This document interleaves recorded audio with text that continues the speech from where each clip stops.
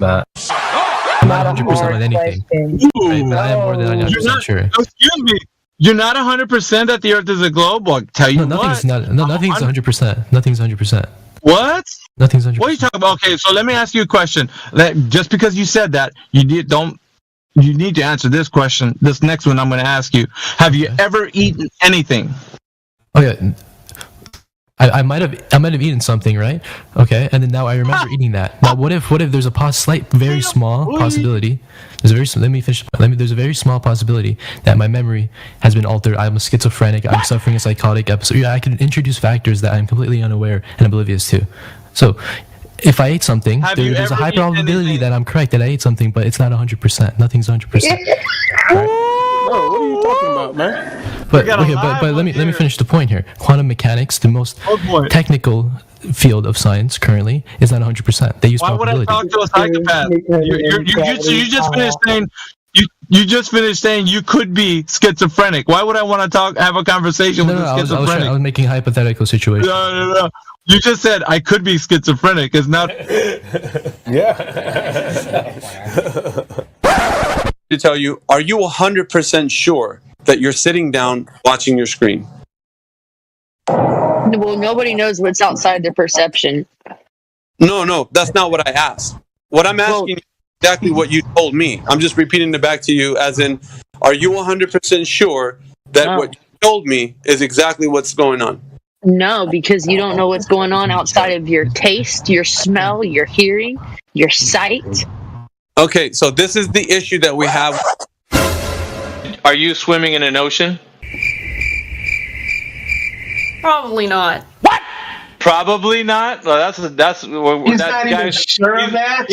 He's whispering in your ear again. That professor. You would have to define what an ocean is and what. No. You know. No. We don't have to get into semantics. So for the reason of this conversation, we both understand each other in a way we know what we're saying. So you know what I mean when I say ocean, right? Excuse me. You can roast me for saying this, but I don't think I can touch a ball before, so. He probably is. Hey, man, are you talking on Discord right now? Yeah, I think so. I didn't even get the second one. You're already caving. What the hell, bro? I think so. Oh. This is madness, man. Yeah, all you guys, you live in your own fantasy. Have you ever eaten before? Bomb has been planted. Yeah, I think so. Look at this guy. I don't think he remembers his last meal. You don't remember when he's eaten? Or if he has? What the fuck is this piece of shit? I can prove that. Oh, he can't. How big is the jar your brain in? Are you a brain in a jar sitting on some shelf somewhere? No, I don't think I have one of those. Shut your... I don't have one of those. Listen to this guy. Not if you have one. Are you one? In one? Are you in a jar? I think he's just a jar. He's not even in the...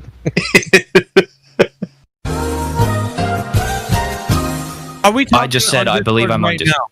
Are we talking I believe so, yes. Okay. Are you 100% sure that we're talking on Discord? I can't be, necessarily. There you go. Could be plugged in to a simulation, something like that. There you go. Are you sure about that? How about, what are you doing right now? Are you sitting down, standing up, Deck? I'm sitting down right now. How sure are you of that? Are you 100% sure you're doing that? I'm pretty fucking sure. As sure as I can be about anything else. There's damn good evidence in there. Guys, it's not that fucking hard of a jump to understand that if you don't know if the world is real, then you can't know if anything's real. Like, it's not surprising. Stop the cap. Stop the cap right now. Stop the cap. No bullshit, bro. Are you staring at a computer screen or a phone? Computer screen, yeah. Okay. Are you 100% sure that you're sitting down staring at a computer screen?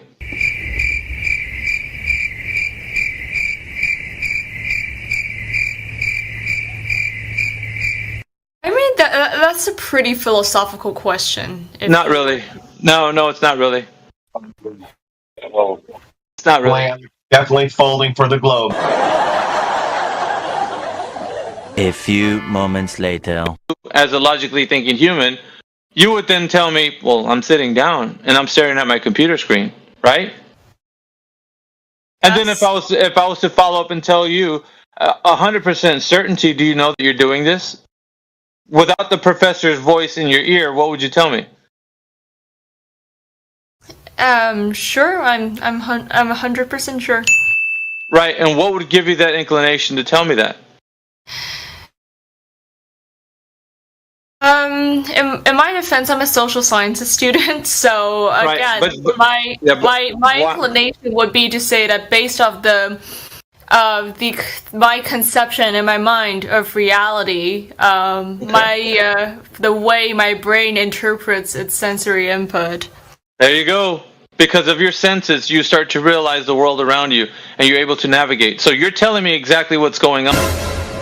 Ego, are you 100% sure that you're speaking to us on Discord right now or not? No. Bruh. Oh, there you go. Fuck. Yeah. There you go, Levelist. These fucking people, dude. These relativists, dude. What the fuck is going on? I'm telling you, bro. You don't know until you know, and now you know. That in my epistemology, I don't believe you can have absolute knowledge. What epistemology is that? Shit for brains? No. Let him finish. Let him finish. You don't think you can have absolute? Your epistemology is what? I'm a fallibilist. Oh, okay. So you don't think you can have absolute knowledge? There's no objective truth. Well, I think I can know that I exist. And I think I can know that certain logical truths are like. True. Have you ever eaten before? I think so, yeah. What? From 1 to 100%, how sure are you that the Earth is in fact a spinning globe in a vacuum with a radius of 3959? I'd say 99.2, something like that.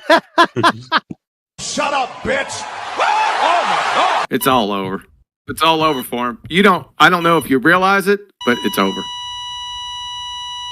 Hold on, not yet. Clear? 24/7 Flat Earth Discord. Go get VC verified.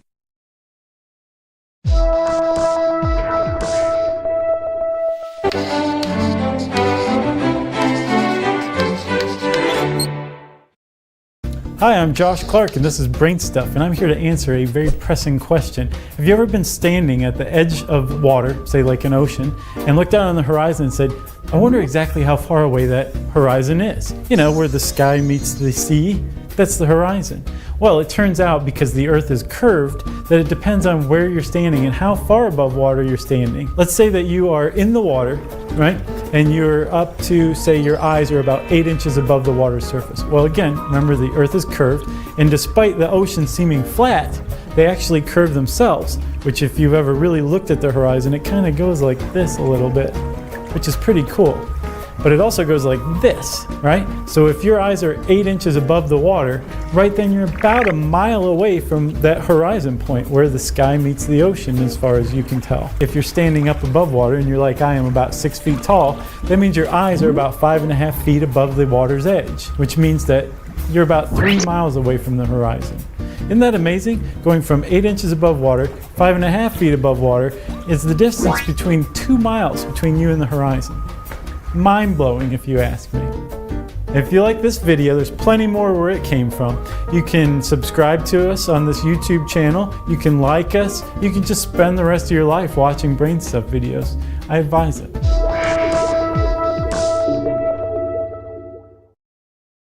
This size, the International Space Station will be orbiting about a half an inch above the surface.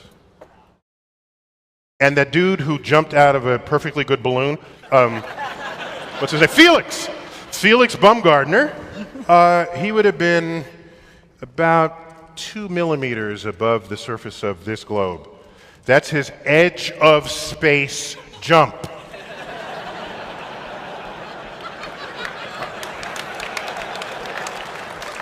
Now, you know, I don't. It's fine. He wants to. I don't have a problem if he does it, but the honesty of it would greatly diminish what I think people thought he was actually doing. And not only that, they made sure to photograph him standing there with a really wide-angle lens, which curves horizontal lines. Right. So in the photo, you see this curvature of Earth's surface, and he said, "Wow, he's in space. Look at that." No, he's not. At that height, you don't see the curvature of the Earth if you are 2 millimeters above this beach ball. You just don't. That stuff is flat. When it comes to where you are, where you're standing, what you're standing on, do you have any ideas around that? Like, what do you think? What do you perceive? What do you experience? I think it's quite spherical. What you're standing on is quite spherical. What leads you to believe that in your kind of everyday life, your experiences? Probably from what people who know more than this have told me. Well, know more than me have told me. Okay, so it's not anything that you, as a thinking human being, experience per se. It's just a story you've been told, and you believe the story. Your everyday experience doesn't necessarily match that. Maybe it does, maybe it doesn't. I don't know. You could give me maybe an example of how your everyday experience would lead you to trust that story. Well, it's just I'm taking somebody who knows more than me and has spent more time on this subject than me, his advice, like I do with everything in life.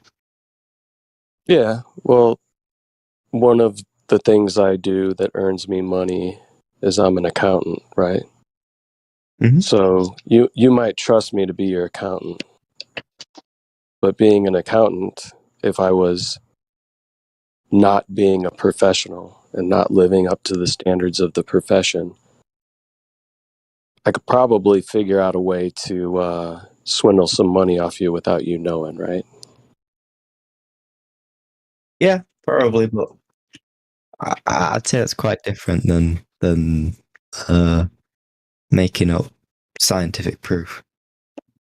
Oh, so you're under the impression there's some scientific proof of what exactly? Because a shape claim isn't really science, that's more measurement, right?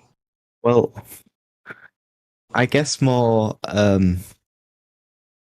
everything kind of fits and works together, which is what a theory is, isn't it? System of belief. So when you say everything fits and works together, are you under the impression that there's some sort of scientific model or some working model of what may be portrayed to you as the Earth and the universe? If you talking model, isn't that called the heliocentric model? Yeah, but we got to stop right there real quick before we continue. A scientific theory is not a systemized belief. A systemized belief is a religion. So if you're claiming that the globe is a system of beliefs, then you're basically saying it's a religion or a philosophy at best. Well, Continue. kind of, but the definition of theory is a system of ideas intended to explain something. Could religions be theories, right? Could we take any religion you want to pick, and could we say that religion is a theory as to God, a creator, a prophet, certain theological beliefs? Yeah, I guess that makes sense if it's a system of ideas. Yeah. Fair point. The problem is we're now all confused. Because you're starting by talking about science. And then you use the word theory. And then you give a definition that it doesn't have to do with science. A scientific theory is a specific thing, which is not the definition you gave or the explanation you gave. Isn't science like I don't know how to explain it. It's like proof, isn't it? Do you get me? It's facts based on observation. No. What is science? Okay. Science, in the way in which we're using science in this arena, right? When people say there's scientific evidence of the globe, okay, scientifically validated evidence is about cause and effect relationships that are validated by experimentation. Okay, so a theory in a scientific theory comes after an observation of the natural world, a phenomena that occurs within it, a hypothesis about if this occurs, then maybe it causes that phenomena, the effect. You then have a rigorous, you then have a rigorous experimental phase of validation that will either validate your hypothesis or nullify your hypothesis. Once all that is complete, then you can start having a scientific theory. So that being said, since you use the word science, where is any of that for the idea that the Earth is a globe? Okay, so first of all, I apologize for saying science is. I mean, sorry, as far as a religion is a theory, I'd say it's more of a hypothesis, then, isn't it? No. Because if it's so with that, why is I'm a bit confused with that? Because like, wouldn't it be a hypothesis because it's what you think is happened, like what you think, but you haven't observed it yet.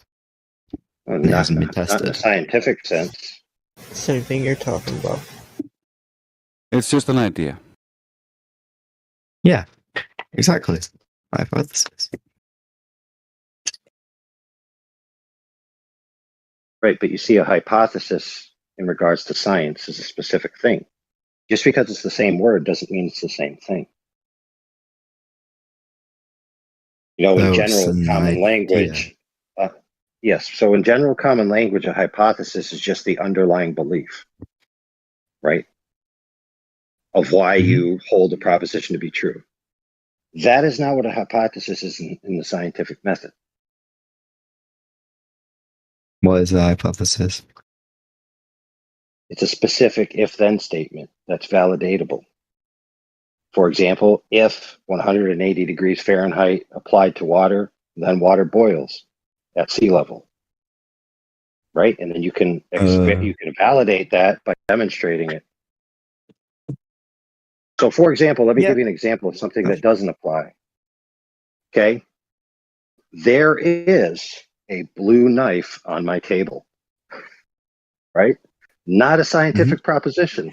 It simply is the case that there's a blue knife on my table.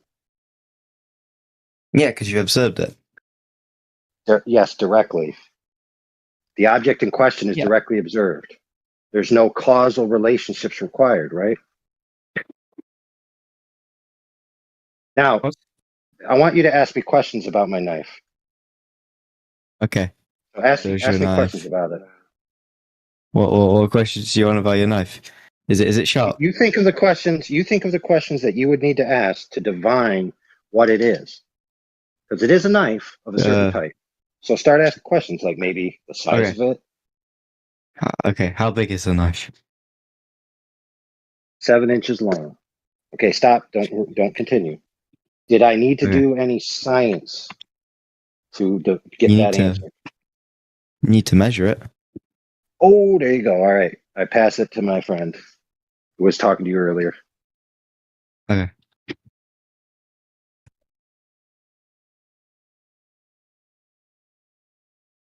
Is that my cue? I think so. You can take a nap home. Sure. So, yeah, the measurement isn't science, right? Is that what we were just talking about? Yeah. I thought it was a part of science. It's not. Measurement is just measuring something. Yeah, it can be a tool used in science, but it wouldn't be science itself, right? So, it's to measure. I'm a bit confused.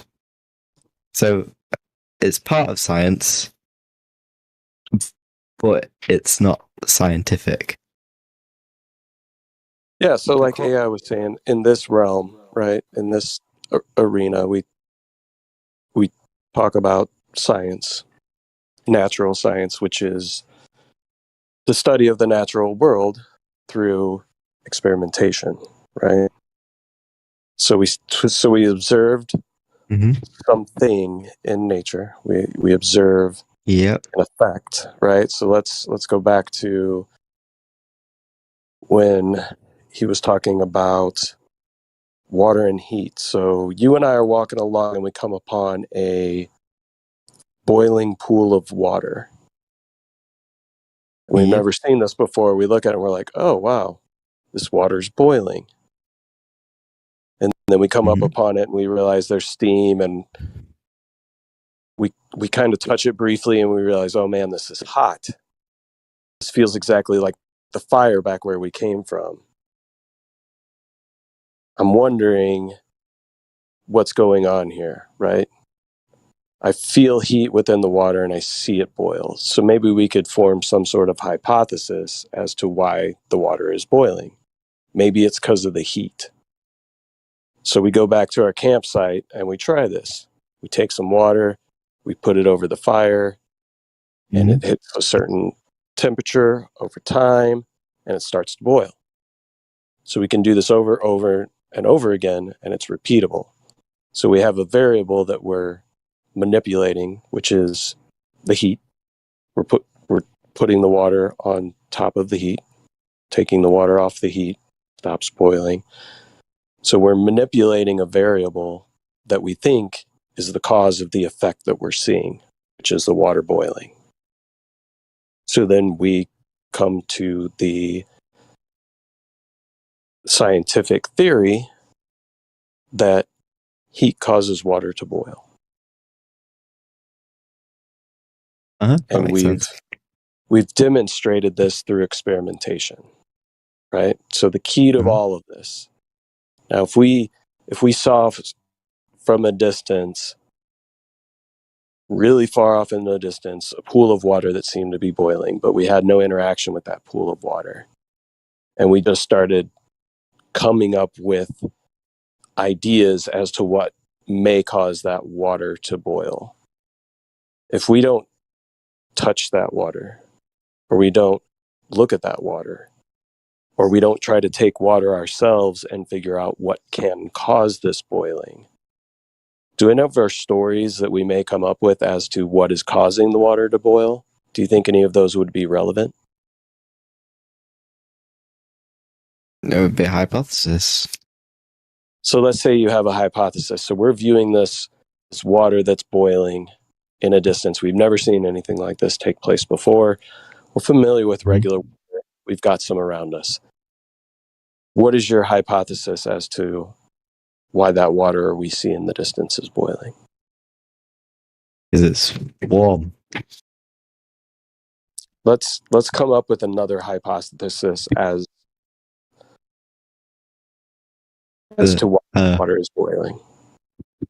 We have no idea. We've never seen this take place. We would have no inkling or indication as to what may be the cause.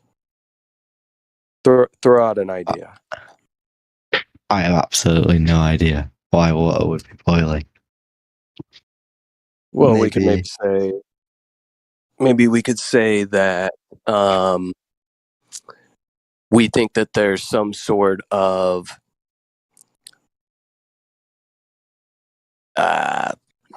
entity or being that lives within this water that is somehow below the surface, which is causing this thing to take place, right? Yeah. Well, we'll make up a name for it. You pick the name. It's unicorns. Okay, so unicorns. Read that in the chat, you copper. You want to cheat. So our hypothesis is that we've got these unicorns, whatever these may be, that are underneath the water that are causing this agitation that we see that looks like little bubbles.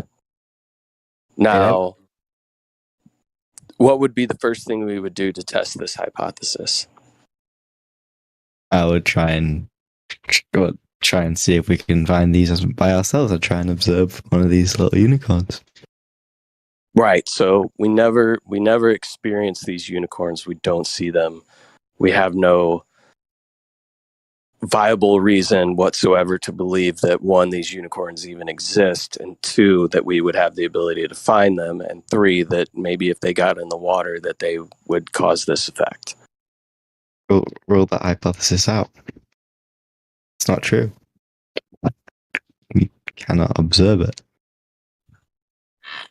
Right. We haven't observed it. But if we have no other viable hypothesis, can we just claim that since that's our best hypothesis, that it must be true? Nobody else has come up with another one. You can't think of another one. Nobody has done any experiment with water to figure out what may cause it to do the thing that we're seeing off in the distance. But we have this postulation that it's unicorns. And then everybody starts to catch on to our story. We start talking around town. Yeah, you know, that water off in the distance that we can't get to, but we see it and it boils. Yeah, it's these unicorns. Really? No, yeah. And then we start coming up with more stories about the unicorns, the color of their fur, how they can breathe underwater, all kinds of different things, right? Now, if we tell these stories, tell these stories long enough and nobody ever actually touches the water, goes to the water, tries to do any experimentation whatsoever regarding the water, does that make our theory, because it's the only one that we have, a viable theory? It's the right hypothesis. Well, I mean, it's the wrong opinion, but we haven't proven it. It's the wrong hypothesis, right?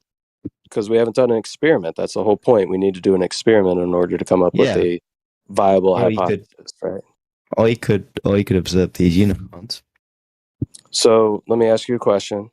When it comes to what you believe in, the heliocentric model, globe Earth, all of this stuff, has any of it been scienced? Is any of it been even a question of science? So it's been observed. It's been observed. Right. So what in particular has been observed? Curvature. Curvature's been observed. Where is this taking place? What do you mean? I don't understand. Where and who has seen curvature? Every person that's... I can't remember the exact place. You know, every person that's ever seen an image or a video from above. Every person that's watched TV. Okay.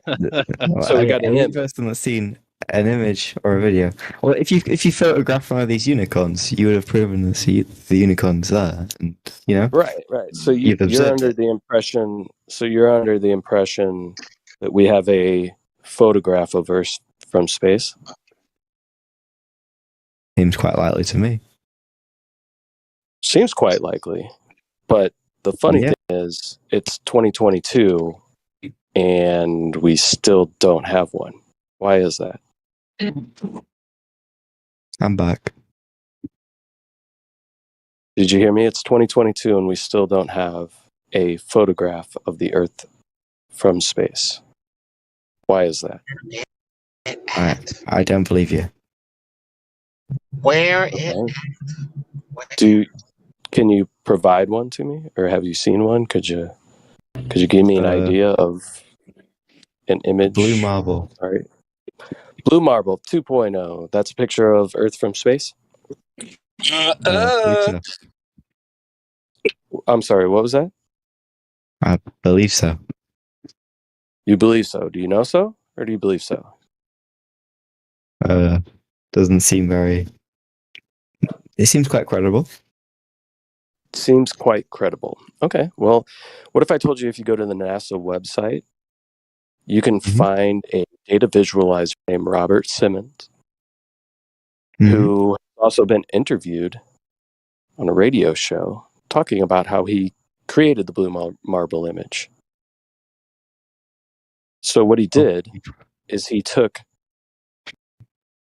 strips of high altitude pictures and took that flat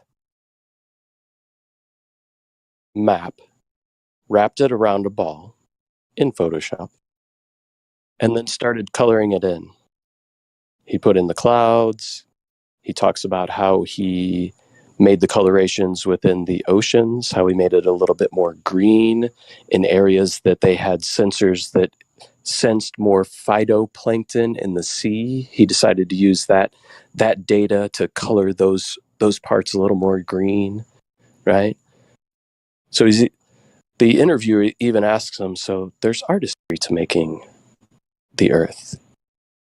And one quote that Robert Simmons has is that he says, it's Photoshop because it has to be.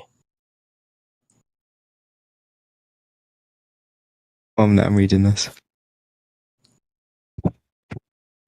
Did you find Robert Simmons on the NASA website? You can read it all. Yeah. I'm not reading. Yeah, while you're reading that, so you might say, oh, okay, that's not a photo. But the Himawari 8, that's a photo. And that came after the Blue Marble.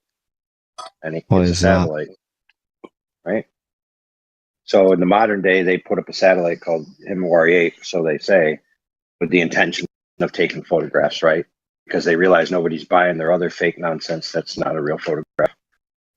So lo and behold, people believe that the Himawari 8 is taking a photograph of the Earth every 10 minutes. Come to find out, the Himawari 8 is just overlaying the blue marble data set that Simmons created with NOAA data, which is weather data.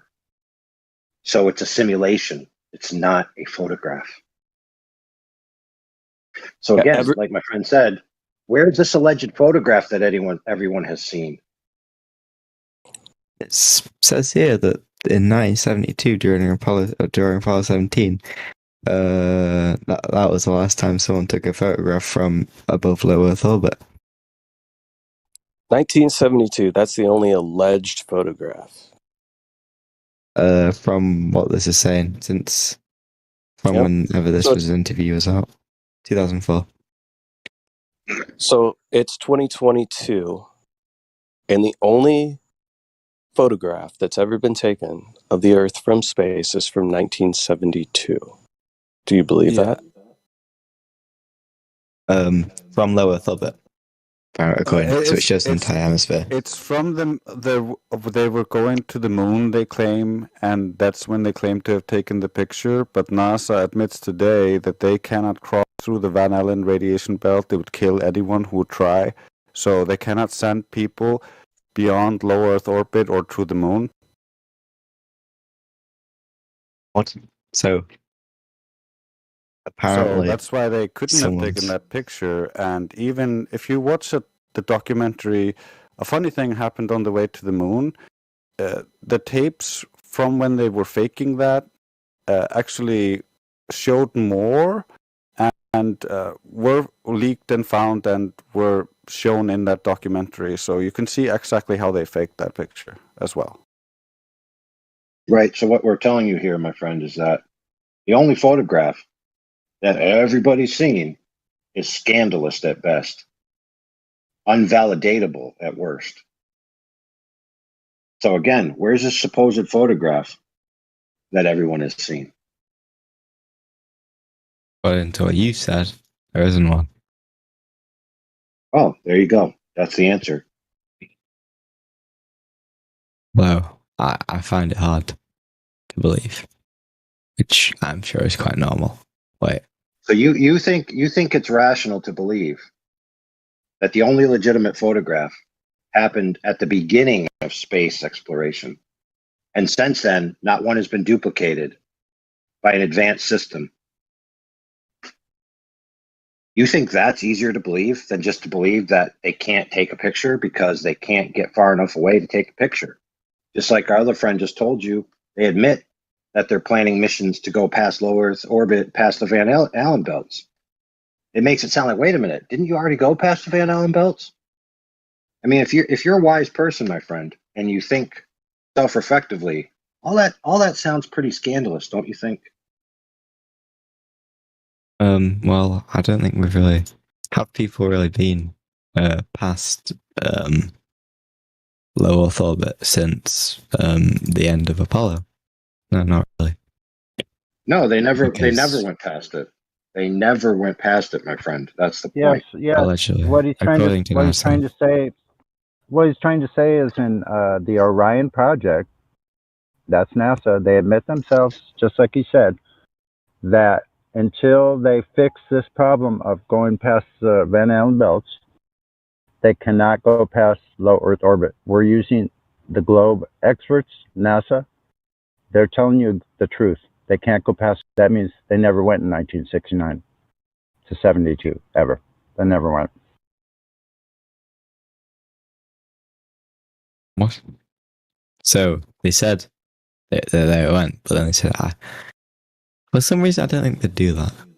Yeah, they said they went a long time ago, and then they realized, oh, the radiation would actually be completely lethal and can kill anyone who actually tries. So that's why anyone now cannot go. And for the last few decades, no one has been allowed to go because it's deadly. You can't go. It'll kill you.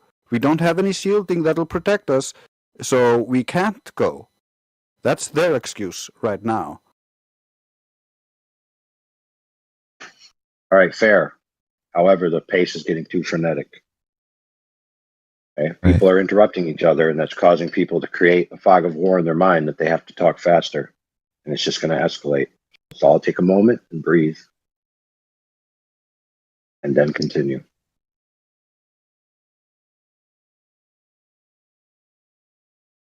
So, Laundry. Yes? Is this new information to you that the Blue Marble 2.0 is not an actual picture, right? The only claimed pictures from 72. And there's certainly some issues around whether any of those missions did or did not take place, certainly because NASA's excuse of not going back is they're trying to figure out a way to get the proper shielding and protection against the radiation so people don't die going past low Earth orbit, right? So you said something not too long ago where you said something along the lines of this information was hard to believe, right? It's hard to believe that maybe what you thought were real pictures actually aren't. Are you just kind of trying to process that? Are you coming into the realization that maybe what you thought you believed before was proof is not accurate? It says here that the last photo taken from above low Earth orbit was the pale blue dot, right? Taken in 1990, which would make more sense. Yeah. So Voyager, which isn't a manned spacecraft. So that makes a lot of sense. No, it's an alleged space probe, which, if you believe it or not, is still up until, I don't know, when was the last transmission we allegedly got from Voyager? Within the past 5 years, I think. We're still allegedly receiving photographs from this alleged space probe that was sent into orbit. I don't think we're receiving photographs, and I think we have since the ones. But maybe it's Voyager 2 that's still providing images. The last photo from Voyager was 1990, pale blue dot. Okay. So take a look at that. What does that tell you? What's that? Does that give you any indication as to what you're even looking at in that picture? Have you seen the pale blue dot? I don't think the quality of the image is very, I don't think it's like Like, why does the quality of the image matter? Do you know what I mean? No, like if I handed you a photo that looks similar to that, right? If not the exact same photo, and I drew a little arrow on it to one of the more lit places within that image, and I said, this is Alpha Centauri.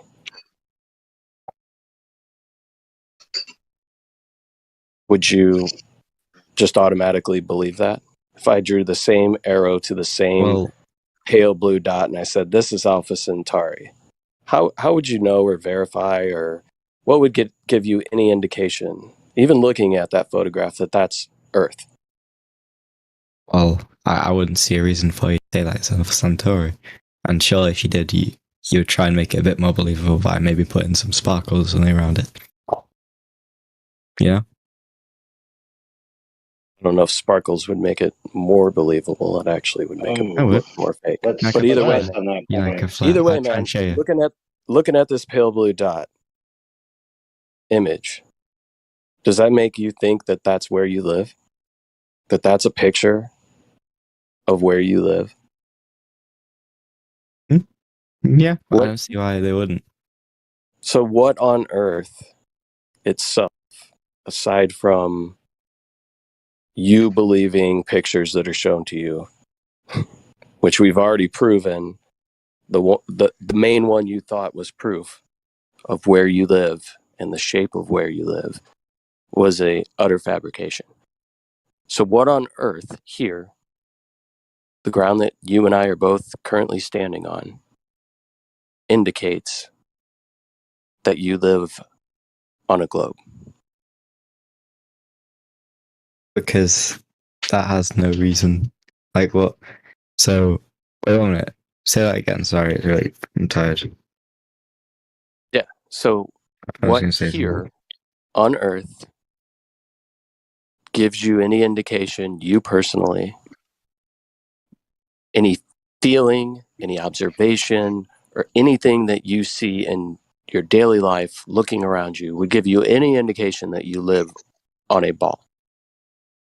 Well, that's spinning. Nothing, but it's the same for the other way around. There's nothing that gives me an indication that it's flat as well, because it's quite hard to observe that.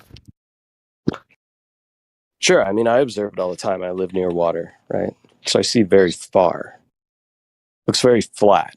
When I go over, across this very large bridge in my area that's tall enough for cruise ships to get underneath it, and I look around, everything that I see around me indicates flatness. No indication of curvature at all whatsoever. But can you see those ships forever?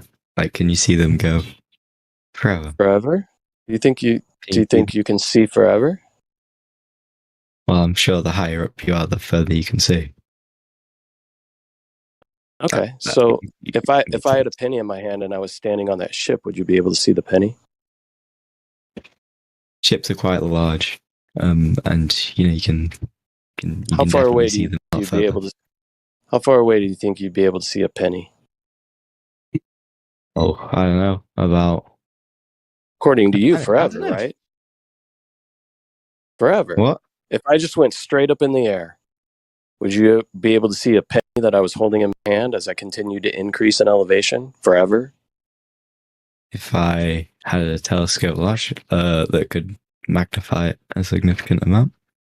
Okay, so let's even say that the moon is as far away as they claim. Could you see a penny on the moon? If I had a significant enough telescope, probably.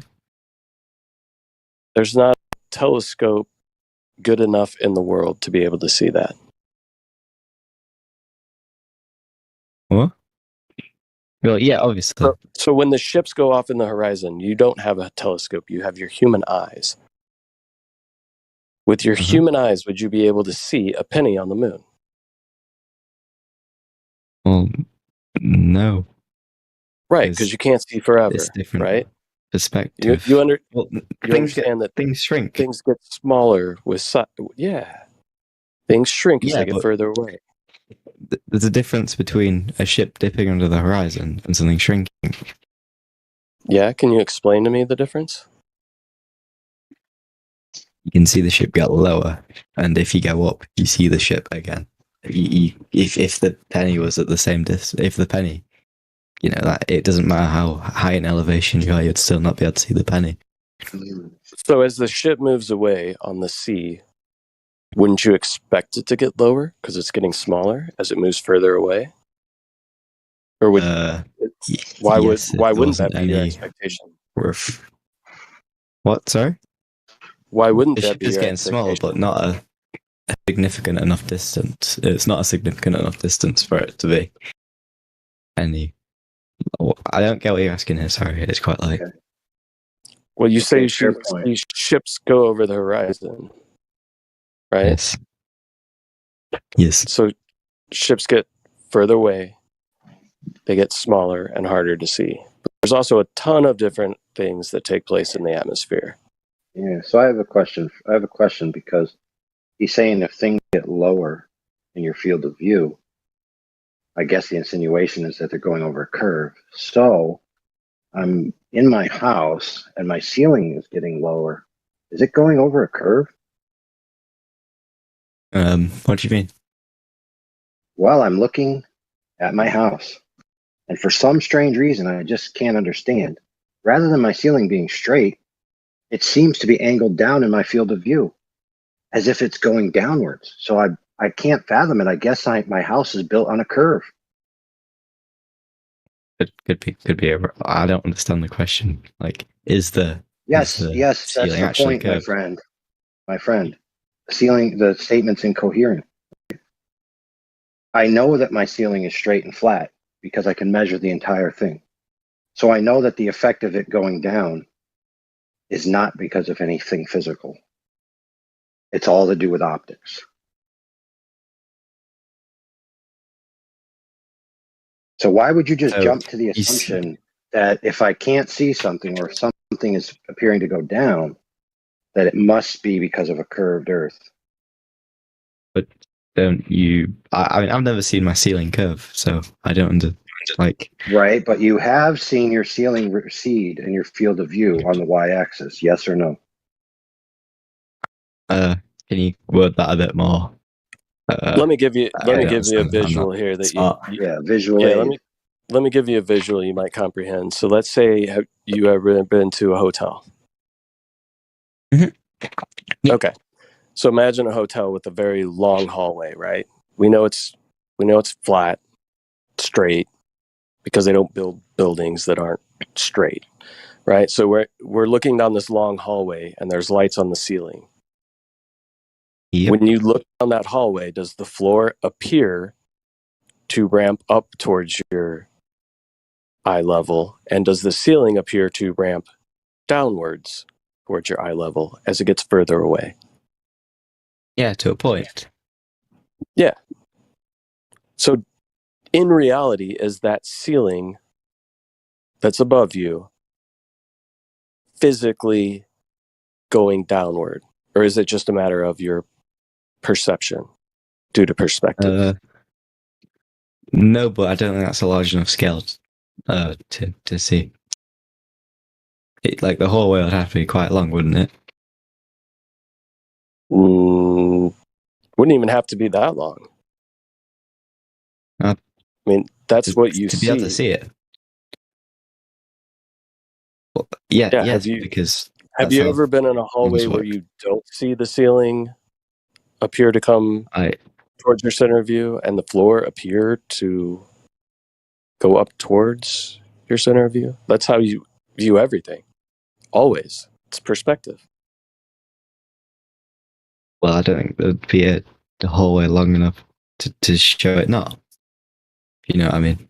Like, unless the hallway is like, so if you had a hallway that was from where you are standing to the ship, that could be really far. I don't know how far ships are bend across the horizon. I'm not sure about that. Dude, if you had a hallway, so let's talk about that. If you had a hallway, if you look at the live stream voice text, you'll see an image of a hallway that's running as a GIF, and you'll see the effect in question. Okay, so if you had a hallway, the length all the way out to a ship where a ship starts to disappear, which is roughly 3 miles, 3 to 4 for a 6-foot tall observer if he was on the shoreline.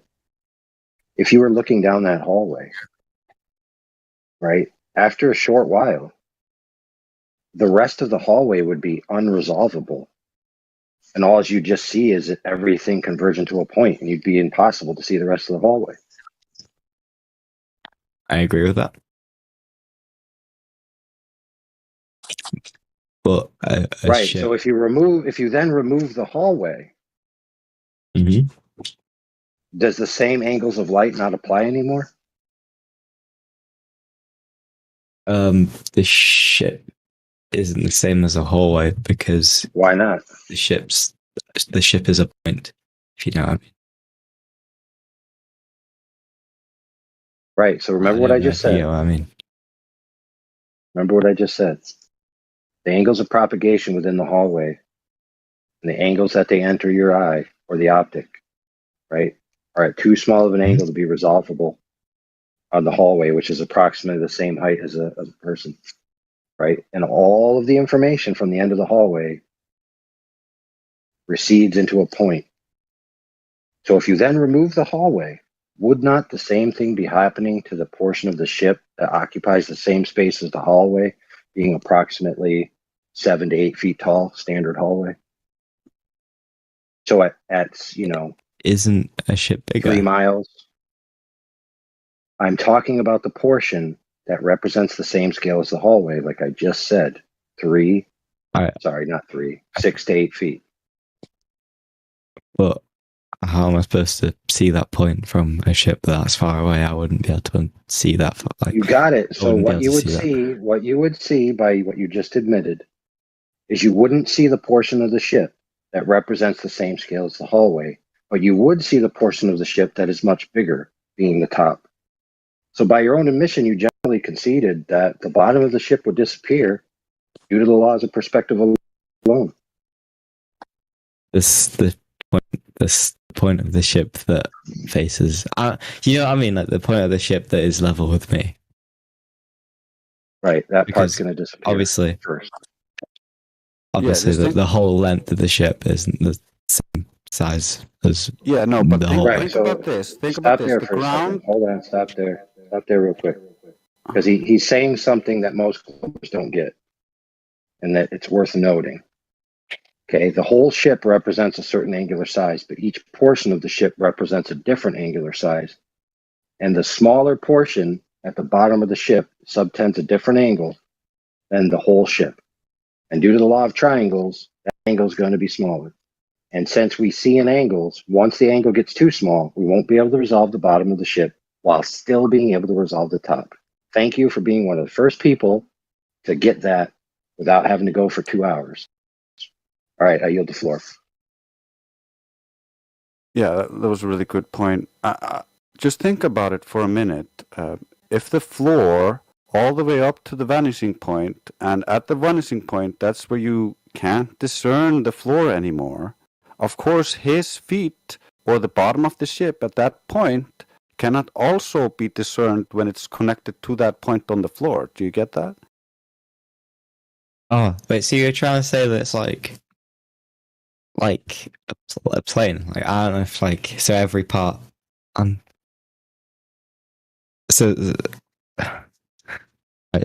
so every part is the. Sorry, I'm a bit, I understand what you mean, but every part of the ship. Sorry about this. Can you just Yeah, so say it? Think of it this way.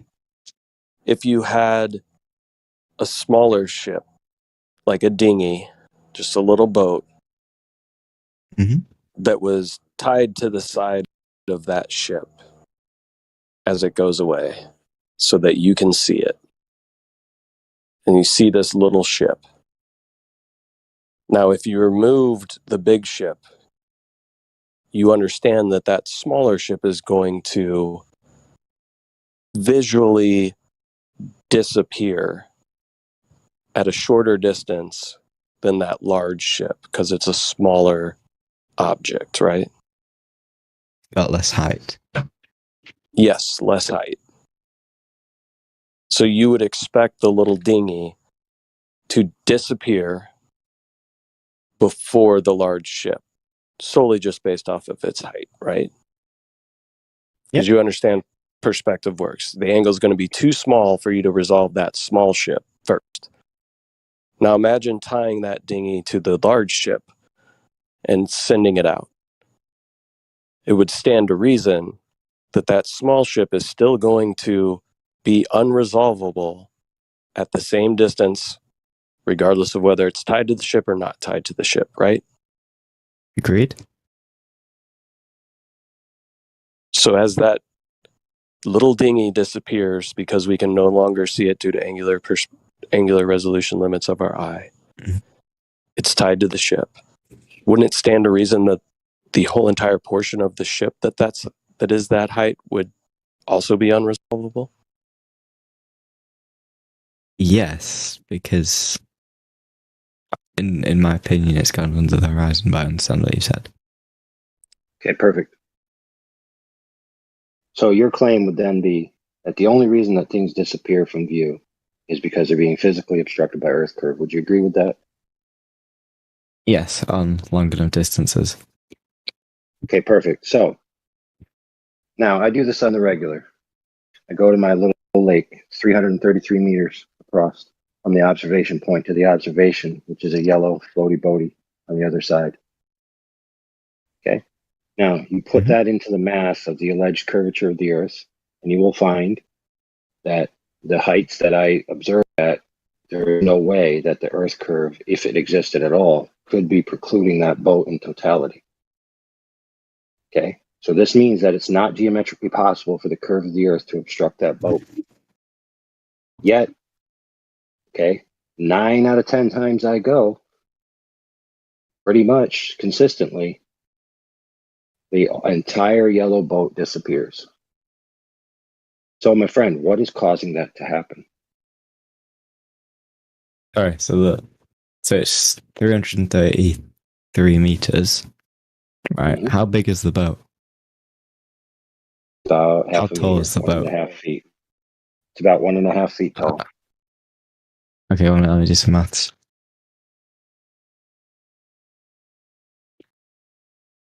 So how many?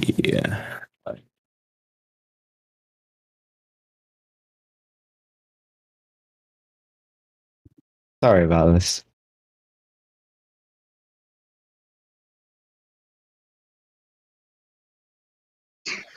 Just doing the math up the Sorry top about of my head, no portion of that boat should be hidden. And if it is a portion, it's such a small portion that you wouldn't be able to notice based on the Earth curve calculator. Because that's what, about a quarter mile? Right. It's 1.2 miles. No, sorry, 0.2 miles. Quarter of a mile. Yeah, 0.2 miles. Sorry. All right, so So do you know what the alleged drop over 8 inches per mile squared, right? Yeah. Right, so Yeah, that would be so- at the surface. So then it'd be like 1.6. 1.6 what, inches?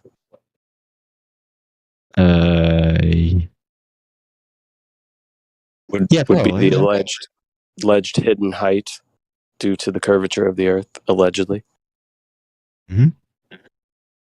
So when AI said he goes out, and 9 times out of 10, the whole entire boat disappears. Why? Is that Earth curvature? Do we have a tiny Earth? Smaller Earth? That'd be funny. Probably not. I'm so glad you said that. There's no reason. Right, so then there what room? must be the reason? Okay, so it looks like it's happening. So what must be the reason? The only other hypothesis you've given is that whole stuff about vanishing points. Well, let's just be more broad, just for fairness sake. Okay, it's not because of geometry, it's because of an optical effect of some kind, whatever that might be. It's no longer in the category of geometry, it's in the category of optics, correct? Yes. Exactly. So now that we've agreed that the bottom of things can be missing, or an entire object itself can be obstructed without the necessity of Earth curvature in the way, we can now make progress.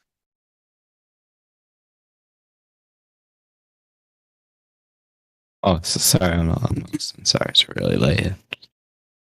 Now, I Sorry, want you to realize that that's a necessary concession that you made because it's obvious, because it's observable, that it is not true, that the only way for things to disappear from the bottom is because of Earth curvature. So that's a false statement. You proven that to me. Yeah, I just did, and you conceded. So if you retract now, it just means, right, you're fair, exactly. Now, you might argue that those effects are this or those effects are that, but we know for certain that it falls in the category of optical effects. So now, since we can't do this for real right now, we're going to do this in our minds, right? Okay. And mental experiment, okay? So, well, first let's preface this. Do you know that the optical device, whether it be biological or synthetic, has a limit to it, known as the angular resolution limit. Everything that has an angular field of view has this limit. It's just that simple. It's a hard physical limit. It's known as the Rayleigh criterion. Heard of it.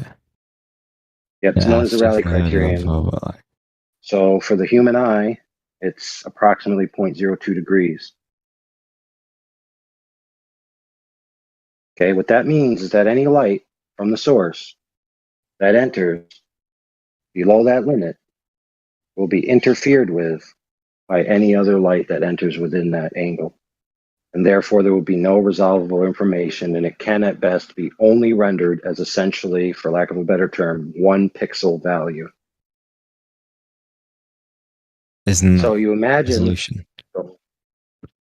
yeah, 1 pixel value, meaning 1 element, right? 1 element of the total picture that you're seeing.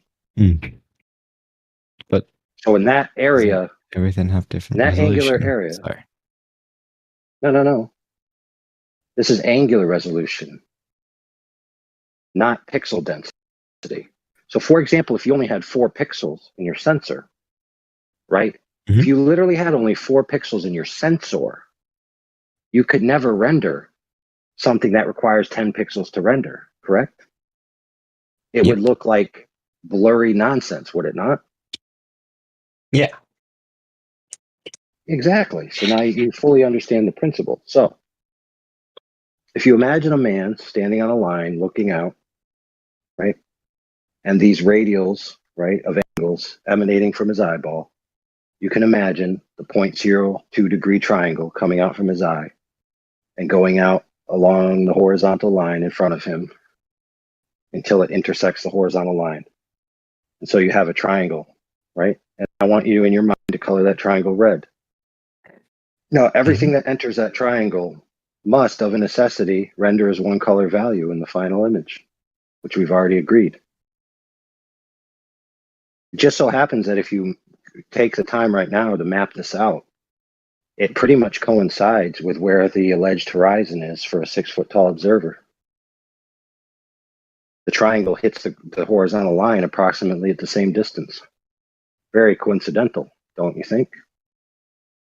So principally, we know this to be true. So, for example, let's say that you're standing over water, and then you have a brick, but it's not a solid brick, it's a floaty brick. And let's just make it red, because red is very bright, easy to tell apart from blue. So if you take said brick, and we've already established that this water is horizontal, okay, it's not curving in any way, it's perfectly horizontal. That's the premise. You might even imagine that it's a floor, painted blue rather than water, make it easier. So you take said red brick, put it on the floor, and you have your friend start to walk away from you. Now, as he keeps walking away from you, something interesting is going to happen. Eventually, you will not be able to see the color red anymore because the red and the blue simultaneously will occupy less than 0.02 degrees. And as they approach that towards 0 degrees, the blue and the red will meld together into purple. And then it will meld together to where you only see the air and the blue floor. And you can't even tell the purple anymore. Now, That makes sense. let's just say, for example, that you call your friend and say, okay, I can't really see the red thing anymore. So you can stop pulling. And your friend goes, okay. And he stops pulling. Now what your friend does is he calls his other friend who brings over a truck full of red bricks. And he starts stacking the bricks on top of the previous brick that you can't see. He stacks 1. You start to see a very faint purple. He stacks 2. The purple intensifies. He stacks 3. You start to scratch your head and say, I'm starting to see red. He stacks 4. Now you see some more red. He stacks 5, 6, 7, 8, 9, 10. And now you see a line of red. But when your eyes trace down this line, as they get closer and closer to the floor, eventually you cannot see the bottom of the stack. It has become unresolvable. It has disappeared. Rest assured it is there, and it is the bottom portion of the stack. But the stack in total has disappeared from the bottom, has it not?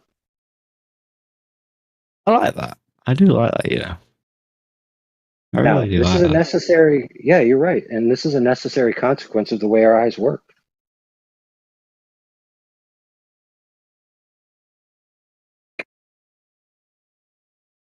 And and all optics with an angular field of view, by the way.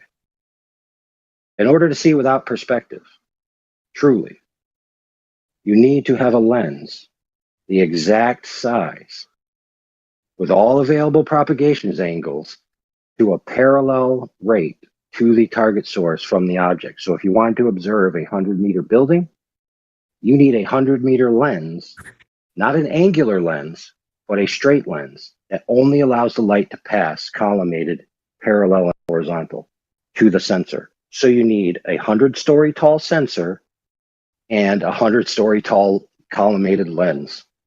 Okay, these types of optics don't exist. So every observation that we make is through an angular field of view with these limitations, in which we already have said that because of optical phenomenon, the bottoms of things can disappear. And that's just the facts.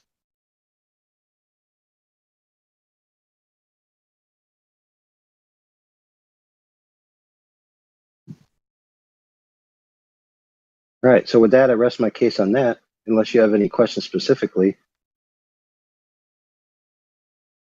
Why would you need a 100-meter lens to see a 100-meter thing? You need a 100-meter lens to see a 100-meter tall building without the effective perspective, and it needs to be a collimated lens where the sensor exists parallel to the light coming from the object. Like a mirror.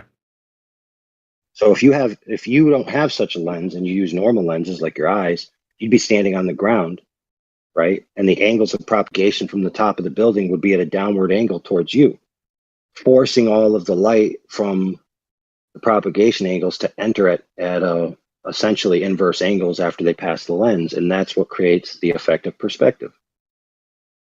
Is that you see Imagine like a mirror. Oh, this is right. I imagine like a mirror, right? Okay, and this mirror is the same height as something. Yeah, right. So it's like a mirror, if you know what I mean. It would work like a mirror. Yeah, well, the problem is that mirrors suffer from a perspective as well. If you stand in front of a mirror and start to walk away from it, does the image that appears to be you not shrink in size? Of course it does.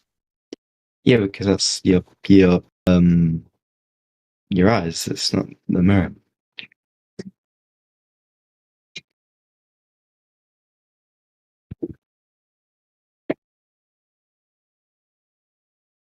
Right, because your eyes are getting the angled light, not the straight light, not the direct one-for-one parallel reflection that's going back in on itself.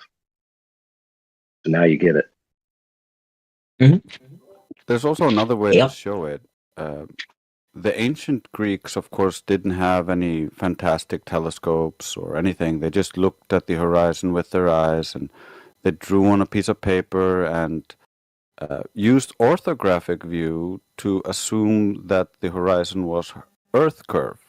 So in orthographic view, things don't get smaller with distance. So the mountain is just as tall angularly in their idea, in their math, but that's not how it is in reality. It's actually tiny in reality, and so when they compare these pictures from reality to their math or orthographic side view, which they got from the Greeks, they're actually just taking perspective and turning it into Earth curve and assuming that the horizon is this start of this Earth curve.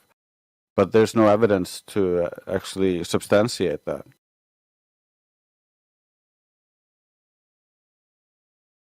So with telescopes, you have a more resolute lens, not lens.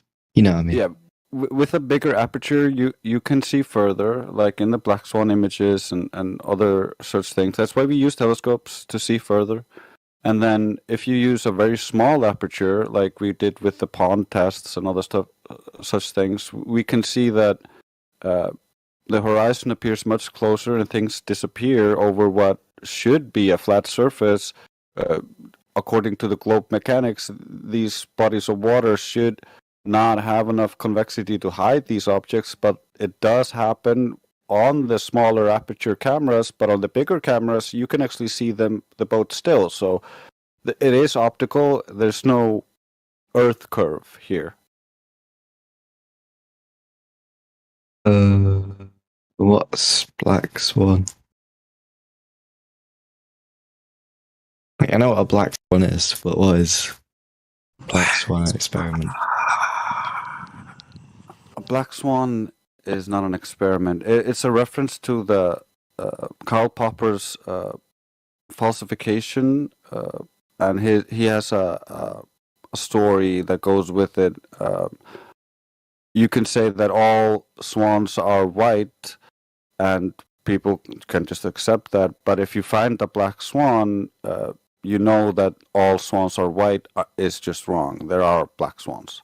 So that's what we find. We find black swans that show that all swans are not white. And so the black swan image is just what this image was called. It's two oil rigs taken. A snapshot taken from a video where he lowers the camera 1 foot off the surface of the water. So the horizon should be only 1.22 miles away on the globe, but we can see the horizon way past the second oil rig. So that's over 10 miles. The size of that globe is completely unsustainable, so it just doesn't work. Black Swan.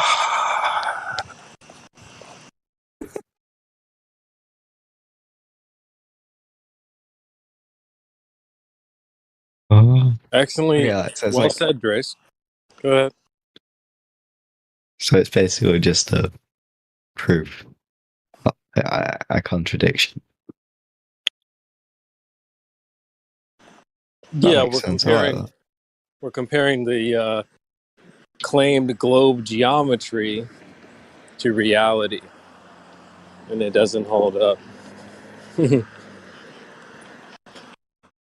But you can go It's check that it same out. view. You don't have to just believe anybody here. You really should go out and see if you can test some of this stuff on your own. If you have a body of water nearby that's like 5 miles, 10 miles big, maybe bigger, that's a good start. Next time you go on vacation to the beach or something, take an Earth curve calculator with you. See if you can do some long distance observations. This is the kind of stuff you don't want to just leave this Discord and be like, well, these guys on Discord told me it was flat. Like, you want to go out and check for yourself. So, there's plenty of resources for you to be able to go out and do that. And if you need help, we're here. Okay, so let's establish where we've come from so far. We've conceded that the concept that the Earth curve is the only reason why things disappear from the bottom up is false. Right? Now we've been presented with the black swan, which is a premise, right? In a sense. That premise is that if you can disprove a certain proposition by providing one counterexample, that negates the proposition, and the proposition isn't true. So the proposition in the idea that we already agreed to isn't true is that the horizon is a hump of Earth curvature between point A and B that's blocking the bottoms of things. Now, we've already agreed together that that's not the case. Now, let's talk about the black swan. In the black swan photo, the horizon, as you can clearly see by looking at the photo, is beyond the oil rigs. Right? Mm-hmm. The oil rigs are at 9 miles, respectively. Between the other one and the other one, there's approximately 9 to 10 miles from the shore. This means that the horizon is greater than 10 miles. We only know this because we see the boats. Sorry, not the boats, the oil rigs. So we know the horizon is beyond 10 miles. And as he said before, it must be, if the Earth is a globe and if the horizon is a geometric hump of Earth water, right, that's curving and getting in the way. From the observation height that the man observed this, it should have been at 1.225 miles. It's not at 1.225 miles. So the necessary conclusion is that the horizon that you see is an optical phenomenon, not a geometric edge of Earth hump curved water. Now, in summation of all of this that we've already discussed and you conceded to, okay, is that there is no hump of Earth curved water blocking the bottoms of things.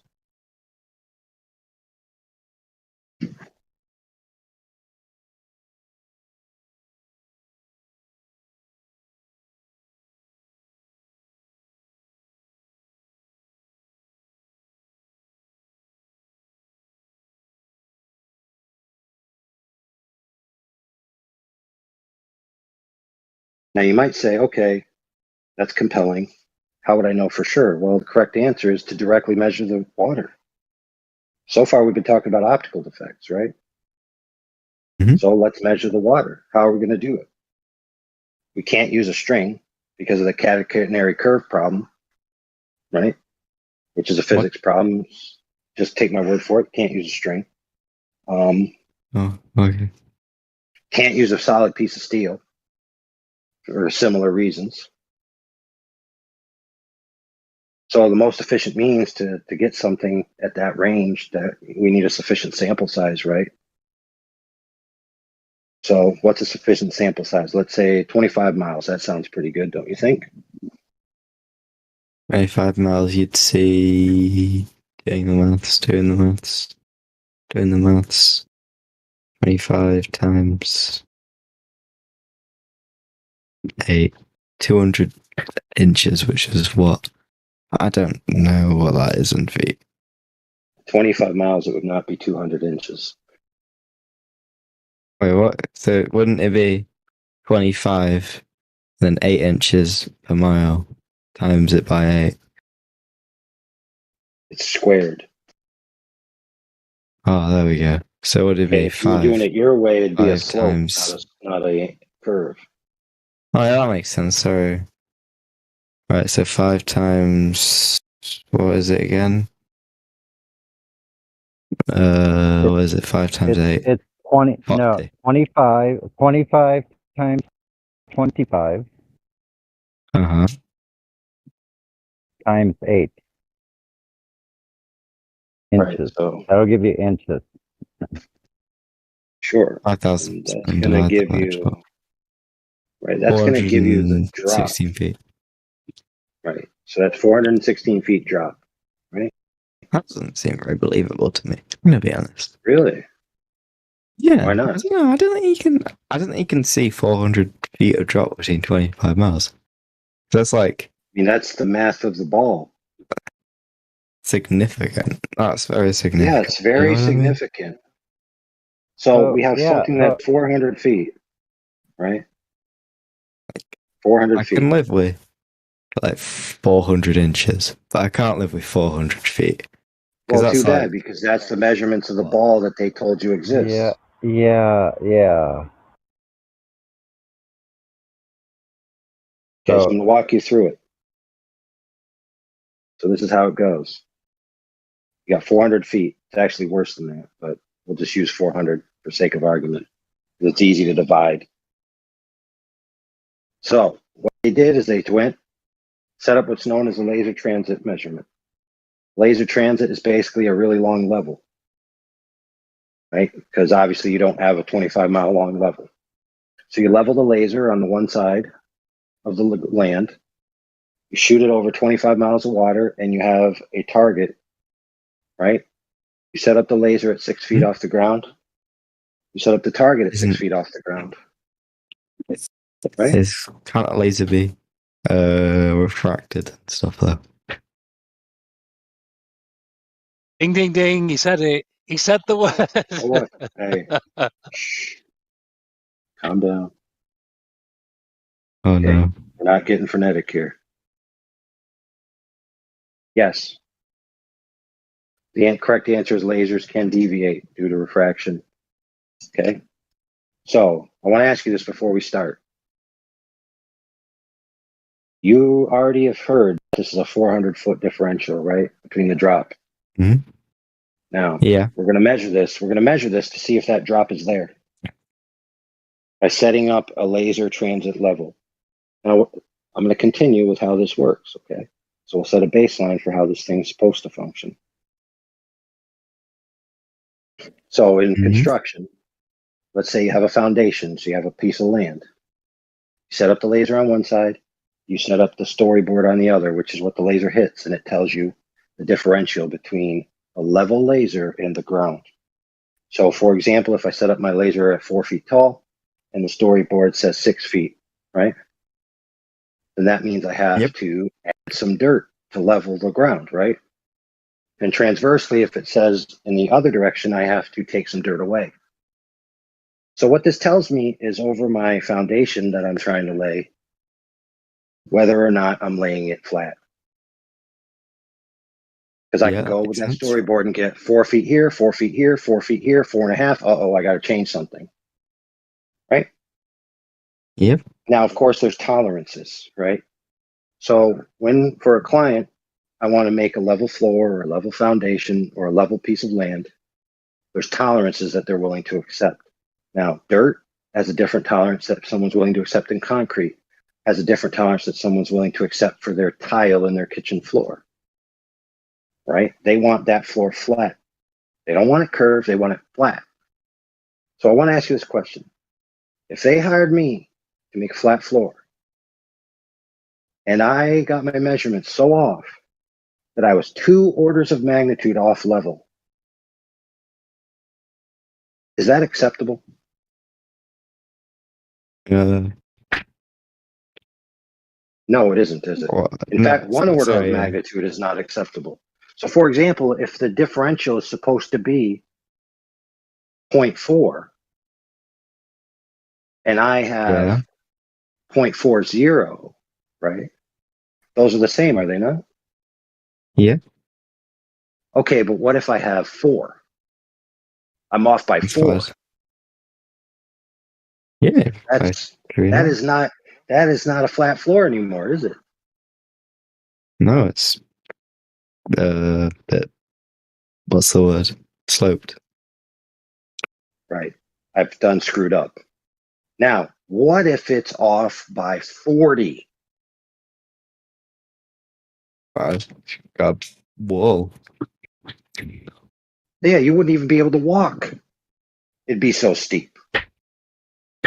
Right? So not acceptable. Mm-hmm.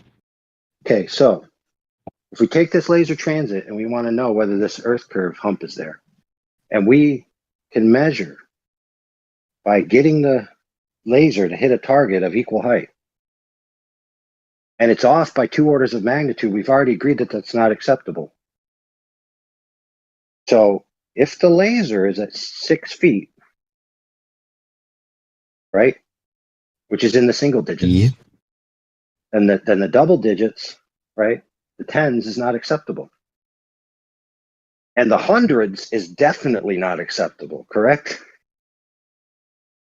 So lo and that behold, would be a slip. lo and behold, this test was conducted. The ambient conditions were measured. The refraction was taken into account. The Miller-Rad beam divergence for the laser in question that was used on this day was taken into account. The laser hit the target.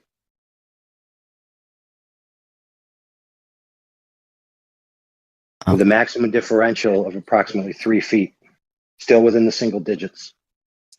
And they're supposed to be 400 feet. So if the Earth was a globe, the laser would have went over the target by hundreds of feet upon hundreds of feet. Yet the laser hit the target. So by the principle of laser transit within the margins of error, that surface is flat.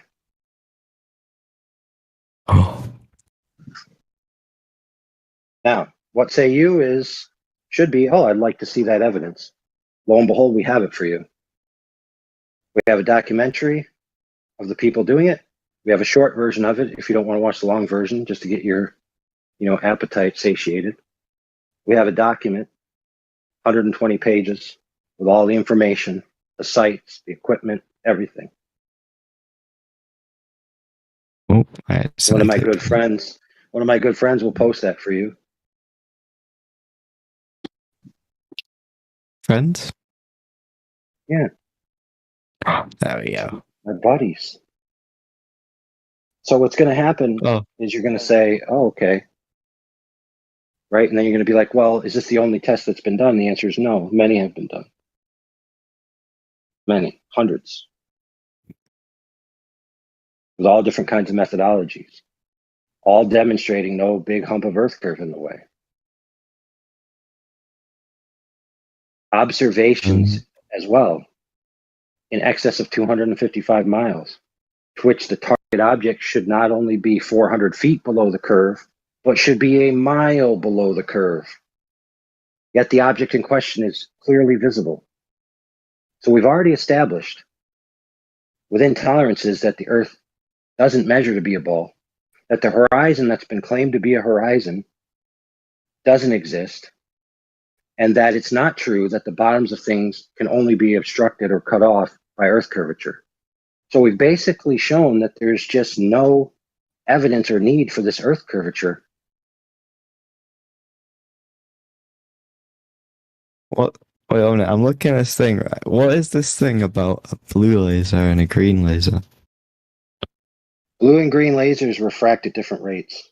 Colors refract differently comparative to the refractive index of the medium. By using different colored lasers, you can determine the refraction that's present in the ambient conditions.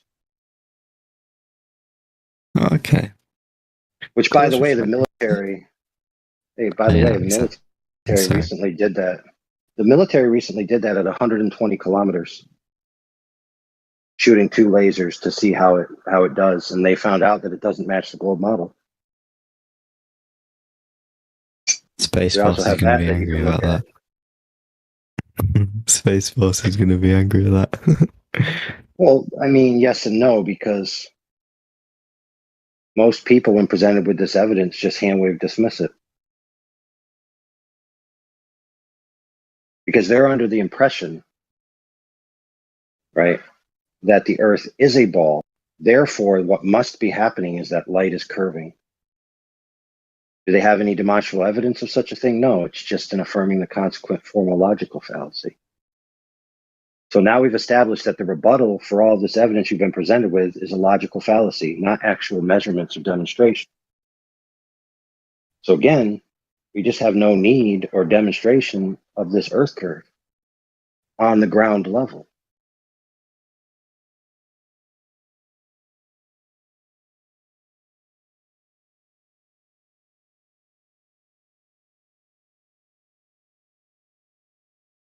So, if you have direct evidence of Earth curve measurements, that is what is necessary to rebut these points. That makes sense. Unless you have that, the proposition stands. And the reason why it stands is because we all experience the Earth as flat, stationary. That's agreed upon by both camps, by flat earthers and globe earthers alike, that our present day experience of the Earth is a flat, stationary plane. That's how we experience it. That's the base axiom of our human interaction and experience. And based on everything I just said, that coincides with that experience. The globe curvature is an extraordinary claim that requires extraordinary evidence. But most people are fooled by the claim that a fuzzy dot on a piece of paper is a picture of the Earth from space.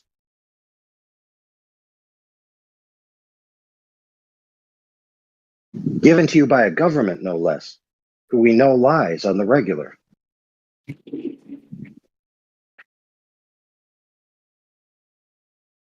All right, I'm just interested, right? Why would they like? So now you're gonna have a really good answer. Why would they lie? Why would they lie? There it is.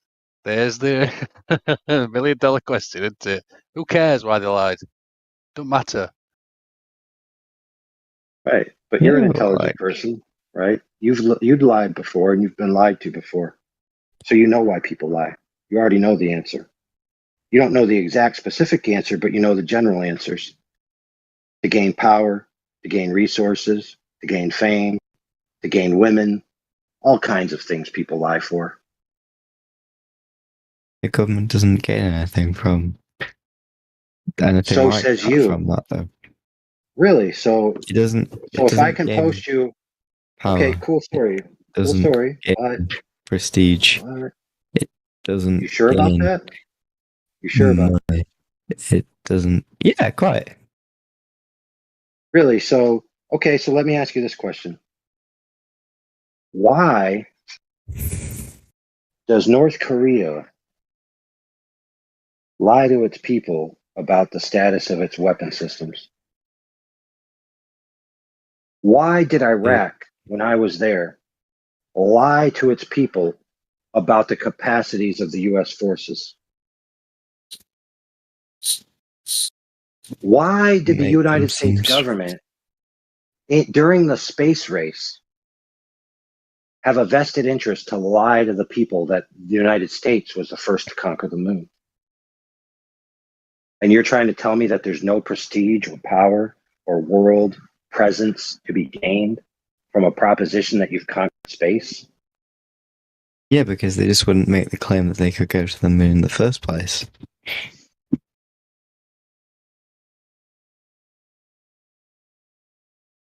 It would be better for them to just not make that claim in the first place.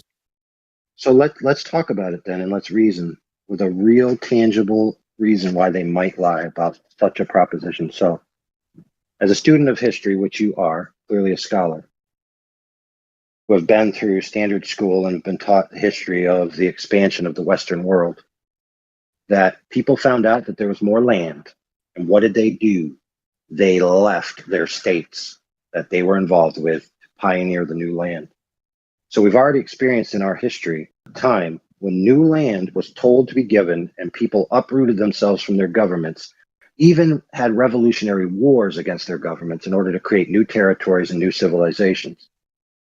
So if the Earth is not a globe, then that means that the boundaries are unknown. And that means that there possibly could be more land. Now that, my friend, is a very good reason to lie.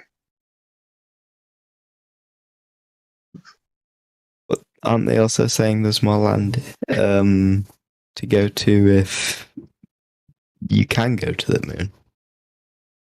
Yes, but think about this, my friend. To get to new land that's connected by water, you need a boat that you can literally build yourself.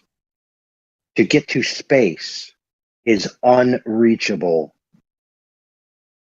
Now you might say, oh no, it's totally reachable. No, it's unreachable. The elite, the very small percentage of the elite, even alleged to have gone to space. Yeah, just But think let's be about clear, it. we're only entertaining this just to give you a satisfaction because we've already demonstrated in spade that it's obvious that they lied, and why they did is highly irrelevant. So I yield the floor to my friend Drace. I just wanted to say, just think about it. Richard Branson and Jeff Bezos have all the money in the world, but they could not go high enough to go above the clouds. So they were just still in the air, and they never went to space. So even with all of their money and power and influence, you can't go there. Well, where is this other land? Because everyone sailed to every part of the ocean. So if you say there's, like past Antarctica, you've also said that it's really hard to reach there. So what? How could an ordinary person ever expect to cross Antarctica? Oh, there's more than that. When you think about the globe and you try to unpack it, there could be more lands on and within the area heated up by the sun that is still hidden due to the way they map the globe. So we don't know the full extent of our world, and we're limited how far we can actually explore south due to the Antarctic Treaty. So we can't sail all those seas, and even just sailing willy-nilly, the coast guards of the specific countries will contact you and escort you back if you're sailing somewhere you're not allowed to sail. What?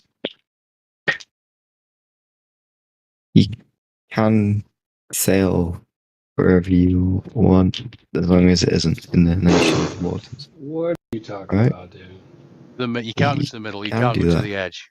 That's a fact. You can't go to the middle. You can't go to the extreme edges either. You will be brought back because of ice. So if your proposition is true, my friend, that you can, then that means that there would never exist a story of a sailor freely roaming who was turned around by any military or shot at, correct? No, because that would probably be in the nation's waters, or they were doing something illegal.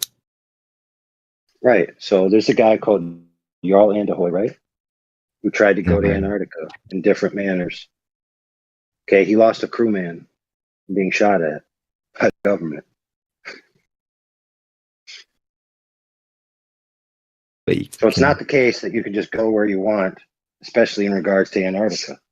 Not only that, but the logistics of doing so is very hard because of the nature of the temperatures and all of that. But again, keep in mind, we're only entertaining this for your satisfaction because we already understand logically why someone would lie is irrelevant. That they lied is the matter of the day. So you're just to be fair, no disrespect to you. You're trying to think these things through to make peace with it. But the problem is that you've already arrived at the bargaining stage. So your brain is already processing this information. Guilt. Was it the 7 stages, right? Yeah, but yes, for example, my grandfather's is dead. Why would he die? Why would God do such a thing? It's like he's dead. It's just a simple fact. He's dead. So now you have to go through that process of trying to understand why and come to peace with the reason that you may never know. Once you accept that you may never know, then you can have peace with the fact that the lie is just a lie. I don't think it's possible to patrol that big of an area, though. Perfectly. Can I just say this, though, real quick? Like, have you been living under a rock for the last 2-3 years, dude? Well, I don't know where people get this idea that you can just go wherever you want. You can't even fly a drone wherever you want. They have perms and rules and stuff like that, man. I mean, you can't even get in a car and just go wherever you want. You can't walk wherever you want. So why can you get in a boat and go wherever you want? Why can you get in a plane? You can't. I just think it's goofy that people have this idea that you have. But then again, look at the last 3 years. You couldn't even go to the grocery store, dude. That's like, dude, I just don't know where people get this idea that, oh no, you could just do whatever you want. Like, no, you can't. Because it's a big place. Okay, Like, and I don't think it'd be possible, bro, even if last year everyone you was on couldn't board even with go it. to the grocery store. Everyone knows where that is. Come on, dude. Oh, so you're trying to say that you could do it? You could do it because there's nobody there to monitor you because it's so big they couldn't possibly know what you're doing. Is that It's your like claim? saying I can just do whatever I want on the highway. Who's gonna catch me? Yeah, so they don't have radar That's the anymore or spirit. anything like Come that. on, That they don't track ships now. If you were on Antarctica, no. What? It's like saying, like, dude, well, if I'm in the boonies, who's gonna catch me? I'll just do whatever I want. I'll just drive as fast as I want on this Yep. highway. No one's gonna get. Who's gonna get me? So guess how they caught Mr. Yarrow? Information that was acquired at land, because you have to plan and do all the logistics at land before you depart. It's like you don't just magically arrive in the middle of an ocean where there's nobody there to catch you. You can get a boat. Like, there's nothing stopping you from getting a boat and then going and sailing. Illegally, as you're saying. And, going there. Like, Dude, you know what, You dude? get me? To be fair, guys make excuses about all the logistics of how their girlfriend isn't cheating on them. Because why would she? There's no way a car can go from here to there with that much gas. Of course, somebody would have noticed she was at the store. And all these excuses upon excuses upon excuses because they don't want to accept that one of their friends gave them the stone cold brass tacks truth of what their girlfriend was up to the other day. But why would she lie? There's no way she. And you may die. You may die without her ever telling you the reason. Reporting back in after sunset here, great looking sky. You can see the tail end of the Big Dipper. Ooh. And is one of you using some kind of machine tool, like a drill motor, or anything like that? No? Yeah, I'm doing my own teeth. No, seriously, I'm asking a serious question. No one's No. using anything? Because I thought for sure that I was approached by, this is going to sound strange, by a mechanical dog. What? I thought it was a drone at first. I mean, that's a thing now. So, Could be. But wait a minute. Whenever one of you opens your mic, it sounds like that. So I'm going to leave it to say the most logical thing is to say that it sounds coming from the Discord. And it's my imagination. I just heard it from the Discord. So, good. Got that solved. Thanks for your help. Was it me, It Sonny? I wasn't just turned a off. robot dog. Yeah, I'm glad it wasn't a robot dog. That would have freaked the shit out of me, but that's okay. I fucking fought him off if it was. I just turned my Right, headphones so- off, Sonny. Was it me? I really don't know exactly. Try to Okay. talk. Let me Right. hear. You sound like you're on You some can headphones. solve. You listen. You two guys can solve that in another room. We're going to continue with the conversation. All right, my bad. Right. Exactly. Let's continue with the conversation. Forget about it. So if you knew that your girlfriend cheated, right, and you couldn't figure out why, and to her dying day she never told you, does that mean she didn't do it? Correct. Yeah. I mean, if you don't know why she would have, that means that she didn't. And to be fair, it may give you peace to find out the reason, right? And that might be why you want to know, because you want to have some kind of peace with why the powers that be who know the truth are lying to the public. And rest assured, it's a very small amount. Most people just believe what they're told and raised in by school. They have no clue about the true nature of the world. They're just Muppet puppets that watch the news and believe what they see, right? If they're shown a photograph that's allegedly to be a photograph, they're just going to say, yep, must be true. Well, couldn't they say that the excuse that they give, that could also be a lie? Yeah, I actually heard in the background that it was some kind of Dremel tool. I'm going through my files now to find out which model based on the frequency. I'll get back to you on that. There's also, worst part is we kind of showed him a video of the guy who shared it with us sleeping with his girlfriend, and he's still like, why would she lie about it? That it can't have happened. Why would she lie? There's no reason for her to lie, so she probably Right. didn't do it. There's no way she could possibly have done it. I can't think of a good reason why she would have done this, so then therefore she did not. Glober logic. Nobody admitted to using a drill motor or Dremel, so therefore it could not have been a drill motor or Dremel. Right, that's false. Logic. Sounds retarded. Yeah, so let's say for example that we know, or that you know. All right, let's say for example that you know that not only have you been presented with recent evidence that your girlfriend's lying, but in the past she's lied to you. Like at one time she said there's weapons of mass destruction in the closet. At another time she said, no, I totally didn't give those black guys syphilis. At another time she says, oh no, that's totally the reason why we went to war with Vietnam. Right? So the powers that be at the elite level have a track record of lying to the public. Right? So they're untrustworthy in a general sense. So they need specific evidence. Wait, hold on a second there, because like Santa Claus, when it brings joy, then it's not a lie. So it's okay to tell a lie as long as it brings joy, like Santa Claus. Oh, I understand now.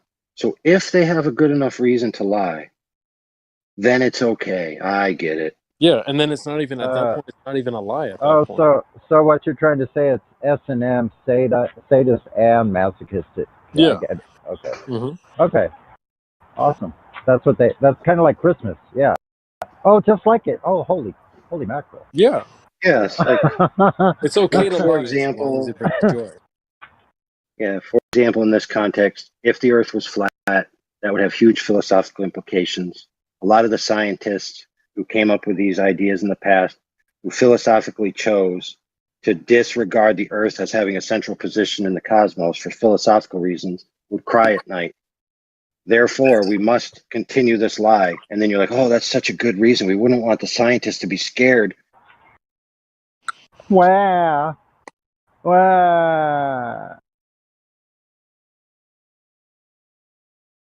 So, I'm going to do a super fast presentation on how curve calculators work. So, to start off, this is not how they work. There is not a curve path. They're not calculating this curve path of light around the globe. No, they're not. What they're doing is they're expanding this globe, flattening it, and then calculating as if there's straight rays of light. And I'm going to demonstrate this real easy. So I'm going to use this example, the example of the world long distance photograph. It is 443 kilometers from Peak Fenestrel to Peak Gaspard. The viewer height is 2,880 meters. If you notice here, this says effective radius. What does this mean? This effective radius means they multiply this value, so-called actual radius, begging the question, radius, because this is the thing they're trying to prove. They assume what they're trying to prove and say it's proven. Anyhow, so they take this actual radius, multiply it by 76R, this made up value, literally made up. In the literature, the value is actually, this is 0.66. You turn it to decimal. The actual value quoted in the literature is 0.13. This is even wrong. And even the 0.13 is wrong. That's for another video. So multiply this 6371 times 76 and you get this value, 7,432. That's what Nick West used, exact number. So I made it geometric construction, bear this out. That they're simply blowing it up and using straight rays. Okay, here we have this enlarged radius Earth. Okay. So what I'm going to do is I'm going to compare the identical numbers as this. I'm going to use straight rays, and then I'm going to compare these values, this hidden in this horizon. I mean, if I wanted, I could also do these, but no point because it'll just come out the same. It's redundant. So 2.88 over here, 2.880. Distance 443 kilometers. 443 kilometers. All right. Do is find where the horizon is. Horizon is going to be this point of intersection of this tangent line. And then this line continues on, and then once it reaches the distance, this 443 distance, it measures where this tangent line intersects the 443 line, and it measures this distance. So we're going to start with the horizon. So this is my tangent line. And click here. There's a point of intersection 206. Up the number 206. Right. That's right so far. It's straight. Using a straight line. Over here, still a straight line. C and B is a distance from C to B. 3.7. Let's look at the curve calculator. Wow, 3.7. Just so everybody knows the way the curve calculator works is to take their so-called radius, flatten the Earth to get whatever value they want. You see something that's way over here, they'll just say there's super refraction and the Earth is even flatter. They will just increase the sphere and make what is called a post-diction. They're not making predictions, they're making post-dictions. And it's really cool. One thing that he found in here, which is an absolute burn on the Himwari, people try to use the Himwari as, oh, that's our evidence. We've got these live feeds all the time. And one thing that he found right in here was the site description text. And this is great. So it says, all images in the GOES archive are processed in the McIDIS using GOES Channel 1 visible and GOES Channel 4 infrared data. The underlying colored land image is from the NASA Blue Marble Next Generation dataset. Now, he also has, this is the same for both Himwari and GOES. They're admitting straight up that these images that they're putting out here and people are claiming is live are composites. I mean, here it is, right in their own FTP site.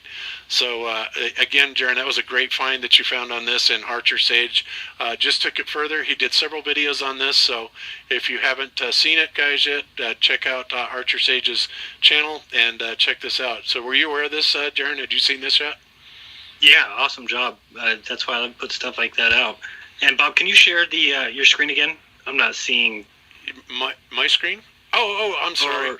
Yeah, I'm sorry. Right. I forgot to share. I'm sorry. Bad. Whoopsie. You're fired. I'm fired. I'm sitting here pushing the wrong button. I'm just going to suspend it for 6 days. We'll see you next Sunday. All right, so there, you guys should have it now. Are you seeing me now? Perfect. Okay, cool. All right, so sorry about that. All right, so, yeah, Archer said... You tell us, what is the curvature, the sea level, 8 inch per mile square, that stuff, because now 10 miles is flat, but you shoot a curve, something like 66 foot of drop, with accent, I can tell you in Italian, I can tell you in Croatian, it doesn't matter, it's the same, See, Sasha, here's the thing, usually it's not, your accent is fine, it's that sometimes you rush some words, that's the problem.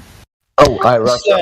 Let's talk about the Earth rather than rushing to sea level, Russian, I've dated many foreign girls, I understand accents. You are living on UK, like me. That's Ireland. All around, it's sea level.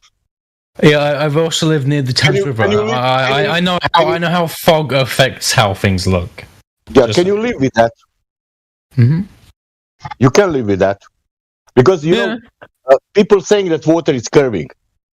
The only problem is because water doesn't care what people say. No, you're completely right. Water doesn't curve, but tides and waves do exist. Yeah. Yep. That's not what we're talking about. We're not talking about elevation change. We're talking about curvature. Awesome. Being as water doesn't curve. No, water doesn't curve without an applied force. You guys are absolutely correct. The thing about that is, forces are applying to water all the time. Awesome. Are you going to talk about gravity again? I said forces, not just gravity. Yeah, oh, not just gravity. Oh, not just gravity. Kinetic forces as well. Awesome. Yeah. So being as water is level upon the surface, observed, measured, practically used to be as such. Where's the curve of the water of the Earth? Where is it? I can give you many explanations. You just won't accept any of them. Here we go, many. We want one. Absolutely. We want one proof that you can prove the horizon in the picture. In the picture. We're using an example. Of the picture. Show us the curve in the picture. Where is the horizon at 1.225 miles? Show it to us. Calm down, Uncle fucking... Okay. Calm down, Uncle. Go back home. Honestly, you've outstayed the family gathering event. Back to what I was saying. No, just you try to address the actual argument here instead of waffling away like a weasel. A weasel? What do you guys have against weasels? They're beautiful. Talk about weasels instead of the lack of curvature. Good idea. Let's just avoid that at all costs. Weasels are great. Anyway, to point out the forces that are applied to water, there's more than just gravity. You guys know this, right? Gravity is one of them. Yeah. Gravity is not a force, is it? Guys, stop fucking spurging out, okay? Do you guys need to go to care homes? You guys need somebody to fucking look after you and give you your meds? Excuse me. Gravity is not a force. We had this conversation earlier. Would you? I know gravity is an apparent force. Gravity is not an actual force. It's a phenomena that produces effects very similar to a force. Yes, we can agree on that. That's the bending and warping of space-time, non-Euclidean geometry. You're going to apply to your curved surface. The bending and warping of space-time produces an apparent phenomenon that is an apparent force. Yeah. Awesome stuff. So where is the curvature of the Earth then? Pardon? Where is the curvature of the Earth then? Where is it observed? Where is it measured? Where is the curvature of the Earth? Everywhere on Earth. Awesome. Can you point to it, please? I can just point to the Earth. Awesome. So underneath me, that's flat. That's curving, is it? It's not flat. No, is it not? Have you got a direct measurement of that? I don't have the direct measurement, but it sure as fuck isn't flat. What can I say? Well, being it is observed, measured, and practically used to be flat, that's not a problem. And I'm also talking to somebody who couldn't point to the horizon in a picture earlier, so most definitely wouldn't be able to point to the curvature of the Earth now, would you? No, I can't point to the curvature of the Earth because it's apparent. It's not a real thing that actually exists in the universe. You're absolutely right. Like the horizon? You don't say. Guys, you understand? Curvature is an aspect of something. It doesn't it's not an actual physical thing that exists on its own. Yeah. So wait. What does apparent mean again? Apparent is. Something seen. You know what? No, I'm gonna go for the Google definition because I know what you guys are fucking like. Yeah. Hold on, sorry. Okay, guys. So apparent, clearly visible, or understood to be obvious. 5 seconds. The next time somebody comes in and asks a question, like Heretic, please don't jump in and start making comments. Right, so Heretic has asked a question. He's going to get a direct response from this man. Nobody else is going to jump in with that 10 pence worth. Do you get me now? Question, response, please. Smell juice. So apparent means clearly visible or understood to be obvious. Shut up. Seeming real alter. Can this guy shut up? Prove the globe, silly goober. Well, guess what? I'm going to piss on your fucking nan. Anyway, Seeming real or true, but not necessarily so. Similar to the word ostensible. Okay, so quick question. Could you restate that statement you just said about the curvature of the Earth, where you said it was apparent, not actual? It's not actual. So it's apparent, clearly visible or understood to be obvious, seeming real or true, but not necessarily so. Absolutely. It seems to be Wait, so. quick question. Is the curvature of the Earth apparent or not? It's apparent, obviously. So it's actual? No, it's not like real, right? okay, visibly it's apparent. Yeah. Okay, but that would mean that it appears that way, but is not actually that way. Yeah, if you look at the horizon, it appears the curvature is so. But if you use measurements that observe not the curvature itself, but the effects of curvature, then it necessarily must be true. Well, wait, hold on. I just realized I got a little ahead of myself because I just realized that even in that sentence, you're misusing the word apparent, or at least from my perspective, you are. It's more subjective at that level. So I would say subjective. We will cling on to that word. Continue. So it appears the base word. All right. So I would say the Earth does not appear to be curved, but you would say it appears to be curved, right? Mm-hmm. All right. But you do understand that apparent does not mean actual, meaning that something can appear to be one, but it does not mean it is that way. Mm-hmm. All right. So I just want to make sure we're clear on that. But then the question arises, do you have a direct measurement of the surface of the Earth detecting curvature? No, because what you guys mean by direct measurement is not something that could be produced for something that can't be directly seen, but has to be seen through its consequences. So you can directly observe the effects of curvature, but not. So guys, let me give you the example. You can't directly see God, but you can see consequences of God, right? Oh boy, here we go again. That's the non sequitur.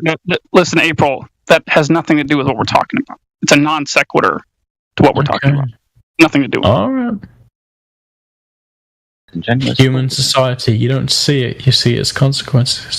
Okay, but how do you know that those are consequences of curve if you've never observed curve? Wouldn't you have to have proof of the curve, confirmation of the curve, to know that any of these things are effects of curve? No. You don't have to prove the curve to know that something you're looking at is an effect of curve. Say that again, please, and say it slower this time. Really listen to what you're saying. You don't have to have proof of the curve to know whether something you're looking at is an effect of that curve you don't have proof of. Do you realize what you just said? Yes. Can you say it again, this time slower. This time I want you to stress the A's and R's. Twice is enough. No, you're just going to answer now. You're not going to ask him to repeat it slower. You're not going to troll him like that, my motherfucker. You're just going to answer the question. Yeah. How do you know that any of these are effects of curve if you can't directly confirm the curve? Yeah. You don't know the curve is there, so how do you know you're looking at an effect of it?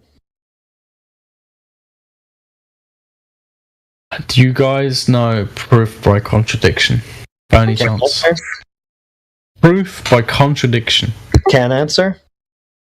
You can't answer. You can't answer?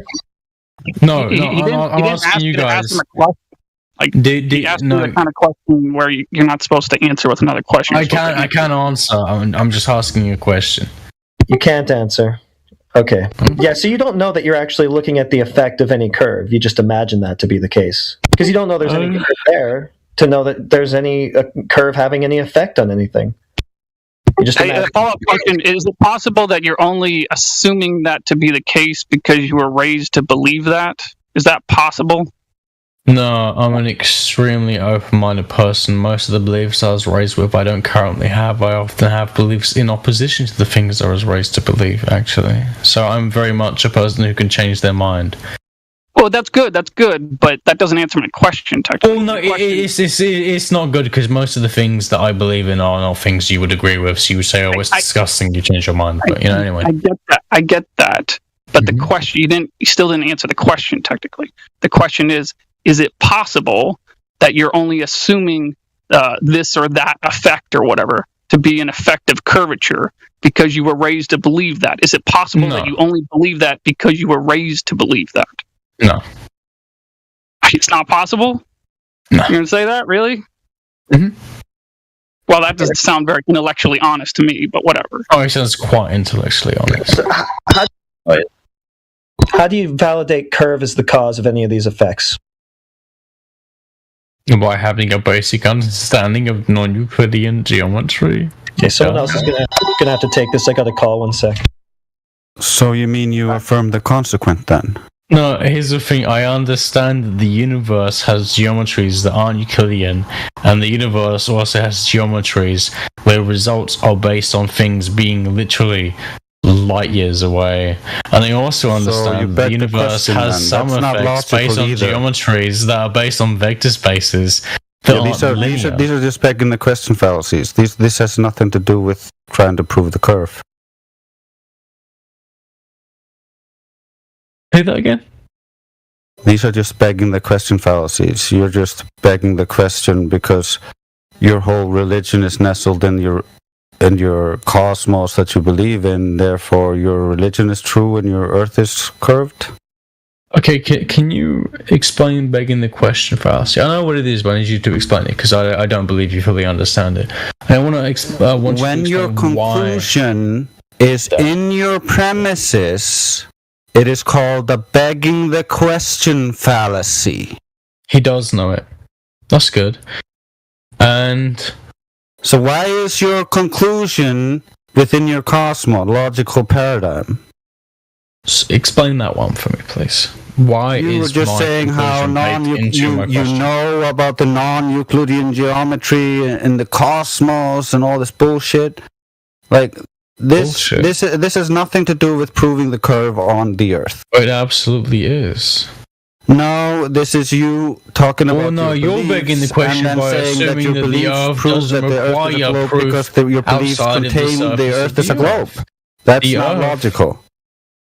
It is. You just misunderstand what logic is. It's called being irrational. It's called the begging the question fallacy. It's not logical. No, it's not.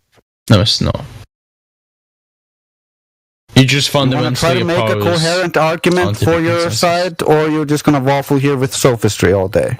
I'm not waffling. I'm not a sophist. I'm quite. You are a sophist. That's pretty obvious for all to see. You have used nothing but sophistry since you got here. Try to make a coherent, logical argument, and we will go from there.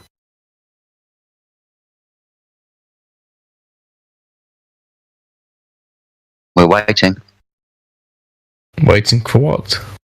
Your logical argument instead of the sophistry you say you don't. Arguments about what? I'm so, like, you guys have me so disorientated all the time. Yeah, we gave you a modus tollens argument, and you said you couldn't see the horizon. You don't know where the ground and the sky are. You're retarded. Yeah, we know. You call me retarded? That's not very nice. I assume you're trying to offend me. I know it's not very nice, but that's just my opinion of you after having listened to you using nothing but sophistry and not a single ounce of fucking logic. I'm actually mentally disabled. You're being very mean to me. You're a bully. Well, maybe you should go then. No, I shouldn't go. I'm speaking about your disabilities. I'm still very intelligent. I am mentally disabled. I'm not saying anything about that. I clearly specified. No, you're a bully. I clearly specified. You bully disabled people. Why anyway, I call you a sophist. This subject is done. You're specified why I called you a retard, because you're a sophist, and only because of that. That has nothing to do with anything else. Well, no, that's but just what I call sophists. Sophists have been some of the smartest people on earth. They've been so smart they've managed to fool the masses. Sophistry is something that we actually see amongst the smart people, not the stupid people. victim. No, you see it mostly from Machiavellian types and narcissists. Exactly, they're smart people who have the intelligence to manipulate people, not stupid people. Don't misunderstand what sophistry is. Sophistry isn't. I've seen plenty of dumb sophists, my friend. It has not. It's not equal to intelligence. No, Just but like it is you have correlated proven here with tonight. It is correlated with intelligence. Victim. I'm not a victim. No, I'm mentally disabled and I have been bullied. But yeah, I don't really care. It's whatever. Hold on. Yeah, every single time that someone's raised their voice or used a word you don't like, victim. You've also made up the fact that you're probably not even disabled. You're a victim and you want to be a victim. No, I am disabled. Do you want to see my benefit claims forms? I can prove to you I'm actually disabled. Even be up for discussion, mate. You shouldn't even bring it up. I should do though. He called me a retard, bro. Like, it's fucking bullying, dude. He tried to make me feel bad about being mentally disabled. Do you want to be a victim all your life? Do you want to be a victim all of your life? Oh no, I don't pretend to be a victim. I'm doing quite well. Shut up. I'm attractive and I'm smart. There are parts of my life I really love. Awesome stuff. Yeah. So stop being a victim and let's get back on subject. I'm not trying to be a victim. That's what I'm talking about. No, don't do that. I'm pointing out how he's being a bully. Don't say, I'm being a victim. Yeah, I'm not being a bully. I clearly defined for you what I was talking about when I used that word. I'm not talking about what you are talking about. So you're just building a straw man and trying to burn it because you're irrational. Okay. Okay. Sound like a fucking 5-year-old, man. Fuck arguing with a woman. You just been destroyed. Do you not like women? Because the women I've spoken to have been amazing. Here you go again. You want to talk about anything but the topic here, huh? No, but he brought up women. I'm pointing out women could be great really if you meet good women and you speak to them nicely. It's just a sidebar, dude. Don't jump all over it. Let's just stay focused here. Women are just great if you be friends with them and you pull up with them and you have conversations with them. You know what I'm saying? Women can be great. So what do you want to talk about? Not everybody has to have a wife and be fucking miserable with the wife. Drunk. Get back to the topic, April. For the last 2 hours, what do you expect from the guy? Guys, seriously, you can have a wonderful time with your wife. Just saying. Hey, April. Just you hear me?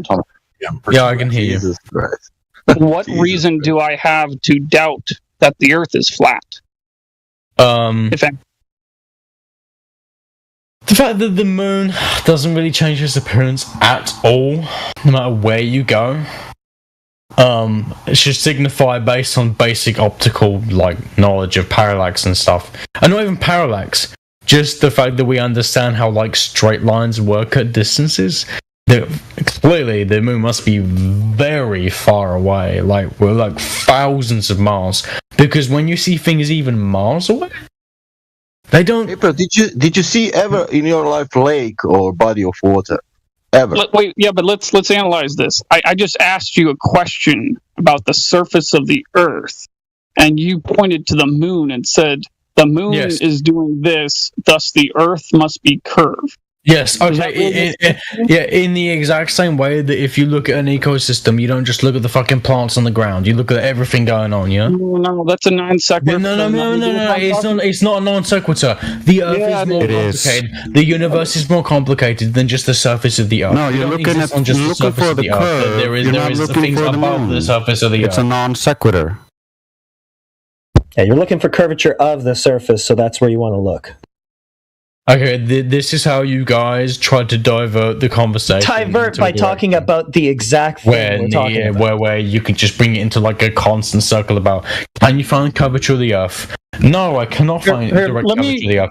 I need to use stuff outside of the curvature of the Earth. No, you can't do that. You have to look at the curvature of the Earth. I can't use the direct curvature of the Earth. Oh, I need to use stuff outside of the curvature of the Earth. No, you cannot use things outside of the curvature of the Earth. Thank you for admitting at least that you cannot find the curvature of the Earth in your beginning of your Correctly, yes. I cannot use a ruler and show you the curvature of the Earth. directly on the ground. I need to go above sea level. You could use lasers of different wavelengths if you wanted to try it. No, because you guys say, "Oh, actually, the atmosphere and blah blah blah blah blah blah." No, don't you know that lasers of different wavelengths refract at different rates? So you would see by the separation of the beams how much refraction is in the air. You don't know that? That's already been done, and y'all fucking said it wasn't true. Okay? It's already been done, and it shows that the Earth is flat. How high do we need to go to see the curvature, April? Like many, many miles. How many miles? Huh? How many miles? I don't know. It depends. What eyes do you have? You are saying now... Sasha, it depends. How good are your eyes? What lenses are you using? What is the atmosphere like? I don't know. Yeah, and how high we need to go? I don't know. It depends. It depends of what? It depends. It depends on conditions. It depends. Approximately. Approximately, I don't know. I don't know the average the stats for this. What is the first height when you can start to see the curvature? I don't know. You don't know. I don't know. Yeah. Okay.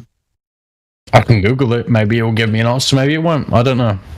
Oh, you think that everything is on Google? Yeah, pretty much. Yeah. Does Google saying also how lake it's curving in reality? Yeah, there were plenty of wiki pages on it. Yeah. Okay, absolutely. There are plenty of non-wiki pages on it. Okay, April. That means that you will Google and believe that what some people saying about that lake, or you will believe that lake. Go to that lake and see yourself. Maybe it's not curving. Do I believe what lake? Yeah, because I can Google it and somebody can say, look, this lake, it's going up pyramid, cylindrical, or whatever. It's spiraling, It's spiraling every 1 mile, and have waves like 30 meters waves. And I say, oh fuck, let's see that. And I go to that lake, and that lake doesn't have like a wave, not even like 20 centimeters. Well, you understand that, it wouldn't say the lake has 30-meter waves. Every wave is different. They would say the biggest wave the lake ever had was 30 meters. That means lake, what is some big lake, it's curving for sure, because it must curve, because we are on spherical land. And if it's written on Google, with that size, it must curve in reality, of course. And you don't need to check that because they are saying that.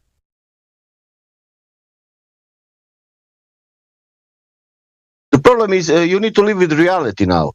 You have this information, and you can live with that. You can believe that what Google's saying, or you can believe that nature, how it's presenting itself.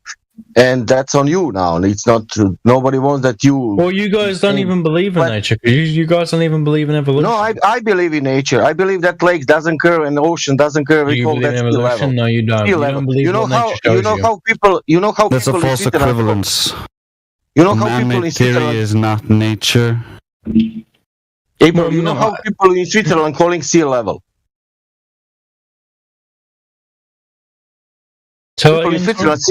People in Switzerland, how they are calling sea level? Something sea level, something Switzerland. What? Yeah, how people in Switzerland saying for the sea level, how they call that? I don't know. They call sea level. What? Okay, and which sea level they are using for measuring mountains? I don't fucking know, dude. I don't know about Switzerland. What? Yeah, but Switzerland, it's not on the sea. It's inside of the Europe. I don't know. They just use fucking global average. I don't know. Global average. Maybe. I don't know. I told you I don't. And what is telling you sea level? Is that maybe average called 0 point? I don't know. What is that in UK? That hills, what you have hills in Scotland. Is that elevation above the sea level? What? All around UK, it's a sea level, not sea curve. Sea level is different at different elevations. Not different elevation, sorry, different, not elevation, what the fuck's it called? Different... Yeah, I go to one hill. Wait a second. It's latitudes? Listen, I'm in London, and I go to one hill, and then that hill is 100 meter. And now I go to Birmingham, and I go to another hill that is 200 meter hill, and I'm 200 meters above the sea level also in Birmingham, and there was 100 meters in London above the sea level. But sea level is the same, it doesn't curve, and that land doesn't curve also. That's like asking Yo-Yo Smash Up. That's like asking, why do you call yourself a mathematician? You don't know all the math in the world. Okay. I know what is sea level. Sea level is an average. But it's a level, We have tides all over the planet, basically. Yeah, of course, tides more or less, but on some distance, for example. Exactly. So this idea there's an exact sea level, it just isn't true. Yeah, but for example, you have the guy who made a photo distance, long distance photo. It's like 275 miles, And then he got some mountains there with elevations, above the sea level. Okay. Hey, what's going on, you guys?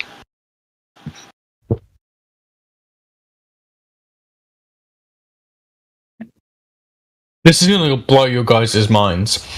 Did you know what's on my mind? That they actually don't reach the same heights every single day. Wait, are you guys talking about? Are you guys talking about flat Earth or anything right now? Yep, I'm talking about tides. The tides? Yep, tides never reach the same height twice. Never. I don't believe in flat Earth. I didn't know that. So there are actually so many bodies affecting the gravitation that produces tides in the first place. Oh, really? Yeah, you guys know about like how chaotic bodies work. This idea you have a system and small changes in the beginning affect changes in the end. Stories. If you want to present I'm just for something to support your belief system, then you're welcome to try to do so. It's just true. We are not here to listen to your nonsensical stories and your belief system and your rants. But nothing curves. That's the point. I like ranting. Well, that's not true because booties curve. What are you on about? So, if gravity is affecting the oceans, right, then it must be curving, right? The ocean must be curving if it's being. Yes. No. Okay. Here's the thing. It depends on what you mean by curving. If you mean curving in reference to the surface, then no. If you mean curving in gravity doesn't cause curving in reference to the surface. So it's not causing the ocean to conform to a ball. You're not listening to what I'm saying. Did you know it's not? I'm getting some clarification on what you're saying. Hold on, whoever you are. So I'm just getting some clarification on what you're saying. So, for example, if the Earth was a perfect sphere, then gravity. Irrelevant. I didn't ask about the shape of the sphere or whether it's perfect. Given the explanation I asked about whether oceans are conforming to it, meaning that they would curve around its surface. See, this is why I educate people who are 18. Okay, educate me then. I'm asking for you to do that. Do the oceans conform to the surface of a sphere, imperfect or otherwise? Doesn't matter. That's the question. Okay, go. The Earth isn't a sphere. Okay. So what? There's your answer. The Earth isn't a sphere. So your question is invalid. So what is it? The Earth is approximately an oblate spheroid. It's an oblate spheroid. So. Approximately. Okay, great. Approximately an oblate spheroid. So are oceans conforming to an approximate oblate spheroid? Yes. Yes, they are. Okay, so there should be observable, measurable curvature over the surface of an ocean then, since it's conforming to an oblate spheroid, which is a curved object, right? There isn't observable curvature over the surface. Why not? How do you know it's there then? Because the surface adheres to the approximate oblate spheroid. How do you know that if you don't observe it? but we can though. We can observe the effects. We don't directly observe it. Well, that's what I'm talking about. One of the effects of that oblate spheroid with gravity would be the curved oceans that we're talking about. But you say you don't observe those, so how do you know that they're there? We indirectly observe them for things like. Why would we have to do that? Why can't we just directly observe them? Can you directly observe every murder? No. Exactly. It's a false equivalence. It's not. It is. So how big is it? How big is your oblate spheroid? No, because a murder has consequences. Got an approximate radius has consequences. Okay, yeah. Curvature has consequences, but you don't know that there is any because you still haven't demonstrated. And you don't know if there's a murder. That's a begging the question fallacy. You don't know if there's a murder. Maybe it was use it as a premise in your argument. Maybe it was a suicide. Okay, that's great, but enough about that. I know you're really desperate to get off this topic, whatever you can do. But does your oblate spheroid have an approximate radius value? Like roughly 4,000 miles. Roughly 4,000 miles. Okay, that's good enough to have. Okay, no problem. We should have a geometric horizon at roughly 1.2 miles times. Bearing in mind, guys, the radius actually changes all the time. Okay, I'll give you 4,600 miles. Do you think that'll cover any change? No, it's like 3,900 and something miles. Sure, I'm gonna go ahead and just give you 4,600. How about that? What? No, that's not even roughly 4,000. That's like a whole half of 1,000 extra. That's not even remotely. Yeah, no problem. It won't make any difference. It won't make any difference. Yes, it will. Are you kidding me? At a 1 foot observer height. What do you want about? Shut up. Hold on. You're being cringe. Be quiet. At a 1 foot observer height with the 4,600 mile radius value, you might get an extra tenth or two of a mile of geometric horizon distance. So, big deal, doesn't really matter. Your variable radius and your oblate spheroid doesn't really do anything to affect the rate of curvature we should be seeing over the surface, so it's a red herring, it's a non sequitur, and it doesn't matter. So where is this curvature, and how do you know it's there if we don't observe it? Because it should be observable given the dimensions that you just claimed. Who keeps muting me? I do, because you won't shut up when I'm talking. Show me your balls. I'm done, though. I stopped talking, so you can go now. Do you have balls? That's also off topic. Okay. I won't mention it again then. I'm I know you have ball envy because you're in desperate search of a ball. You don't have any, so you can only imagine them, obviously. That's why you're here doing this. But anyways, try to stay focused on the topic. I have wonderful. Yeah, see, I shouldn't have even said that because now you're completely distracted. So let's go back to the topic, right? Given the radius that you've claimed, right, there should be a pretty observable amount of curvature. We've just talked about the formulas, right? We're not observing it. Why not? Where is it? How do you know it's there if we don't observe it?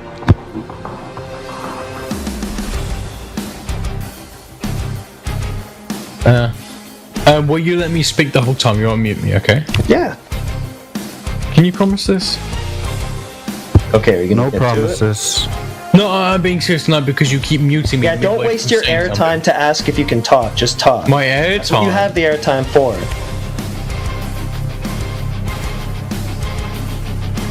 Okay, now you're going to waste it on not talking.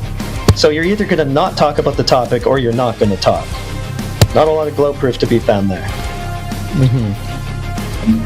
What's the question? Sorry, I forgot. I was too busy. Well, yeah, you gave me the approximate radius value. From that, we get the approximate rate of curvature, the geometric horizon distance we should be seeing, right? So we have all of that now because you've given us the radius, right? We're not observing it. You've said yourself that we can't observe it, even though it should be observable, given the geometry that you've claimed.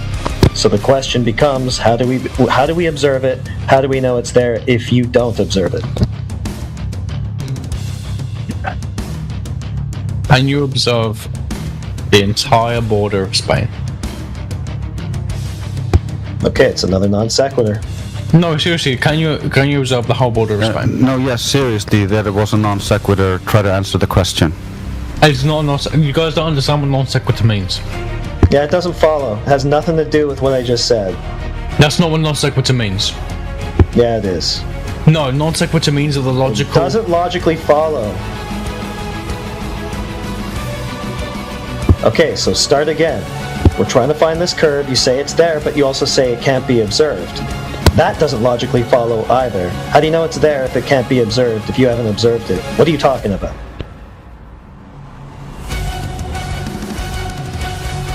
You guys already decided I was wrong before I even started speaking.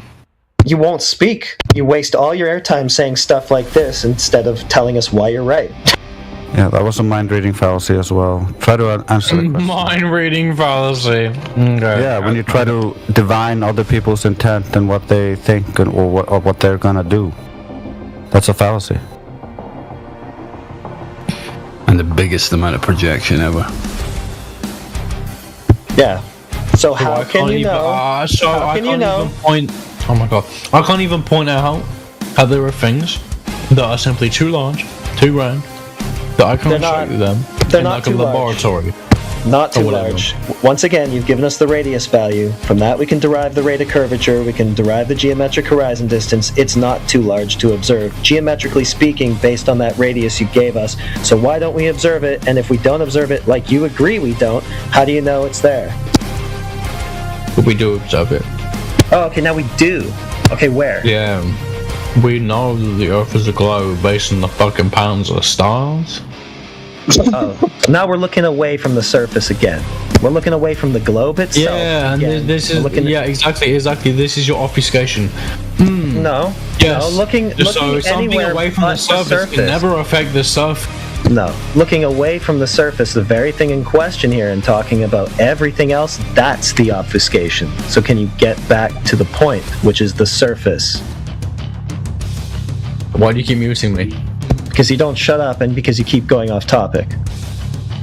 You hate my voice, don't you? No, because we're going to go directly to the surface, right? The thing that you're saying is curved, and we're going to find the curvature there directly. We're not going off of it. We're not going somewhere else. We're not looking in the opposite direction.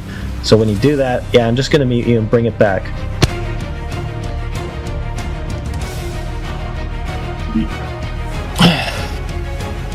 Yeah, we're not going to look in the wrong direction. We are going to look at the thing you are claiming by looking in the wrong direction. So how can we directly observe it? Given the dimensions you've claimed we should. It's not that big. It's not too big. Directly. Tell me, what does directly observing curvature mean? What? Looking at it. What? Looking at it. Seeing curvature. Yeah.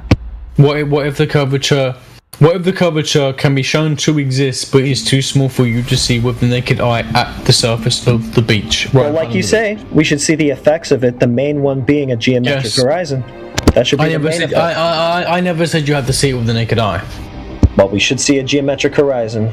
If not with the naked eye, then for example, bacteria exist. You believe this, yes? Okay, it's another irrelevant thing. Because it's not irrelevant. It's not irrelevant at all. It's not irrelevant at all. You can say it's a non sequitur. You can say it's not irrelevant. It's not irrelevant. That doesn't mean that you're right. Right, but now you're just talking about why April. you can't If you want to go into some kind of asking us a question, first establish your point, and then ask us a question. So the point I'm making is don't try to answer a question with a question. Answer the question first, and then you can ask us the question based on your answer. Okay. There are many facts about the real world you cannot see. Okay, so once again, you're just going to tell us why we can't see the thing that you're claiming. So how do you know it's there if you can't see it? It's kind of self-defeating, don't you think? Magnetism. Magnetism? You cannot see magnetic fields. Okay, yeah, but that's irrelevant because we should be able to see the thing. It's not irrelevant because you cannot is irrelevant. See. It's a false equivalency. You cannot see directly. Okay, gotta meet you again. It is irrelevant. This is a false equivalency. Yeah, it's false equivalence, right? Because we should be able to see it given the dimensions and given the radius value that you just claimed. 1.2 miles at a 1 foot height is not too far to see because as you can see we have a picture of a horizon that's 10 times further than that, right? The camera can resolve that far so we can see things that are further than that. It's a false equivalence. Try again. Just because the camera can see it doesn't mean you can notice the curvature. Simple geometry. I'm very good at geometry, and I know that you don't know fully what geometry is. So. Okay. You know what? I literally get paid to teach people geometry. I know geometry. I know that you guys think you know geometry. You clearly don't, bro.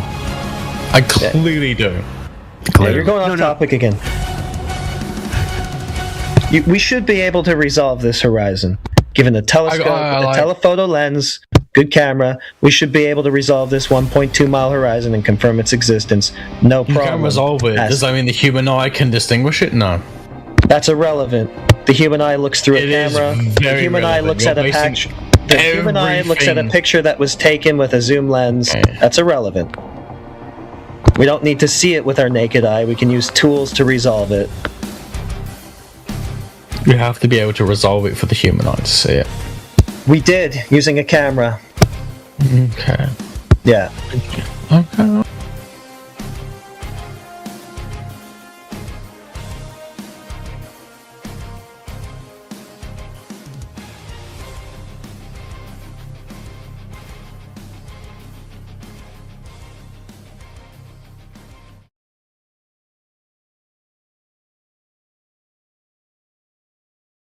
Welcome to the 24/7 Flat Earth Discord Globe Logic compilation. Enjoy the show and grab some popcorn. What? Ladies and gentlemen, we got him. No.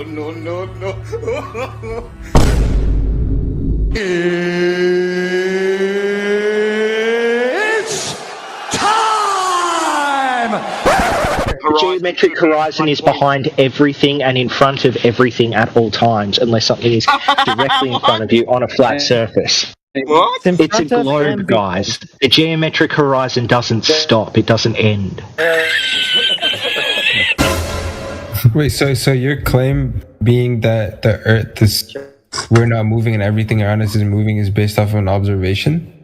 So, how else would you base it off of? Do you have anything that's non-observational that would give you any indication as to the Earth's movement? The numbers. Well, you can't. Wait, the numbers? The numbers don't lie, bro. Bro, what are you talking about, man? You can also take samples of the elements of the sun. You can also take samples of the elements of the sun. Not the cap. If you can't observe yourself, if you don't have a mirror, and you can't see your limbs, you just can see straight. You can't see your nose, you can't see your body, but you're living in reality, and you see all those people, and you communicate with people and everything, but they're not allowed to tell you how you look like. You're gonna make the assumption that you're actually the same person. Just not what your hair looks like, what your eye color looks like, and all of that detail stuff. But if essentially, you're the same as everybody else. So why should we be any different than the other planets in our solar system? That's my point. That analogy being used, that analogy illustrates that that's a weak inductive inference. And it doesn't adequately substantiate the concluding premise. But wait! There's more! That's what the analogy illustrates. Yeah, it's not a solid one, but it's just one part of it, of course. What valid scientific experiment exists in astronomy? That was hilarious. By getting a telescope and looking somewhere else in space. So if I spent 47,000 hours watching porno, it's a science. No, because this You just said watching shit is science. You just said watching shit is science. Bro, well, I said watching shit in this context is science. No, so context. Because they're watching this shit to understand how it works, why it works, when it works. 47,000. Hold on. If I watched 47,000 hours of porno and I was taking notes about patterns I saw, then it's science. How it works. Well, no, because the porno is not important. But right now, you don't know if the Earth is a globe. I do. I've seen pictures of it. Okay, I mean, you've seen pictures of it, but do you think that's a great way to present evidence? So if I showed you a picture of King Kong climbing a tall building, you're going to be like, King Kong. Another thing that I actually have done, I've been to the equator, and I've balanced an egg on a nail. Bruh. Wait. So that's pretty much proof for me. Wait. I don't see the correlation. I'm sorry. Bro. That's science. That's just scientific I didn't proof. expect that. So back to the question: who has directly measured the curvature of the Earth anytime in history? Neil deGrasse Tyson.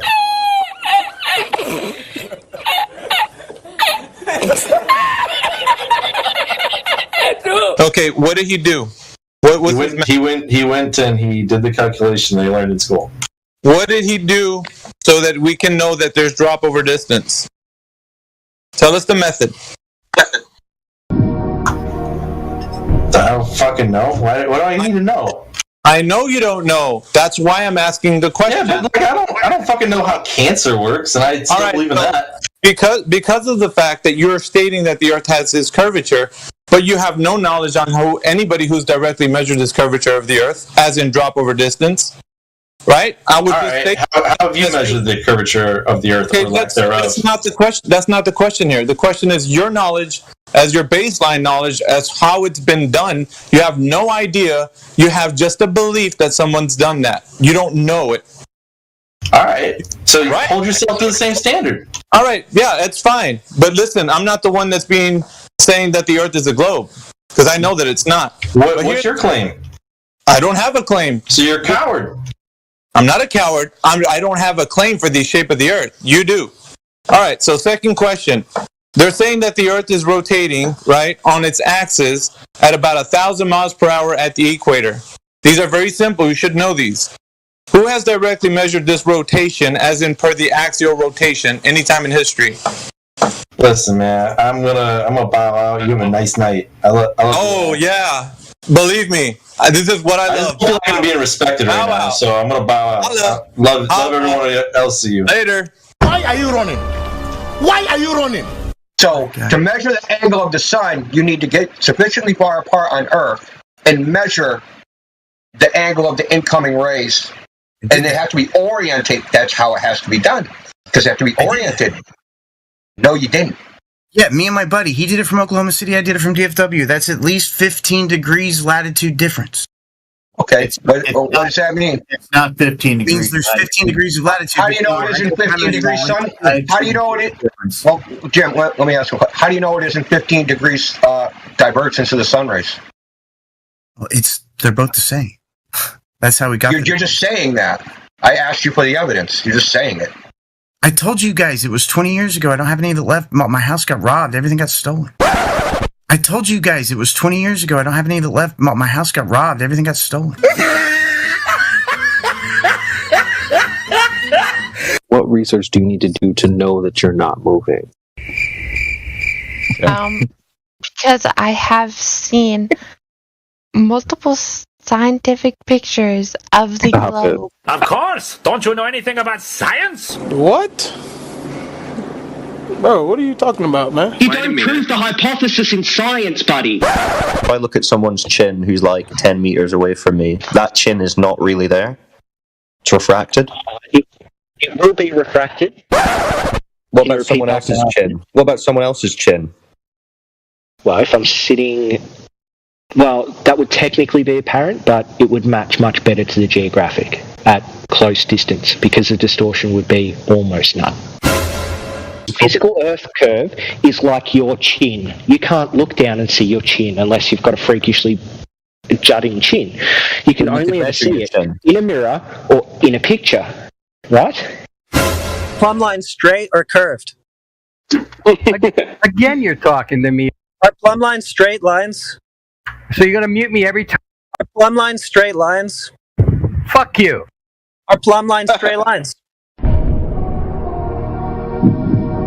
Is the claim here that the pylons of the heretic? If you're gonna keep talking from each over other, me, I'm not gonna.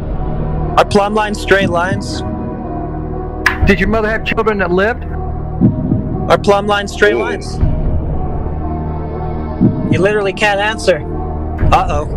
A plumb line goes straight down. It goes straight down. Okay. Goodbye, globe. Oh, good. Explain your proof. Come on, dumbass. Explain your proof. Right there.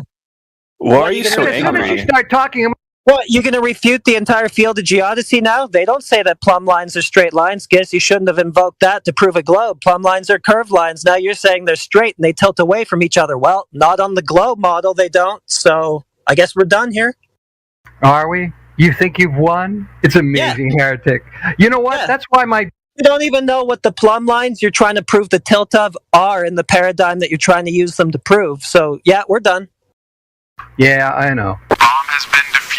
The formula is for the physical horizon that exists. The one that you see is an optical one because of optical effects. You're reverting back. The reason that I interrupted the conversation this time is because you said that boats in the sun go over the horizon and it's optical, and then we were like, well, how do you know? They go over the physical horizon and you see the optical horizon. Yeah, okay, but then your conclusion was that it was a globe.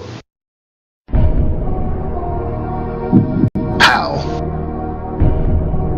Because you assume it, and because it fits the model. It's a reification fallacy then, on top of begging the question. Fred, let me interject. Yeah, go ahead. It doesn't fit the model. Pay attention. It doesn't fit the model because you just said it goes over the physical horizon, but you only see it go over the optical horizon. That is a model that's not fitting, brother, because you see it doing something that it's not doing. I agree. It is a model that doesn't fit because there's not enough variables in the model. The model only describes. Thank you. The model only describes the physical model, and the picture stop. is Now you have to stop, because when you were talking to me, you said that begging the question is okay because it fits the model. You just told him it doesn't. It's rewind time. It fits the model. I agree. It is a model that doesn't fit. So you think you see left to right curve on the top of a mountain? Yeah, yes, and you guys should accept that to be the case. This is why we should accept it to be the case.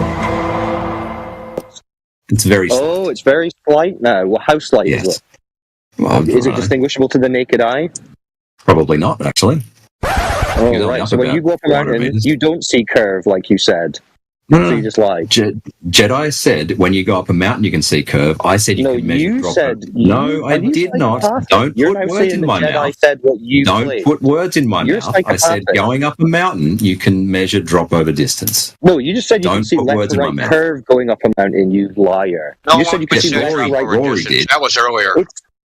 You just said right there when Jedi asked about left to right curve, and I asked about it to clarify. You said yes. Then you said it's very slight. There's one guy called Rory who climbed a mountain and he took a picture and he saw that it was curved, but no one else can see it. And you can't see it with your naked eye, despite just saying you went up a mountain and saw it. So you're a liar, Ruhith. And it's all recorded, and it's pathetic, and it's sad. Do you think you see left to right curve on the top of a mountain? Yeah, yes, and you guys should accept that to be the case. Gotcha, bitch! Gotcha, bitch! No, well, here's the thing. The Big Bang was created from nothing, and they replicated creating something from nothing. No, they didn't. No, they didn't. Yes, they did. No, they didn't. They created a property from graphene by creating electric fields. My God, dude, listen to what you just said. They created a property from graphene, which means it's not nothing. What is it made out of? The moon is made of mostly rock. The sun is made of helium and hydrogen mostly. And you know this how? Observations, science. You observed the rock? What? I've observed the rock through a telescope. Other people have done a lot more detailed analysis on it. And you're 100% sure that's what it is? I trust the experts. I trust the experts. Shut up, bitch! So what do boats disappear over? The geometric horizon. But you said we don't see that. Remember how you started with your whole globe proof? Remember how you started with your whole globe proof being things appearing to vanish bottom up in the distance, and now you're saying the thing that they're supposed to appear to vanish over is refracted so that it doesn't appear. Bomb has been planted.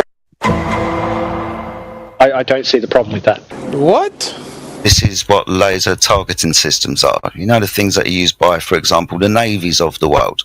So they use laser targeting systems at distances of 100 miles, requiring the surface of the Earth to be level, because if it was curved, it would get in the way.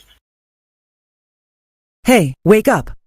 Well, you have to see that the Earth is like, sorry, like this is like not proof, but like it has like gravitational pull that the laser gets pulled down, so the laser still hits the target even though it's so far away. Stop the cap!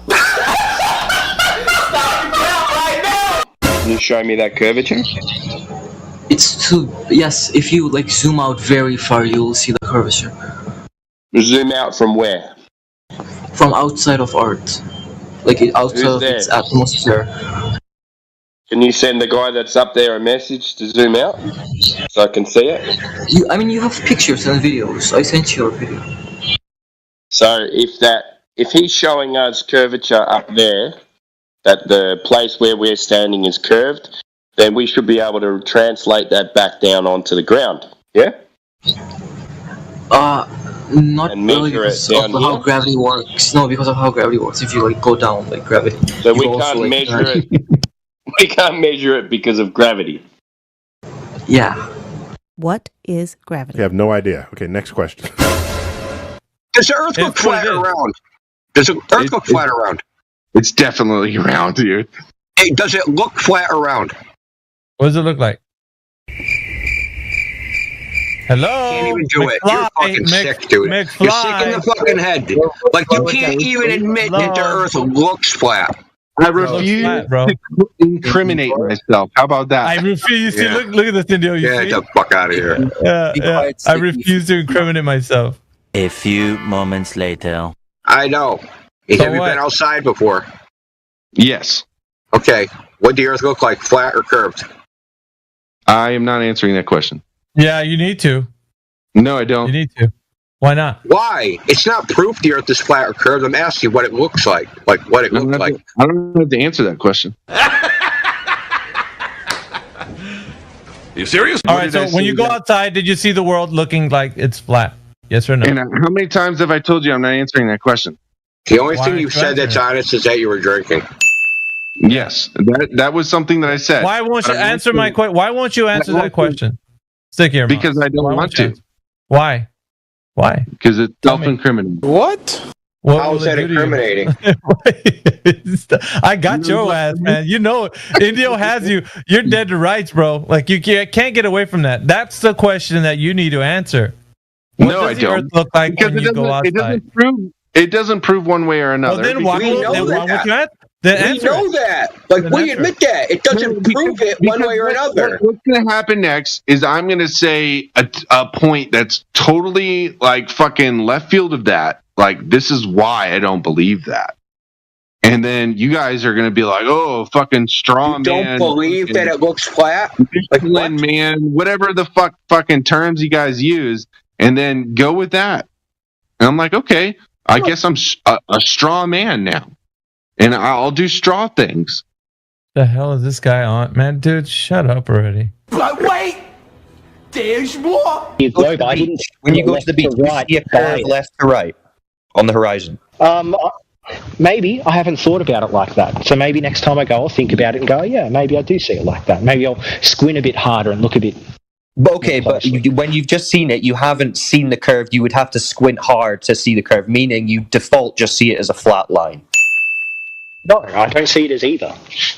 What, you don't see it as flat or curved? With timber?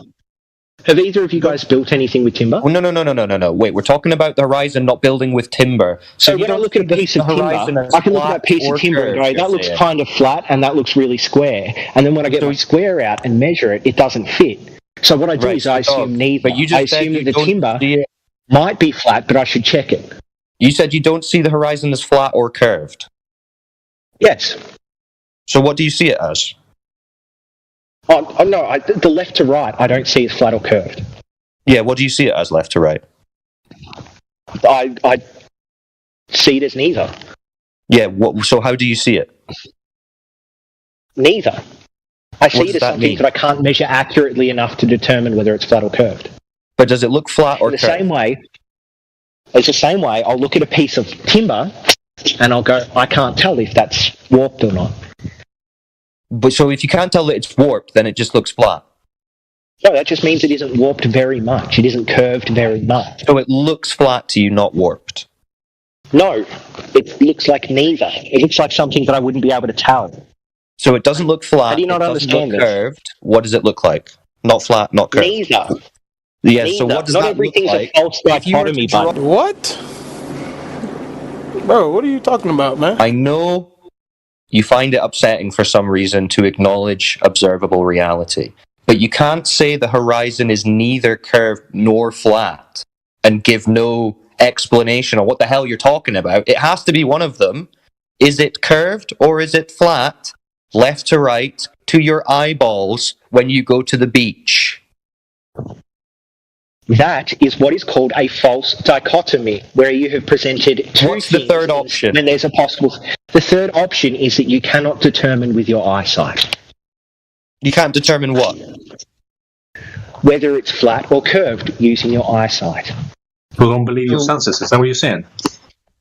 Of course I don't believe my senses. I believe them up to a point, but again, if I look at a piece of timber, I can't tell if that timber is 2 inches or 2.148 inches. So I need measuring devices. Great. Sir. If you were to have a drone and you fly it up a couple hundred feet, you could actually see the curvature. I can't believe you just said that. My detector test determined that was a lie. So tell me, why is the sun 23,000 times less bright on the horizon than it is at solar noon? Because it's like, what are you talking about? Less of it is exposed to where you are. Yeah, so why can I look at the sun directly with my eyes on the horizon, but if I look at the sun when it's at noon, I'm blinded? Huh? Like, well, why can't you just answer your question? Why can I look directly at the sun and not be blinded when it's on the horizon, but if I look at it when it's directly overhead, I will be blinded? Because there's less of it to look at. There's less of the sun to look at? Yes, because it is blocked by the horizon. Man, you gotta clip this. Clip cord, bro. That's the most retarded thing I've ever heard. There's less of the sun to look at. It's not because the air is thicker. Finn Bob, go ahead and demonstrate how the thing that we're standing on is a geometric shape by way of measuring it. And you're like, let's get a big old tape measure. And come on, let's stop being ludicrous here. You know, realistically, how would you do it, Finn Bob? If you were really going to do it, figure it out. Calculating it. Calculating. Then you need to calculation verify through measurement. Is a calculation the same as a measurement? Yeah. What are you, fucking stupid? Let's make sure you understand. So we're talking about the surface of a sphere. You understand we're talking about the surface of a sphere, Yes. right? Yes. So you're trying to say we can have straight lines on the surface of a Yeah. sphere. Yes. Yes. I don't know what the hell's wrong with you. So if you're on the surface of a basketball, let's imagine, and you walk in one direction heading north, you're going to end up going back to where you started. Did you walk in a straight line? No. No. So you did. So you turned left or right? You went off your north heading? Elevation change. Oof. It's not a straight line. You can walk in a straight line over a mountain range. Your elevation changes, but it's still a straight line. What in the hell are you talking about, man? Do you know what a straight line is? Yes, it's the shortest distance between 2 points. Is there any curvature on a straight line? No, it's the shortest distance between 2 points. Okay, you just finished saying that there's no curvature on a straight line at all. So a mountain wouldn't be a straight line because you're walking up and down the mountain. Yeah, is that a straight line? Yes. Stop the cap. You're telling me staring at the sun is going to tell you the geometric shape of the Earth? Yes. It tells you a lot. Yes. How it is tells that you an awful lot. Lies! Lies! Lies! Lies! Lies! So other than dropping something, or us just being on Earth, what can we do that could prove that the Earth is a globe? Like, what proof is there? You can, I guess, you look at other celestial bodies. You realize that if they're spherical, and then but it's always going to be gravity at the end of the day. You don't know that you're on a planet! Oh my god! On a scale of 0 to 100, how sure are you but you live on a ball? I'm like, I say like 99% sure. Damn, I'm like 90% sure. What's giving you the was thinking, confidence? Like, I'm 10% sure. I'm 10% sure that it would probably don't, right? Like, so what's giving you what's the main thing that's making you think 90%? Appealing to authority. Gay. 6378. 637. Okay, so what was who measured that? I actually don't know how that's measured. That's a great question. Right. Okay, well, do you want to go and figure out who measured it and then come back? No, I really don't need to know. If multiple people are using it, it's verified. Well, what if it's never been measured? Well, no, you'd have to measure it to verify it. But then, how do we measure things too large? We use angles to measure things too large. Well, you tell me, because it's your claim. So who measured it? Well, I would never think I need to measure it, but we can do it with angles. Well, someone would need to measure it. Well, I'm saying we could do it with angles in here. Do you want me to screen share and do it with angles? With angles of what? With the angles around in the world around us, bro. Angles of what? Things, the Earth, things in the angle of Earth. What is that? Relativity. Angles in relativity. What? Angles the angle in relativity. No, the angles in relativity. I'm not saying the law of relativity. What are you talking about, man? I'm saying relativity as a concept. I'm saying the angles relativity as a concept. The one that you learn in like first grade, bro. Not the one you learn in an angle from. What are you drawing an angle to? You can draw an angle from anything. Yeah, but what are you drawing an angle to? So an angle, right? You can make it out of fucking nothing, bro. You can make it out of fucking nothing.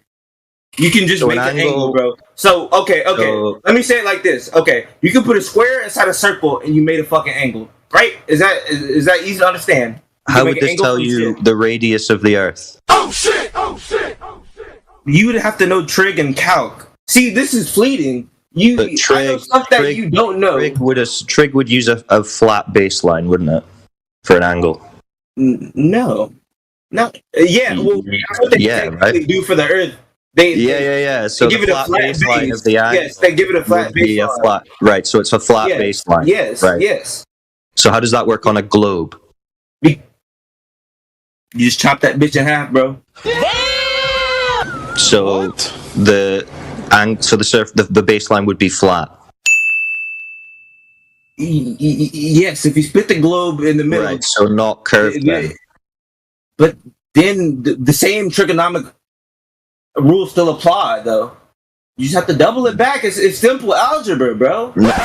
Angles in relativity.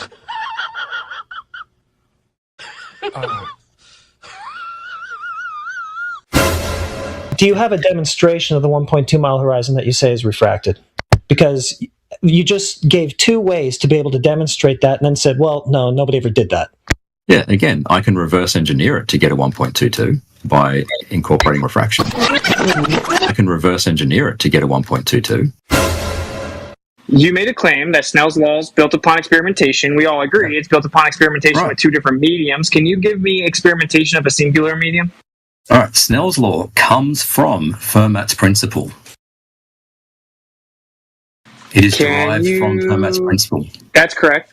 Can you give me... so you accept Fermat's principle then, correct? Do you accept Fermat's principle or not? You need two mediums. You need two mediums to invoke Snell's law. Do you agree? Or a gradient. Okay, then Snell's law is a special case of Fermat's principle. Why can't you show me an experiment of that? Oh, I can show you the mathematics of it. Bruh. Variations in the refractive index in the atmosphere are caused by inhomogeneities of wide ranges of sizes. These include variations in the mean refractive index and refractive index fluctuations due to turbulence and cannot be accounted for by deterministic models. Do you know what a deterministic model is? I do know what a deterministic model is. Cannot be accounted for by deterministic models.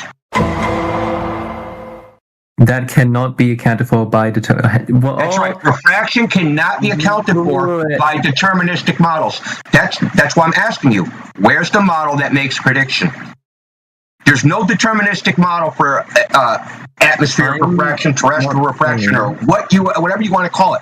There is no model in existence that makes accurate predictions. There never has been, and there never will be.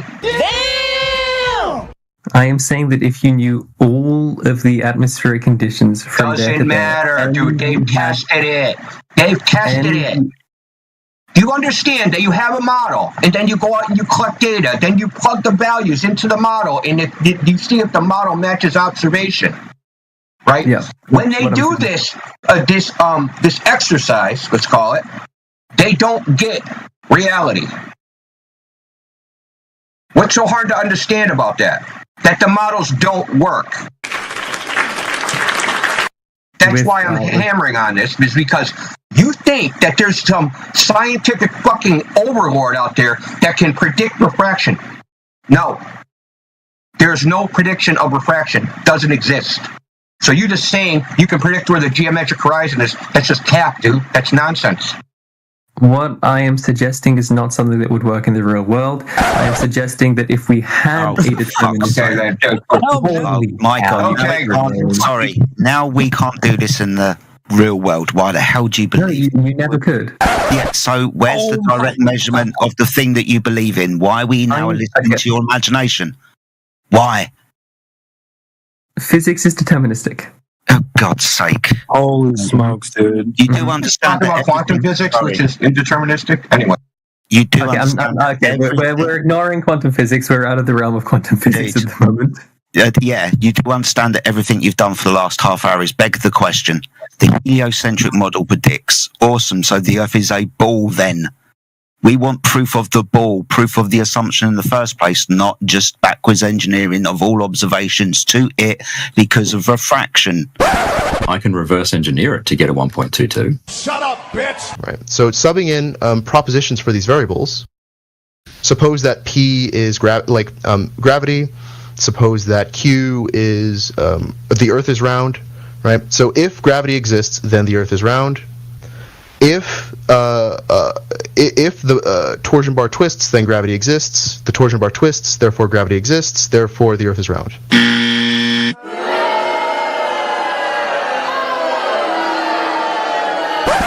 Yeah, so you're just wrong. Sphere. Oh, what am I wrong about? Objection. That gravity means twisty torsion bar. It doesn't. If the torsion bar twists, then gravity exists. The torsion bar twists, therefore gravity exists. Therefore, the Earth is round. Galileo used a ramp to study rolling balls, showing the acceleration enough to measure the time taken for the ball to roll, known distance. I didn't hear the first part. Did you say Galileo? Yeah. What did he do again?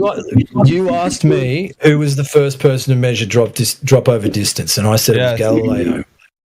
Okay, go ahead and give us the information on how he used a ramp to study rolling balls, slowing the acceleration enough to measure the time taken for the ball to roll a known distance. He measured elapsed time with a water clock using an extremely accurate balance to measure the amount of water. Now show where this has been measured on the globe. Drop over distance on the globe, not on the ramp. I'm just telling you, Galileo. Rolling balls off a ramp with water, therefore Earth curvature drop over distance. What? I think he said. The black swan is a wonderful example of a straw man. How is that? It's nature presenting itself as, the way that it does. Wait, are you saying the globe claim is a straw man against itself?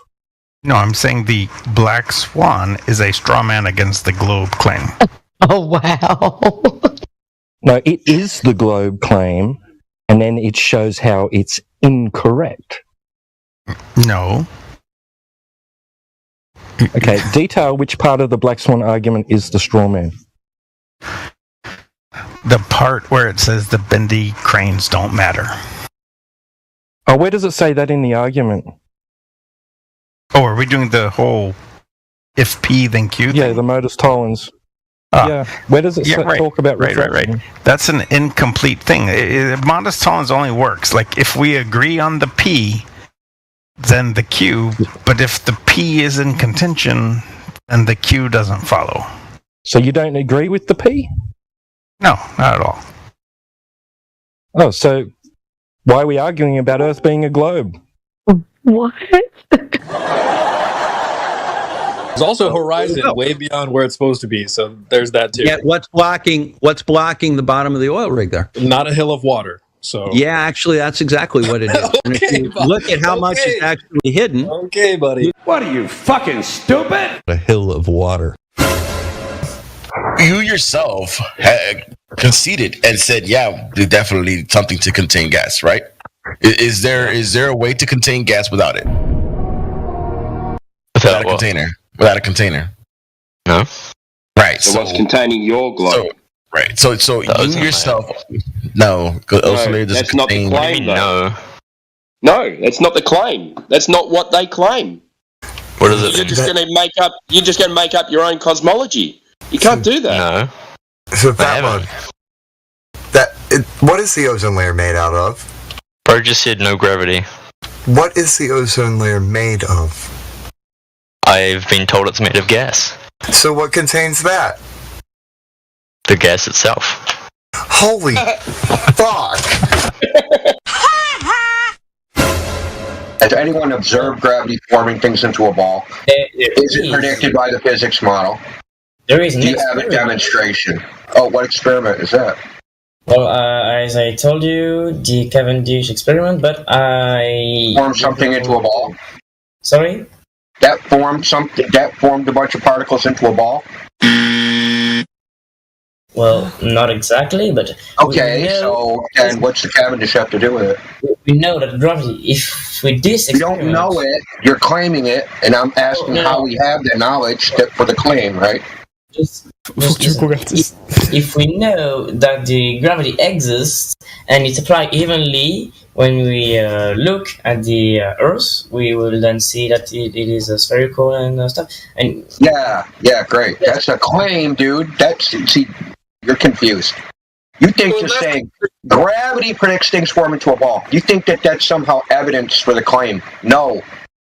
If that was the prediction, what would you have to go do? You'd have to go test it. Right? You'd have to go test it with an experiment. Yes. Okay, so what's that experiment? So just wanted to get in quickly. That's actually two fallacies wrapped into one. Because you begged the question, and then you've also made a baseless assertion based on the begging the question fallacy, because you haven't got any real world data to support what you've said either. Okay, so just as I told you, there is an experiment, but I don't know that one very, very well, and that's not really the subject I'm fully in. Well, listen, I know about the Cavendish, whatever, but that in no way shows that gravity forms a whole bunch of particles into a ball. Nothing about that. You cannot deduce from that experiment that conclusion. No, you're misunderstanding. Gravity is the dependent variable. Gravity is the dependent variable, so it's the observed phenomenon. Correct. That's literally what I'm saying. So gravity is the observed phenomenon, not the cause. Literally, yes. So is gravity the cause? Is gravity the cause of the natural observed phenomenon? Yeah. Is gravity mass attracting mass? Yeah. Okay, so the cause is the natural observed phenomenon. Right. The cause is the effect, is what you just said.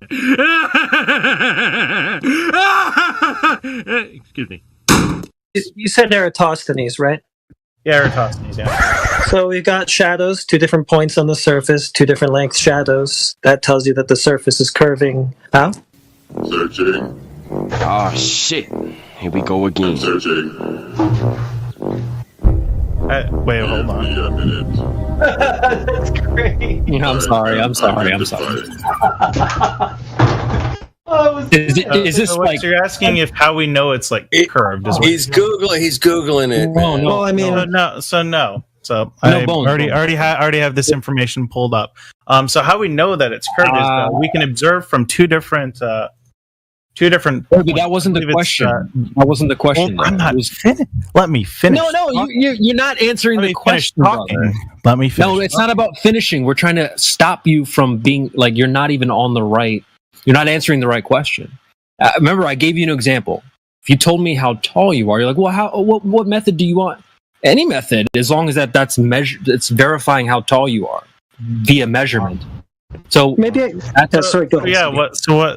Going back to the experiment here, there are two different shadows taken at different latitudes, and the way that this works, the way that we know that it's round, is because the only way we would be able to do this is if we see different angles. Really? Of shadow. The shadows project. So you're saying that on a flat surface... Wait, so just to clarify, you're saying that on a flat surface, we cannot have different angles to a single light source. Yeah, but those angles on a flat surface would be wildly different. And well, why would they be wildly different? What would they be instead? Actually, what are they? What are they, and what would they be instead? Wait, because on a flat Earth, you're dealing with a flat plane, relatively speaking, and with that. Okay, so the angles.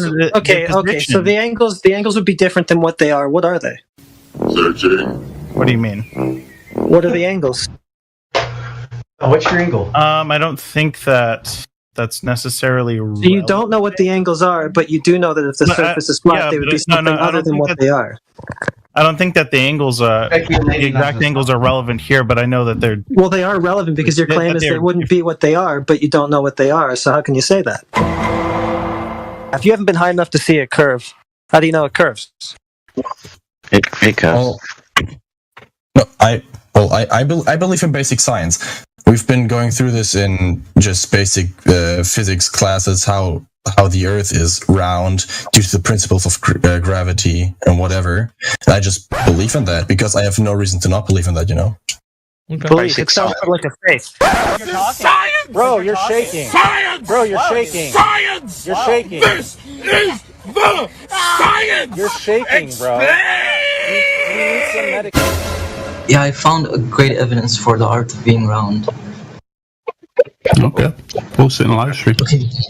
No one smart, like who has a high IQ and stuff, believes in flat Earth. See, that's not evidence. But that's a good evidence. Like everyone smart believes in like round Earth. Wait a minute. Who are you? So what reason do I have to doubt that the Earth is flat? Because it's stupid belief. Come on, Orion, it's stupid. Fucking, that's it. That's oh my god. Let's just spin the wheel on the fallacy wheel. Let's spin the fallacy wheel and just go through the whole thing. Flat Earth is dangerous. Shut up, bitch! No, bro, like the water that you see in the picture is not real.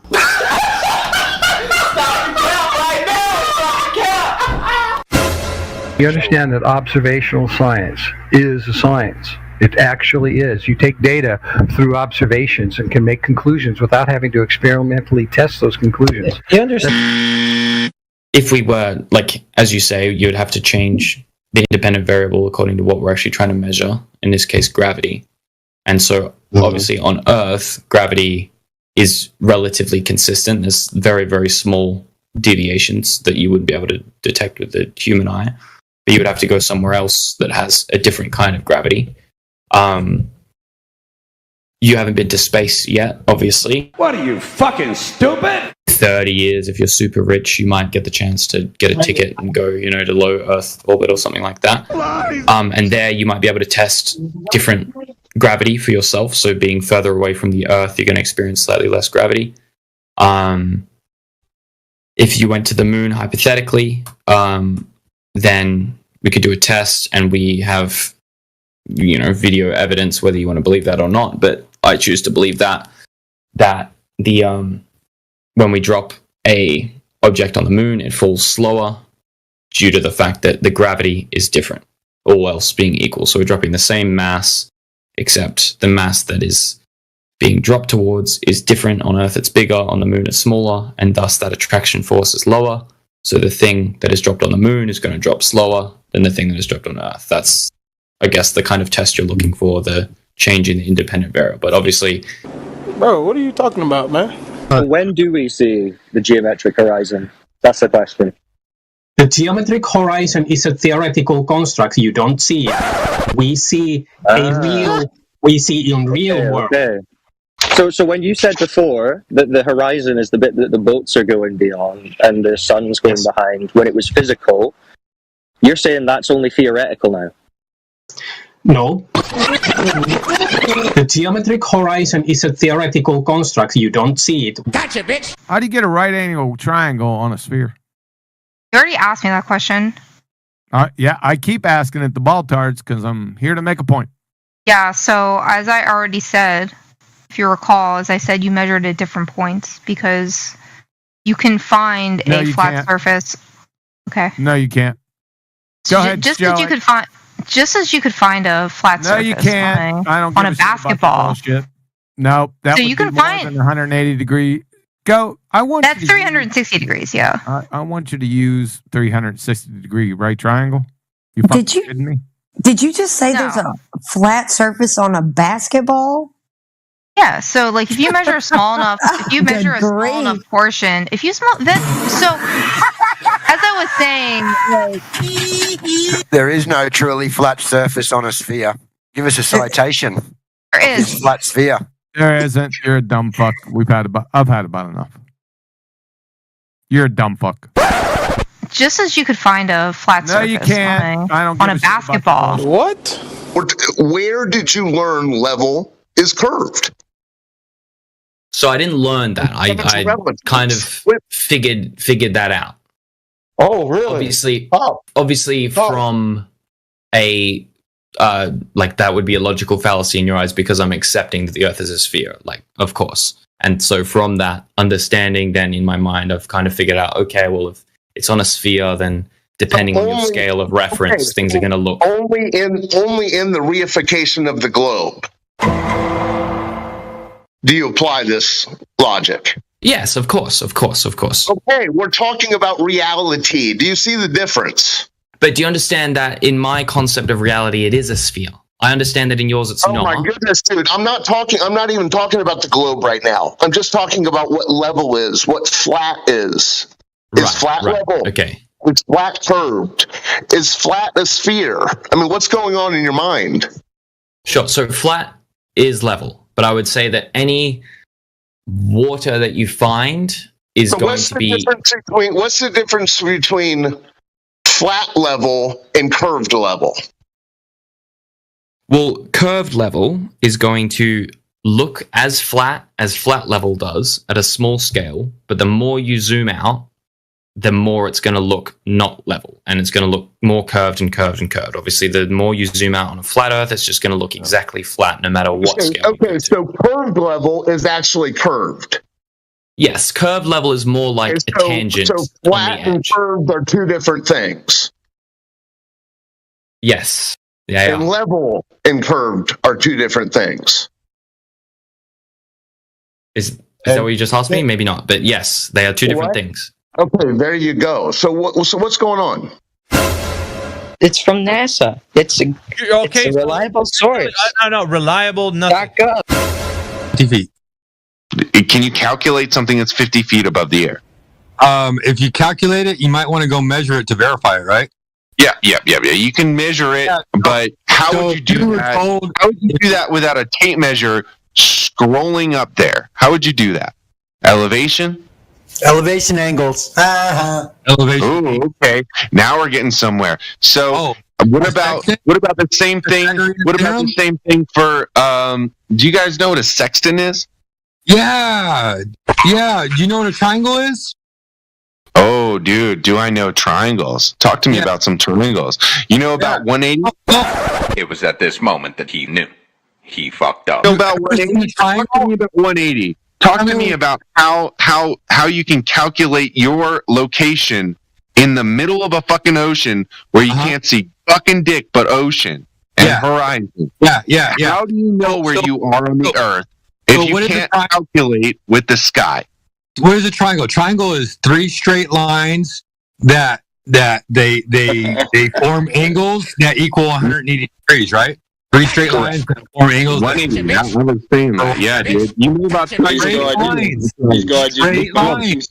Straight. Are you not listening? Are you not listening? Straight lines. So in order to have 3 straight lines, you cannot have a curved adjacent, correct? Correct. Gotcha, bitch. Game over, dude. Flat Earth. Anyway. We didn't say anything. Game over. Gotcha, bitch. Why are you guys obsessed with peer review? I don't know why. Peer review means somebody can recreate the shit. Do you think it doesn't mean it just means I said everyone agreed on it? Let me ask him a question. I want to ask a question. Ryan, do you think people that peer review recreate the experiment they're reviewing? That's usually what peer review means. No. They're just making sure the fucking data and the math are correct. They're not recreating experiments. Yeah, sure, it could be, but I mean, if I was like, I'm like, if I had to make a choice between one or the other. Yeah. But okay, so either you're saying they're massively incompetent and they don't know the difference between a rock from the moon and a piece of wood, or they're lying. Those are our choices, yeah? They misplaced it. So wait, so those are the choices, yeah? Either massively incompetent or lying. Well, they don't have to be massively incompetent. It could just been a simple mistake. Well, it's a rock from the moon, bro. If I have a rock from the moon, and I say I'm going to give you a rock from the moon, it's going to be difficult for me to accidentally give you a piece of wood instead. And if you're a $50 million, $60 million a day company whose job it is to go to the moon, we would expect that you know what the moon rock is when you're giving it to another country, wouldn't you? Isn't that a bare minimum? Well, I mean, I'm pretty sure like all governments like make mistakes. I mean, that's why we criticize. Yeah, but if you go, but it would be but if you go to the moon like they claim and you get rocks from it, it's not like they're giving them a certain type of pencil and there's millions of them and they accidentally gave them the wrong kind of pencil. I mean, it's a rock from the moon. These are supposed to be some of the most valuable things on Earth, and they'd have to be very heavily watched and secured.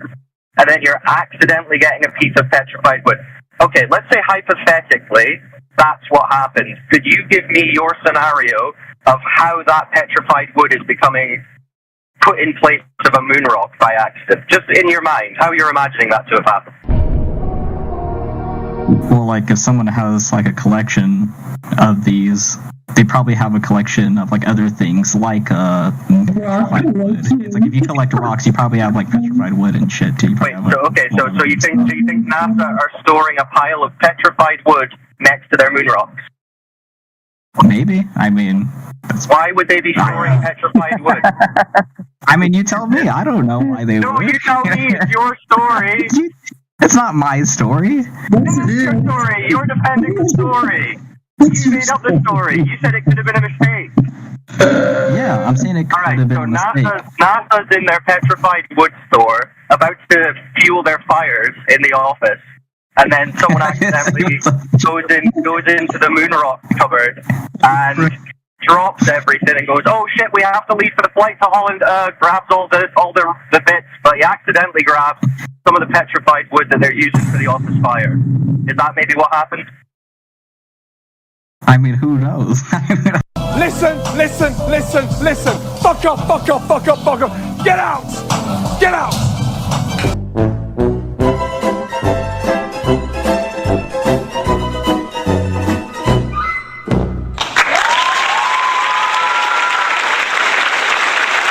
It's all over.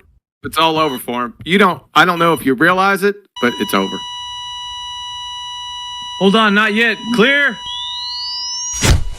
24/7 Flat Earth Discord. Go get VC verified. The Antarctic terrorist Jarl Andøy. Tromsø, Oslo, Norway. The Dagbladet. Polar explorer and television celebrity Jarl Andøy, 38, sits in the dock, the Nord-Troms District Court accused of having carried out his third voyage south of the 60th parallel in Antarctica without permission from the Norwegian authorities. He is also accused of having sailed without insurance, so the provisions of the Antarctic Treaty requires. The expedition took place a year ago, where, among others, comedian Anne Cat Hareland, 43, and rock guitarist Peter Barley, 50, was on the journey. The voyage constitutes television program Berserk in Pioneer Waters, which premieres on TV Norge tonight. There's an advanced sentence. Andohoy believes the charges against him are baseless. He points out that the sailboat is registered in Russia and claims to have acquired permission from the Argentine authorities before the expedition started. He never sought permission in Norway because he believes an application by him will never be merited by the Norwegian authorities. He felt prejudged by the Polar Institute of Foreign Affairs. Ever since 2011, I have been treated as terrorist in Antarctica by the Foreign Ministry and the Norwegian Polar Institute. They've stolen equipment, withheld information, and tried to stop my expeditions, says Andohoy. He believes everything started 5 years ago when he went on an expedition aboard Antarctic yacht Berserk with a crew of 4. The aim was to celebrate the 100-year anniversary of Roald Amundsen's trip to the South Pole. The expedition ended dramatically when the sailboat disappeared during a storm in the Ross Sea. Andohoy was even on land, along with 18-year-old Samuel Massey at the time. Comrades Robert PCP, who is 34, Tom Gizel Bellica, 36, and South African Leonard J. Banks, 32, were never found. Andohoy was fined 25,000 kroners after the expedition. He endorsed this writ. In 2012, he returned to Antarctica to find out what had happened to his friends. Again, Andohoy was fined for having traveled to Antarctica without licenses and insurance. Foreign Affairs and the Norwegian Polar Institute have opposed and tried to stop me. They still do. The entire input on this matter was that I had permission to sail, something I had said, Andohoy said, adding, "It will be exciting to see where they are now. This is a tragedy for me and other relatives who have lost shipmates and sons in Antarctica. The essential question is if there was an accident that was just swept under the carpet." Foreign Ministry rejects accusations of the Arctic explorer. Andohoy's claims fall on absurdity. Beyond this, we do not want from the ministry's side to comment on an ongoing trial, says Pressevakt at UD Astrid Sail to Dagbladet, the newspaper. The head of section at the Norwegian Polar Institute, Birgit Njastad, testified in a criminal case against Andohoy. She told Dagbladet that she did not want to comment beyond what was said in court. The documents showing Andohoy alleged authorization of Argentine authorities for permission to conduct the voyage was sent over to the prosecutor late Tuesday night. The papers were written in Spanish. They were assessed whether grounds for the examination. The reason is Andohoy complained that the dismissal was a violation of protection zone determination, believed they died unnecessarily, and would like to shed further light on the circumstances of the accident. He believes, therefore, that these matters have not been resolved, and he believes that all parties will benefit from what exists, says the lawyer Nora Vardahl to Dagbladet. 3 crew members, Robert and 32, Tom, 34, and Leonard, 36, Antarctica on the Bezelschmitter and Horseshoe Bay, McMurdo Sound, before the Berserker disappeared. Andohoy got a text from the crew that read, "Everything is good, atmosphere is good in Horseshoe Bay. Contact us." Expedition participant Manuel Hernandez has gone through these documents today. Prosecutors reject Andohoy's written permission. It is not issued by authorities who handle Antarctica regulations, say prosecutors Trude Vonley in this procedure, risking jail time. Anne Cat Hareland was summoned as a witness in Nord-Trom's district court Wednesday. "I know that it was working to try to get a permit. I know that there was no Norwegian license, but I also know that Jarl would not have received any permit in Norway if he asked for it," says Hareland. The prosecutor asked today about the 30-day suspended sentence and fined 45,000 kroners for Jarl Andohoy. "I do not wonder if I will be convicted. I am going to appeal all the way. I do not give up," says Andohoy. The verdict will be pronounced in about a week. So they're calling him a terrorist for going to the Antarctic. Jarl Andohoy was eventually acquitted. I think that this is only the correct one. the correct, I guess he's saying, this is the only correct decision, or he agrees with it. Unusual attorney Lars' assessment of the events is not a police matter, says the ASBN or ABSN. The director of the shipping department confirms it received a case. It's unusual that police would be sending a case like this to us, also a special case. We previously decided to investigate this. Now we'll reconsider this information for us to choose. These accidents basically happen and we perform an investigation. We prioritize the safety on board vessels, particularly the HGV. We do not prioritize accidents of pleasure craft in the same way. Inset. The day before the Berserk disappeared, Andahoy got a text message from the crew which read, "There is a good atmosphere and all is well. We leave Horseshoe Bay. Contact us when you can. Want answers." Jarl Andahoy wants to know what exactly happened before the Berserk wrecked. Unanswered questions. It has emerged as a mystery for Andahoy. Now Andahoy wants answers. Troms and Finnmark, the public prosecutor, has forwarded the case to the Accident Investigation Board with instructions to assess whether there are grounds for further examinations. The reason that as Andahoy complained that a dismissal of violation of protection zone determination occurred when the Berserk went to Horseshoe Bay. Andahoy believes action was solely due to necessity. Its purpose of the complaint was to shed light on the circumstances prior to the accident. There are things in here in this matter that are still not resolved, and documentation that we still have not obtained, but that exists. All parties will benefit from that there are no secret issues prior to the event, says Andahoy's lawyer, or Nils Jorgen Vardal, told Dagbladet. Attorney Lars Faust's assessment meant that further investigation of the events is not a police matter, and that the cause, therefore, was sent to AIDN. Director Morten Kven in AIBN Shipping Department confirms that it has received the case. It is a bit unusual that the police have sending a case like this to us. It is also a special case. We have previously taken a decision not to investigate. We shall now consider this again, but there must be new information for us to choose to do it, says Kveim. Accidents of this type are basically not a priority of the Accident Investigation Board, the AIB. That we should prioritize the safety on board vessels, particularly HGV. We tend not to prioritize accidents with pleasure craft, says Kveim, which states that a full decision will be published in the next few weeks. On January 19th, it is planned to have a premiere of TV Norg's Berserk series. It was today the press viewing where the media got to see episode 1, half the episode 8 and episode 9. The last episode is an epilogue, and more documentary than the rest of the series. Here we see how the one before the crew parted in Antarctica took place, and it repeated calls about the risks of the mission. Several of the families wanted to stop the series.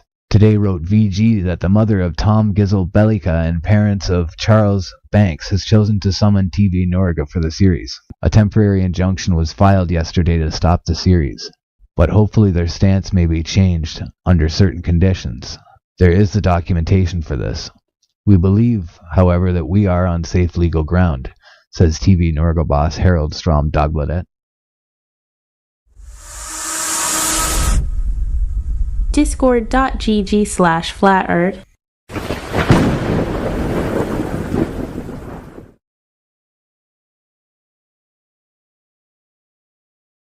Sorry. Yeah, well, Adam was speaking, so you have to wait. I'm sorry. I looked it up. Actually, I don't mind if you'd like to continue the conversation with Brandon. Please. Brandon, what did you say? The device is called Discord. No joke. I looked it up. Brandon, post it in the live stream voice text. I can't post pictures. I'm not on my. Yeah, I don't have the permission. Let's see. I don't know why, but I just don't have the permission to. Wait. Right. Hang on. I'm going to give you that permission. 1 second. Wait, just a moment. Okay, I got the plus on there, so let's see. All right, I give you the permission. I'm actually going to give you the Globe Earth roll back again. I don't know why it's not on you right now.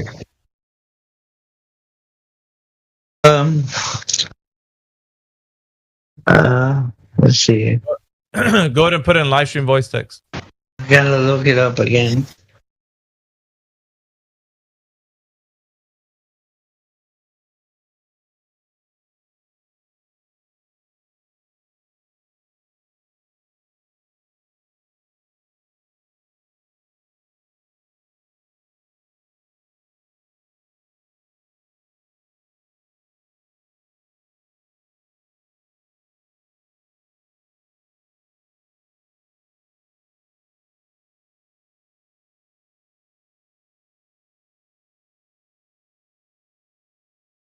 Shout out to Shekel. What's up, Shekel?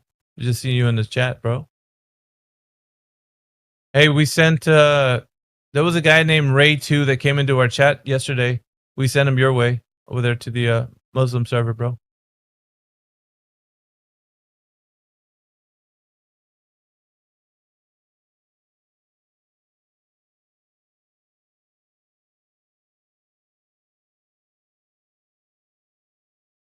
Jedi, are you there? Yes, brother, I'm here. What's up? I don't know if you heard, but Brandon's going to produce a device that can measure curvature. He said it's one that can measure football fields, so he's going to drop it in live in just a moment. How much curvature is he expecting on a fucking football field like? Well, I mean, this is writing fake. This is writing off the back that the conversation we had previous. Oh, there you go. Yeah, that's a picture of it. The second one, the one with the wheel. One with the what? Brandon, I'm face palming so hard right now at your evidence. Oh, that's a fucking meter stick thing, man. What the fuck? That measures land, though. Well, that's what fucking that's what people use if they're fucking measuring a back garden or some shit, man. It's not going to measure. That's what we were talking about. I mean, it's only going to measure like width for that. It's not going to measure convexity levels, brother. We weren't talking about that, though. We were talking about distances. No, we were not measuring distance. We're not talking about measuring. I told you we're measuring the curvature of the Earth, and you're like, "Yeah, I know a device that measures football fields." I'm like, "How is that?" Well, that wasn't on circular, but you know. You can measure like the width or length of a football field, but you're not going to be able to measure how much curve there is over a distance, bruv. Come on, man. Get a grip of yourself. Yeah, that's not where I went. That's okay. Why would you bring it into the conversation? For that pool, but I mean, my mind went somewhere else. Brandon, you went somewhere else because you. Listen, man. We were talking about measuring the guy was. I get distracted a lot. That's why. That's not that. I distract myself. Did you even, Brandon? Did you even Google? Like, what's that say? The device used to measure the curvature of the Earth. Is that what you typed into Google, and that's what you came up with? Probably. Well, I was. What's the rest of that Google search? That's what I was saying. That's what I was going for. But the rest of it football field, it's not full for sure. No. I don't know. Max was here for the whole conversation. So even if you're distracted, everybody in here heard what. Yeah, I don't know what device said measures curvature. Then. All right. See, why is it so hard to admit that when at first that's the only thing I want you to say? The football field was off, and that was my fault. And then it hit me. What's wrong with this picture?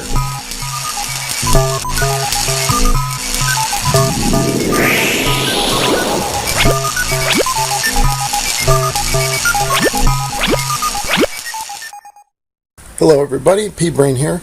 I got inspired to do a video. I'd been discussing on a couple of my videos about this notion that the sun would never make it to the horizon, and I had a couple people show me diagrams, and I hadn't come up with a really good illustration to completely debunk this idea until now. So that's why I got inspired to do this video. Yeah, first of all, let me just say I don't know how high the sun is, so I'll just go with the 3,000 miles that many flat earthers use, and that's what I'm going to use for this video. This guy sent me this picture, and he's got all the maths included, and it looks good, you know. At first, I had a little tough time with it because there's a couple things true about it, right? It's showing the sun traversing over the ground, over the flat earth, and it's parallel to the ground. So it had that going for it, and it's showing that when the sun is further away from you, it angles down, just like perspective. Same as this guy, Daz the cameraman or something is his name. He has a video out and he shows this picture, and it's the same thing. It still shows a parallel sun to the ground, and instead of moving the sun, he's moving the observer. But it's the same diagram. If you flip it upside down, it looks identical. Anyway, so it's the same notion. So I was a little bit perplexed. I was like, wait a second. You know, makes you start to doubt. But I mean, I know it's wrong, but I was like, wait a minute, it's got perspective. It's so I thought. And then it hit me. What's wrong with this picture? What's wrong with this picture is that they are attempting to calculate visual angles to the sun from a non-visual, non-perspective drawing. So the drawing is not taking the visual perspective of the observer into account, and that's what's wrong with this diagram. You see, you cannot calculate visual angles to convergent positions, which is where the sun is from the observer, by using non-convergent parallel lines, which is what they're doing in the diagram here. They have two parallel lines and they're drawing visual angles to it. It's true that this drawing is an accurate representation of actual relationships and positions of the observer to the sun, but it's a non-perspective side view representation. So this diagram is not accurate at all as it relates to the perspective of the observer. So if we add perspective lines, we get a completely different picture. All right, take a look at this wall of lines. Now, this wall is not an illustration, it's not a cartoon, it's a photo. It's reality, okay? This that they put up here, although it has a lot of truth, you know, in it, showing the parallel sun and all that, it's nothing but some geometry. I mean, they're showing us some angles, but it has nothing to do with perspective and how we would see the sun. So, it's bunk.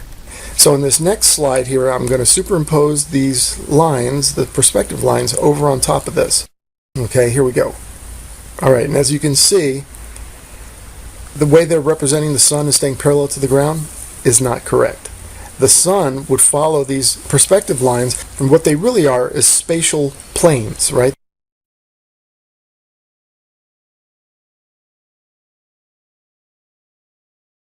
They're invisible spatial planes that are around your z-axis. Now your z-axis goes from your eyes, a straight line out from your eye in any direction. Okay, that's your z-axis. So anything parallel to that will start to converge toward that focal point or the horizon, right? In line with that z-axis. Everything does. Any lines going away from you are going to all converge.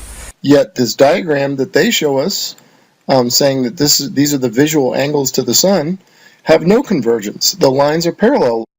See, look at these parallel lines and look how they converge. They completely go against this geometric drawing or these angles and these formulas. They don't work, friends. So anytime someone brings this up, bring them to this video, show them this picture, and this is the reality. The photograph is a reality. That's how we see everything. So this representing the sun is going away from you parallel to the ground, and then calculating your angles to the sun based on that is wrong, and it doesn't work. Okay, and quickly notice with this line of converging parallel lines or planes. Notice how the higher up they get, or the further away they get from the yellow line, which is your z-axis, notice how they orient themselves more and more vertically and less horizontally. Also notice how all the lines converge at the same point, the vanishing point. It doesn't matter how high they are, they all go to the same place, which, interestingly enough, means that no matter how high that object is going away from you, it visually goes to the same place. Okay, here's the wall of lines again. Notice that these are true perspective lines. These are parallel lines, but from the observer, which is this little guy down here, this is what these parallel planes or parallel lines would look like. They just happen to be represented by these wooden planks, right? But that's actual perspective. What they represent as the sun up here traveling parallel to the ground, is not perspective. Yet they are calculating angles based on a non-perspective drawing, right? Their maths are based on non-perspective lines, right? Two parallel lines. Well, you can't, because that's not the perspective of the observer. The observer sees these lines, the converging lines. So as you can see, this is the reality, the one here where the sun travels down. The green sun's here traveling down. That's our reality. Now, here's another interesting thing. The reason, too, that their sun will never reach the horizon in their calculations is, notice this, these spatial planes, as I call them, represent height or altitude, right? Look at their sun. It's crossing height lines, right? Because each one of these lines is parallel to the ground, even though they appear to be converging, and yet they represent different altitudes. So look at their sun. It's traveling higher and higher and higher and higher and higher in the sky. Well, of course it's not going to, this is why they think that the sun would be visible 24/7 on a flat Earth, and why the sun would never get to the horizon.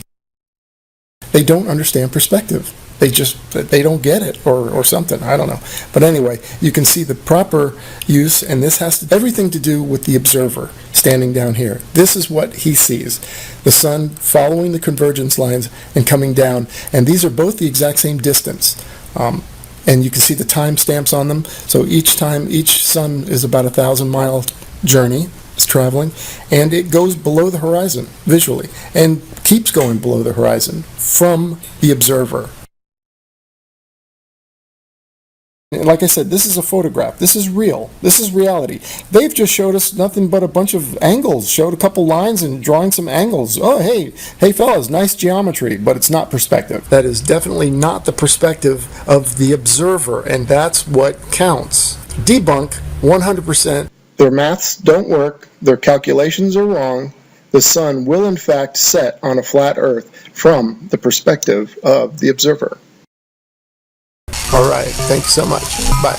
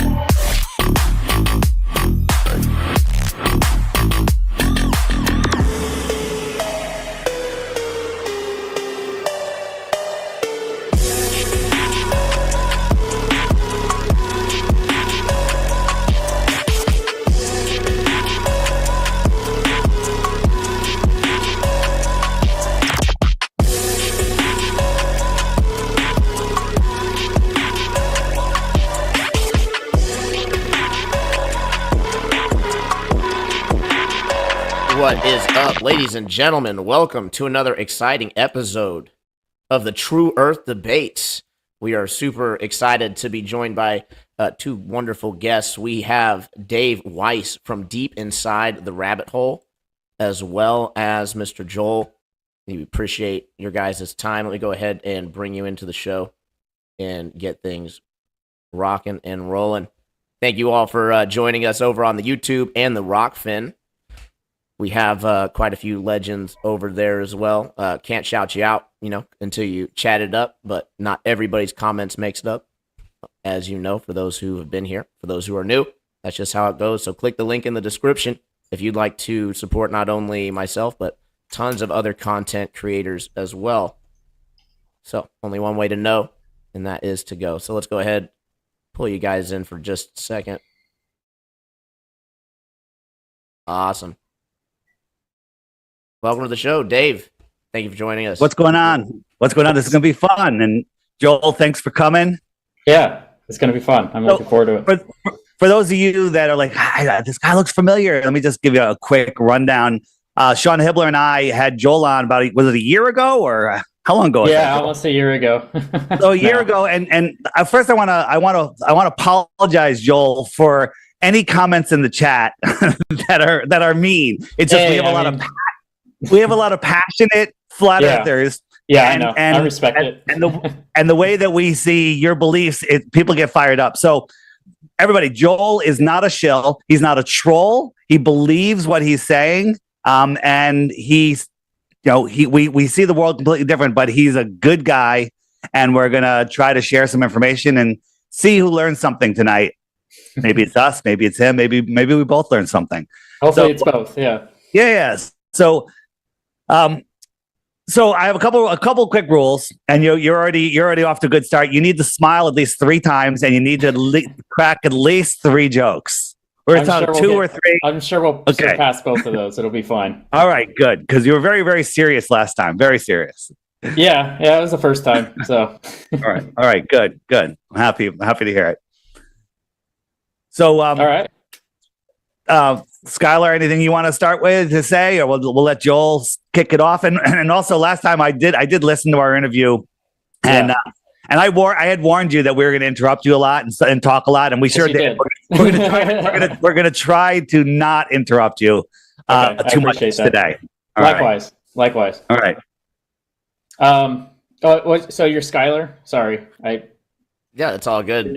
Joel, we just met, so it's nice to meet you. Thank you for giving your time and attention to this very important matter. I feel like the True Earth Debate is probably one of the most, it's starting to be the shoe on the other foot, right? But it was for a long time one of the most underrated but controversial conspiracies out there. So controversial that even the YouTube heads got pulled into Congress and said, well, what are you going to do about the conspiracy videos, the flat earth videos, and so on and so forth? And so now we have seen the results of that with a completely stacked deck as far as the search algorithms go. But neither here nor there.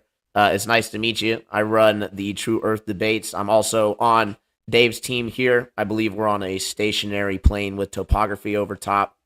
We actually build all of our useful data about the Earth off of a flat plane. We have the sea level. We have sonar mapping the oceans as flat. We have, as well as radar waves going over 10,000 miles. Lots of other evidences that seem to indicate that, there's no curvature in sight. So I'd like to go ahead and pass the floor over to you. What do you think is the biggest reason why you believe that you're on a spinning space rock? The biggest reason? Oh, hold on. Dave is muted. Yeah, you're muted, Dave. Yeah, hold on. I do that once every show. Just Joel, we asked Joel to do last time he said, I'm going to go do the math. I'm going to come back. And he came back and said, hey, I want to talk about these 3 things. And I agreed that we're going to talk about those, but then we're also going to talk about others. So, Joel, you can answer that question right now if you want, or you can start wherever you want. I want to make this I want you to lead the conversation. Well, in good faith of, I guess, following on from our last discussion, and this is sort of like a sequel, if you will.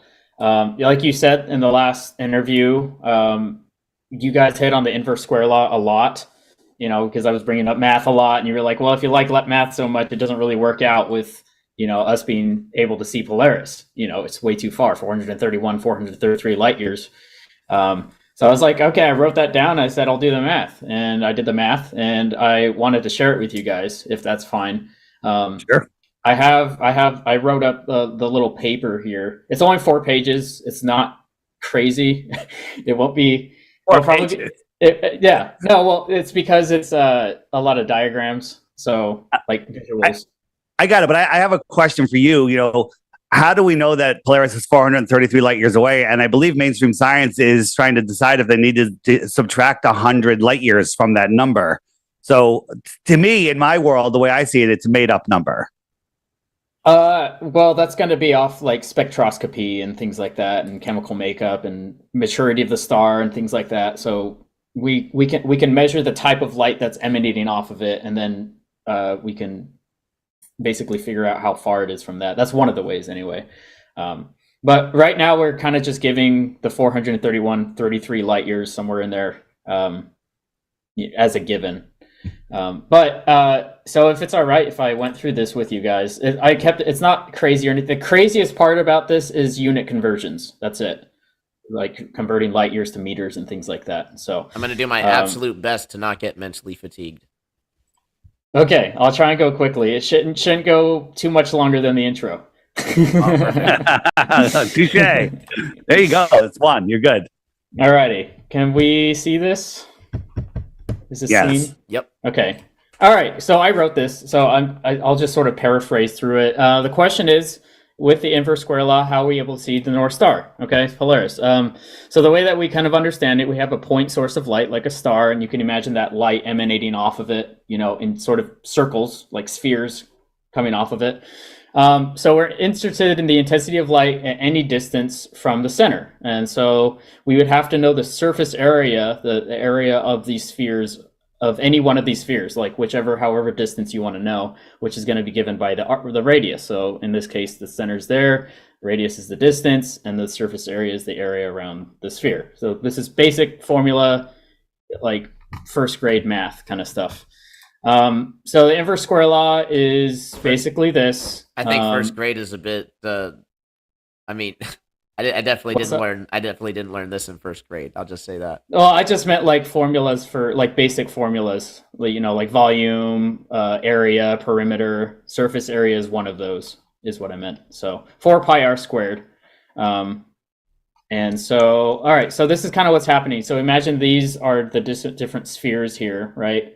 And so, like you were saying, Dave, the further away you get, so at 1 distance away, you have a certain intensity. Then you go 2 times as far away, you have a quarter of the intensity. And then 3 times as far away, you have a ninth, and so on and so forth.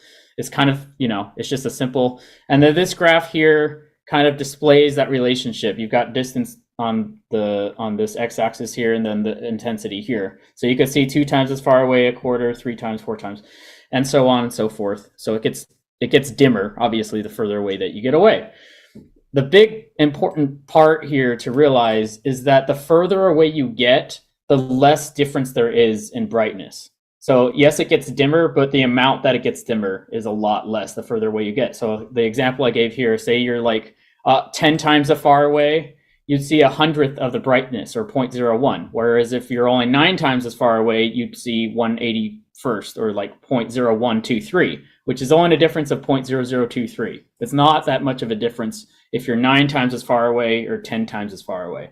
And the further away you get, again, like the less difference there's going to be between those brightnesses. Okay, so that's the big point here. At what distance do we start to really notice that relationship?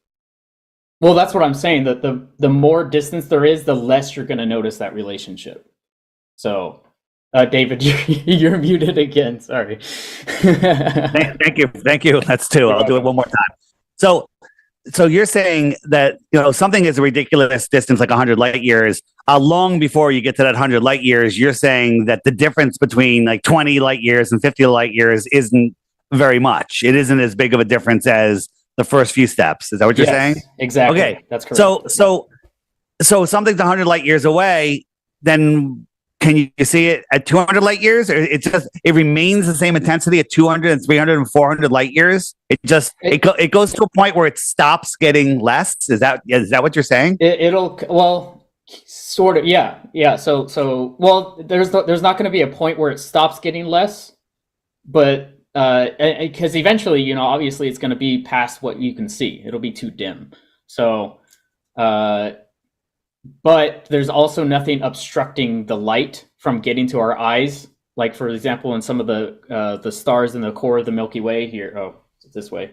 So a lot of these stars here, they kind of just look like a haze at this point because they're really far. You can't see individual stars with your eyes, but you just sort of see this haze. So the light's still getting there, but you can't make out the stars themselves, the pinpricks, if you will. Well, the only problem with that, just to interject for a moment, is that normally when you have something that's too far away to see that it's like pinpoint, right? When you zoom in on it, you're not going to be able to make it bigger, right? At least not with, not unless you have an intense, like a ridiculously intense amount of zoom, right? Most of the time, you would agree that you're not with like a camera, right? You're not going to be able to zoom in on something that's 400 light years away. If we're seeing a pinpoint source, right? Would you agree with that? That we're not going to be able to zoom in on that with a P900? To a degree, yeah. Essentially, you can't just get a whole bunch of detail out of something unless you're closer to it, So if you're really far away from something, you can only zoom in so much. So yeah, I agree with that. Well, it's actually it's not just that, but it's also the actual size of the thing that you're talking about. So there's a point where you're pretty much only seeing a point source of light, and then there's almost no difference between 200 and 400 light years. It's basically the claim that you just made in the simplest terms, right? So if that's the case, then when you have a star that's 400 light years away and you're seeing the pinpoint source, zooming in on it a little bit is not going to it's not going to bring that size back in, right? It's not going to get larger by zooming in on something that's okay. Thank you. Yeah, that's relatively accurate. Yeah. Okay. So the problem is that we have tons of videos of people zooming in on stars, and they get bigger every time. So, and that's what P900s. That's a slightly separate subject. Let's go ahead and just finish this off, because the second part of this, I explained the concept, and now I plug the numbers in. Is essentially what's happening here. And then once we get through this, then we can have the discussion. All right. So I said let's try. Let's plug everything in. So there's a couple terms here. So what we are looking at here, when we're looking at like the area, this is like square meters, right? You have a meter here and a meter here, so it's square meters. That's actually going to be called the flux. So that's the astronomy term for it. And then luminosity is whatever the star's wattage is, output. So it's the same thing. The inverse square law is the same thing. We have luminosity here, and we're trying to get the flux. That's basically like if Earth was right here, you want to know how much light is sort of like at this sphere, at that distance away from the star. So that's the flux. So all we need to find is how bright the star is and how far away it is. So its estimated Polaris is 25,000 times brighter and 50 times larger than our sun. All right, these are estimates, but we know the luminosity of the sun is this. So I call it L Sol. So all you have to do is times that by 2,500, because it's 2,500 brighter. So we multiply that out, we get our luminosity. So this is the supposed wattage output of Polaris. So we have our L. And then here it's 431 light years I put here. You could say 433. It's going to be kind of negligible at this point. Would you agree that this is all theoretical? No, I wouldn't. A lot of these are hard numbers. So which one would you say is the hard number? Well, certainly the luminosity of the sun. How did we get the luminosity of the sun? You can measure it with spectrometers and with light measurements, essentially. Like you can measure how much light is hitting a sensor. Okay, that's Joel, fair. do you have any examples of anything that's twice as bright as the sun? I mean, there's plenty of stars. Like stars. No. When you look at a star, you can theorize that it's whatever number brighter than the sun. But do you have any examples around here of something brighter than the sun?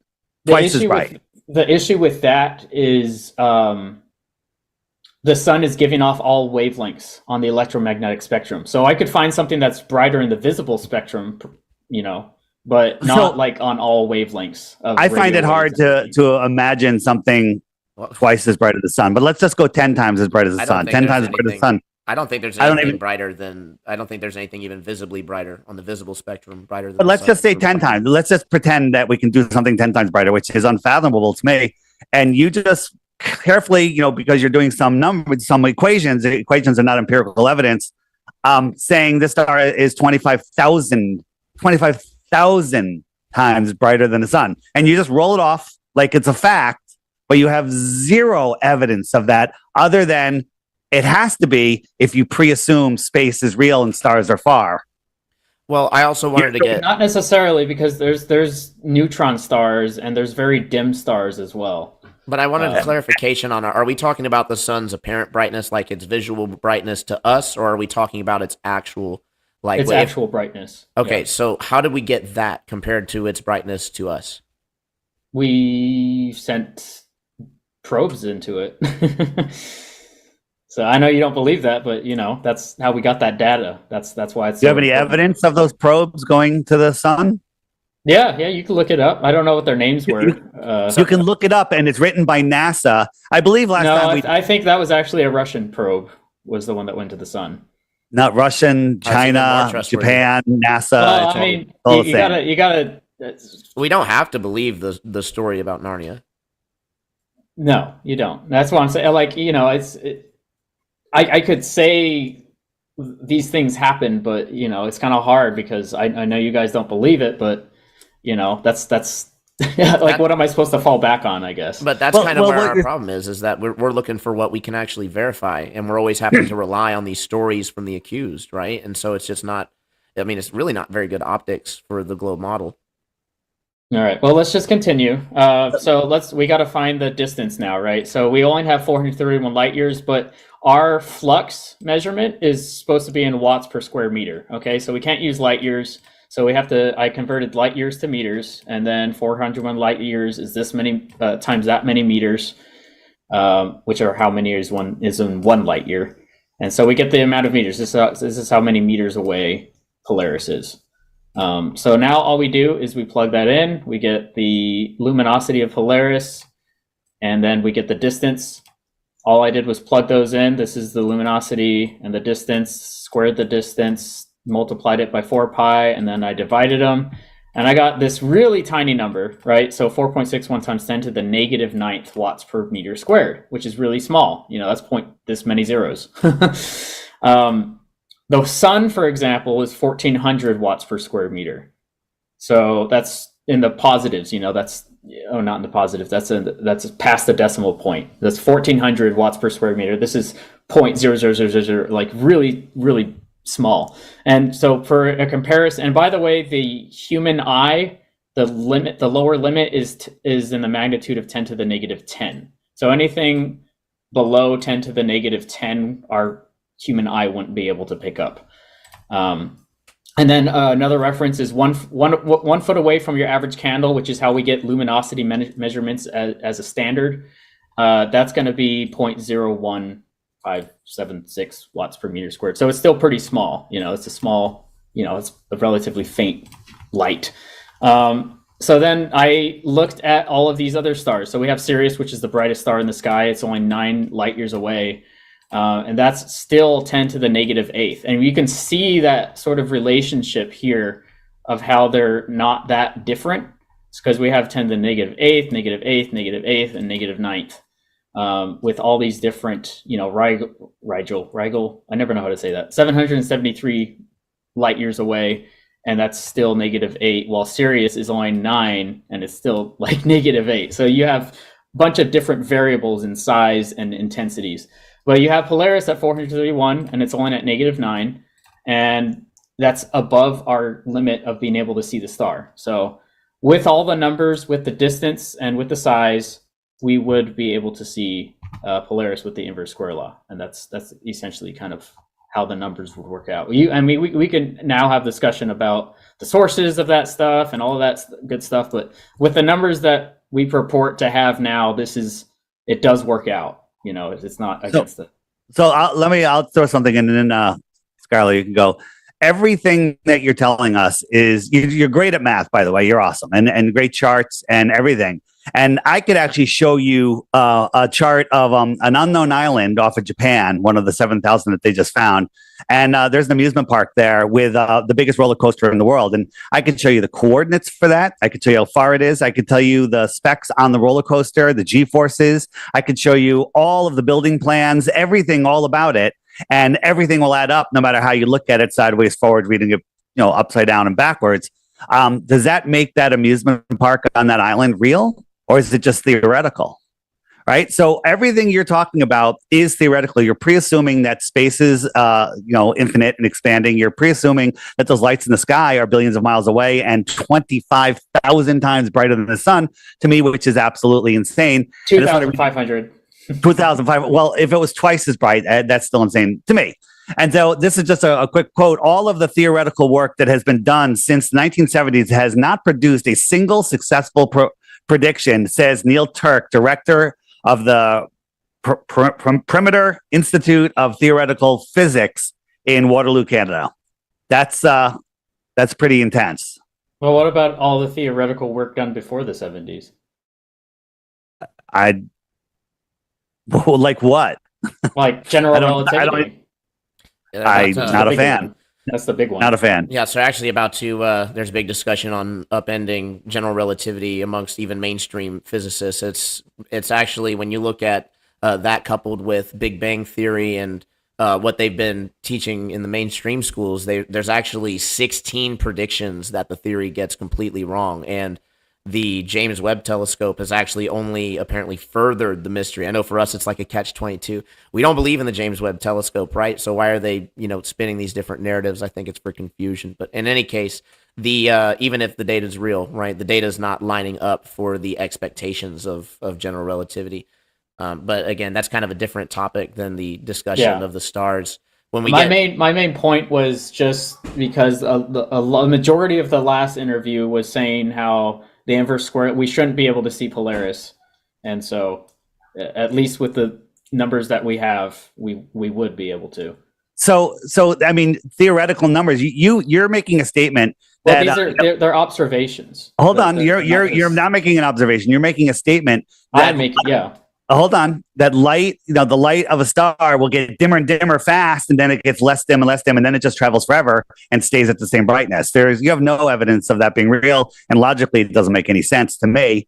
But you have no way to prove that's real. That's just a theoretical statement that has to exist for your infinite solar system, infinite galaxy, and universe to exist. I'm not sure that they're infinite. I'm not sure I believe it's infinite. Well, expanding, very large, bigger than the flat Earth concept, if you will. Sure, yeah, it's definitely bigger than that. Right. So you're reaching to places that you can't verify. You can just read books and trust government agencies. They're very trustful entities. And you're not looking here on Earth where we can actually scientifically prove that we're not a globe. I mean, you want to believe that Polaris is 2,500 times brighter than the sun, which that's crazy. I mean, if that was the case, there's other stars that are probably 100,000 times brighter than the sun, or 1,000,000 times brighter, right? No, not a million. I don't think a million. Okay, yeah, but many magnitudes, yeah. But these numbers that you're coming up with, but they all kind of look pretty much the same. And when we zoom in on them, they all that's proof of the inverse square law to me. I think that's proof of the inverse square law that the further away they all things look the get, same. Everything just evens out. Well, in our local celestial neighborhood, yes, but like once you get further out, like out to the middle of the galaxy and stuff, things look a little different. They get denser and they get closer together, and they get into you have nebulae and everything like that. So, and then you have other galaxies, and then you can zoom into and see specific stars in other galaxies. Do you believe in the James Webb Telescope? Well, yeah. Okay.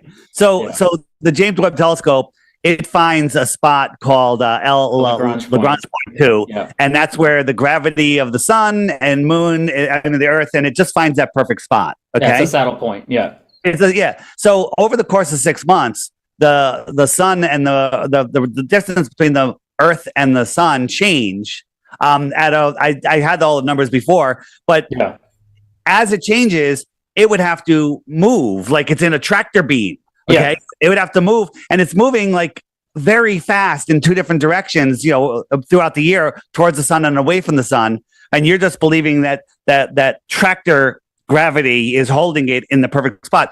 Here's my question, though: if you watch the launch, did you watch the launch of the James Webb? Yeah, I did. And it was over Earth. Maybe this is that's not it. That's me making a James Webb image. Let me just find something here for a second. You good? Where is it? Here it is. I think this is it.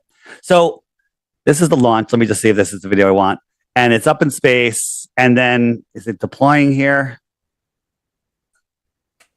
All right. So it's the next one. You see, this is it. So here it is, and they're showing us this beautiful curve of Earth. They always show us this beautiful curve of Earth. So it's ejected it here. Now, how many miles away from Earth is that? Is it 1 million miles away? It's not 1 million miles away. It's a couple 100 miles away. Yeah. Right? Yeah. Let's round up to 1,000. Let's say it's 1,000 miles away. Got a great shot of Earth. Somehow we can see through all the atmosphere and see the perfect edge of this. And here it goes out here, and it's going to deploy. Let me just jump forward. It's gonna and if you watch, the signal's breaking up here, and it's only 1,000 miles away, probably a lot less. And it's going away. It's already ejected from the rocket. Yeah. And I'm going forward, and it's out. It's now putting out its solar panel. Right. How does it go park itself 1 million miles away? What gets it to the Lagrange point? Well, that's literally rocket science, man. I mean, that's orbital mechanics. They exceeded the escape velocity of the orbit, and so it was no longer within the. So you're saying the rocket is in orbit and it pops the satellite out, and then that satellite knows to go 1 million miles away and park itself. Is that what you're saying? No, not necessarily. It doesn't know to do. It's. How does it get there? How does it get there? I think you need to know that it's constantly correcting itself. How does it correcting? Does it have engines on it? No, it's got I don't know what the nozzles, pressure nozzles. I don't know what they're called. So the satellite has pressure nozzles that are pushing against what? What are they pushing against? You don't have to. It's not the pushing against. It's the fact that it's pushing something of itself out. So it's equal. And what is it pushing out? What is it pushing out? Pressure, air pressure. Gas. It's pushing air out. Gas. Yeah. So have you ever seen where we take a vacuum chamber and we put a little rocket and a fan and all sorts of stuff and nothing moves? We just light it and it won't. There's no propulsion. There's no pull. There's no push. We hang a feather in front of a fan and there's nothing. There's nothing. So we could argue that all day. It doesn't matter. Yeah. You're saying that this thing with where are the thrusters on here? If you take a look at it, I don't see. I think I can actually see them right there. There's one at every corner. At every corner. So those four are going to take it out of orbit and park it 1 million miles away. That is a faith. That is a religion. I have another big question. Big one for I the think it's just math, right? Well, I'd like to see you try to use math to get out of this one. So we know that there's something called back pressure. That's how all our pressurized systems work when we're dealing with gases with the pumps, right? So we have atmospheric pressure pushing down. Without that, the gas will escape the pumps, right? So out in space, there is no back pressure. So what keeps the gas from escaping? Gas from what? The thrusters. Well, they're nozzles. They open and close. Yeah, but see, okay, it's like it's a container. They're contained inside of the thing, and it pushes it out. And it's like if you were to blow in space, I guess. It doesn't mean it's just gonna deflate immediately. Can I ask what right here? They're having this bad video feed. Is it going to get better as they get farther away from Earth? Are they going to be able to transmit some high-res pictures because they can't seem to transmit a picture here? Well, I don't think the craft, the rocket, followed it. So, I'm not sure what you mean. So the transmitter on the telescope is better than the one that's on the rocket. Is that what you're saying? Yeah. I'll go with that. Yeah. Yeah. Well, I think we could go ahead and move to the next thing I wanted to talk about, unless you guys had something. No, we'll go to the next thing. And Skylar? I still had one thing on the stars too, because my point on the fact that we can zoom in on all the stars and they all increase in visual size in the camera lens is evidence that they can't be at these varying distances of vast light years away. So I'm not sure what footage you're talking about. Amateur footage. That's not just blurry. There's hundreds. Besides blurry. But you can just call it. I mean, I understand that you can just call it blurry, but even the blur, right? It's getting bigger in size. Like that wouldn't happen. It's a point source of. Yeah. So I'd encourage you to take a similar camera, or to ask someone to do this. Take whatever camera that you did that with a star, and do it with like a different type of smaller dim light. Put it off in the distance in a dark area, and zoom into it, and it's gonna look the same.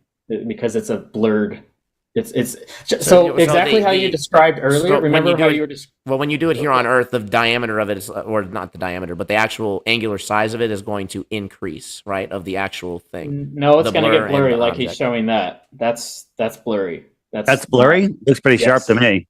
No, that's what happens when you sort of when your camera zooms in too much, that it's not able to actually process the light appropriately. So all it's getting is just a bunch of random protons. That you can see this with your naked eye. You can see this with your naked eye. You don't even need to zoom in to see Arcturus. You look at it on a clear night, and you can see this with your naked eye. Well, yes, it sparkles. It twinkles because of the atmospheric distortion in the way. The atmospheric distortion is doing this. If another interesting, an interesting way you can tell that, and I encourage people to try this as well. Look at Arcturus or Sirius or any other bright star when it's lower in the horizon, when it's near the ground, and then look at it again when it's straight overhead, and you'll notice a big difference in the distortion there, in the twinkle. Well, absolutely. You're looking through the atmosphere; everything's distorted. Look at somebody, a quarter of a mile down the beach, and they're going to be all distorted. Yeah. But you look at something over your head, you're looking through less atmosphere. So just because you can distort things by looking across the thickest part of the air column doesn't mean that's what that doesn't mean anything, actually. But why doesn't this one look like Sirius? Look like Arcturus? This is Sirius. Why doesn't Sirius look like Arcturus? Why does every star have its own personality, focused or not? That's a really good question, but that's kind of gets a little bit into spectroscopy, because they all have different chemical makes. Obviously, it also depends on the atmospheric conditions of the day, the camera you're using, so that top middle one, for example, is very clearly out of focus. Absolutely, 100% agree. Let me ask you a question. They tell us that, we're looking at the star, we're looking up through all the layers of our atmosphere and all of the radiation belts and everything else, but we can tell what gas the star is made out of. How come they have never done an experiment here on Earth, like get a garbage can, fill it with whatever gas you want, put it a quarter of a mile down the street, and then get somebody with a spectroscopy instrument, spectrometer. Spectrometer, thank you, and have them tell you what gas is coming out of the can. No one's ever done that. Well, that's okay. I think that's just because. So what spectroscopy is measuring is actually the wavelengths of light, and the different types of wavelengths of light will indicate different sort of gases. So I have a challenge where we get a garbage can with a big bright light in the bottom of it. We fill it with a gas, and then we have somebody with a camera, let's say a mile down the road, half a mile, and they can tell me what gas it is. I'll point the light towards them. I'll pull the top off and let the gas escape with the light behind it. And you think that somebody can do that? It's never been done, right? They haven't tested these instruments here on Earth. And they just shoot them in space and go, oh yeah, well that's hydrogen, oxygen, and that's we can tell what that is. It's all again theoretical nonsense. Well, the trash example is just that's not exactly what's happening. So well, what you're saying is you could see the light and the gases in front of the light. I'm giving you a light with gases in front of the light. It doesn't have to be a garbage can. It could be a beaker. It could be whatever you want. We can put the gas in a beaker and put a light behind it. And you think you can tell me what gas is in that beaker? So I say you can't. The thing is, it's heated. It's actual gas fusion. You know, this is an actual active chemical reaction that's happening. That's the thing that's giving off the light. It's not just like a light with gas around it. Where else do we see that? And where do we see that terrestrially to be able to make that comparison? Well, it's only with stars. You know, those are the only stable fusion reactions. I mean, unless you want to blow up an atomic bomb, you know, because that's the one time that we have done fusion. Let's pretend stars are real and that they're spewing out gases, and then we make a device here on Earth. We can look at it and tell you what it is. How did they adjust it? How did they set it so they can know that it's right? What proof do they have that they're right? What evidence is there that any of it is right? I'm sorry, Dave. That was just a very general question. I'm not sure I got the. When they take their instruments here, their spectroscopy. I can't. What's the word? It's okay. Just spectroscopy. I have a hard time saying the instrument itself. Spectrometer. Okay. So they're taking that and they're looking at a star in the sky that's burning off gas or whatever, and they can tell what it is. How did they calibrate it? If they never did it here on Earth, they're looking up at theoretical planets and stars, and they're telling you what gases are there. It is all complete and total theoretical science. None of it has been proven. Not astronomically, you know, like we haven't done it astronomically, but we know what types of light and chemicals give certain. We know the characteristics of certain chemicals, you know, and how they fall on a spectrum. That was a close one. Now you can't say it either. Good.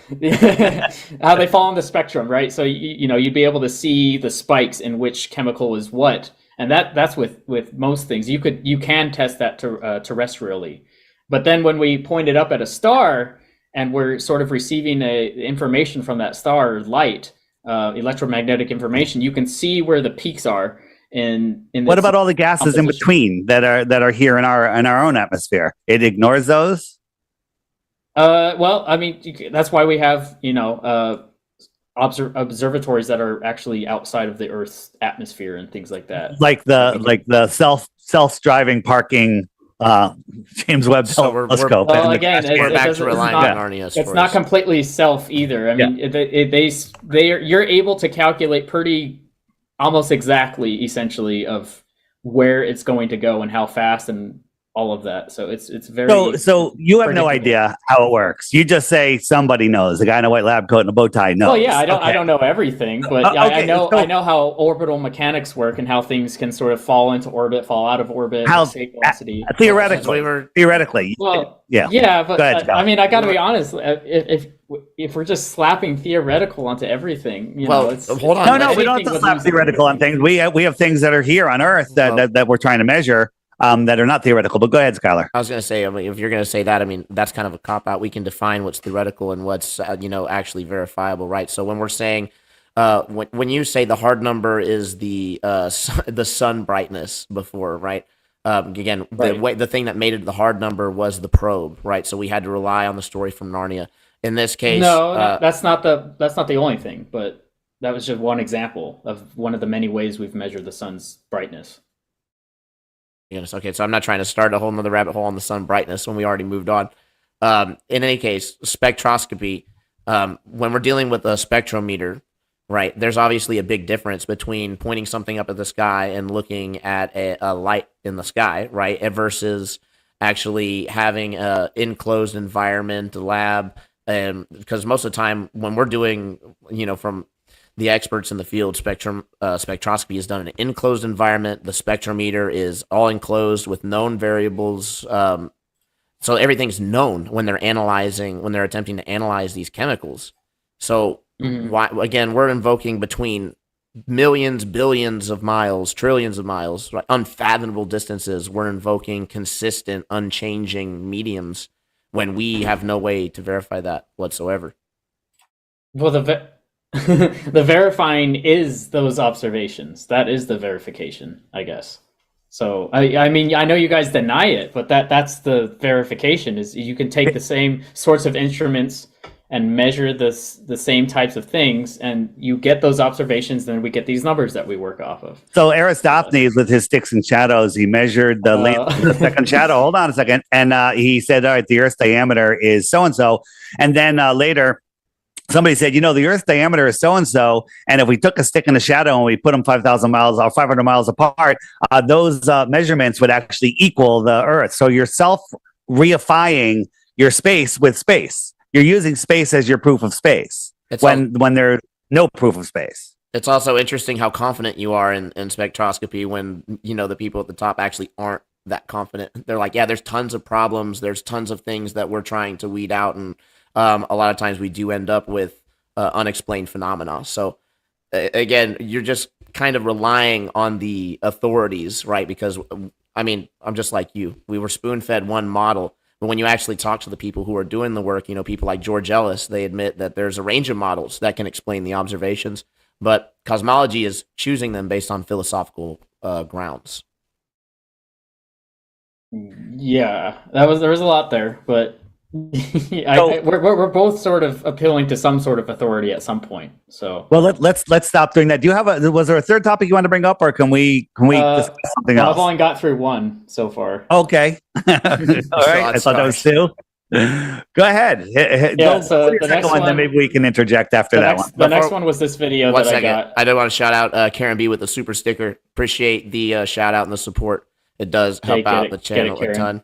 Be sure to, if you guys enjoy this kind of content, then definitely check out the GoFundMe. We're trying to make it to Flattoberfest. There's only one way to find out if I'm an AI or not, and that's to get me to Flattoberfest, where you have a chance to shake my hand.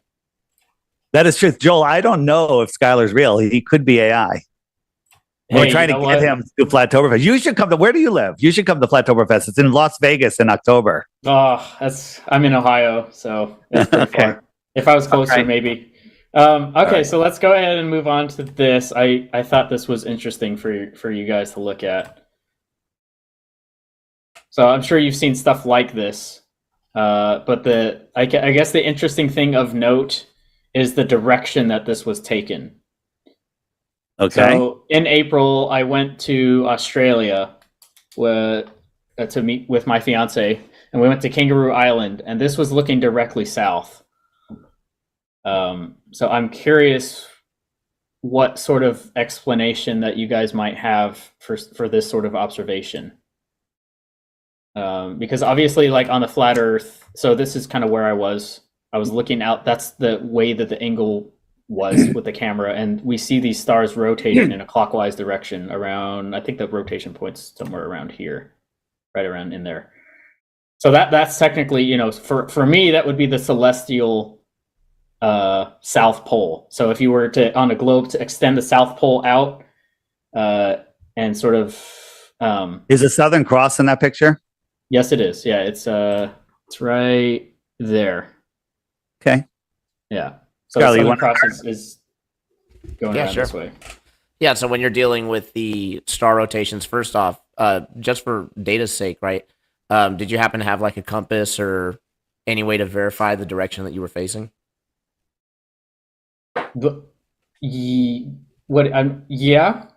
I had a compass. Yeah. Okay, awesome. because we had to use the maps to drive there and we had to navigate there and everything. So, and we just looked out into the. I mean, if I zoomed into this map, this flat Earth map here, I would be standing on this edge of the island, looking this way. So, yeah. Sure. I mean, the thing is, when it comes to the stars, there's multiple explanations that we can try to explain what's going on there. None of them in any way actually prove the shape of the Earth one way or the other. That's why, as Dave's famous for quoting, shape of the lights in the sky don't indicate the shape of the floor unless you beg the hell out of the question, as the globe does tend to do. So with the observation, I've actually been challenged with 3 points, right? You have somebody on each continent at the same time looking out apparently south, right?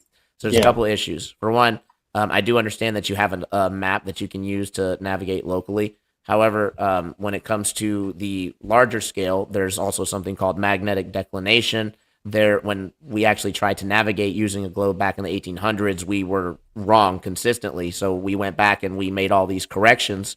And I say we, the British military did. So went out and made all these corrections, and now we have our ever fluctuating magnetic declination map that's almost impossible to predict more than a few years out. What predictions we do have are iffy at best, but we're still going to invoke that maybe we'll have a shift in a couple thousand years. This is actually going to determine how we navigate. However, the stars themselves are not going to be oriented based on the magnetic field, right? So how do we actually verify the direction that you're facing, literally like on the ground versus to the sky? Like, how do we know that you're actually facing south in relation to that map to then have to explain the phenomena? Well, because I could see where we were through GPS, and you can see on the island, you know, so Kangaroo Island is an island, right? So we have to go out to the island, and it only has certain sides, and we were staying on one side of the island, and so obviously we could see that we were not on the other side, which was toward the north, and we knew that because when we took the ferry over to the island, we came off of a certain part of Australia, the southern out of South Australia near Adelaide, and then we came onto Kangaroo Island, and we went towards to the left, you know, and on either a globe Earth or a flat Earth map, you're still going on to one shore side of. So long story short, you use GPS, right? No, because we could see. We drove 10 hours from Geelong, Australia, in Victoria near Melbourne, all the way over to South Australia. You know, if the circle was like 5 miles in diameter, you wouldn't even realize that you're making a big circle, right? That's why people get lost in the desert constantly. So I mean, to say that you know definitively the orientation that you are, based on like something like the GPS, or that we were just traveling and it didn't feel like we were turning left or right. That's not very definitive, right? Well, there was no inaccuracies. I mean, there was nothing to say that we were wrong, and we never.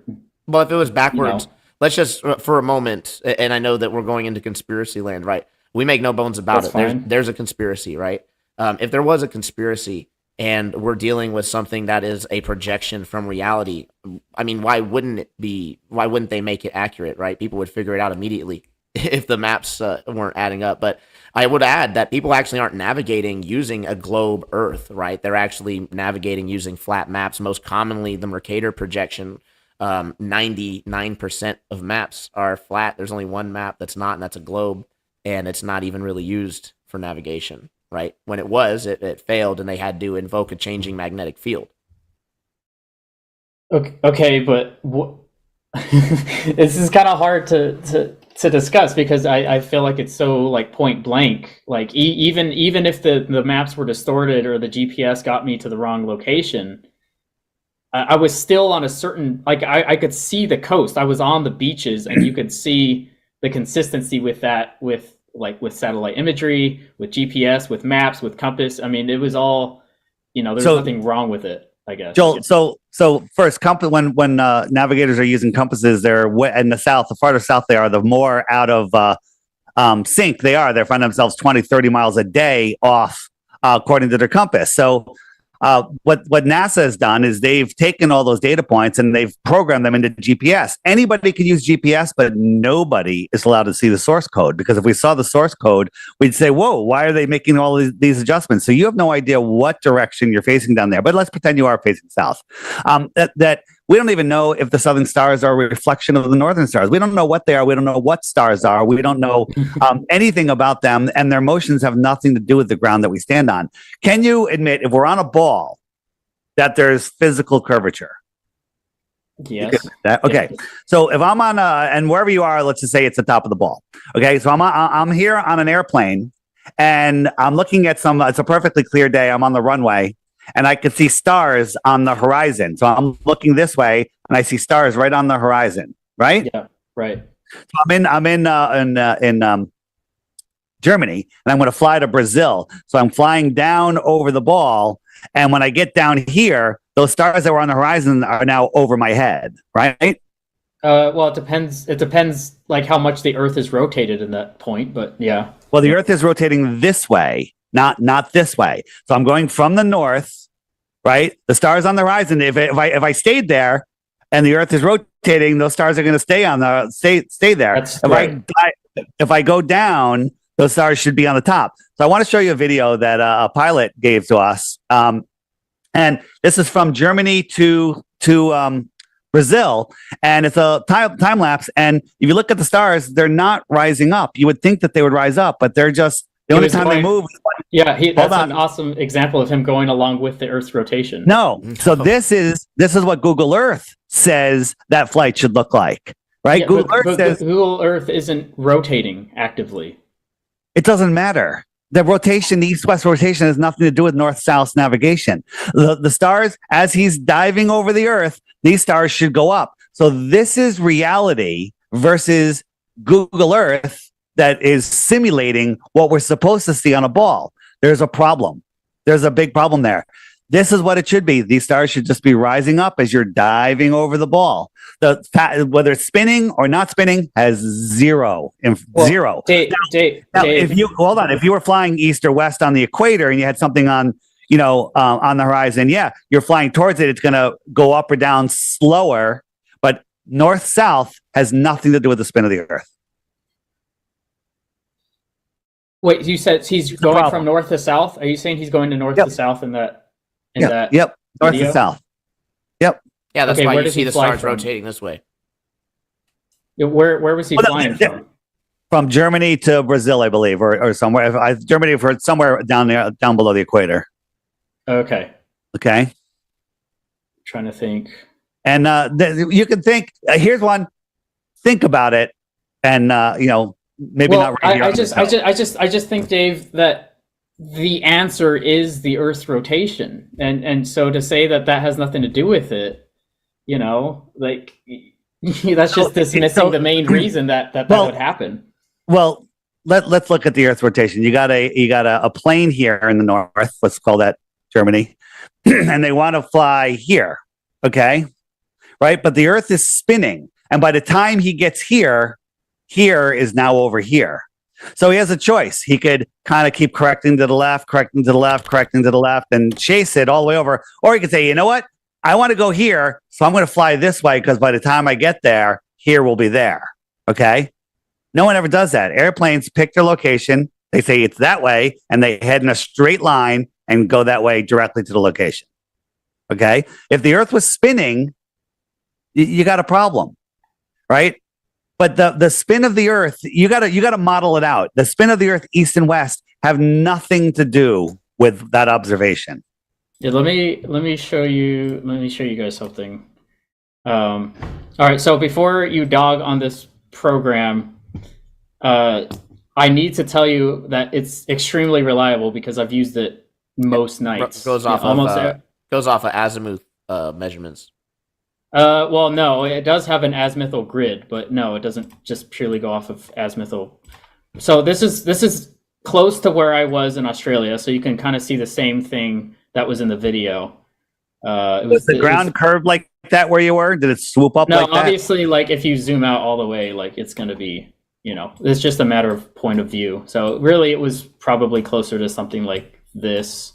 Because it was a wide angle lens, but otherwise, the reason I had to do that because otherwise you couldn't see enough of the screen. But the point is, this is looking directly south. That's right towards the South Pole, and I want you guys to notice the specific stars that we have here. We have the LMC, which is the Large Magellanic Cloud. We have the SMC, the Small Magellanic Cloud, and in terms of the Milky Way, you have the core there, and then up here you've got where's Polaris? There's Polaris. There's the Crux. So we're not even. Okay. But we're not even really looking at the sky here. No, but if you went to the same location and looked up, this is exactly what you would see. So this is a reliable software program or software. So let me just before you finish that point. If I put you in a planetarium and it showed you those same stars in the same locations, would that mean anything? Well, would that mean the Earth is a globe?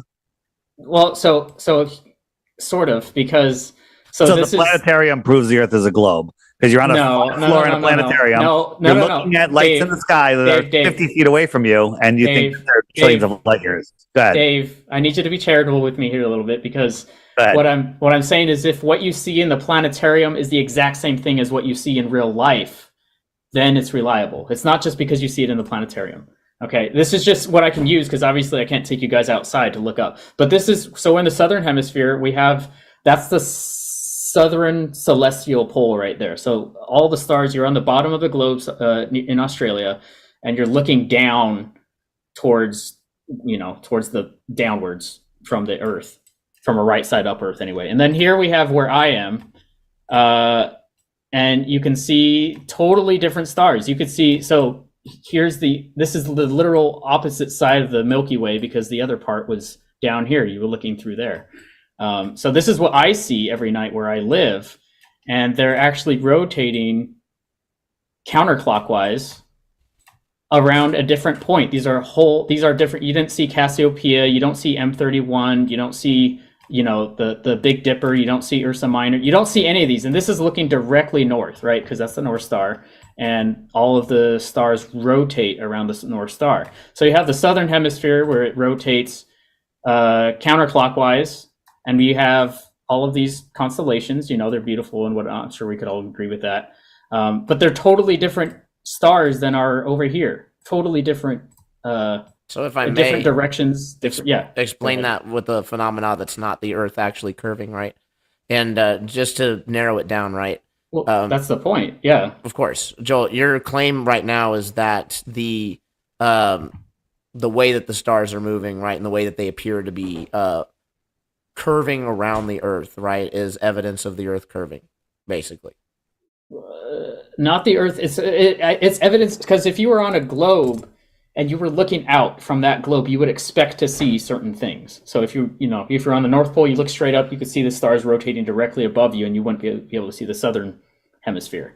And so, when I took the flight down, I went from Dallas, Texas, down to Melbourne straight, and I got footage of a night lapse of the stars like moving, similar to how that pilot did, except I was looking out the side of the airplane, and I can see the stars literally shifting orientation in the sky as I was crossing the equator and stuff. Okay, so let me simplify it even further then.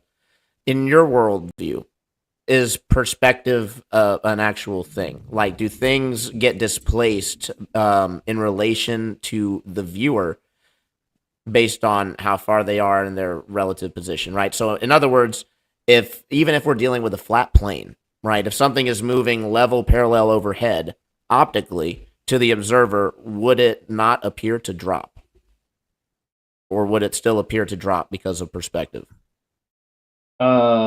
Like in terms of something getting further away from you, that's like has a certain height, and the further away you get, sort of like looks like it's two parallel planes. Yeah. You can see that with train tracks. Sure. Yeah, the distance. So what if the stars were close and local, and you're flying underneath a low sky?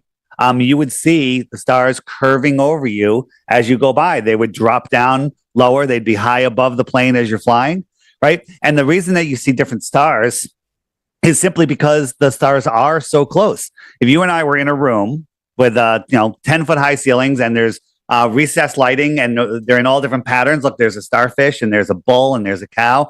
And I say, hey, Joel, walk 5 miles. We're going to expand the room to 10 miles wide. You go 5 miles down, walk there. So I wait, a little while, and I can't see you anymore because my vision has brought the ceiling to the floor, and you are too small for me to see. So I call it, and I yell, and my voice spreads out like light spreads out, and you can't hear me. So I call you on your cell phone, and I say, Joel, are there still lights above your head? You'd be like, yeah. I see a horse and a dog, and I'm like, well, what happened to the cow and the bull? Well, I can't see those. Okay, you can't see the stars that I'm under. I can't see the stars that you're under, and we're just 5 miles apart with in a small room with no atmosphere causing issues, just perspective. So that's why you can't see the same stars from the south, because they're too far away. Problem is, on a globe Earth, there's a physical horizon. So on a globe Earth, if you use globe math, you love math. There's a certain distance, which is the max distance you can see. Never ever can you see farther. Only if conditions like waves on the water or density of the air could you see less. You can never see farther because there's a physical horizon. On a flat Earth, our horizon is very optical. And depending on weather conditions, we can see farther than we should be able to see. So, a 6 foot tall person standing at the edge of perfectly calm water on a perfectly calm day, a perfectly clear day, should only be able to see the surface of the water for 3 miles, according to your math. Okay, there's a 6 foot drop in 3 miles, according to the Pythagorean theorem. Okay, so I should be able to see the surface of the water, but we can see the surface of the water for magnitudes farther than that. We can see things magnitudes farther, right? But globers like to say, well, I can't see that mountain.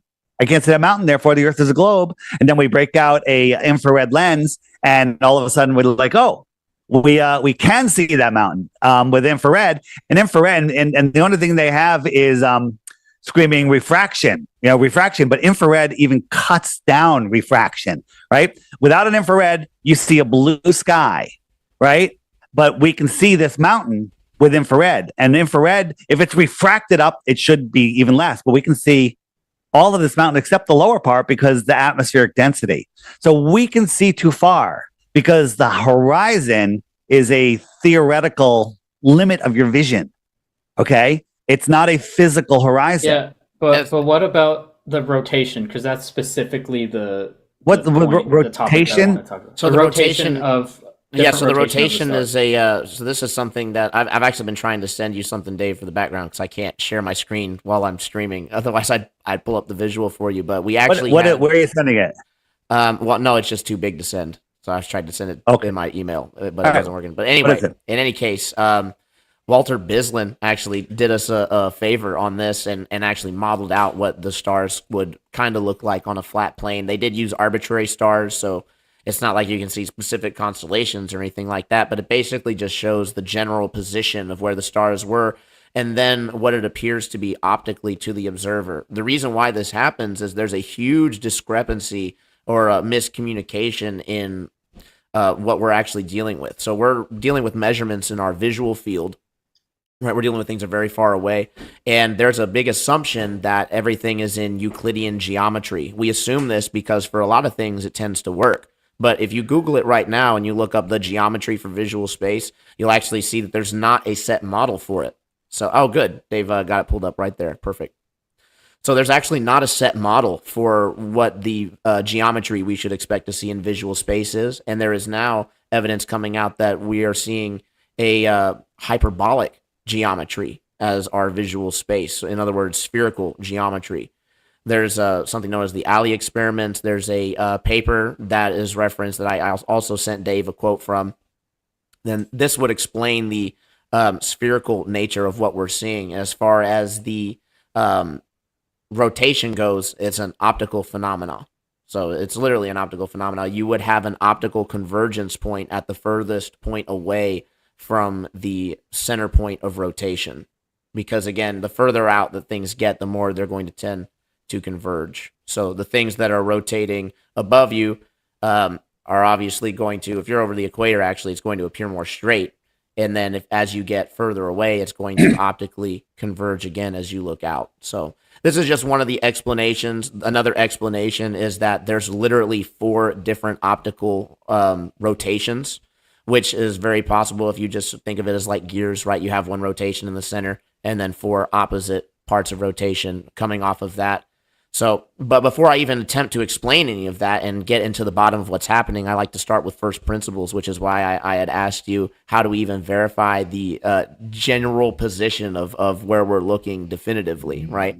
There's the quote right there. Euclidean geometry widely accepted as the model for our physical space. However, there's not a consistent model. There is evidence that our eyes work to make pictures and images of the physical space using a hyperbolic model. And this is obviously what we're basing our measurements off of. So I'm wondering what you would say to that. And if this is true, where is this accounted for in the mathematics that you present? Well, there was a lot there. I got some stuff down. It certainly wasn't any simple sort of message that you just gave there. So you're talking about non-Euclidean geometry, right? Okay, and how that relates to our sort of more hyperbolic perception. But you mentioned how, so for example, if you're on the equator and you're on a globe, you would expect the stars in the sky to sort of barrel over from you have the north here, the south here, they barrel over you just the same way. If you turn it right side up and you're on the North Pole, the stars would just rotate around that top point. And if you're in the South Pole in Antarctica, you look up, it would be the same thing, but with different stars. So, but my question is, what about the different stars? I mean, they're completely different, and you can watch as you traverse the globe, the different stars. So that issue was actually solved before the rotation issue was even solved, right?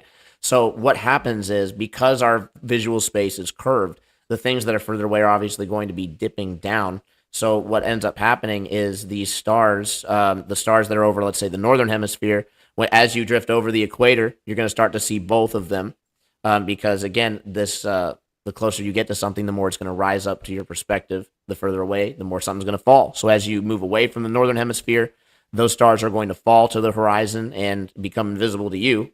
And then the stars that were invisible to you, that you moved closer to, are now going to be visible to you. Long story short, let's pretend you're in a big warehouse with lights over top. You're simply underneath one set of lights. Yeah. You're 5 miles away in the same room. We look up, we see the different stars. Now, as you walk towards me, you can't see the stars that you left behind, and you start to see the stars that I'm seeing. You're on the north side of the room, on the south side of the room. Okay? It's the same thing. What's that? How low are these stars to be? We don't know. We don't claim. You know. I know how low they're 25 trillion miles away. I just made that up, right? But your theoretical, ideas of where the stars are scientifically impossible, if you ask me. Our stars are very close. I don't know how far they are, but I don't think they're thousands of miles away or millions of miles away. I don't know. I'm not going to make a claim. I like looking at things here on Earth that we can actually measure. This is just a question. I'm saying, so if you were to measure and work out the math of how far something would have to be to go a certain distance away from it to where it looks like it goes down. Well, here's the problem. You've seen mathematically. Well, you've seen the orthographic view of the flat earthers say the sun's 3,000 miles up, and with the size that they say the Earth is, the sun would never set. Well, I don't think it's 3,000 miles up, but even if it was, they're not taking into effect that somebody standing under it, it's directly above them at X height. And now somebody farther away, it doesn't stay at X height. It gets lower already just due to perspective. And then they go farther away, it appears lower and lower. Okay. Phuket Ward, you don't know who he is, but he recently did a video on it. And it's really, it's how perspective works. People, they don't teach perspective in school, because if they did, people would be like, wait a minute, this doesn't work out. We don't live on a crazy globe. I want to get back to, you're talking about seeing the stars and stuff. The stars, we can't prove what they are. We don't know what gases they are. We don't know how far they are. The brightness is 2,500 times brighter than the sun. That's a made up story. Well, that's only one star, though. There's different ones that have different. If you told me something was 1.5 times as bright as the sun, I'd have a hard time believing it. Okay, because the sun, because no, you have no examples of anything brighter than the sun. Let's say, they could do something in a lab, and they say it's 10,000 times brighter than the sun. Show me something twice as bright as the sun. They've never ever done it. But instead of looking up at these lights in the sky, let's just come back down to Earth for a minute. You said earlier, you agree there's a physical horizon. You agree that there is curvature of the Earth. Do you know anyone in history, or have you ever measured the curve of the Earth? To the second question, no. To the first, I would say yes. But like who? Well, and the other one is axial rotation. Do you know anyone in history that measured axial rotation, and can you tell me how? Axial rotation? What do you mean by that? Like the Earth spinning on an axis. The Earth spins on an axis. What do you mean measure that? How do you prove the Earth is spinning without looking at the lights in the sky? what do you think would be a satisfactory answer for you? The Earth isn't spinning. No. I meant to test it. If we were to have a test of that, it's rotating. If the Earth what was would that look like? spinning or curved, you'd be able to measure curvature. So let's look at this. Okay, so when you're down low, that thickest part of the atmosphere, you can't see 100 miles. Okay, because the atmosphere just becomes too thick. Right, but the higher up you are, the air is thinner, clear, less pollution, less moisture, and you can see farther. Here's an observation from a mountaintop. Oh, yeah, I watched that video. Yeah, you watched it. So, what is your explanation on why we can see these mountains? We can see all of them in the right places and everything. The tops of these mountains should be over 40 miles below the curve. Now you can say, well, the curvature calculator is wrong. It's a parabola. You can say whatever you want. Oh, it's the hump. It's the Sagitta. Okay. Only 20 miles. The tops of these mountains, which is nonsense, should be 20 miles below the curve, but we can see them. What is your answer for that other than refraction? I'd have to look into that. I can't just you know what? You would be the first one with a scientific belief system that is willing to look in it, because mainstream science won't look into it. No one will look into it. Okay. Yeah, I mean, I could look. We got that down for next time. Then there you go. Come up with an explanation on how we can see all of these mountaintops. Okay. Yeah, I will. All right. Beautiful. I like how you assume on faith that the curvature calculations are just going to work out. It's all going to work out. I never said I'm good. Okay.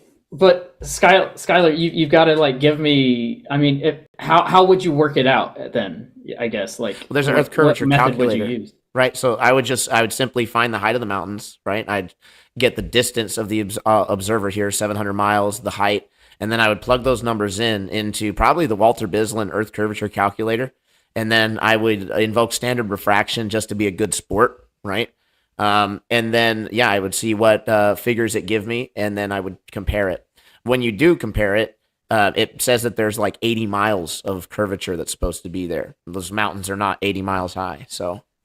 these are the things that to us, seem to falsify the model that everybody just keeps insisting on with hypothetical, celestial proof. Well, I think celestial is strong because again, if we are on a globe in space, you should be able to look away from it and be able to predict what you would see. But is what I'm saying. But the whole thing with the assumption of Euclidean geometry being shattered doesn't shift or make you want to relook into way that we're doing. I don't think it's shattered. I mean, obviously they just said there's alternatives and there's different ways to mathematics, like the difference between radial. No, well, so when I say shattered, right? I mean, I don't know how it could get more shattered than well, they nicely did it, right? They said the assumption of Euclidean space is wrong. And we have evidence that we are building our space in hyperbolic geometry. So I'm not sure how we wouldn't consider that shattered. I actually think that's actually referring to math, tensor calculus and general relativity, because that's using Euclidean geometry, and they were sort of criticizing. So this all was done as a result of the Alley experiments, were terrestrial experiments, right? So we're not when they did this observation, they weren't even using celestial observations, right? So this can happen in the small scale, which is, again, this is the kind of stuff that we like to go on when you say that, well, yeah, both sides are taking something on faith. Kind of, at least our side, we have the ability to go and verify the terrestrial examples, whereas your side, we have to take on faith that this entity, NASA, started by Project Paperclip, Nazis, admittedly, sent probes out and gave us back the correct data. Yeah, I mean, but I guess, because then I just ask, then what is this thing? What is this? And then what are these? Well, could you accept that we don't know, and that maybe the people claiming to know are just trying to get a leg up of credibility? Or that maybe you've been misled information-wise, and that the people who are actually doing the work on the ground don't claim to know these things, right? They claim that this is a theory that could explain the phenomena, but it's a work in progress, and it's surface level at best, right? It doesn't even begin to explain the deeper phenomena. You can't explain what gravity is. You can't explain quantum mechanics. We can see other galaxies, though, is what I'm saying. Joel, you see lights in the sky that somebody told you is another galaxy. No. Well, you could see the shape. Like you can see. You can see a shape that somebody told you is another. Like, did you take that picture behind you? Where's that picture from? Yeah, I got it. Yes, I took this picture. You took that with your camera? With my GoPro, yeah, right here. Your GoPro took that picture of the sky? Yes. That's a good picture. Good job. Thank you. You're taking pictures of lights in the sky that are not hundreds of trillions of miles away. They're close.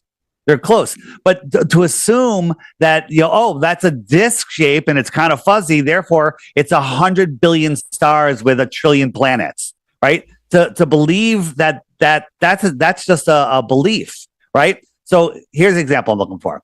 Okay. Is this the sun or the moon? I can't tell. Probably the moon. Is it a sphere? Is it a sphere?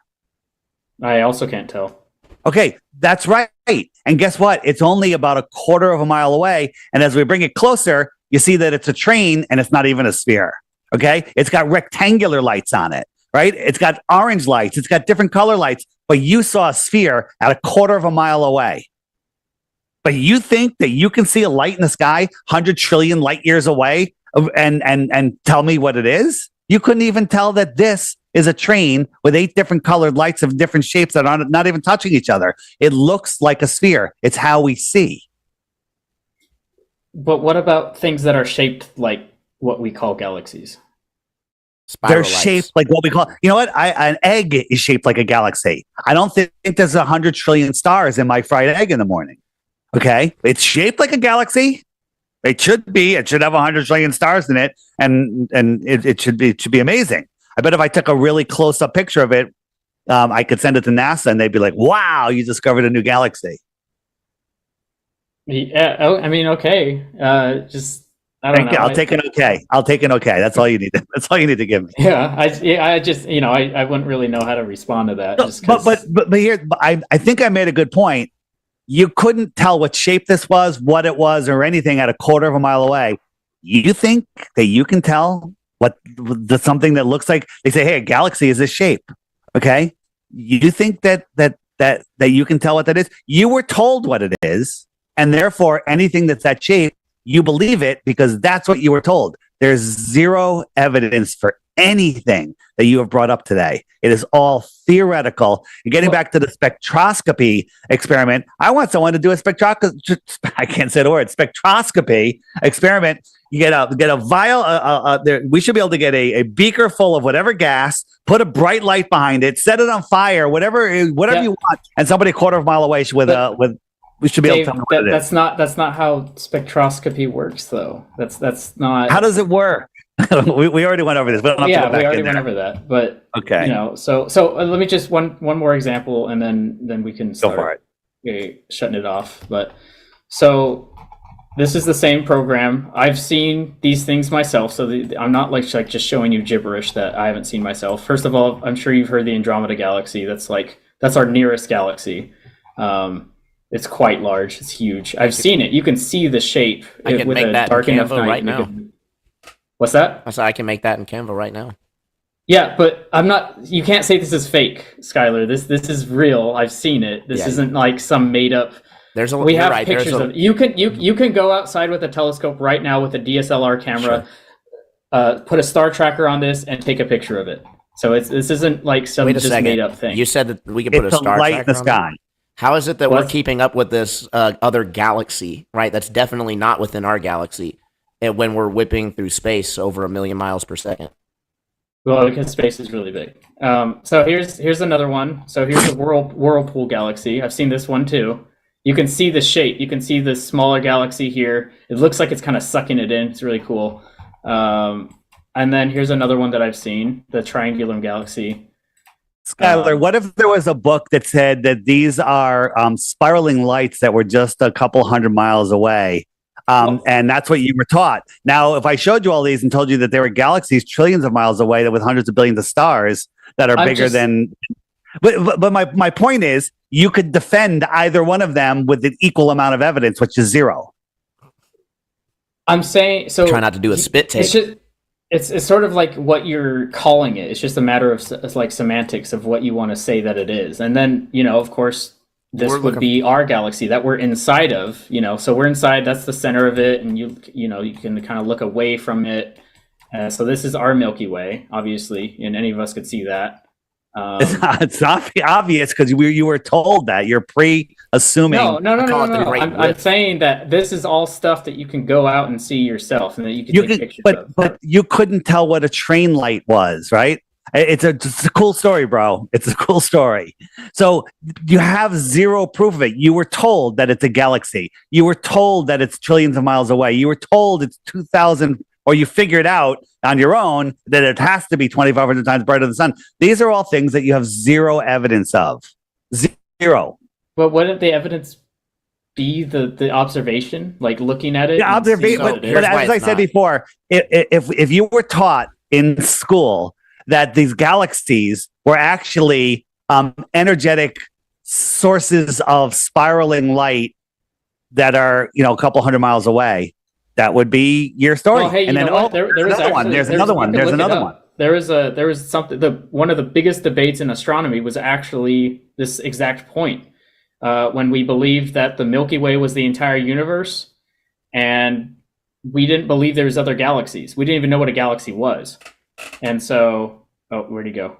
I'm still here. I'm here. Right back. Okay. So the point was it was called the Great Debate. You can look it up, where it was Andromeda, that first one that I showed you. They were saying, "Oh, that's actually not a nebula." They thought it was a nebula, and turns out, Hubble discovered that it was a galaxy, and you can look up how he did that. But so they changed their story. They literally just changed their story. Well, I think better term would be updated their story, but that would be impossible to catch them in any kind of like. Right. How can you falsify the model if you're just going to change it whenever you get narrowed down? It wasn't falsified. It was added because they didn't deny that the Milky Way existed. They just said kind of like refraction. Kind of like refraction was added to save Earth curvature. Well, you and I both know that refraction is a thing. Like you can see how refraction works. So refraction never brings anything up that's gone. It can move things that are in your visual range, but it doesn't bring things back from when they're completely hidden and keep them there over 24 hours. I'm just saying refraction itself is a thing. Refraction, but that doesn't explain the observations. For example, the famous shot across Lake Michigan of Chicago. There's a time lapse, 24 hours with different weather coming through day and night, and the buildings never move 1 inch. They're just there the whole time. And we proved that they're not refraction because a couple of our guys got in a boat and watched it and went across the lake, and it should have disappeared at one point because they're getting closer to it. The refraction should change, and it never changed. We proved that it's not refraction. But all I'm saying is, with the Great Debate, it wasn't falsified and like debunked. It was just added onto. They're like, oh, I guess the universe is way bigger than we thought it was. Well, that's again theoretical nonsense. You believe that this is a giant star manufacturing factory where there's dust and gas in space. Another scientific impossibility that is collapsing upon itself and spitting out stars like ping pong balls. Okay, that's what you believe, right? This is a nebula that produces stars. Yeah, that's the pillars of creation. Yeah. So cool story, bro. It's a cool story. It's not even a cool story. It's ridiculous. Okay, how do you have gas and dust in space? Well, I think we probably won't get into that topic here. But when you say things like, my issue is when you say things like, well, the observations are the evidence, right? Do you know that we changed the distance to the sun like over 7 times in modern history? Yeah, probably. Okay. We updated it. I think we got more refined. Do you know why that's significant? Yeah. Do you know how much they changed it by first off? Like, do you know how much they changed it from? No. 1,000 miles was the first predicted distance. So they have who did that? I can't remember the exact names of everybody who did the predictions, but in any case, we end up now obviously with our figure of 93 million miles. You admitted yourself that they probably changed it to update it, right? So here's the issue. We base a very important unit of measuring all these other distances off of our perceived distance to the sun, which was the astronomical unit. It's also how we defined our speed of light, right? We simply define it as constant. We think that the sun is so far, and then we measure differences in angle. So it's pretty funny that we don't actually have in my opinion, a real measurement, a direct measurement of light. It's an inferred measurement. But in any case, the AU was changed 7 times, which means that the units to all the other stars were changed several times. And now, I mean, this point was kind of breezed over when Dave brought it up. The North Star, they're talking about give or take, right? That means they could give it 100 million or 100 more light years. Yeah, 100 more light years, or take 100 light years away. That's a 200 light year discrepancy. And we're going to sit here and pretend that that's not going to have anything to do with the other predicted distances, when we know that several other predictions were made about the distances to other galaxies and other stars based on where our projected distance of the North Star was. It's a house of cards. Joel, the mainstream science, if you don't agree with them, you don't get published. So mainstream science tells us it's 93 million miles away. But during one of the recent solar eclipses, a bunch of truthful, honest, researching amateur astronomers said, "Hey, they did the math, and there's something wrong. The eclipse doesn't work. The sun has to be farther." And I forget the number, but it was significantly farther. And so all of these chat groups, these articles started popping up, and then they all disappeared. Inside of a couple days, bam, you can't find any of them. It was completely squashed off the internet. And wait a minute. There's something wrong with the eclipse and the shadows and everything. It didn't line up. And that was just squashed, and nobody heard about it. That's interesting. It is interesting. Yeah. So I got an okay and an interesting. Would you be able to acknowledge that, again, this is why I say it's theoretical at best. I'm not saying that the theory can't work, right? It very well could, but we can acknowledge that the observations on their face are not proof of themselves. In fact, you even stating that is a literal begging the question, or also known as a reification logical fallacy. If an argument is logically fallacious, then that means it's not good support for that claim. Not necessarily that your claim is wrong, but just that argument is not a good argument for that claim. So when all of your arguments pretty much are like that, it's flat earth or fuel. No, I don't think all of my arguments have been like that. Not all of them. But yeah, it is a what'd you say the specific name of that fallacy was? Reification. Reification. Yeah. So, yeah, I mean, it's hard. It's I could scrub through this whole video and watch it back, and I'm sure all three of us has made plenty of logical fallacies in the stuff we said. So it's kind of really, really hard to avoid. But yes, and to your point, it doesn't necessarily make it valid. So I guess it is a sort of pleading the question or begging the question. But I guess that if I acknowledge that, I also like if you guys could maybe acknowledge that if on a globe model, those celestial movements would make sense if it was a globe. Which one specifically? The rotation, the celestial rotation. Sure. It would make sense on a globe. Yeah, I'd give you that. Okay. Yeah.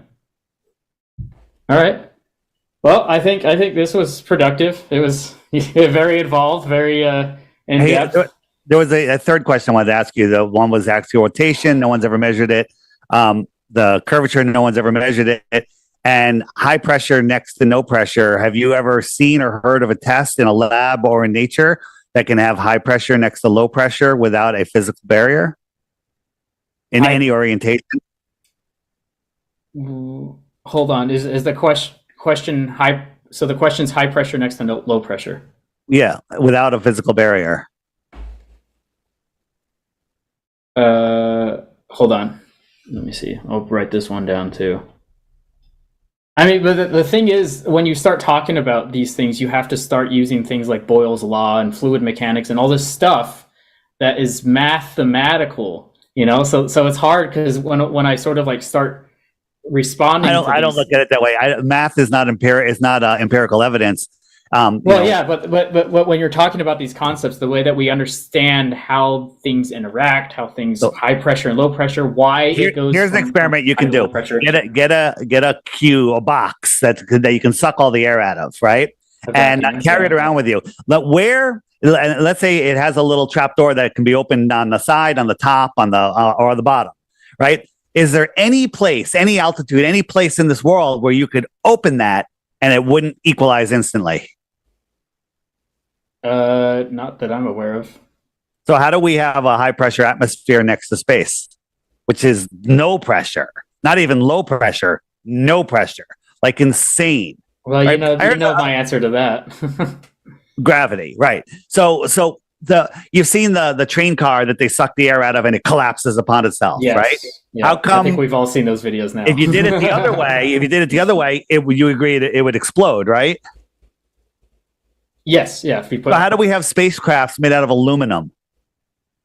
How's the ISS up there, which has high pressure in a no pressure, not even low pressure? How come it doesn't explode? Because the vacuum chamber we have here on Earth has walls 10 feet thick out of steel and concrete. David, the hard part is because then you have to start quantifying, okay, how much pressure is in here, how much pressure is out here. So you start getting numbers, and then you have to start using mathematical relationships to describe why something would or would not Forget happen. that. Show me in reality. So that's what I'm saying, Dave. Listen, I'm saying Google it's Earth. hard. Google Earth showed you using math how the stars should rotate. Reality shows you something else. That pilot didn't use any numbers. He filmed reality, but Google Earth used mathematical equations and numbers and everything, and it worked perfectly for a globe. But reality. So show me in reality. Don't show me in Narnia math, right? Show me in reality. Take a box of vacuum, find a place where you can open up in any orientation that little window, and it won't equalize. And the answer is you can't. Nowhere. Not in Death Valley, not at the top of Mount Everest. Nowhere. It'll equalize instantly. That shows you that we are not on a globe. We're not on a globe. I don't believe space is a vacuum. But okay? So if I was to show you what pressure was in a spacecraft, for example, and how maybe it wouldn't overcome the structural integrity of the outside of it. Let me interrupt. All right, go on YouTube and search vacuum chamber. Okay, they explode. Anything you put in there explodes. When they put a soda in there, it explodes. Okay, when you open up a soda can, it equalizes instantly. Right? Get a vacuum chamber and put something in it and suck the air out. It's going to explode. Okay, it's going to explode. Right? But the space station, no problem. That their seals work perfectly. Everything works years and years and years. They run around in gorilla suits up there. They got a meteorite, an asteroid, not an asteroid, a meteorite, a mini meteorite, put a little hole in it, and they fixed it with duct tape and gum. Okay? They're mocking us, Joel, and you're buying into all of it. Okay? Listen, you are a super book smart guy. You're a nice guy. You're super book smart, but your book is Narnia. You're literally living in Narnia. I'm not sure how I could respond to that. Because you know what? Narnia is kind of a nice place. It's kind of fun there, I heard.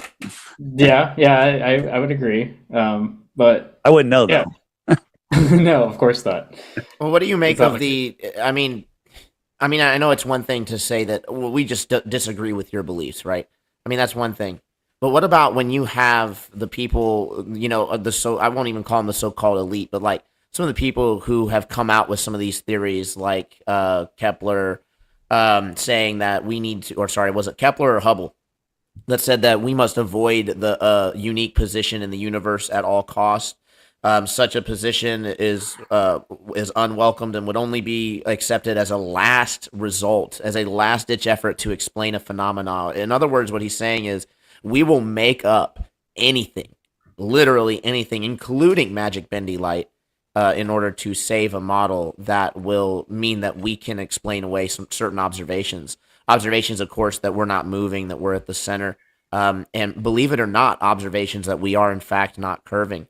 Again, those would be radar. We have radar propagation over 10,000 miles, and it apparently operates in the manual off a line of sight, meaning you point and shoot where you think the target would be. There's no calculation for bouncing it off of the ionosphere. And we even have radio waves that go over the 100 megahertz broadband, which means it goes through the ionosphere. We have clocked those at over 2,500 miles. These observations alone, by themselves, destroy the curvature claimed by the globe. And so we don't have good evidence of its curving. We have evidence that it's flat. We have no, as you even admitted, no evidence for the celestial model that doesn't beg the question. So there's no. When did I admit that? Oh, that doesn't beg the question. Right. Reify. That's why you don't know how to answer when you say, when we accuse you of living in Narnia, right? Yeah, right. But that you just, I granted it to you when you just said that, because you said we have observations of this stuff happening. Right. So you were you doing the same thing, but I gave you that because, you know, you can't always avoid that. It's a very particular fallacy that's one of the hardest to avoid, besides like the fallacy or something like that. But, you know. So Sure. you Well, said we the have- same. I need to say that you made the same claim. We have these observations as evidence for the flat Earth, and that's kind of almost exactly what I was saying. But the with difference would be celestial between, and I could give it to you that that's a reification, right? Because just because it shoots as if it's flat doesn't necessarily mean that it's flat, right? It just can hint at that, right? So I would give you that. Yeah. But the difference between our observations would be, again, that we can recreate ours here on the ground. The things that prove out your observations demonstrably are probes, NASA, again, and everything that relies on the accused or reifies the issue. Well, what about astrophotographers, like amateur astrophotographers? They take pictures of the sky. What about them? Well, I mean, because they use a lot of these theories and methods, and they use these star trackers, and they use. So what they use. So the only thing that you need to know in order to be an astrophotographer really is the cycles, obviously, of the celestial bodies. But then also you just need to know how much they move in a day, which is about 1 degree per hour. So, I mean, as long as you know that, I mean, you don't have to do advanced these calculations, this assumption, right, that you have to know the layout of the cosmos as NASA and the mainstream presents it in order to take pictures of the things up there it's actually ridiculous when you look into it. It's not even claimed that that's the case. Joel, what happens when you go back and you decide to look at that mountain, that 700-mile mountain thing, and you can't come up with an explanation that works on the globe? What would you do? What are you going to do then? Well, that's hard because it's very hard for me to just not accept no explanation. So I mean, I feel like I would keep trying. And here's the thing: that observation, although it's not easy for anybody, but anybody could go there and do it themselves, right? It's not that we don't have to go to space. You could do everything I showed you yourself too. No, you can't. You're looking at things that you can't tell, right? If I didn't move that train forward, you can do all sorts of measurements, and you could say that light was 250,000 miles away when it was only 1/4 of a mile away, and you could say it's spherical, but when it wasn't spherical, you can say anything. That's not.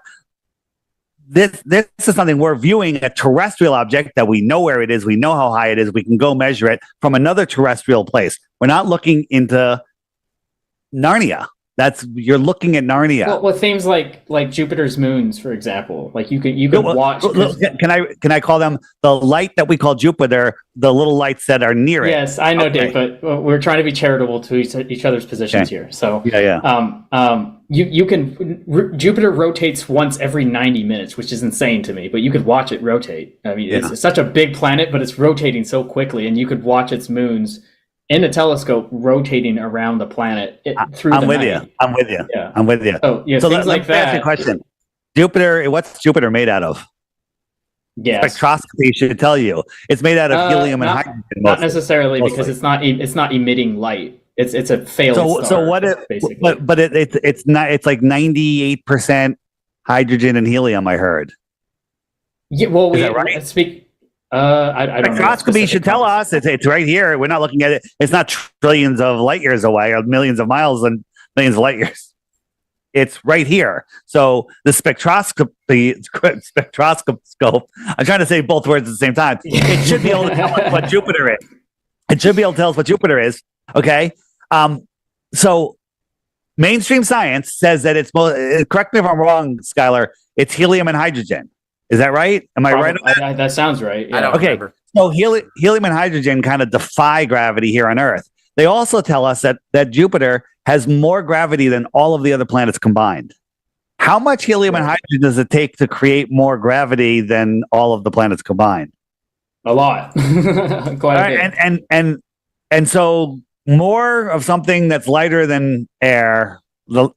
It doesn't make any sense.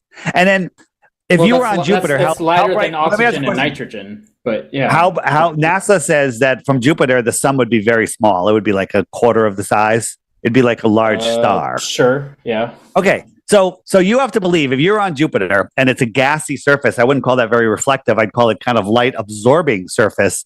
And the sun is really small and it's far away. You have to believe that faraway sun is lighting up the gases, reflecting off of them back to us. And it wasn't yesterday, but the last time I saw Jupiter in the sky, it's the brightest thing in the sky next to the moon. Okay. Yeah. So how is that light getting intensified, reflecting off of that non-reflective surface, traveling millions of miles back to my eye, not getting any dimmer, getting brighter? How is that possible? How come when I look at a rock on the ground at noon that's much closer to the sun and much more reflective than a gassy ball, how come it's not shining bright in my eyes? Because I'm right next to it. Okay? It's not as bright. When you look at Jupiter in the sky, it's as bright as the sun. It's just smaller. It's a light. It's as bright as the sun. It's just smaller. Right? But I should be able to look at a rock on the ground and it should be brighter than Jupiter, but it's not. It's not. Make God great again says Flurfers just don't know how time traveling eyesight works. Obviously, Dave, we probably should just pack it up, call it a day. Okay. I'm just kidding. I don't understand. Like, it's not getting brighter. Let me ask you a question. It's just reflecting the light off of. Is the light reflecting off of this blinding you right now? No, it's not the sun reflecting off of it. It should. Now, if the sun was unless over you're there, outside, if I was outside and the sun was over there, it would still just look like this. And this is actually I'm pretty fucking bright in here. Okay, the sun reflecting off of this, you can just see it. It's not a light. You look up at Jupiter, it's a light, right? But you have to believe that a distant sun, a smaller sun, is reflecting off of a non-reflective surface, traveling millions of miles to my eye through my atmosphere, and I could see it as bright as the sun. I'm sorry, you're not thinking if you're believing that's what that is. The only reason that you're defending it is because it has to be that way, because that's the way it is. Well, I just don't think that position that you're describing is accurate, because. All right, explain to me how we see Jupiter as bright as the sun. Well, it's a bright light in the sky. It's bright light in the sky. It's not nearly as bright as the sun. Okay, but it's brighter than any star. It's bright. It's literally a light in the sky. How is it lit up? Explain to me how it's lit up. Well, because it's reflecting what's showing behind your screen there. It's reflecting the sun. Yeah. Okay, so how come when I look at a rock, I'm standing next to a boulder here on Earth that's a smooth boulder and it's kind of reflective? How come it's not as bright as like Jupiter is bright? It's literally like a small piece of the sun. It's like a small piece of the sun. You know how big Jupiter is. So you're not explaining how I'm saying that light's intensifying. Well, it's not intensifying. What I'm saying is you have a massive, massive planet, a planet. It doesn't matter. It doesn't matter because the sun. Hold on. Let me just finish this point. They say the sun's 400 times bigger than the moon and 400 times farther. Therefore, it's the same size. So if I look at a rock that's this big and I'm 5 feet from it, okay, well, Jupiter is so far away that it looks smaller than that. It doesn't matter. I'm right next to this. The sun is shining on it. It should be blinding me, but it's not. And the sun is closer to this, right? It should be blinding me. That argument alone completely destroys the light in the sky being a gassy ball planet. What are you seeing? Look at it. As Skylar said before, I don't know. I think it's something to do with creation. I think we're all part of this living system, and those lights in the sky are part of this system. That's why astrology is what the real elite use, and astronomy is for the masses to keep them believing in space. Well, I certainly don't believe in astrology, but well, that's of course because you believe in astronomy, which is complete and total hypothetical BS with being nice.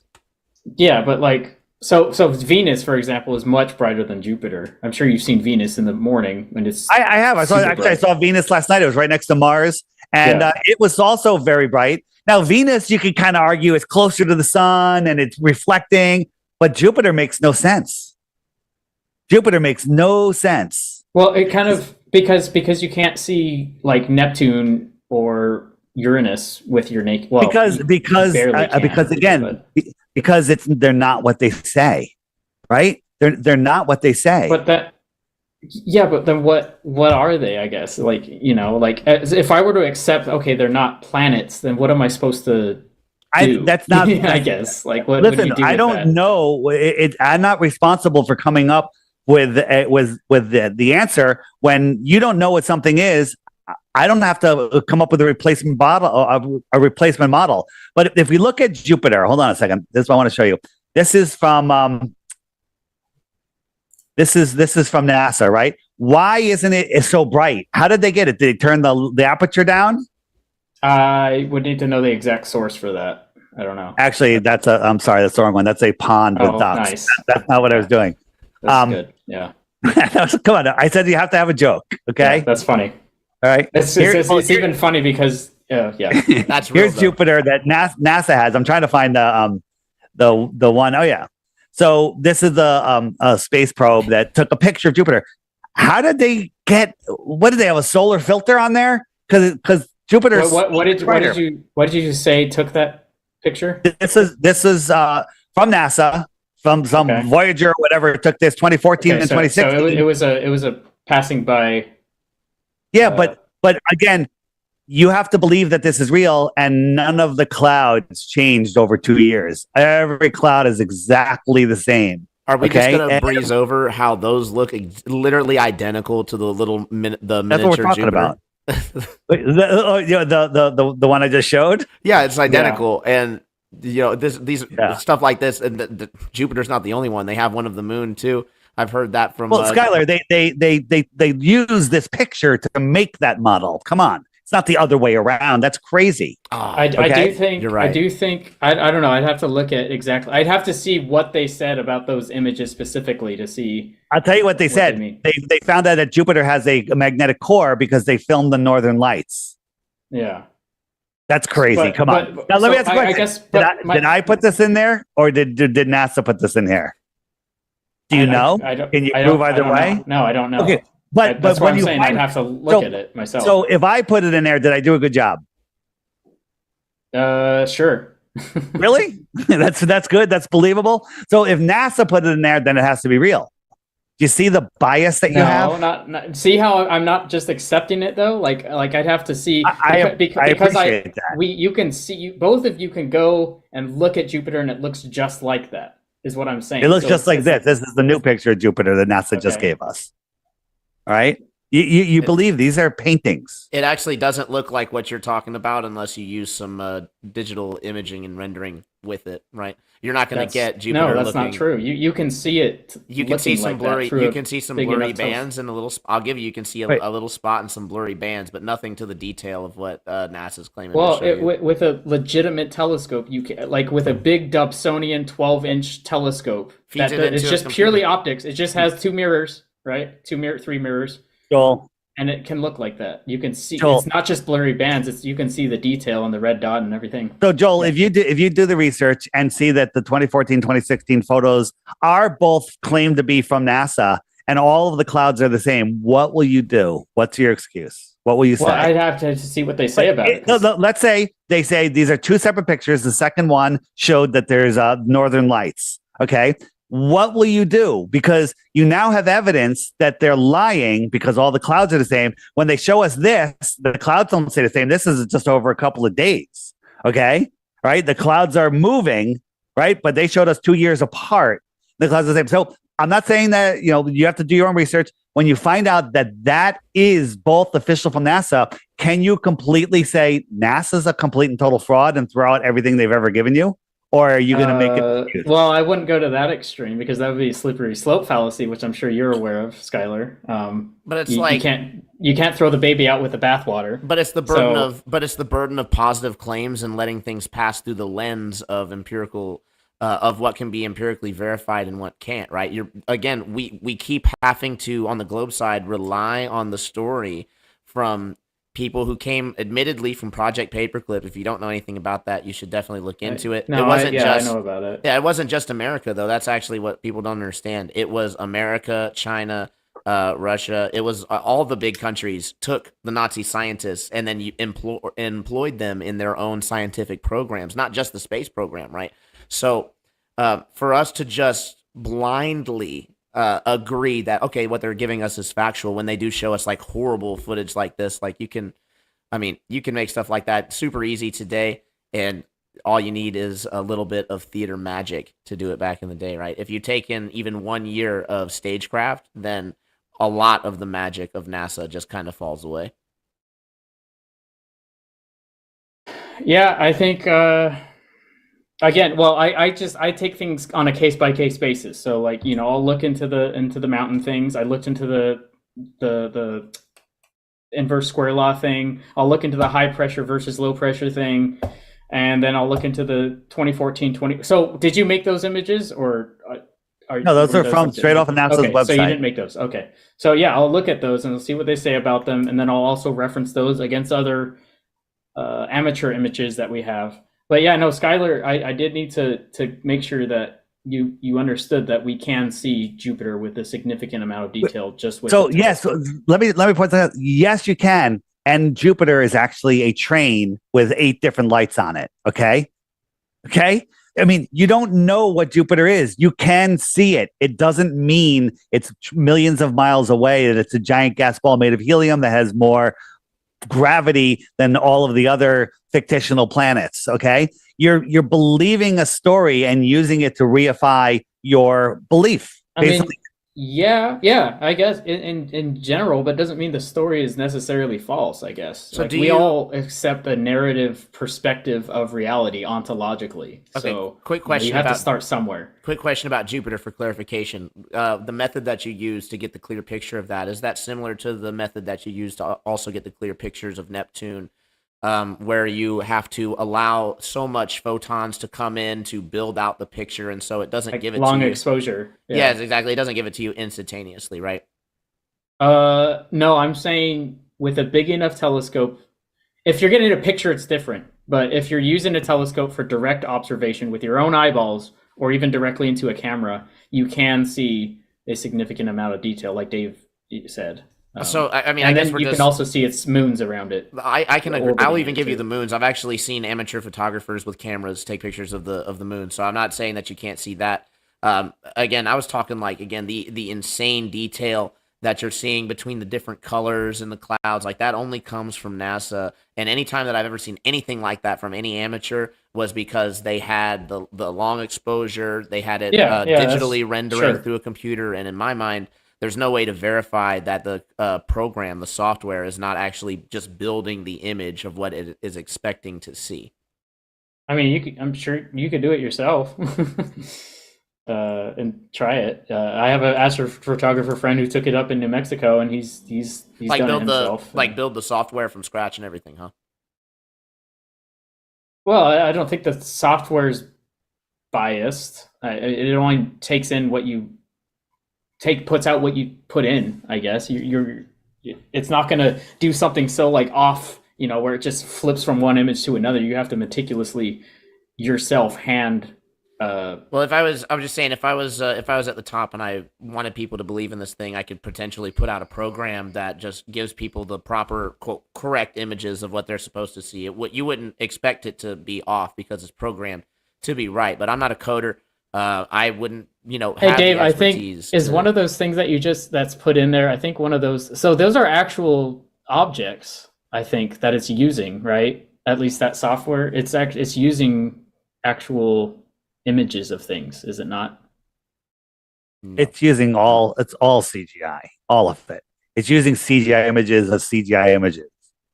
Okay. Oh, I see. You believe that they're all real. Oh, I can't really tell through the. No, through the I thing. once I was just once curious. took the deep star field that they did a time lapse, of a piece of the sky the size of a grain of rice, and they saw like 1 million galaxies. You know what I'm talking about, right? 10,000 galaxies. Yeah. Yeah, 10,000 galaxies. I took that and I put it into my film editor, and I zoomed all the way in on the smallest area I could, and then I did the effect where it just starts panning out slowly, and I made like a 30-second video of it just panning across, and the stars are going, and then I posted it. So it looked like it was from NASA.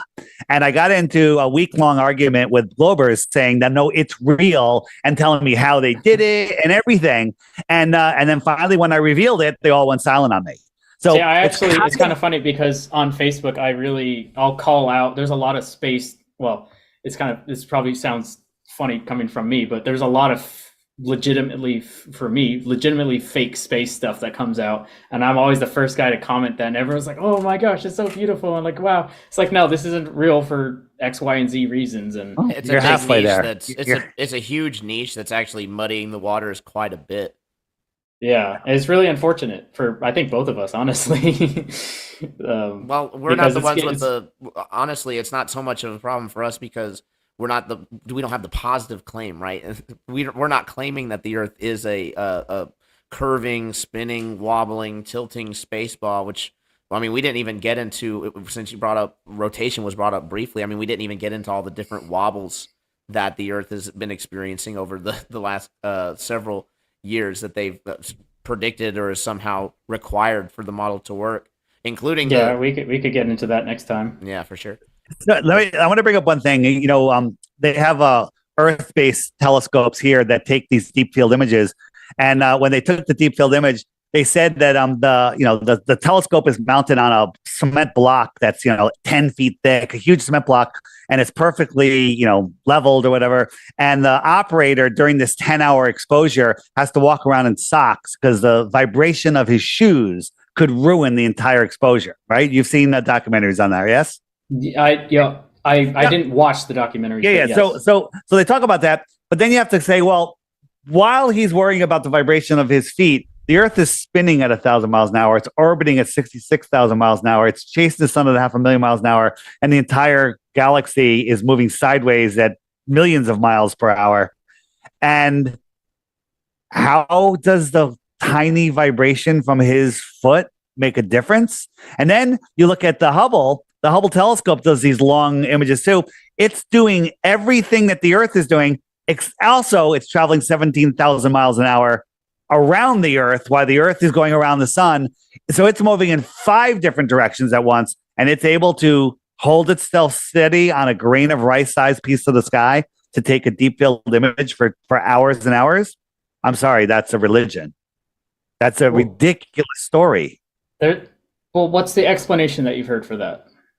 The explanation is it's fake. There is no Hubble telescope. No. What is the explanation? They won't address it. They don't address it. Oh, no one's addressed that with you? No one will address it. I know exactly what they'll say. Next time too. I know exactly what they're saying. Yeah, so that's what I'm perfectly, or it's perfectly orbiting around the Earth. It's perfectly matching the spin of the Earth, the orbit of the Earth, the speeding up and the slowing down of the Earth.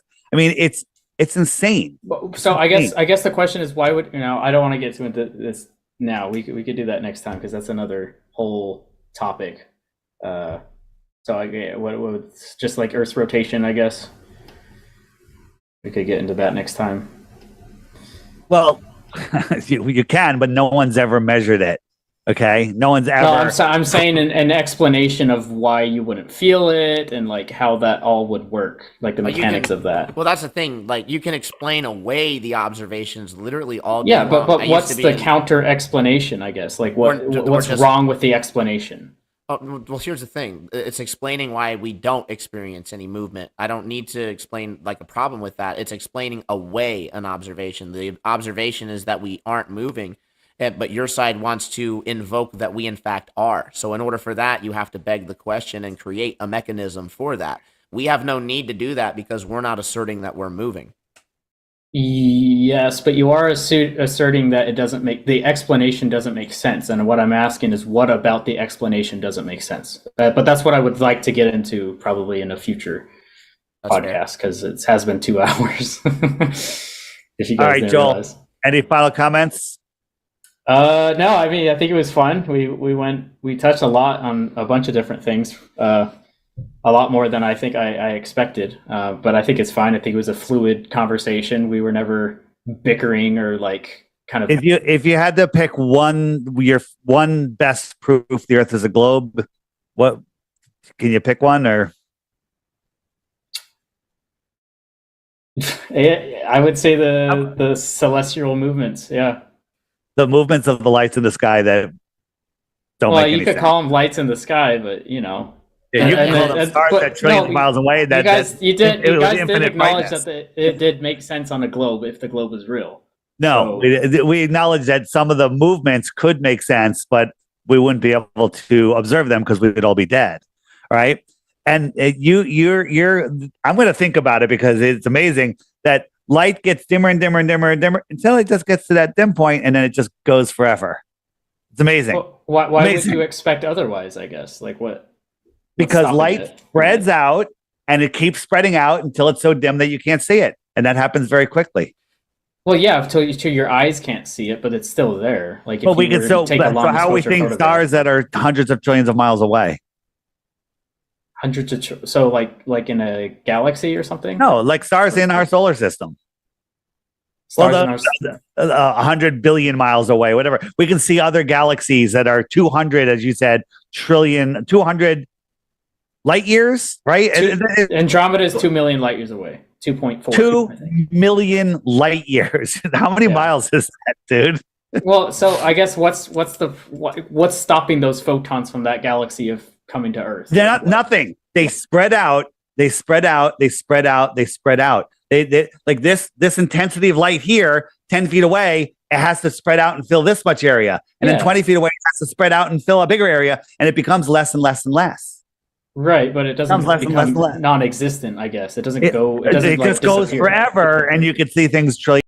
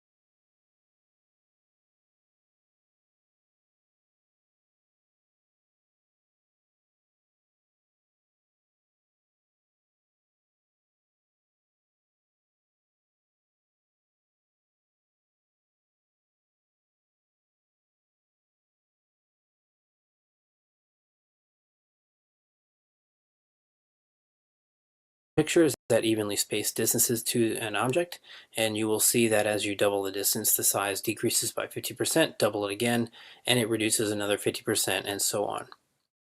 So you can do this with a hallway and a door, which is what I did here.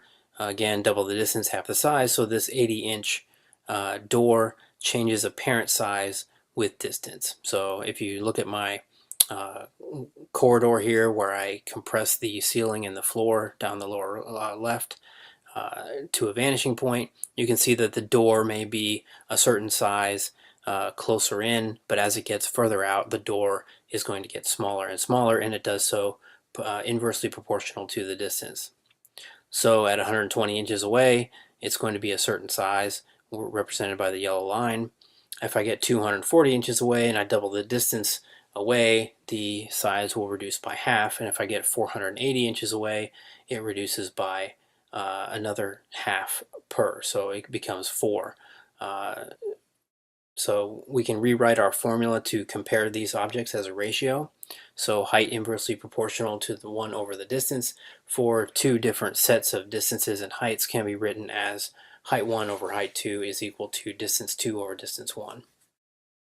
So the 80-inch door is half the size at twice the distance, or 1/3 the size at 3 times the distance, etc. But the door is always itself 80 inches. Just keep that in mind. It's just perceived differently. So in general terms, we can now translate this model to one-point perspective to see how the vanishing line or the eye line creates a vanishing point. It is the limit to our visual world. Recall that angles expand exponentially by the inverse square law as they near you and are then exponentially converged again by the lens so as to retain their same proportions. If they depart at a smaller angle due to a further distance, they are then converged at a smaller angle and appear smaller. And we will cover that when we get to the optics of a lens. So again, up in the upper left there, that's just an orthographic side-on view of some light radiating outward towards us and us reconverging it back again. And again, as it expands outward, it's then reconverged at the same rate. We can then collapse the floor and ceiling to meet along a vanishing point and re-represent our paint along the walls getting bigger as it's closer and smaller as it's further away. And we can rotate that view around to get the one-point perspective of the observer viewing down our corridor as below. So again, the vanishing point is that point off in the distance, and recall that even though just like the door got further away, it got smaller, it was still 80 inches. So these 10-foot markings are still 10 feet, even though they are further away and smaller.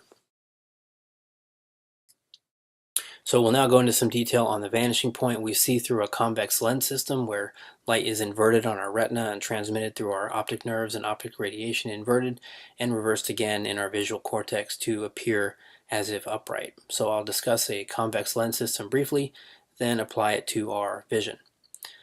So light bends through a prism via a process called refraction. It's a velocity change of light within another medium such that the angle at which it travels is altered. So the higher the refractive index of the medium, the slower the light travels, and the sharper the angle the ray takes as it travels through it. So we can make our arrows that are traveling through our prism on the lower left some kayakers instead to get a better understanding of what's going on. And let's say they connected themselves with a metal bar and they are going through this prism, which we'll think of as like some thick sludge. So, and this will be our refractive medium. So as the kayakers approach, the kayaker on the bottom there, he hits the thick sludge earlier, so he's going to get slowed down, and the top kayaker, he's going to be still continuing to go faster. So the metal bar is going to swing in line with the thick sludge, essentially. And then it's going to travel straight through that thick sludge, because all of them are going to be going at the same rate, until that top kayaker hits the good water, we'll say, or the non-sludge water first, and he starts going faster immediately. But meanwhile, the bottom guy is still stuck in that sludge, and he's going to go slower. Eventually, though, he's going to get out of that sludge too, and the whole light ray is going to travel down one more time. So that's how light refracts through the prism. And looking top down on the kayakers, the ones on the bottom hit the sludge first and go slower, and the ones on the top continue on. So the line of them is bent toward a new downward path, or whichever vector you're looking at. So if we invert the prism, the opposite occurs, and they will be going the other direction. So we can add the prisms together in such a way as to create a lens. So a lens such as the one in your eye or in your camera will converge all light, no matter its entry point, to a focal point. So essentially, if you have the same amount of thick sludge, and since light is traveling at the same rate through the lens system equally, top and bottom, the light will converge at the same point on either side of the lens. If you shine it through one way, it converges to a focal point in front, and if you shine it through the other way, it converges to the focal point in the back. So this lens is a convex lens on each side. We call it a biconvex lens. So we can create another focal point on the other side, just like we talked about. We can then simplify our prisms to a more standard lens and draw our focal points f1 at a given distance from our lens d1, and double that distance for a second focal point f2 at a distance d2. And then f2 prime and f1 prime just represent the focal points on the other side of the biconvex lens at the same distance, just on the other side. So from Abbe's criterion, we know that we need 2 incident rays to create an image. Again, vision is contextual.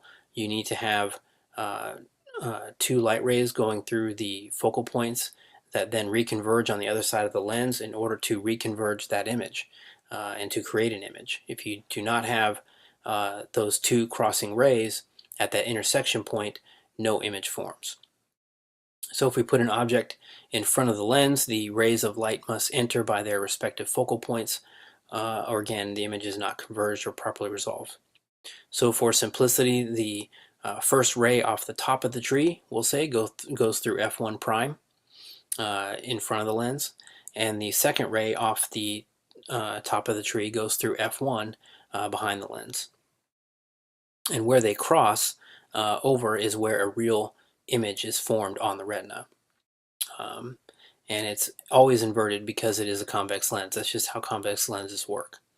So the visual cortex then takes that information and reverses it back again so that we perceive, in this case, a tree as being right side up. But remember that it's actually inverted on our retina. So I don't want to get into the physics of lenses too much, but the image is inverted and smaller on the other side of the lens if it's beyond f2. Or f2 prime in this case. So if the image is at a certain distance beyond f2 prime, then it will converge inverted on the back of our retina, somewhere between f1 and f2. So if I pull back farther beyond f2 prime, it gets smaller and smaller and smaller. This tree, as I move it out to the left, let's say, further and further, it's going to get smaller and smaller on the back of our retina. And you can see that effect as we have these 2 trees compared here. And you can see how they would create a small, the further tree creates a smaller image. So again, we will not discuss lens problems where the lens is concave, where the image is inside f2 prime, because we see the world at a distance beyond f2 prime. Recall that f1, or just know that f1 represents about 1.6 centimeters. So as long as you're focusing beyond about 3.2 centimeters, or about 32 to 35 millimeters in front of your eye, the world is viewed as depicted. So again, we can now place this diagram within our optic system, and you can kind of see how this works. So the lens is the lens of our eye, or the lens of a camera, and the f1 behind the lens near the retina is where the light rays converge, and they converge somewhere between f1 and f2 if the object is beyond f2 prime on the other side of the lens. So the rays then, again, they diverge and they hit the retina or camera sensor with an inverted image that is again smaller with distance. So this is not a totally passive system. There is kind of an active component to our vision. We do have some ability to manipulate this incoming light. And there are three main ways that we focus near and far. The first is the convergence of the eyes themselves via the extraocular muscles. And the second is the stretch and relaxation of the lens via the ciliary muscles. And the third is the constriction and dilation of our pupil or aperture via the iris. The relaxation of the ciliary muscles makes the lens more convex, and as it bulges out, the pupil dilates. The contraction of the ciliary muscles makes the lens less convex, and as it flattens, the pupil constricts. Think of the pupil as just kind of laying on top of this lens, and as the lens gets kind of fatter and bulgy in the middle, the pupil will dilate. As the lens gets flattened out and straighter, the pupil gets constricted. And this is the Helmholtz theory, and there are other theories for how exactly this occurs, but regardless, when taken together, these three effects discussed are the accommodation triad for near and far vision and how we can manipulate this incoming light. So near vision is characterized by a more convex lens and a dilated pupil, and far vision is characterized by a less convex lens, a flatter lens, and a constricted pupil. So I'm just depicting that here. Again, the accommodation triad, extraocular muscles, your ciliary muscles, and their effect on the lens, and the secondary pupil dilation that occurs. Say anything, I'll mute the bot.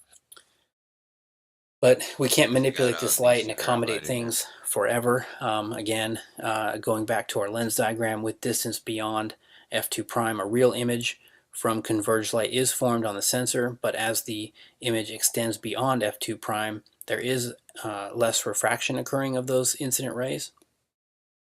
So as kind of an illustration of this, the central light ray is not refracted as it passes through the convex lens. So as we go far out beyond f2, you can see how the central ray will approach the ray through f1 prime. They'll get closer and closer. That blue central ray will get closer and closer to that ray that's extending from the top of the tree through f1 prime. So as we'll see, image integrity starts to break down and light rays are viewed as indistinct at a certain point. The lens convergence is at its minimum, and we reach a limitation on the system based on the manner in which it entered. And as we'll see, the pupil diffracts the light and the lens converges it. So when the lens can no longer converge the image, our image will remain subject to diffraction and reach a diffraction limit or an angular resolution limit. And we'll cover that in quite some detail. So as you can see, this angle here that's represented with this orange triangle, and I have these three trees at various distances beyond f2 prime, and the angle is getting smaller and smaller as those light rays are going off and have to converge through f1 prime to create the image. And you can see on the back of the retina there, those light rays as they converge, they're creating smaller and smaller trees essentially in the background or in the back. So again, as these rays merge and the angle gets smaller with distance, our vision becomes diffraction limited and a horizon line forms. This occurs at the angular resolution limit angle and for all angles less than that angle until the horizontal eye line. So in other words, there's a certain line or a certain angle at which an image won't be resolved, as we'll see, and any angle that gets smaller than that, you still just won't see it. You'll see it as though it were essentially a 0 degree angle. There will be nothing resolved at that point. So with this in mind, let's go into some detail on how we see the world. So up to this point, we've been equidistant from our ceiling, floors, and walls. Objects on either side of the vanishing line compress and expand relative to one another at the same rate. So again, we're right in the middle of the corridor, as we'll see with the next few parts. We'll see how that gets changed when we start to change our observer height. So if my eye is in the middle of the corridor, the wall, ceiling, and floor will all compress and expand linearly and equally proportional as I move near and far. Likewise, a near object in the middle of my eye line remains in the middle as it moves away, and it diminishes in size proportionally in all dimensions. So again, if I just put a box straight in front of my vision here and it extended itself, went further away from me, straight away down the middle of this corridor, straight in line with my eye line, it will proportionally get smaller in all dimensions and eventually disappear. So again, this is how we model a 3D world in 2 dimensions. So the vanishing line, again, is the point at which information is lost due to too small an angle, and this line is always perpendicular to the back of our retina, and this is important. The horizon is always at eye level because it is our eye line. It is optical. It is the point where the resolution angle is so small we perceive it and all angles less than it essentially as a 0-degree central angle or a straight eye line. This angle can occur 360 degrees around our eye line like a cone, but for simplicity we will model it just above and below the eye line. And these small resolution angles and any information within them represent our horizon. The horizon is the midpoint of our vision. So anything below the eye line, like a floor, is always the lower 50% of our visual field. And anything above our eye line, like a ceiling, is always the upper 50%. Same for the walls to either side of us if we had them. So if the ceiling were tremendously high, as we ascend in height, our personal horizon is always the point at which the top 50% of our vision meets the bottom 50%, or commonly where the sky meets the ground. As we'll see when we get closer to the floor, more and more of that floor is compressed into that lower 50%. So if we were to rise in height, if the sky and the ground remain in the middle of our eye line throughout our ascent, the ceiling and floor have remained essentially parallel to one another throughout that time. Just like when we are in a corridor and the ceiling and floor are orthographically parallel. So just quickly as a thought experiment, if you lived on a sphere and rose to any height above the ground with your eye line parallel to the ground, the horizon would drop away from the midpoint of your vision with any rise in height. And we'll cover the observer height later, but as you can see, when photographing the horizon and using the same reference points, the horizon remains constant from 30,000 feet to 300 feet. The observer does not tilt down to keep the horizon in center frame, which is again what you would have to do if it were a curved surface that you were standing on. So again, here in this frame here, you can take a series of photographs from a plane using a wing marker or using a wing as with several markers along it, and you can standardize those markers and you will see that the horizon remains the same from 300 feet up to 30,000 feet. So again, just picture yourself atop a large sphere and raise yourself upward. As you ascend, your horizon would get further and further away, but it would also drop further and further below you.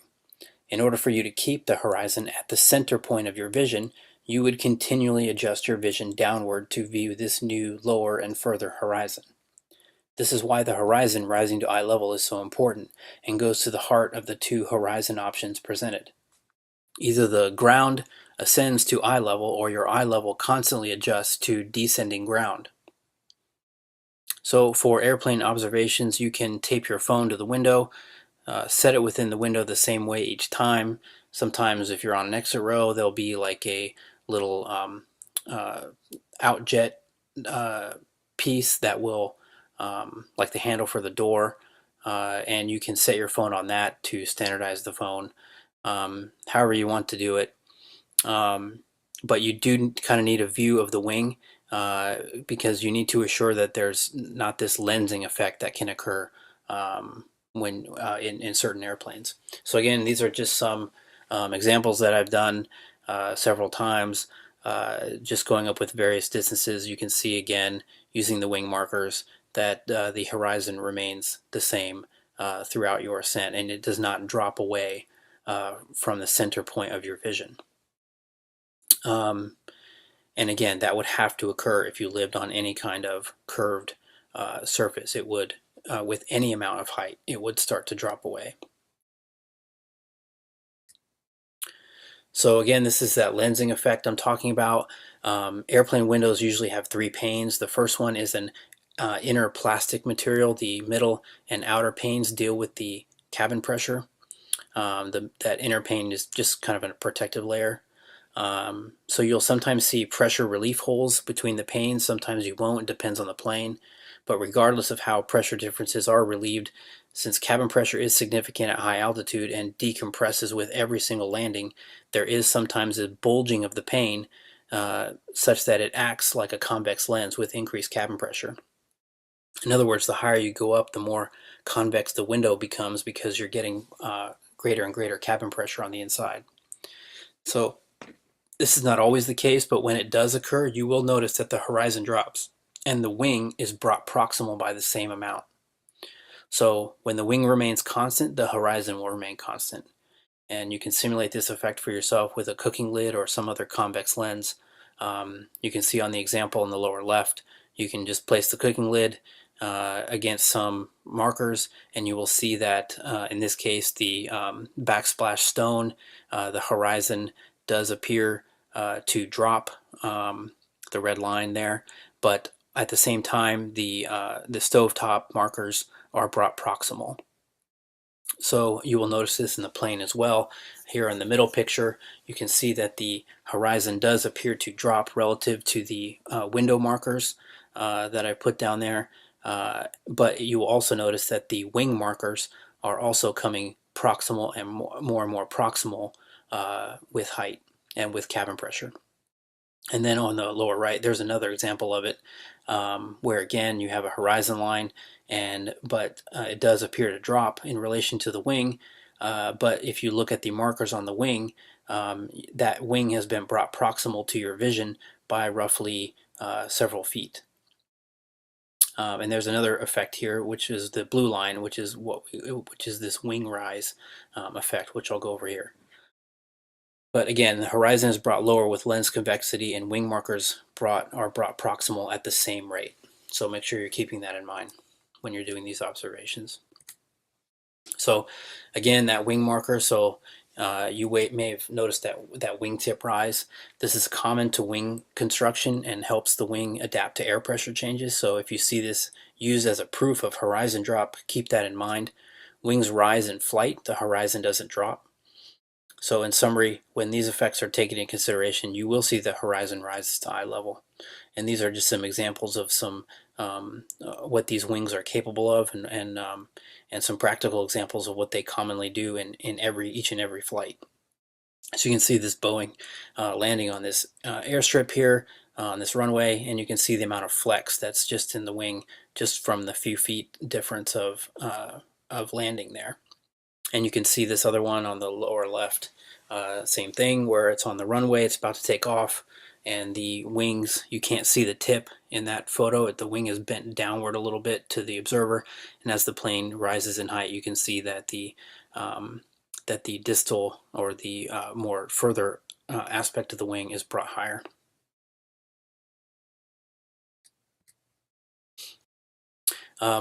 Lastly, it's difficult to apply this same kind of leveling to high altitude balloons because it's difficult to assess when they are actually level.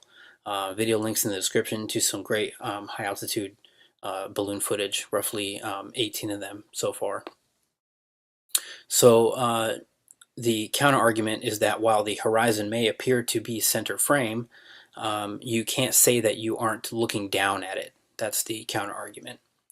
And also something to keep in mind, the sun can light portions of the earth and make it appear to look like a curved surface at high altitude, but with scrutiny, and as the balloon camera turns and you view the opposing horizon line, either lit from moonlight or anti-crepuscular rays, you will see the horizon remain the same shape as it was at low altitude. And again, the sun does create somewhat of a like a disk pattern extending out radially from itself at very high altitude. And you will see this if you're not careful while looking at some of these images, you will not notice this effect. And so I've tried to kind of show that for you down in some of these high altitude footage screenshots. So when you standardize this image, as the balloon camera turns around, you will see that, again, you're not looking at a curved surface, you're just looking at what's being illuminated by a radial pattern of the sun. So also note that the effects of a fisheye lens and barrel distortions can occur.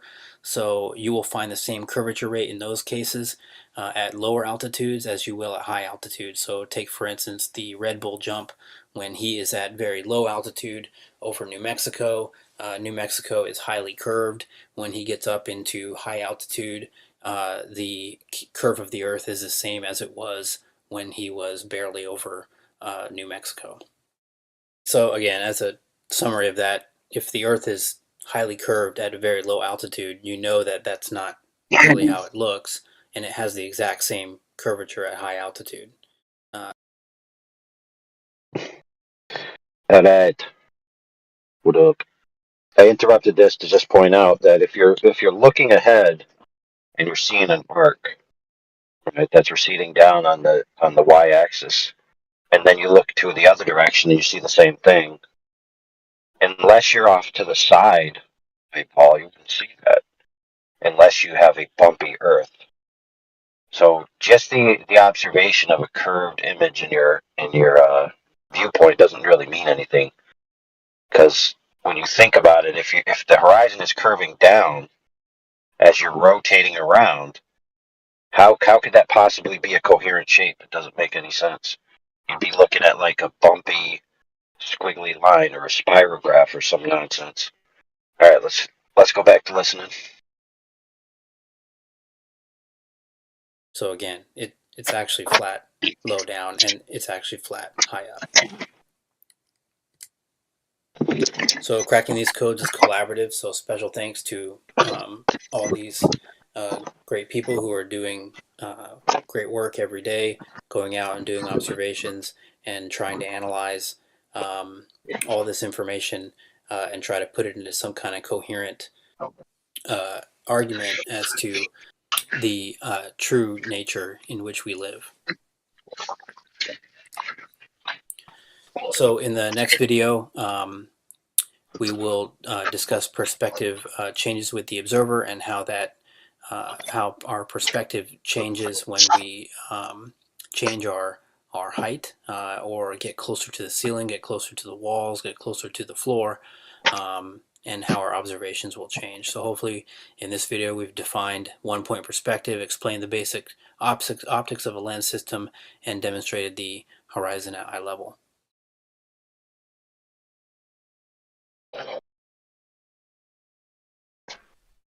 Hello, and you're very welcome to the first video in our webcast series on the topic of perspective projection.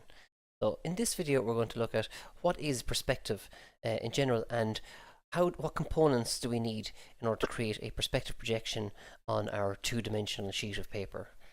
So we're going to first of all begin with the very first question there: what is perspective? So here we can see the example of a set of railway tracks disappearing off into the distance. Now, in spite of the actual rails themselves being the same width apart, as they get further away, they seem to disappear off to a single point. So we can just draw in our lines here, and we can follow them there. We see they all disappear off to a single point. Likewise, we can see that the railway sleepers that we have here, the ones that are the closest to us, appear larger than the ones further away. And this is what it means when something is seen in perspective, that objects nearer to us appear larger than objects further away, and that lines that are parallel, even though they're the same angle, they disappear off to a single point. And this is how we see the world. So we actually see the world in perspective. So really, to create a perspective image of an object gives us a very realistic view of the object. A good example of that is Leonardo da Vinci's famous painting The Last Supper. Here we can see The Last Supper like that, but if you look at the actual room itself, if you look at the corners of the room, they all disappear back to a single vanishing point here, like so. And actually Da Vinci himself was one of the key people who developed this idea of perspective to make his drawings look more realistic. And in this case he actually cleverly used it because all the lines go back to the center of the image and over the image of Christ here like that. So he's really trying to draw our attention back to the central focus of the painting itself. So that's one of the most famous examples of what's known as one-point perspective, because all our lines come back to one single point, one single focus like that. So what we're going to do then is look at what are the key things that we need on our to create this a technical perspective projection of an object. So here we have just a 3D setup of those components. We're going to begin by looking first of all at the spectator, which represents the observer, or the person looking at the world around them. So our spectator here has a particular height, which is important because obviously if our spectator was taller, he'd be looking at the world slightly different than if he was shorter. And likewise, he has a position. So at the moment he's standing in the middle of the railway tracks, not the safest thing in the world to do, but if he was to move to the left or to the right, well, he'd see the railway tracks differently. So our perspective image will be able to capture that difference in image. We can see also here we have a ground plane like so, or horizontal plane, simply just representing the ground. And here we have what's known as the picture plane, the PP, or the picture plane. And that's something similar to a sheet of glass, a vertical sheet of glass. And it's on this plane here that we're going to draw our perspective image of our object. You can see where our picture plane crosses the ground, gives us the ground line like so. And we also have this line here known as the horizon line. And where our likes of our railway tracks, where they disappear, they finish off on the horizon line. And that horizon line is gotten by our spectator pretty much just looking straight in front of him, level with the ground, and that gives us our horizon line. So because he's looking level, whatever height our spectator is, the horizon line is going to be the same distance or the same height off the ground line, off the ground itself. So there are main components involved in creating a perspective image of an object. How we actually create the image itself is by taking, first of all, a vanishing point. So a vanishing point is gotten by getting our spectator to look parallel with whatever line he's going to draw. So the railway tracks are moving off in this direction. So if he looks parallel with that, you can see it gives us a vanishing point, and that's the point that our railway tracks are going to disappear to. So like so. So in our image, there's our railway tracks disappearing off towards our vanishing point. If we want to find the individual sleepers, what we do is we're able to take each of the points, so left and right, and we bring them back to our spectator, so back to a single point like so, and where those lines, those projection lines cross the picture plane, gives us the image of the sleepers. So there's our first sleeper. You can see do the same for the other sleepers, where they cross the picture plane gives us the representation of it. You can see as they go off into the distance, they're getting smaller and smaller, and the space between each of the sleepers appears to get smaller and smaller and smaller until eventually it disappears into this vanishing point over here. So they're the key components involved in creating our perspective. What I want to do next then is just look at how we actually use those to create our perspective image, and why is it that images that are closest to us appear larger than images that are further away. So what we're going to do is going to set it up in 2 dimensions over here and in 3D over here of the same thing. So here we have our spectator seen from above, here's our railway tracks, and here we have our picture plane seen from above. So we'll just put in the picture plane over here. So there's our spectator, there's our picture plane, like so. We can see the picture plane where it crosses the ground gives us our ground line, like so. And we're just drawing our ground line here. So this and there's our picture plane. So this is going to represent the front elevation looking in. So looking straight in at our picture plane, where we're going to see our perspective image of our object. We're also going to draw in an end view, just for the purpose of explaining things. We don't actually need to draw in our end view when it comes to solving perspective questions. But in this case, it just make things a little bit easier to explain. So there's our picture plane, seen from the side, and we're going to take each of our railway sleepers and just draw them in again looking from the side.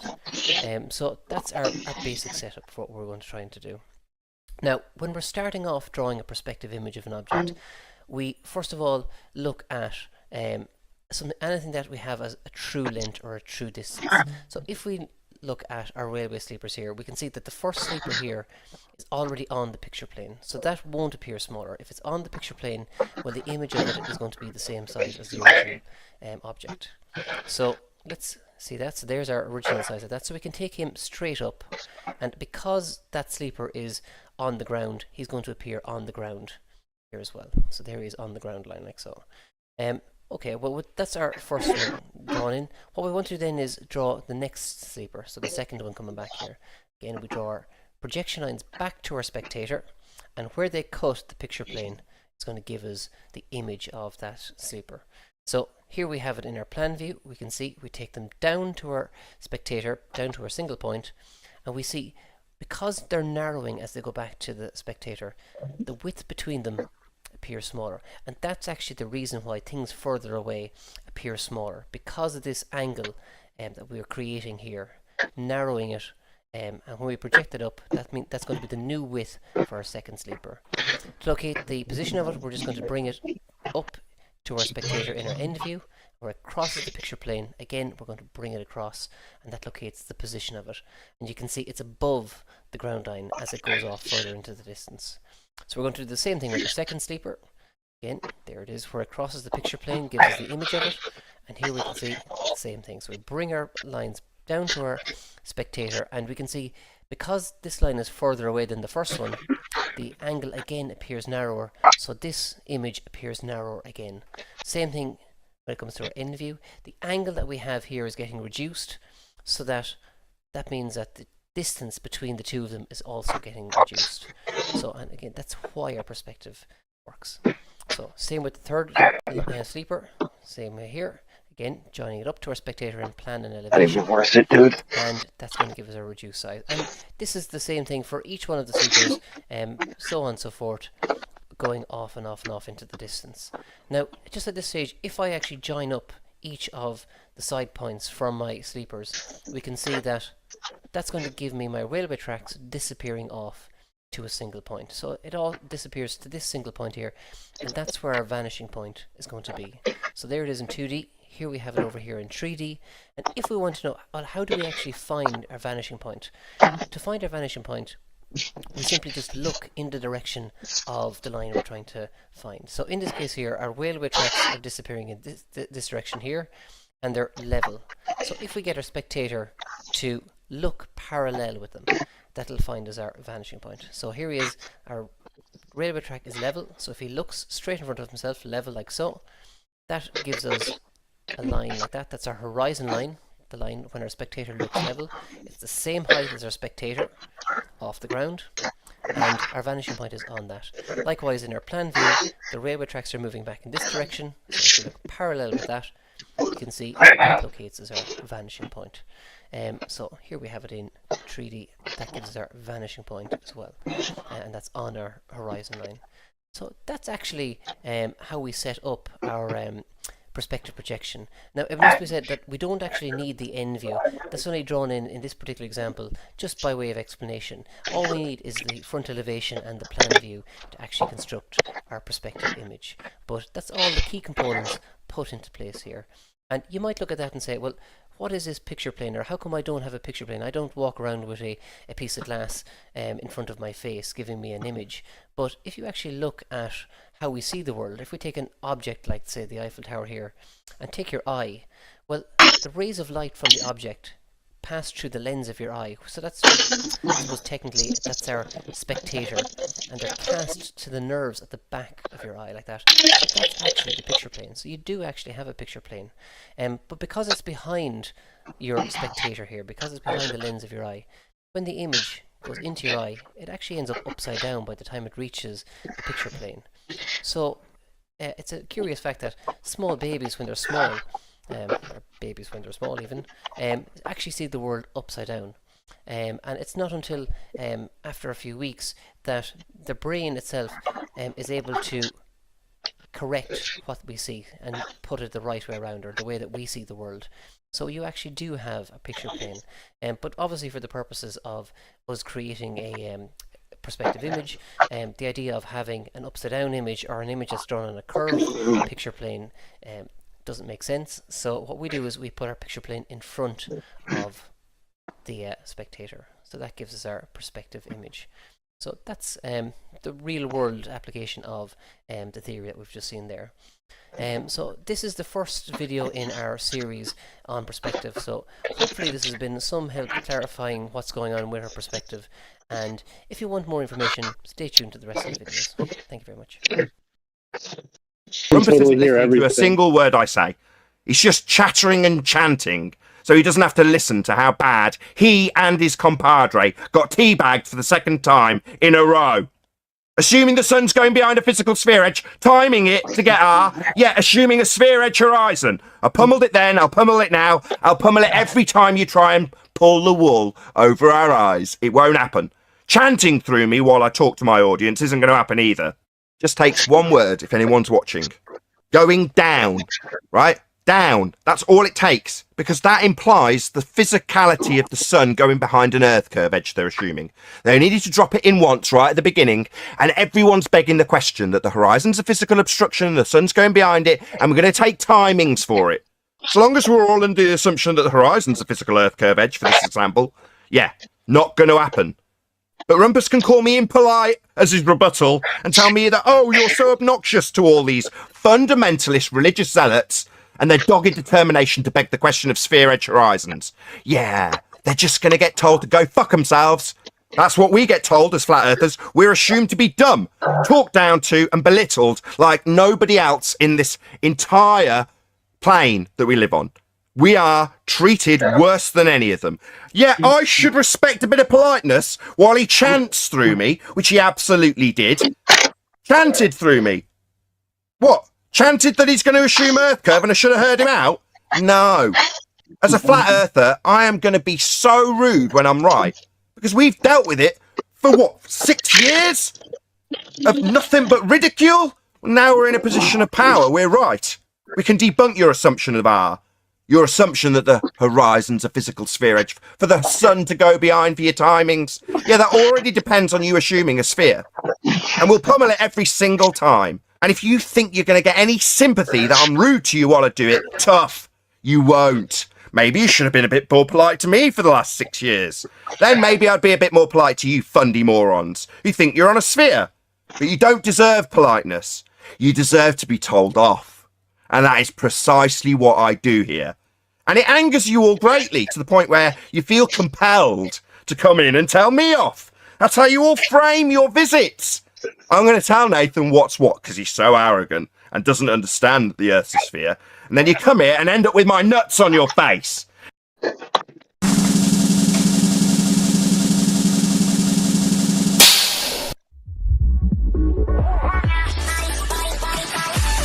https://discord.gg/flat-earth. Welcome to 24/7 Flat Earth Discord channel. Be sure to go to VC Chi Check and 1 to get your VC verification tags to get involved in the conversation about our Earth. Be sure to bring your verifiable Earth curvature evidence, though. Enemy spotted. Tiny Cactus. Shout out to JBP.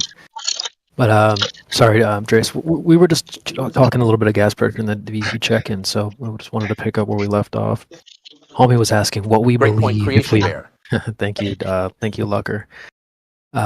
But listen, Tiny, we don't have beliefs to offer you, but what we can offer you is like things that we can know, right? Like the second law of thermodynamics. So let me finish before you go.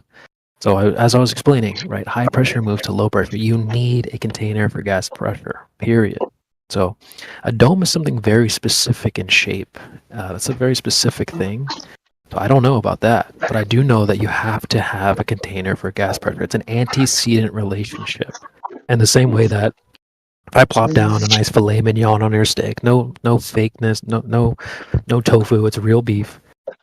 I don't have to show you the cow. I don't have to tell you how many spots it had. I don't need to tell you what farm it came from. You know automatically that came from a cow. It's an antecedent relationship. You don't get beef unless it came from a cow.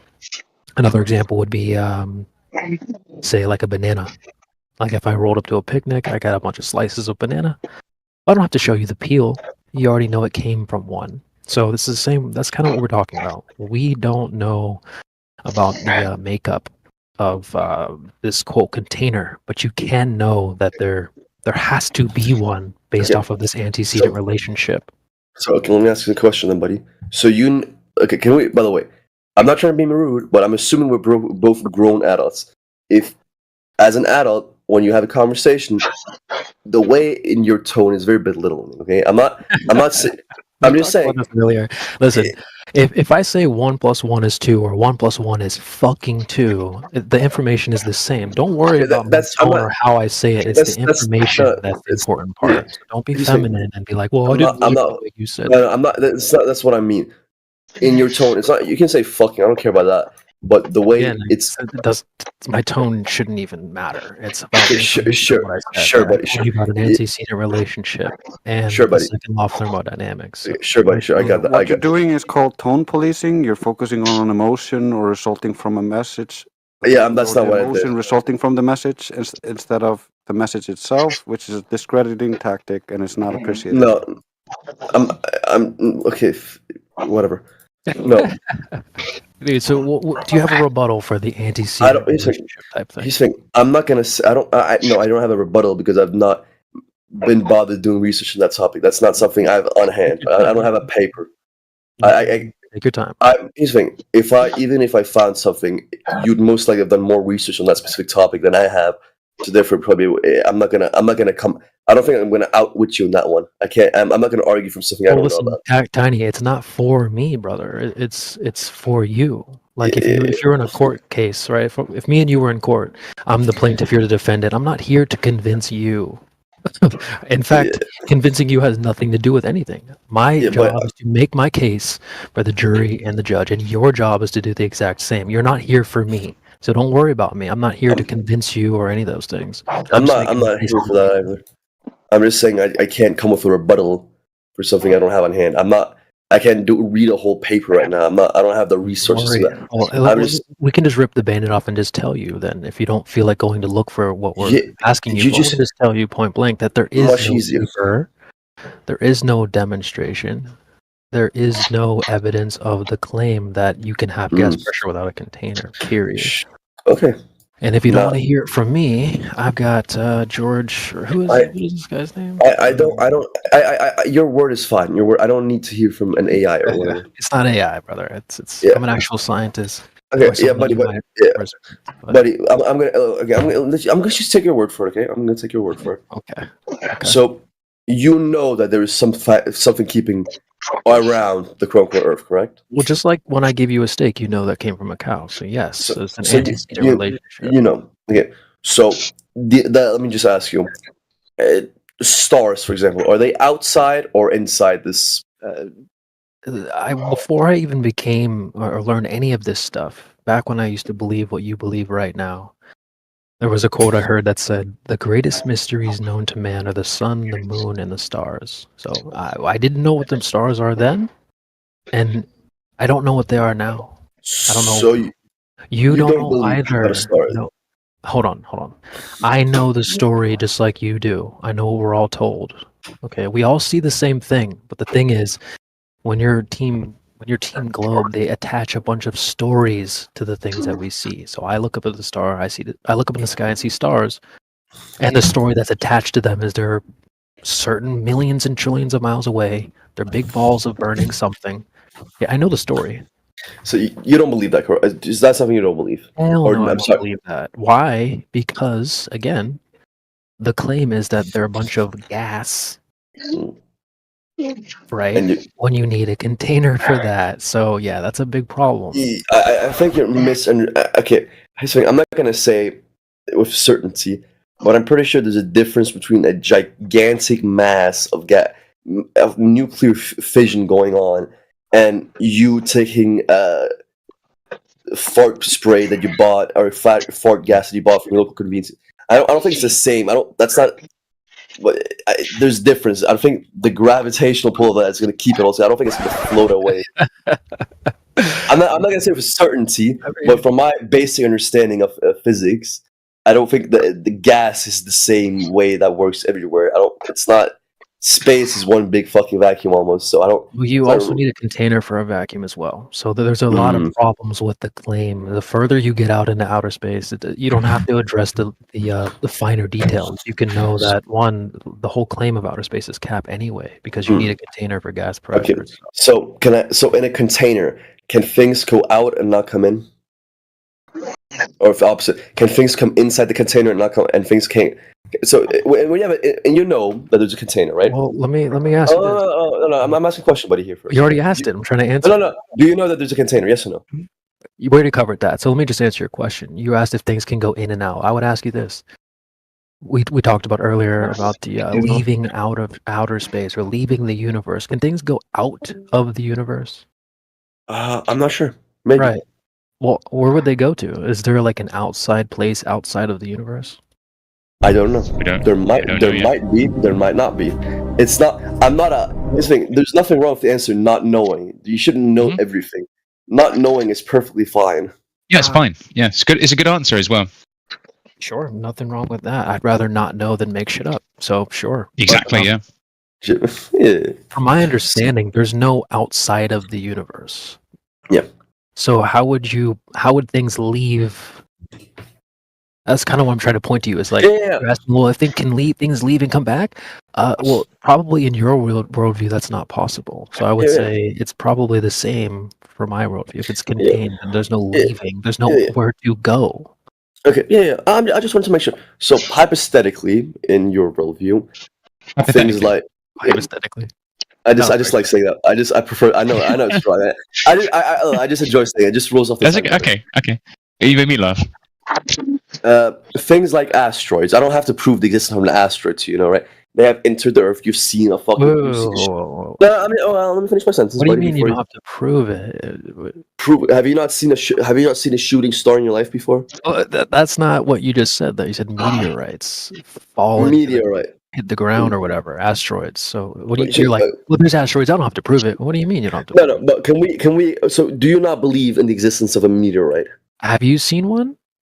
Have I seen a shooting star? That's not the same thing. Have I seen a meteorite inside a museum? Yes. That's not the same thing, bro. Have I seen one fall, then picked it up on my hands? No. Have you? Yeah, me neither, bro. So that's so why are you saying like I don't have to prove it? Like you've never even seen one. I've seen one. Yeah, I've seen one physically in a museum. Okay, that doesn't exactly mean that what you saw in the museum fell from the freaking sky, bro. Like also, Tiny. Yeah, I mean, I'm from London. You know, if you go to the Natural History Museum, you'll see a giant T-Rex there. Probably one of the first things you'll see, unless it's moved off somewhere else. Did you know that none of those bones are real? They're all prosthetic. Swear down. It's not a real T-Rex. So none of those bones you see on display are real. Even if listen. Well, it's proof. You can just look it up. Simple proof. Tiny, regardless of what you believe, they're not hiding it. They admit that they keep the quote real bones somewhere else. Okay, so that doesn't matter to me. That's not what I'm talking about. What Jim is saying is actually true. Is that just because it's in a museum doesn't mean it is what they're saying it is. Okay? They're showing you a big T-Rex with bones. They didn't dig those bones up from the ground. They even admit that the real ones are over here somewhere. So, and also, you know, they claim they got moon rocks, and those are also in a museum. We're all different people that tested those quote rocks, and that's what they turned out to be. Wood. So it's petrified wood. Yeah. So which rock did they test? They went into the museum and they just said, "I'm going to take a piece of that meteorite." The point is, just because you saw it in a museum doesn't mean it is what they're saying it is. You're like, well, I saw. Okay. I don't have to prove meteorites because they're in a museum. Okay, so what do you think a shooting star is, for example? I don't know. You don't know. Okay, so it's just, how would you know? How would I know? Yeah. Because here's the thing. I acknowledge sometimes there are people who are smarter than me and do the research. Who? What research? Let's not be vague. Wait. I assume that an astrophysicist. What people do, like, well, there's a bunch of big brain guys that figured out the answers. That's listen, having imaginary friends. I like to believe that an astrophysicist spent his time in university not going to act. Who? Let's get hypothetical. I'm just gonna hypothetical. You're hypothetically saying there's answers. My cousin Mikey, he's an astrophysicist. Okay, well that person doesn't exist, so that's what I'm trying to tell you. How can you prove that though? Well, this is your claim, so it'd be on you to prove it. The fuck? I have a picture of my cousin Mikey on my phone. It You want to doesn't see him? verify what you're saying about him. But let me talk. So No, my cousin Mikey. The point is, listen, this is what people do. Is they say, well, I trust all the scientists. Well, if I said I you're- trust my cousin Mikey. Okay, well, you made that up after I pressed you for. No, I didn't. I just gave you an example. I didn't think I needed an example beforehand. Okay. Well, anyway, regardless, this is what people do. They say, well, I trust all the scientists. Well, if this was a court case, I'd be calling one of your witnesses to the stand. So let's call Mikey to the stand. What does Mikey got for us? Mikey, should I call him on the phone right now? A picture of him isn't really cutting it. So what, you want to call Mikey? No, because Mike lives in a different time zone and he's asleep right now. I don't want to wake him up in the middle of the night. Okay, well, this is. Stop the cap. Yeah, I mean, it's just you're not really making a case, bro. Like, Okay, let me ask you a question. this guy that I just made up. That he has these. Bro, it's my cousin Mikey. Bro, why did I make up my cousin? Just chill out. I'm chill. I'm perfectly calm. What about this, Tiny? What about this? Neil deGrasse Tyson, one of the most famous, astrophysicists, I think he's called, right? He claims multiple times. It's a funny video that I watched. He claims the Earth is spherical. He claims the Earth is now, 10 years later. He's like, oh, the Earth is more like a pear shape. What? What do you mean pear? What do you mean a pear? What do you think about that, Tiny? Scientists like claiming this one and that one. Now, what about this? Let me ask you a question, buddy. These scientists, right? Do they go to acting school? Let's get an answer for the question first. From my cousin Mikey? No. No. About the Neil deGrasse Tyson claiming the Earth looks like a sphere when he claimed also it looks it's more of like a globe, spherical shape. What the answer is? I don't know. He's a fucking moron. I don't know. Maybe. Why are they giving him a microphone to quote educate people? He's the quote scientist that you believe in. So why is he a moron all of a sudden now that we've called him to the stand? I'm not saying he's a moron. That's his knowledge. That's exactly what you just said. Yeah, you just said he was a moron. He might know things here and there, but when you do talking in front of a fucking microphone 24/7, that's your paid to do. You say, I'm gonna assume he tends to say a lot of He shit. mistakenly said it.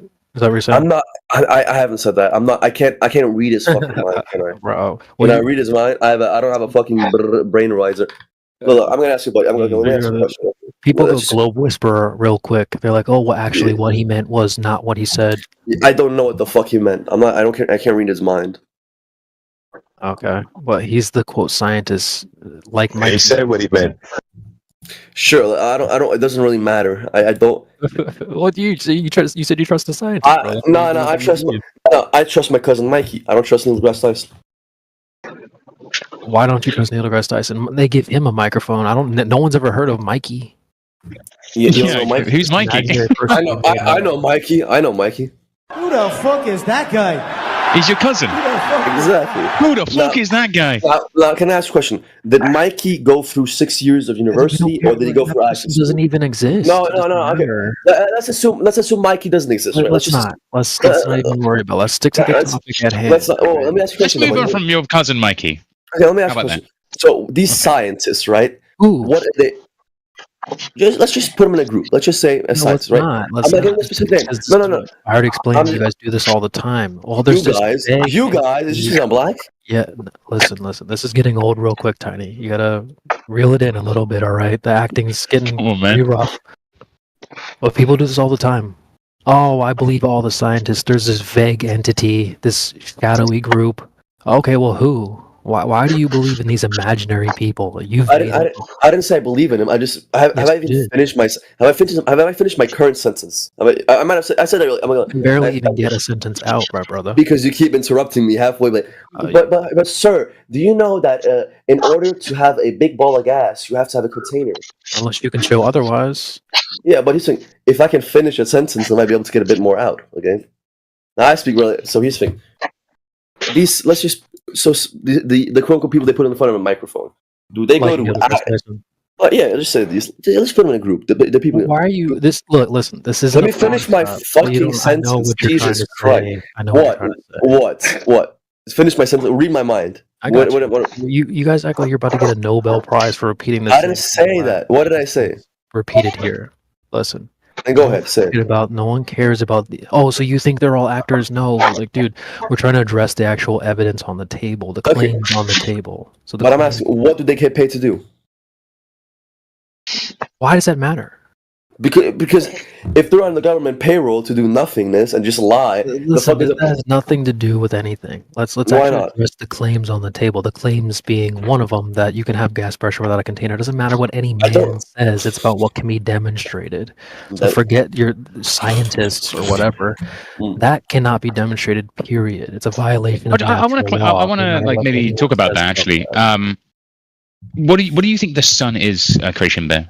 Again, no. I already said this. No one knows. You don't know. Tiny doesn't know. No one in this panel knows. Nobody cousin Mikey knows. knows. Mikey doesn't know. Mikey doesn't exist. But what if it is a gas? A bunch of gases in nuclear fusion. That's Or not fission. just automatically true because they say it. So how would Right. So then the conversation kind of ends there. Really, Yeah, if none of us why know. we try to get people to come back down to the ground because you know what you can do is test things here on the Earth. You can actually test the surface of the Earth. You can't go up to a shooting star and test that. No, yeah, good point. We also can't,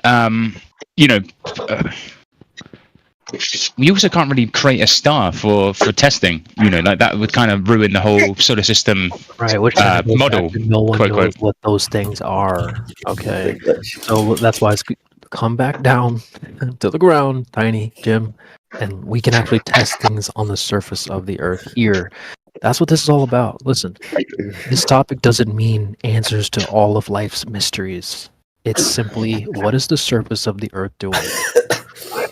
So Tiny, you gotta reel it in, bro. You're Really?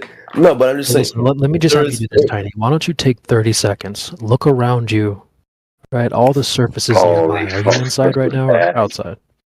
I'm actually currently in the woods, walking around the forest. Yeah, so you're not gonna be on, not gonna be here very long. If you can keep up the acting, but I'm inside. What's up, regardless of buddy? where you are, look around you and let me know if you. So the surface is around you, right? I'm proposing that there's only two options here. I'll give you some examples. The mouse here in front of me is curved, right? It's got curvature to it. It's rounded, right? The screen of my computer is flat. The back of it rounded. The table that this is on is flat. Okay, the cup here next to me is rounded. So I'm challenging you is there a third option here? Or would you agree that that is a true dichotomy? I don't know. Look around you. Take 30 seconds if you need it. Look around and see all the surfaces here. I've got surfaces that are flat and surfaces that are rounded or not flat. So do you see a third option? Shit, a square? That's a shape, bird brain. I'm talking about surfaces. Look, sure you can figure this out. Let's just rip the band-aid off because I don't think this guy's really here in good faith. There's only two options for surface description. It's either something can either be curved or it isn't. Period. There's no third option. So what we're saying is that the surface of the Earth can only be doing one of those two things. That's what the subject boils down to. The answer is newsflash. It's not curved. What's not curved? The Earth? The Earth. And you saw that from what exactly? Again, I'm trying to point. You didn't even take 30 seconds to look around your own surroundings. I took. Hold on. You didn't even look around you to understand that there is a dichotomy here. I don't have to, quote, see the whole thing to understand that the surface can only be doing one of two things. And that is? Again, we just covered this. It's either rounded or curved or it's not. Okay. So what you can do is go out to the field in reality and test the surface of the Earth to see which one of those two it's doing. Let me give you an example. Say, let's take a hood of a car. I imagine most hoods have curvature to them, right? Unless you drive like an old Cadillac or something. Shit, I drive a 98 Mustang. Don't know the curve on that one. Pretty sure it does. Actually, I'll get a picture. Fox body? Is that a Fox body? I don't know what the fuck the English word is. Yeah, it is. Yeah. 98. Let me get it. 98. Mustang. No, not sedan. No, I missed it. 68. I told sorry. you accountable. Let's 60. Yeah, okay. Yeah. Sorry. I thought you. Yeah, 90, 60. Jesus Christ, I'm at 90. Yeah, but 60. Hey, you're a bad actor, bro. Let's just. Bro, I said 60. I didn't mean fucking. Look, English is not my first language, buddy. Yeah, sure. You're a horrible actor. But anyway, we'll start with the 98 Mustang. If you look at the hood there, you see how it's got curvature to it? Yeah. I don't mean the 90, I mean the 60. Okay, regardless. Yeah. You see the hood. Sure. Is that even a fucking Mustang? Even the 68 Mustang's got some curvature to it. A little bit around the back, yeah. Yeah, just a wee bit. All right, so let me just get a screenshot of the 68. Either way, you're being difficult. I don't know why you're being difficult, Tiny, but you can see that the hood has curvature. Yes. There's a bit of curvature. Okay, slightly. Great. Sure, of course. So let's take that hood and let's blow it up to the size of a state or a country. Quite big, right? So if you wanted to test that surface to find out if it's curving, what we could do, well, say you had something like a laser and you shine this laser over the surface of the hood. If there's any deviation whatsoever away from that laser, you automatically know it's curving, period. So that's what you can do in the field. You can look for this, quote, deviation of the Earth away from your straight edge. The point is, it can only be doing one of two things, right? It's either curved or it's not. So what we're telling you is that it's not curved, bro. And you can go into the field and conduct these tests on your own. I spent a month in San Diego doing long distance observations. People have done laser tests. That sounds interesting. Now, when you went out, there's no curvature, bro. When you went out to can I ask you a question? When you went out to do those tests, you went out to prove that the Earth was flat, or just you didn't know? Which one was it? Did you want a genuine answer? Just want confirmation in what you already knew? Hold on. We just went over how there's a dichotomy here. I just asked you, but that has nothing to do with the fuck we just went over. It absolutely does. So if you can focus and pay attention. What was your motivation? What was your motivation going down there? This isn't a psychoanalysis here. I'm not doing a psychoanalysis. I'm asking. What does it matter what the intentions were? I just want. I'm curious. I'm curious. Tiny, chill out. Chill out. This isn't a psych analysis. Oh, how do you think and what are your motivations? It's about what the surface of the Earth is doing. You only have two options, bro. That is what it is about. You can go into the field yourself and find out what it's doing. Not about my motivation or what I believe or what my favorite color is or any of those things. It's what is the surface of the Earth doing, this or that. It's only two options. Just like the hood of a car, it can only either be rounded or it's not. Period. Buddy. So that's what we're trying to tell you. It doesn't matter what I think. It's a matter of what the surface is doing. So, yeah, buddy, I think I'm not here to prove to you that the Earth is wrong. Yeah, we know you're in bad faith. I'm not in bad faith. I'm here for shit. No, I'm not even in bad faith. We're using you as content. So go ahead. Bro, I'm just asking. You are in bad faith. Sure, you read my mind. You were complaining about my tone earlier, and you're like, buddy. You're not here in good faith, so just chill out. We're just going to use you as an example at this point. Ooh, God forbid. Bro, you can have a conversation like a normal grown adult, can't you? Yeah, it's kind of what I've been doing. No, it's not. The way you can just speak like you don't got to do all this, the whole bit or just speak like a normal fucking man. See, that's not how a grown adult acts, is it? So, just reel it in a bit, dog. We've been doing this, all right? We don't need you to lead the dance here. I'm not saying lead the dance. I'm asking. You don't have to fucking wiggle around. So I don't. I'm sure you have people coming.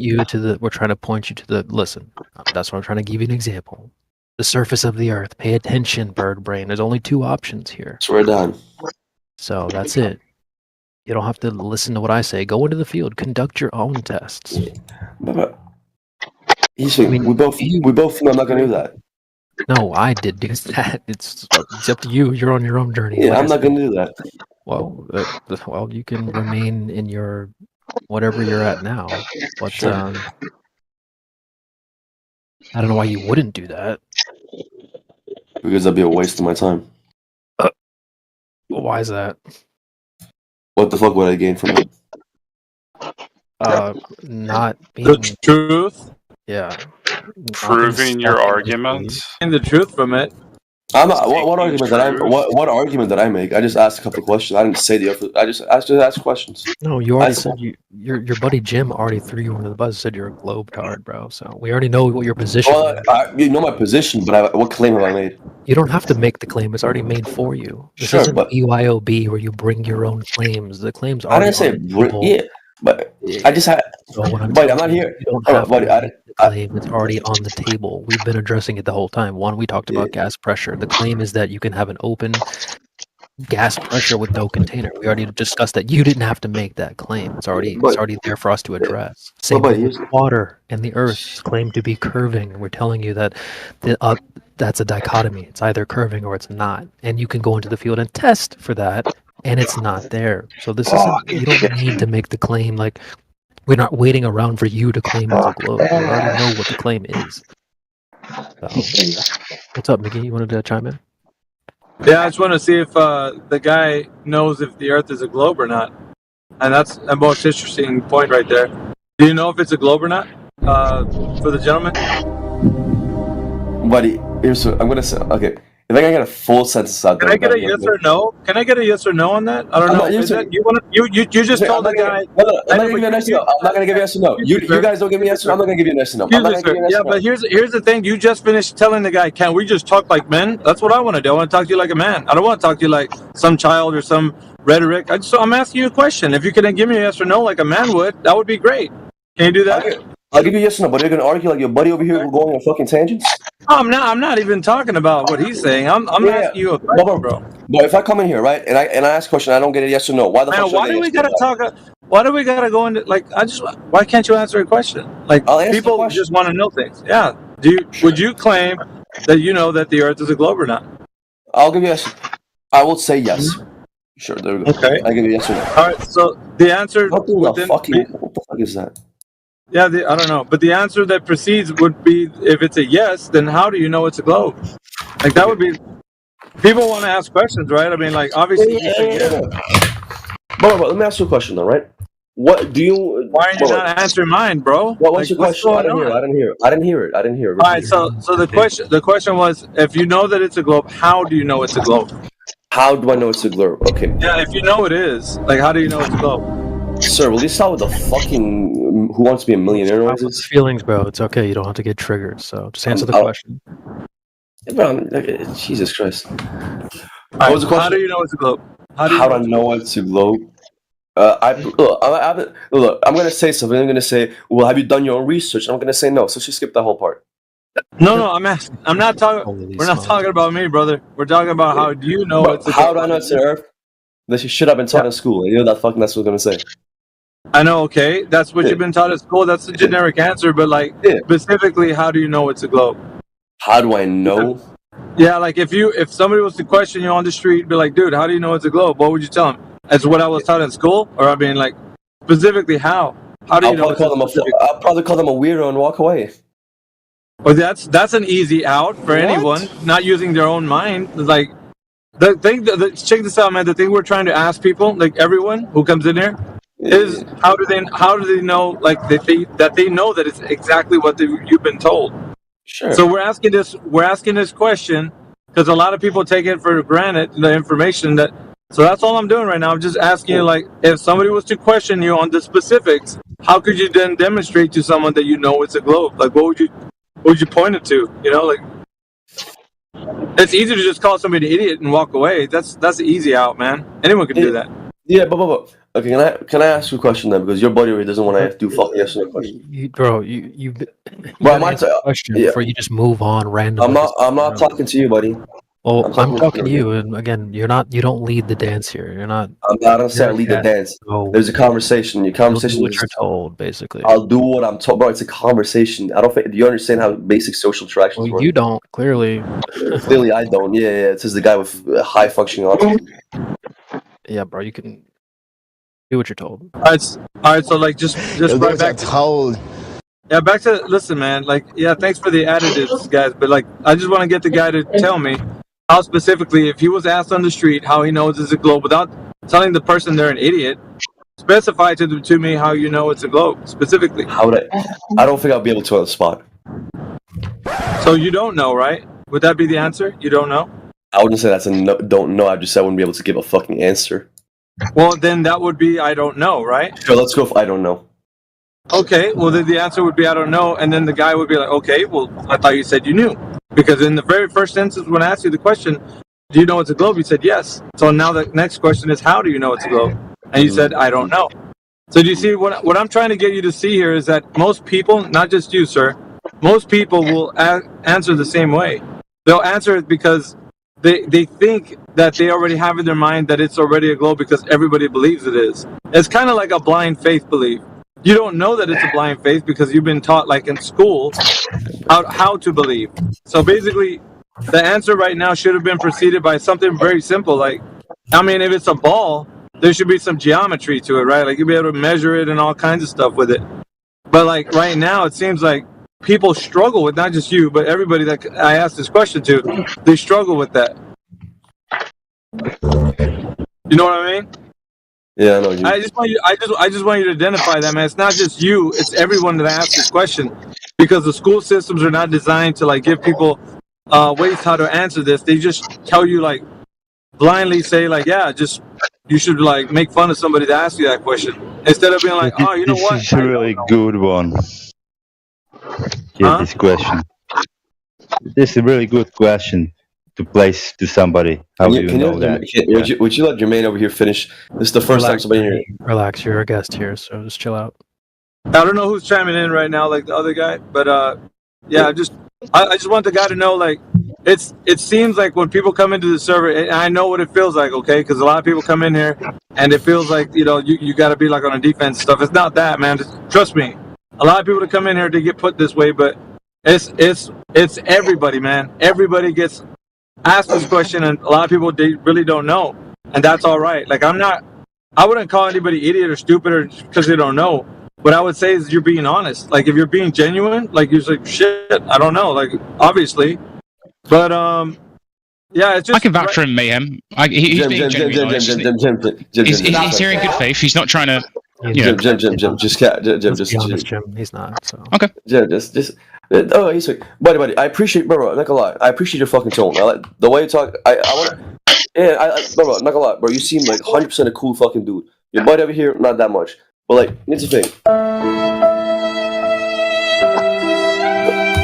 See, that's what I mean. It's kind of weird. You know what I mean, like that's just kind of weird. All right, so like, what would you think would be wrong with that? Like, if I ask anybody else, because honestly, I want you to stick around. Because if you stick around, then you'll hear me ask the question to other people, and then you'll hear how they respond. Bro, listen. The thing is, right?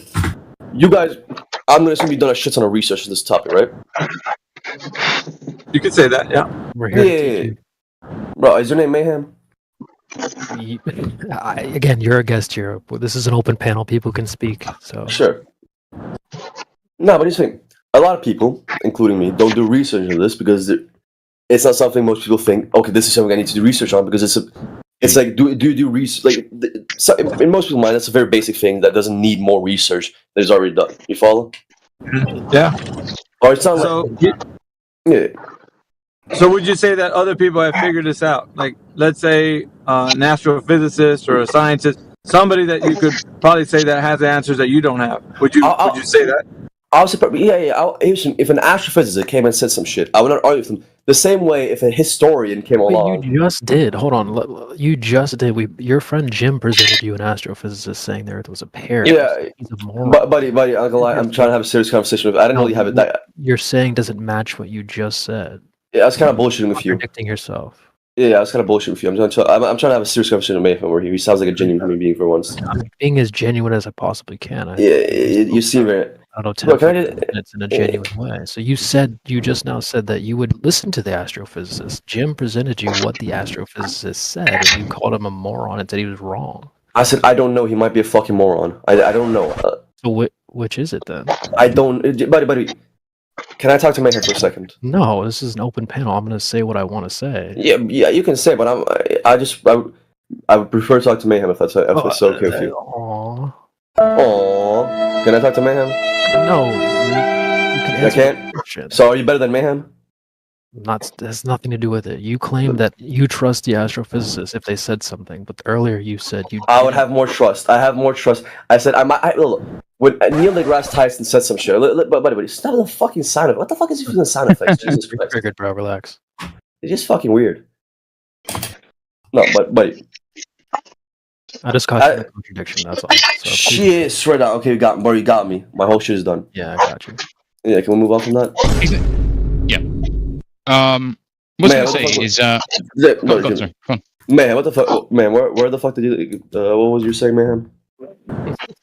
Yeah, I'm talking about like the people that come in here. They usually say that they know, and then when they're pointed out that they don't know, they usually defer to like a scientist or an astrophysicist or somebody that they think is more educated, right? Yeah. But then I would proceed to say that if we were to show you people that actually would claim that they are an astrophysicist that come in here, and I ask them the same questions, and then they would say, like, in my experience, there isn't any answer to that question, or there's no way that we could directly know that. Like, there's like, they would say something like in the way of there's a whole bunch of little pieces of information that you put together like a puzzle piece that makes up what the Earth is as a globe. Like those kind of answers, like if I was to tell you that's what they respond, wouldn't you think that's a bit suspicious? Instead of them saying like, no, there's some way we can just go out and test for this, like, and this is how.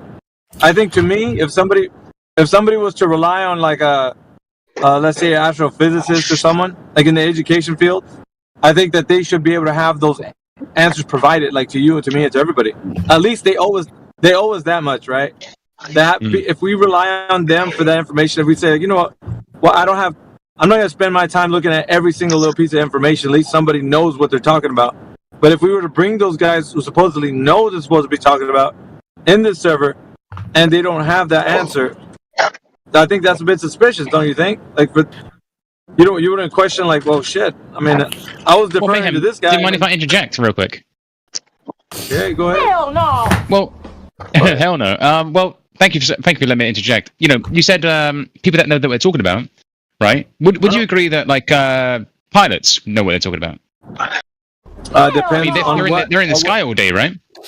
Yeah, but what is the context my point I'm trying to make is, if you go to a lot of pilots and ask them, do you think the Earth is flat or round? And they said, from my perspective, I see the Earth is flat. They're not claiming the Earth is flat. They're not claiming the Earth is a globe. But from their perspective, it's clearly flat. And they fly around maybe 50 hours a week. They have more knowledge of the globe than we do, right? Okay, so you're telling me like there's people with experience of flying over the Earth or getting on a boat and navigating across the surface of the water. Anybody doing that would have some type of knowledge of the Earth, whatever the Earth is. Is that what you're saying? Absolutely. But I'm not arguing you. I was agreeing with you. In terms of. I'm asking you some follow-up questions. And would you then say that because they're traveling over the surface of the Earth, then they would have some knowledge that the Earth is whatever, if it's a shape or if it's not a shape, they would be able to tell you. Exactly, Mayhem. What I actually say is they never dip. They never dip to curvature ever. They just go they fly in a straight line. My question to you would be, why do they have more knowledge of the globe than us? Because they fly in the sky? No. That's not my claim. I said that at the beginning. It's perspective. They won't claim whether it's flat or round, the whole Earth. But from their perspective of their job, they only say we perceive the Earth is flat. That's the way they claim it. I heard you say that. So I'm going to address something else. You said. What did I say? Because I'm pretty sure what I said was through perspective. Hang on. Let me look at it this way, right? Let's say we have a court case here, and these guys have evidence because they're pilots and they're sailors and all that. They come into court and we're like, okay, so we need some evidence that the Earth is a globe, and then you hear the testimony. They're like, oh, check this out. I've been flying for American Airlines for over 20 years, and from my perspective, the Earth is a globe. Do you think but just check this out. Do you think that what they say would carry any weight in a courtroom because they just said, okay, well, because I've been a pilot for 20 years, that when I say that the Earth I'm flying over a globe, that you're going to have to take my testimony as evidence? Mayhem, I said the complete opposite. I understand that, but what I'm asking you is, I heard what you said. But what I'm telling you is that if somebody came in there and said that, because there are people that do say that, by the way. So if there are people that say that, would you consider that as evidence? No, and by the way, I've never heard a pilot claim the Earth is a globe just because of his experience. Yeah, you haven't met the ones that I've talked to. Anyway. Oh, really? Okay, sorry. I'm dead serious. I would check this out. So if somebody does say, like what the pilots have you heard, that the Earth perspectively looks flat from that whatever they're playing, then would you then do the same as you did with the pilot who said that it's a globe, accept that as evidence? No. So we don't accept that the people who are flying planes, either they see it as in their perspective as flat or a globe, and we don't accept that as evidence then, correct? I agree. Okay. We're on the same page then. But the point I was trying to I was interjecting for a reason to maybe argue with Tiny a little bit. Wait, is he still here? Yeah, he is. Yeah. I don't know. So the point, Tiny, is no one really has proof whether it's a globe. Not even pilots. Well, I wouldn't phrase it that way. But listen, I don't know what level is this gentleman that's speaking right now. I don't know if he's brand new to the server. No, I'm not brand new. I mean, I joined back recently, but I'm not brand new. No. All right. What I would say is then, sir, I don't know who you are right now at the moment. Like, I haven't got to know you. But there is a lot that you need to learn from this specific group. Now, I don't mean that in a demeaning way. I would mean that in a way that I understand. We do a lot of kind of teaching on how to deal with conversations and such. So if you're not in the forefront or taking point, I would say just please put yourself on mute, because what happens is I'm going to have to go against some of the points you made.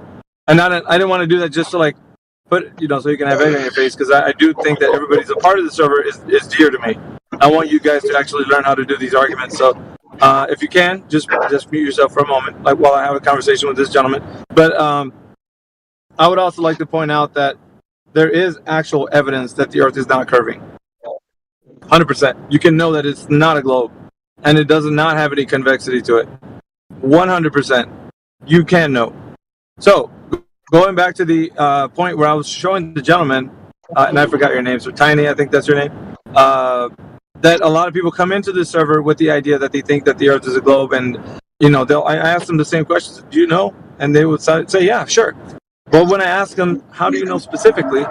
They would say the same thing you did. Well, I really don't know. And then defer to, let's say, somebody in the academic fields. Well, the astrophysicist or the cosmologist or my teacher, my professor, whoever knows, and I don't know because I haven't been studying that. That's the same. It's like a generic answer, basically. We hear that. It's pretty common. So what I'm trying to do right now is for you to engage with this conversation in a way that probably gets your mind to think a little bit, right? That's all. I'm not trying to demean anyone in any way, but I really want you guys to focus on what's being said here. So the gentleman came in here with the knowledge of thinking, yeah, of course. If somebody was to ask me on the street, how do I know the Earth is a globe? I will tell him you're an idiot and walk away. Do you honestly think that critically thinking humans can approach each other that way, or can we be civil and say, well, let's reason with each other. How do we know the Earth's a globe? Let's figure this out. Which is kind of the way I think the approach should be if anybody's inquiring. If we don't know the answer should be, honestly, I don't know. But if we do know the answer, let's give it to them, right? And that's all I'm saying. If you say, yes, I know the Earth's a globe, well, give me the answer. Tell me how it's a globe, specifically. How do you know? So it's basically just kind of giving you guys a bit of education of how to approach this topic, because a lot of people have never been asked the question, because it's almost like, well, we learned that back in 3rd grade when the teacher told us to turn to page 42, and we looked at the solar system and saw that we were a planet floating around in the vacuum of space. So a lot of people think, well, yeah, it's just a foregone conclusion. It's not something I need to re-examine, which is what we're doing here. We're actually taking a closer look at the information and see if anything can match up to going and testing the Earth and so forth. So what I want to do is I want to get you guys to start thinking a little bit. If you haven't done this before, it's a good exercise, right? So the question that I would start asking the whole room, and I don't know how many Glovers or people who think the Earth is a globe is in here, but I would ask everybody in here, the same question, right? The question is, who has ever measured the curvature of the Earth any time in history? Somebody's mic is scratchy. Can you please put yourself on mute, please? Somebody's mic is really scratchy. It's the bad faith actor you're trying to talk to right now. He's not listening. There's somebody scratching their mic and moving around. So can you please mute your mic, please? Locally mute. Or I'll have the moderator mute you either way. But you will get muted. Please. Thank you. All right, so what it is the question that actually is going to get you to start to think about the answers, right? So the first question is, how do we know, or excuse me, who has ever measured the curvature of the Earth any time in history, as in drop over distance? Who has ever measured the curvature of the Earth any time in history, as in drop over distance? And so the question is specifically about the geometry of the Earth. The geometry of the Earth is said to be an oblate spheroid. And if that is true, then anywhere we go on the surface of the Earth, it should measure per the 8 inches per mile squared, as the values of the Earth are said to be radius, diameter, circumference, with the radius value of 3959, the circumference at 24,901 miles. And the diameters have that. So we have to understand that if we're getting the math already, if we have values, then we know the size of the Earth, which means that because we have math and geometry, we're able to now define this surface of the Earth. We can know by what rate the curvature starts to descend or drop, at what rate it drops. So on the surface of the Earth, because it's tangible, right? You're standing on it. It's able to be measured. So now we need to move off into the field, which is what CB was actually implying there. He's like, well, now let's go out into the field and test it. Because a lot of people don't want to do that, and it's as simple as going outside. If there is to be a drop rate over a distance, well, we don't want to really do it over land because we got land topography. As you may or may not know, there's hills and valleys, right? There's dips, and there's, there's a bit of, different elevations to this Earth because of the Earth itself. So what we need to do is go to water. Water on the surface of the water, it's pretty level. Because as you can tell, and I'll give you a little something so you can test it out, right? If you hold a bottle of water, right, in your hand, and you turn that bottle of water in any direction, the surface of that water inside of that bottle holds its rigidity in space. That means that the surface of that water inside of that bottle always remains flat and level to the surface of the ground that you're standing on. And you can manipulate the container in any direction, and it will always remain flat and level to the ground that it's directly parallel to. So the surface of the water in that bottle, any way you manipulate that container, will always remain flat and level to the ground. Therefore, if that is true, then water would be the perfect thing to measure over, because it holds rigidity in space and is always flat and level to the ground. Therefore, if we're going to do any measurements, it should be over water, because that is the flattest surface on Earth that we can measure over long distances without any land topography to get in the way of our measurements. So, therefore, let us go out into the field. Let us do some tests over water, over many miles, let's say, and see if there's any drop rate over distance. Because the consequent of the Earth being an oblate spheroid would mean that the surface has curvature, and we couldn't measure it. Just like we would if we had a sphere in our hands, like a basketball. We'd be able to measure from point A to point B on any part of that basketball, surface curvature. With the same idea, we'd go out into the field and do the very same thing. We'd be able to measure a drop rate over distance. So if we're from point A to point B, from point of origin to target, we'd be able to measure curvature. And we'd find the sagittale, the hump of Earth curve, in between the point A to point B. As simple as that. There would be no distinction of us saying that, we can't find it, because a measurement is just that. It's measuring from point A to point B how much drop rate there would be, and then we'd be able to figure it out. So the question now is, that's the very first question I'm asking you guys to think about. Has anybody ever done this? Ever in history? Or in recent times? Does this make any sense to you guys? If you're thinking that the Earth is a globe.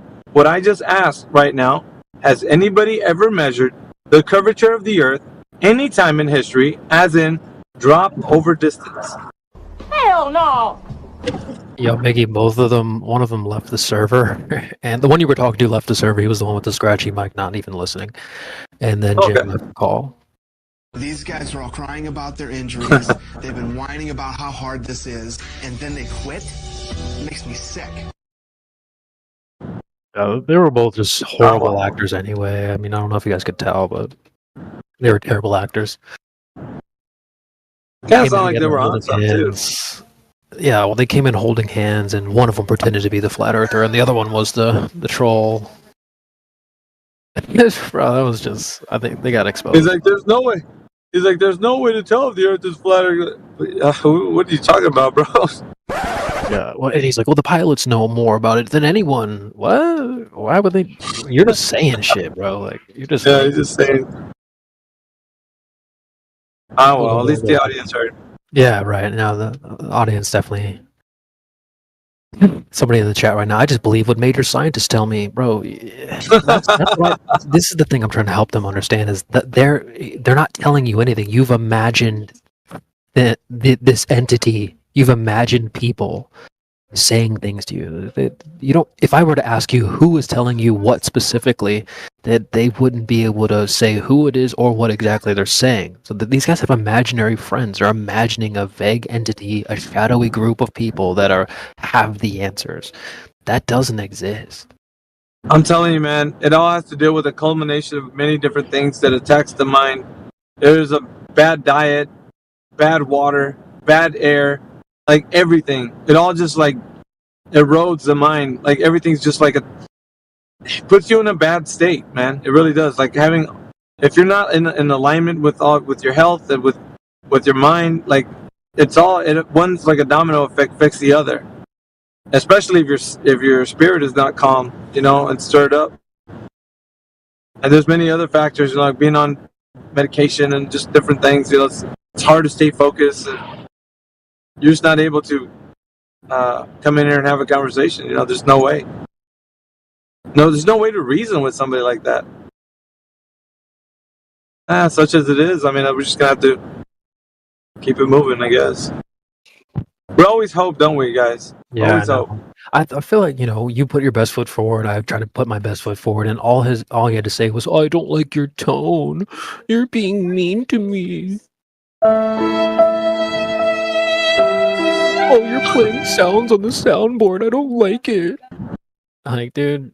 Well, it's just like many people on the street. I honestly think his reaction is a genuine one. If you were to ask that guy on the street, how does he know the Earth's a globe? He'd probably flip you off and tell you to go to hell or something. Like, yeah, he wouldn't specify. He'd be like, look, I know that the Earth is a globe, and let me tell you how.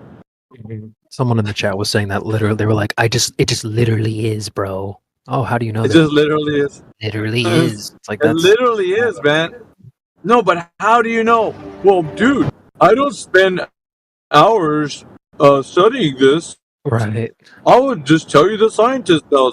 You bring the scientist in here, you're like, all right, dude, everybody leans on you.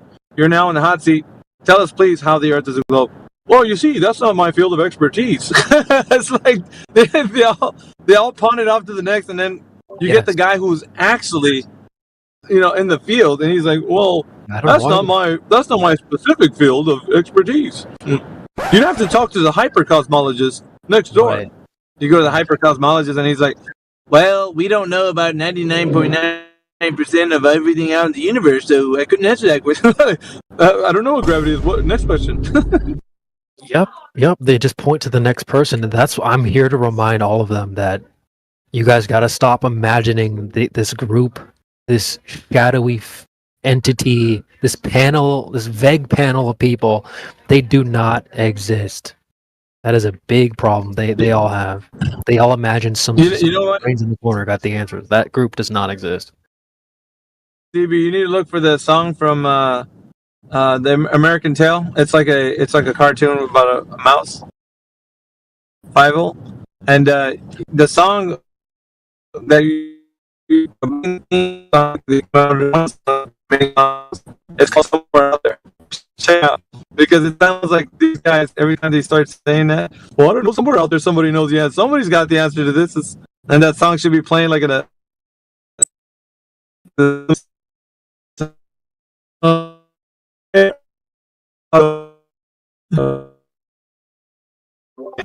Is he roboting for you guys too, or just me?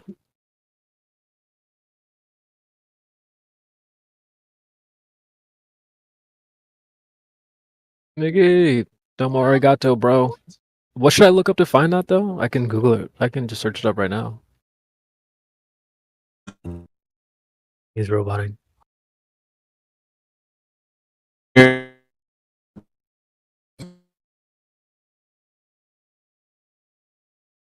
gonna take a quick bathroom break. I'll be right back, guys. One second.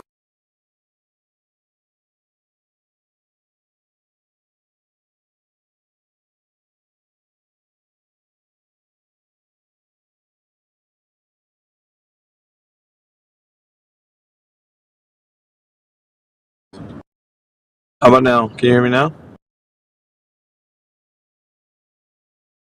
Hello? You're coming in loud and clear.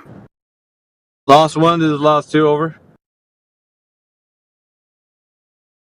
This is Lost 2. Hearing you loud and clear. Over. Okay, we're back. And we're back. Yeah, the song is it's from an old cartoon. It's called American Tail. And it's got a main theme song that's called Somewhere Out There.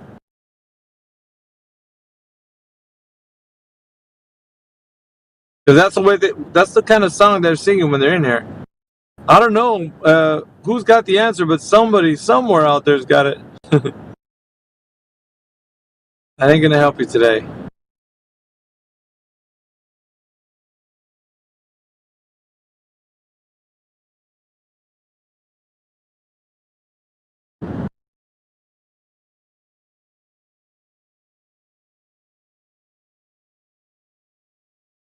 Or like the other guy, Ice Cold or whatever his name is. He said he's gonna tell you the truth when he feels in the mood. You'll know the truth when he's in the mood. He'll tell you. If he hadn't had his chocolate milk and foot rubs and he feels great, then he won't tell you. Until then.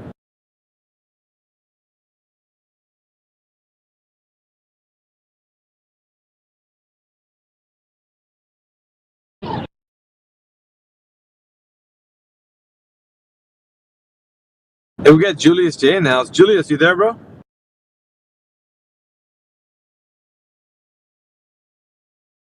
I don't know about Julius, but I'm back, baby. But dude, that was a funny conversation. Like, dude, what is it about me? It's like, dude, Elijah. This happens with him too. People will be like, "I just don't like you, Elijah. What your tone, the way you speak." Like, bro, I'm trying my best here to be a nice cop. It's just funny how like certain people get triggered by other people. Like sometimes you don't understand. Like, I don't you don't understand, CB. You don't understand. It's like ants on like an amoeba on a beach ball. You're like, no. It just like immediately goes into like, oh, you done messed up, man. Now it's like, I'm not gonna let. Well, that happens every once in a while. Like folks will be like, I just don't like that guy. Sometimes it's you, sometimes it's me, sometimes it's Drake, sometimes it's Elijah. I just find it funny. Like, they really focus on the evidence or the things on the table.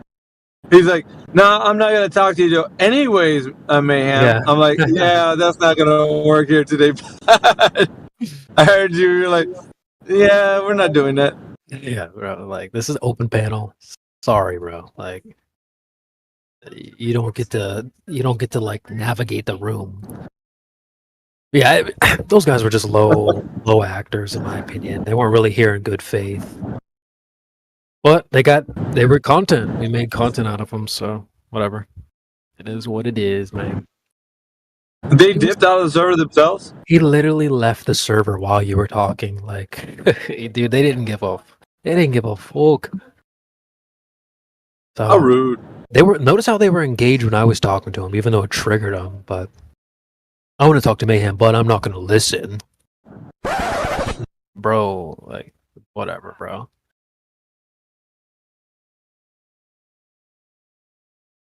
It was enough. What else do we have on the docket today, TB? I know. What do we have on the docket? The lobby's been popping. So if you guys are bored and need something to do, go hit up the lobby. See if we can get some fresh meat in the panel.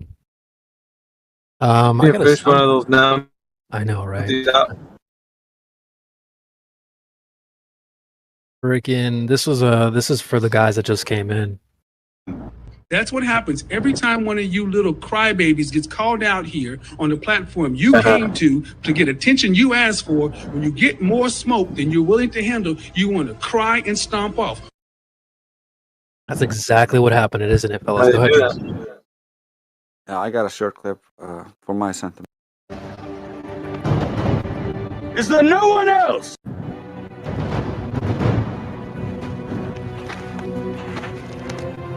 Is there no shit. Yeah, that's perfect, Trace. That's perfect, dude. For real. Well, I feel like we're scraping the bottom of the barrel here.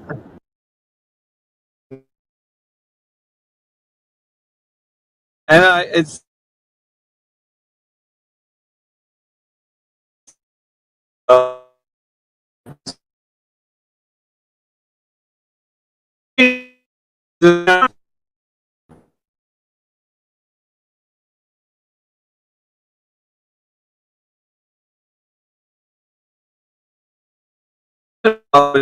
You're a robot? Huh? No, I'm not a robot. You look like a robot. Trace, I love those. I don't know how you do it, but keep those coming, dude. Yeah, hopefully Mickey will get a good connection here. But yeah, shout out to Northern Rebellion. Shout out to Kevin Samuels. Mickey, let's do a radio check. Can you hear us?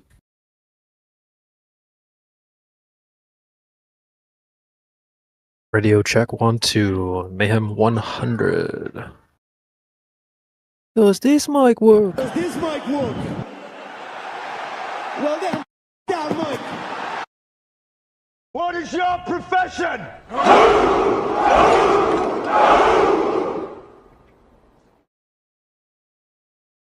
The old friend. I brought more soldiers than you did. If it's in Texas, yeah, I could be wrong. But like, what happens when we go to the moon and then, no one's going to the moon, bro. Hotel. Shut up. Let me fucking finish. Okay. No one's going there. Go ahead. What if there's like a moon hotel at the moon and then everybody should go to the moon? NASA has an underwater space station. They believe that. Oh, let me mute myself. Actually. Yeah, you should. Will the Earth still be flat? Like I think in a couple, like let's say, 5 years, we'll have enough technology to like actually prove the Earth is a globe, and like you guys. 5 more years, huh? All you're talking about flat Earth will be pointless because isn't that what they said 5 years ago? 5 more years. Yeah, isn't that funny? Again, 5 they definitely said that just 5 years. 10 years ago and 20 years I mean, ago. y'all don't even believe in 100 years ago. I will mark it in the calendar, man. Right. You can talk again. Hey, dude, they keep putting that carrot in front of these Globers' faces, bro. They're like, oh, we're going to land on the moon today. This year. Like, what's stopping a vulture from like circling up into space if the Earth is flat? They are lost in the sauce, man. They're in the imaginary dream world. That's why you always ask. That's why you always ask me what happens on the flat Earth model with the sun. What happens with the moon? Blah blah blah. Dude, we all see the same reality. When I go outside and I look at the sun, I see the same thing as you. That is what happens. Well, you shouldn't look at the sun. But you have been indoctrinated. Listen, you have been indoctrinated to think you're falling backwards with the speed of 1,600 kilometers per hour, right? Why it just looks like as if the sun is going down, but actually it's standing still in the sky, and the ground you're standing on is just falling backwards. Standing still. Actually, the sun is standing still. Yeah, nobody disagrees. No, it's not. It's traveling through. Oh, they don't even know that story.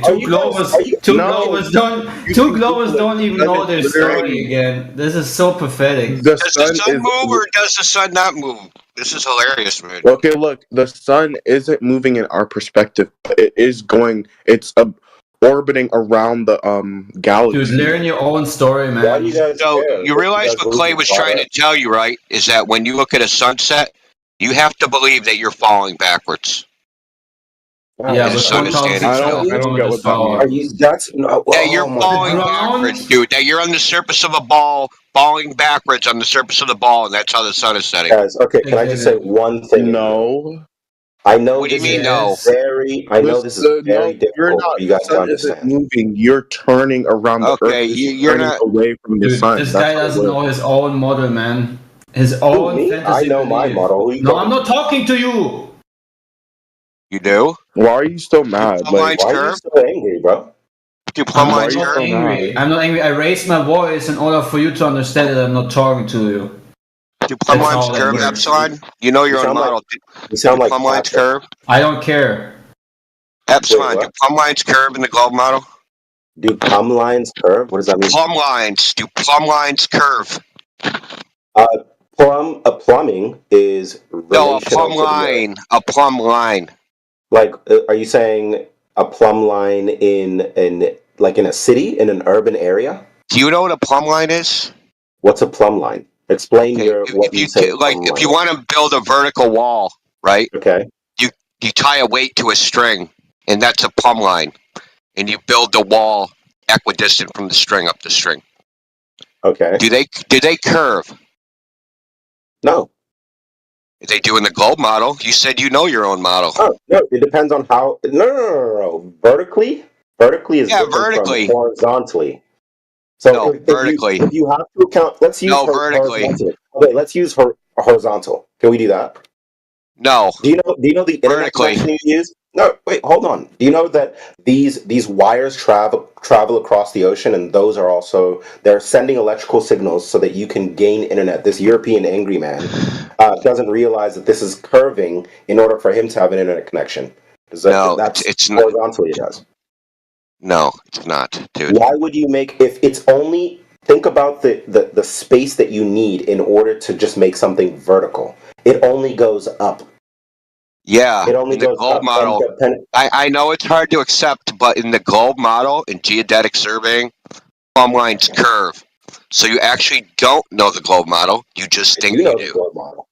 Okay, so what's deflection of the vertical, and why do plumb lines curve? Send me the mathematics for it. I'm gonna look it up right now too. You could, I'll post it, but you could just, it'll be a lot faster to just type in curvature of the plumb line. Curvature. Yeah, curvature of the plumb line, geodetic surveying. Line. Okay. Curvature of the plumb line. Let's see.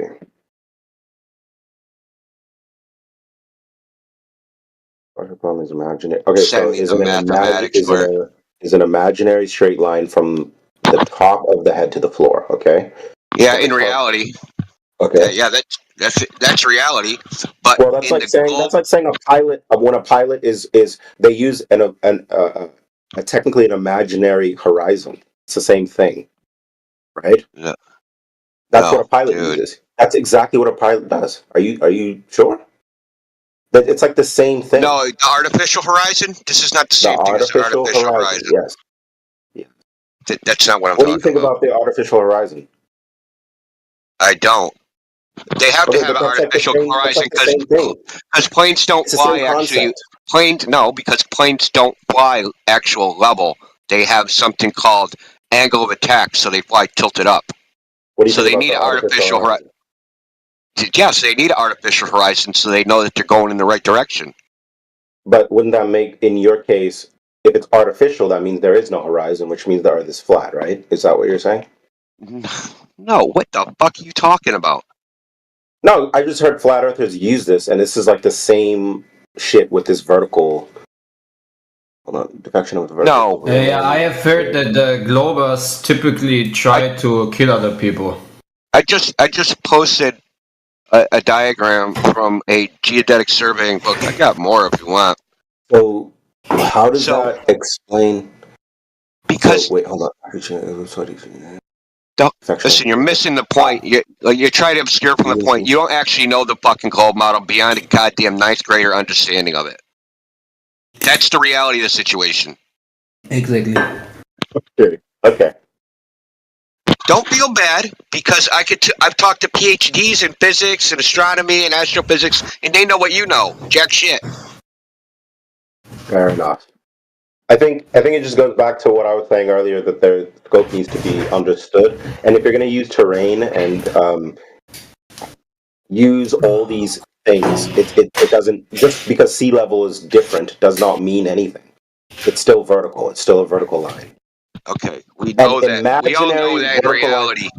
Yeah, but an imaginary vertical line is used because it needs to come up in it needs to be where they need it to be. So of course it would be imaginary. This is the scope of the circumstance, and that means that has a lot to do with terrain. And sure, if it's different from sea level, that doesn't necessarily matter because you're talking and talking, but you're not actually. I could tell you're misunderstanding what the problem is. The problem is that like the stars are supposed to move according to the globe model a certain amount according to how much land distance you've traveled, right? By travel, according to the Globers, I go 69 miles, the stars move 1 degree, right? Is that what they travel say? over the land. I'm not a cosmologist. I wouldn't know. No, this is like fucking sailing and navigation, basically. Okay. I don't. In surveying, right?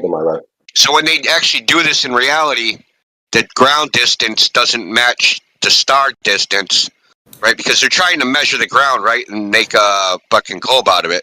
So they have to assign coordinates, right? At geodetic surveying, they'll place a ground marker or hammer it into a piece of rock or something, and it'll have the latitude and longitude on it. Well, when they do zenith, right, say some star is supposed to be right above that point at zenith. And how do you do that, right? First, you level the instrument, and then you take something like it's called a wild T4. It looks straight up into the air, right? So then you can sight to the telescope and say, hey, what star is directly above me? Okay, so this star is supposed to be at this latitude and longitude coordinate at zenith right now. Well, when they do this, the star won't be where it's supposed to be. So they go, oh, the plumb line must be tilted a little bit because there's lumpy gravity underneath the Earth, tilting the plumb line away from being completely vertical. Well, that leads to another problem because they're using something called a reference ellipsoid, and the plumb line has to intersect it at 90 degrees.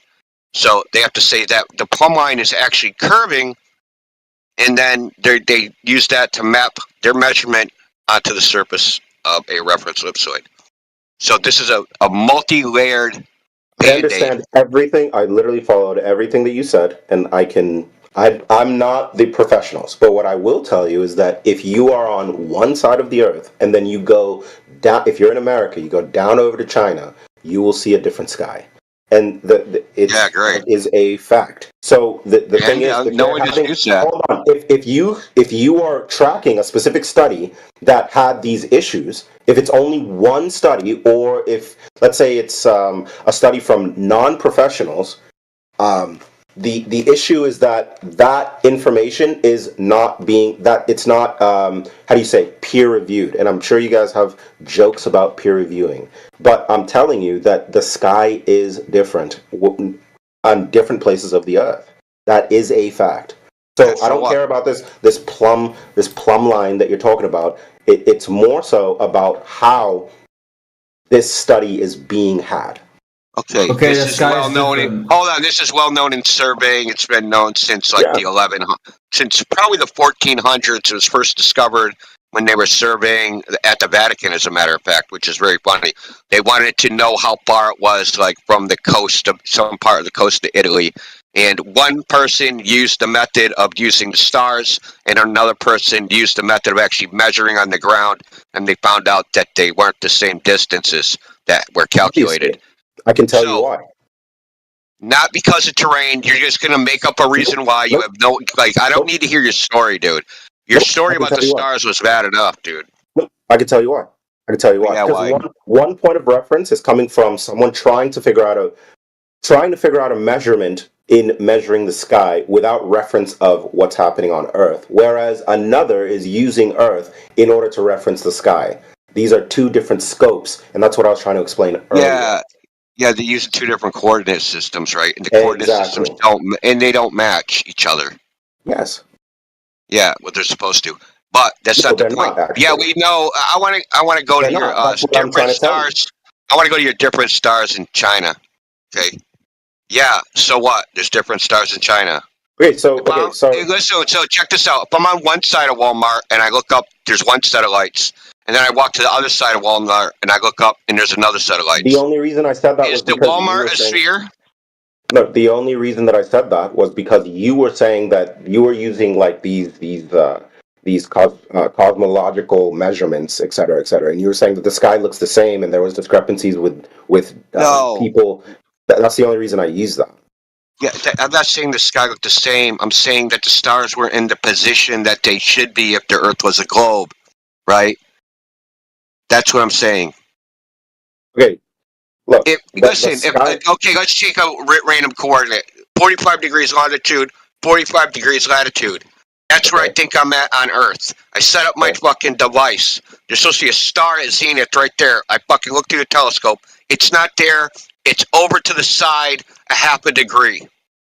Well, shit. That's actually what's supposed to happen. What? Yeah, because the thing is that when you yourself set up a telescope, you're not using mathematics and you're not angling properly in so that you're able to get the exact coordinate pinpointed to your perspective. This is a scope that's what I was trying to explain earlier. You will have these discrepancies. This is what research means. So this is what research is. And how do you celestial navigate? We're figuring it out. We're figuring it out. Many people have different opinions about how this needs to be done. For example, do you know those, like, I can give you the navigation when it comes to, like, traveling the ocean, right? We did this, let's just say Vikings, but then we have people now trying to deep dive. Didn't those people die, like, underwater because they didn't understand pressure? But then they had, like, the resources in order to do so, but then they didn't hire the right people, and then it was, like, a discrepancy within... It's like...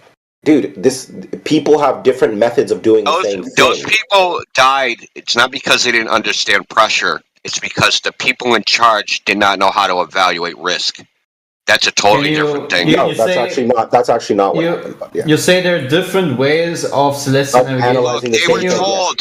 Hold on, Clay. They were told that. Say the same thing. They were told that fucking submarine wasn't good enough. They were told that.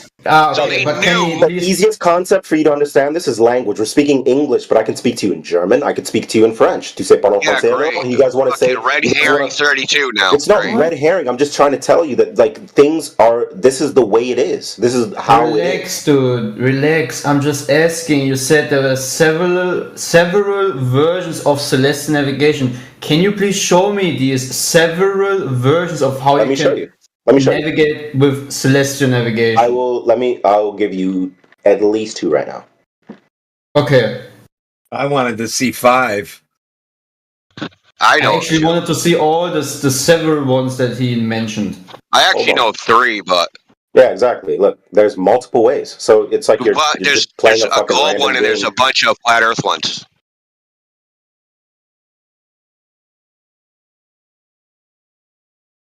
So there's like the Carolingian Islanders, but they also use a different method than the Polynesians. That's exactly what I'm saying, but it's fine. I mean, I don't know, they're flat earthers. Things, I guess. So what is the within their theoretical assumptions? What is the ground they're standing on? Do they use a plane? We can assume that we're on a plane. Yes. Yeah. See, it's always a plane. It has to be under our perspective. That's what you don't understand. You know what you don't understand? Listen. What do you mean I don't understand? I'm literally the one trying to get you to understand that there are different perspectives, and you don't. But they all use a plane. Anyways, can you quickly listen to what I say without interrupting me? Okay. So what the problem is, what you don't understand, is very simple. Your model of a heliocentric spherical Earth has been purely claimed from or derived from sky observation, from the celestial sphere, right? What we have done is actually done you a favor, right? We have been going out into reality and see if this radius that is claimed and derived from celestial... You're still interrupting me again. You're interrupting me. Okay, so what we have done is we've actually gone out and look, okay, is this radius that is derived from celestial observation, is that actually the truth? And can we observe it in reality on the surface? So we have looked at the surface and we came to the conclusion it actually acts as if it's a plane, just as within the assumption of celestial navigation using a plane. So we did you a favor, man. You don't need to believe in the globe anymore. You actually, when you navigate mathematically and theory on a plane, you use a plane in reality. There you go. There you have it. Discussion over. What does it mean, quote unquote, reality to you? And reality is dependent on the observer. Is an object. Hold on. No, I'm not a sophist. You need to realize what I'm saying. When you say reality, right? Reality comes in different ways. If one person has a reality under one circumstance, meaning, let's say, even geography is higher or lower. On the other side, someone may, in their perspective or their reality, have a different circumstance to navigate differently. It doesn't... What are you talking about? I don't know, man. Anyways, Angel's Playground is here. Let him... fine. I don't know what you don't get about It's fine. It's fine. I don't understand how you don't understand about winning, everything in theory, mathematically, is going to assume a flat horizontal plane as a reference point for celestial navigation. And what we have just done is we have actually disproven the fact of your spherical Earth with a radius of roughly 4,000 miles that has been derived from the celestial sphere. Right? We have disproven that the ground is actually that sphere you assume that you have got from the sky, and we actually did you a favor. Now you don't actually need to assume a mathematical equation that it's just a plane. In reality, it's the same. It's just a plane. Wait. So are you not able to grab multiple planes from a sphere? No, it is a plane, but when you use a plane is different from how you would use some other object. Hence why we know what geometry is. Scope matters under these perspectives. Just to go back to reality quickly. Imagine that. So if you Epsilon, if you go to the beach, is that reality? Yeah. Right. So in reality, you only experience a flat horizon and a motionless surface. But this is a primitive way of understanding what reality is. So reality is primitive. No, reality is primitive under. It can be perceived exactly. It can be perceived primitively because what you're doing when you is that see the flat horizon and the motionless surface. I need you to being understand. Primitive? You yourself. I'm trying to understand what your definition of reality is. You seem to think there's multiple realities, but in all of our realities, we see a flat motionless. Yeah. When you go to the beach and you observe, that is reality. I'm not arguing with you when it comes to that. But what happens is that you're trying to bridge all of reality into the scope of you yourself, which is wrong. That is incorrect. If we don't experience curvature or motion in reality, like we just agreed, where's it coming from? But now let me explain. Let me explain. That's a fallacy. What you're saying is wrong, and even someone else is saying what you're saying is wrong. From the sky. You just agreed the beach is reality, and that at the beach we don't experience curvature or motion. Okay, so there's no curvature or motion in our reality. So where is the curvature or motion coming from? If from not the reality? sky. I'm trying to get you to understand a concept, I think. And can you just answer my question? Where's the curvature or motion coming from, if not the reality that we're experiencing? The curvature and motion is coming from a non-primitive understanding of reality. It's coming from not just you being selfish to understanding the way that the world works around you. It's more so understanding. You just agreed that the curvature or motion is not in your reality. Listen. You have to understand that there is different... Okay, let's take 5 people at the same beach. But let's say that beach extends all the way around the globe. None of them see curvature or motion, though. Hold on. What I'm saying is that how can you differentiate your reality from, let's say, those 5 other realities? And what happens is those other people have a different experience? It's not about the experience. It's more so about how did this come to be? So imagination. You ever heard shit? You talking, man? Like, what the fuck is this? I know it sounds so funny to you guys. I'm sorry. How do you know? Like, listen, you talk to the 5 other people. Go, hey, what did you see? Did you feel we saw emotion? water. What did it look like? Yeah, we saw water and it looked flat. What did you see? We saw water. It looked flat. So if we get 100 people, 1 million people, 9 billion people, and they all say we saw water and it looked flat, then what?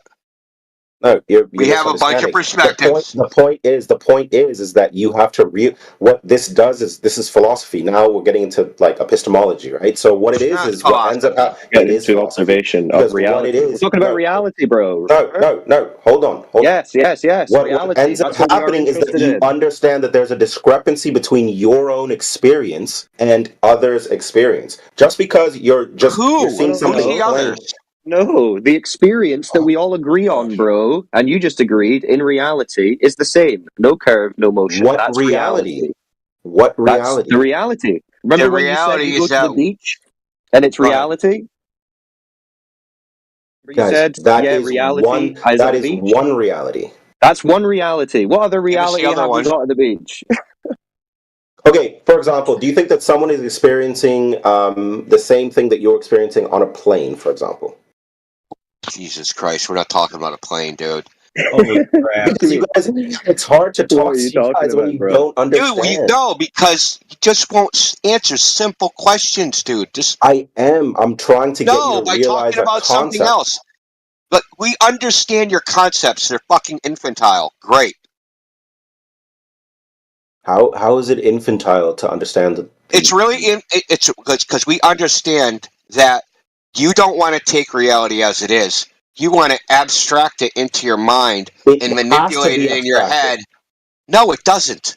Yes, it does. Why That's does the it? only way, because that's the. For example, do you understand? I can explain to you. Okay, do you realize that you're talking to a microphone right now, and those electrical? I do understand. I know how all that shit works too. Hold on, those electrical magnetic waves are coming and communicating to me in my headphones. That is an abstraction. Are you fucking coming back and forth? Are you all serious? That shit, It's that's not an abstraction? No, it's not an abstraction. Wow. All that shit. And Listen, we've abstracted it. Okay, Mark. It's only abstract in the sense of we could talk about it. So if I say voltage doesn't like exist as like a physical object. It's an abstraction of a relationship between positive and negative. How are you communicating to me right now? Okay, so I talk into my microphone. There's a little diaphragm with a magnet inside it. It vibrates, and that vibration sends an electrical signal down to a wire into my computer. The digital signal process. Do you really want me to describe the whole thing? Because I can. The digital signal processor in my sound card. Well, it's not even a sound card because I got a laptop. In the sound chip. Probably uses a fast Fourier transform to deconstruct the freaking signal and turn it into digital information. This is not abstracted at all. This is no. This is not yes, abstraction. It's literally happening. Yes, it's literally happening. You're This is literally physical objects doing this. You're saying this is not abstraction? There's literally physical objects doing this. Physical objects are doing this. Physical objects are doing this, but electrical magnetic waves are not physical. They're physical under the pretense that they are being received. They're caused by physical objects. Dude, you guys are... Okay. So electromagnetic waves are not physical objects. That's what you're saying. They're not physical in the sense they're matter, but they're energy. They have an effect on things, right? Okay, so let's use your definition. Let's just across the board say this is energy. What energies do you think are making the Earth flat? Like, how do we? Let's just wrap. Dude, this is the king of the red herring, dude. Oh, because I'm still trying to figure out. You guys don't understand how anything works around you, and you make these claims. I'm still trying to figure out what reality you're talking about with curvature and motion, since the reality that we experience has none of that, as you agreed. For example, clicking a mouse, is it physical that the mouse click? Like, how do you explain that on your it is physical. How do you explain? Okay, so how do you explain that you're moving this mouse around and then you're looking at it on your screen and then have you ever built anything in your life, man? Dude, I'm literally an engineer. Yes, I'm literally an engineer. He's not an engineer. Yes, I am. Just asking basic questions about technology. Come on, let's get back to Because you guys don't understand what you're saying. Whose reality are you claiming? I can show you my when we're degree. talking about curvature and motion. Because you don't have that, remember? Get your money back. I am not. Wait. Say again. Curvature and motion. What? What's the question? Remember, we were talking about reality. The beach. Going to the beach. That's reality. In that reality that we all experience, there's no curvature and motion in reality. So whose reality are you leaning on to claim that there is? Are you saying that in the experience, in Just that whose reality are you hold leaning on. Are you saying in that reality? Are you saying that because in we are learning that we are learning that we are spinning on this globe, and Well, no, there's not in relativity, reality, remember? and some other guy told us that it went from Newton to Einstein about relativity, and we're In just his reality, believing there was like no what these motion people. or curve either. Hold on. Is that what you're saying? Like, why should we believe these scientists telling us these things about the world around us No, when? well, is that whose reality you're claiming? Because their Yes, I reality, do claim. when I they do go to claim the that beach, reality. Yes. they have the same reality as us. No curve, no motion. What reality do you think they have? Are you saying that? Okay, so are you saying that they're not able to differentiate themselves in what I was talking about earlier? Whereas They are not you able are to not the detect sole principle. curvature or motion. No. You are not the sole principle on this earth. If No, they we're go talking to about the reality. beach, if Einstein and Newton go to the beach, are they going to detect motion or see curve or something? Yeah. Are they going to have a different reality? What I'm trying to explain to you. You can't answer the question, bro. This is beyond. Crazy. This is He doesn't beyond, like this the is- answer. He knows what the answer is. I know. The answer is relative to your experience. You guys are correct, but I'm trying to explain to you how it's incorrect. And whose and how this is experience? a primitive way of thinking. Yeah, so whose Okay. experience are you leaning on? Whose experience am I leading on? I'm leading on people who have studied this. Yes. But their reality, they don't have curve or motion either. So whose reality are they leaning on? They're not leaning on anybody's reality. They're everybody. The Then they don't science have is curve or built up. motion. Science is built up. You have to lean on discovery. So So, whose like, for reality? example, reality? Hold on. Whose reality had curvature and motion in it? whose reality had curvature and motion in it? Who were the first people to do this? Navigationists, like way back in the day. No, they didn't. They were the same as you. They experienced a flat, motionless surface. How can I use references? Can I give you studies? Does that work for you guys? Can I give you like how the history of this like went on? Can I give you that? You could try, sure. Why not? That's always fun. No, it isn't. I'm only kidding. Do you know the history of it? Sorry, go on, India. Yeah, no, I'm only kidding. No, just joking around. Listen, they also. I don't know how to put this. You keep saying it's like some primitive notion to just go, oh, this is reality, and that's what it is. So what's the antithesis of that? What's the opposite of this primitive notion? Is to have some sophisticated idea about reality that you don't perceive, but you can think of in your head. Is that sophisticated? You know, I typically refer to that as delusional. So do the psychiatrists. Yeah. When you don't deal with reality, they call that psychosis. Well, sophisticated, I mean, it's definitely sophist. There you go.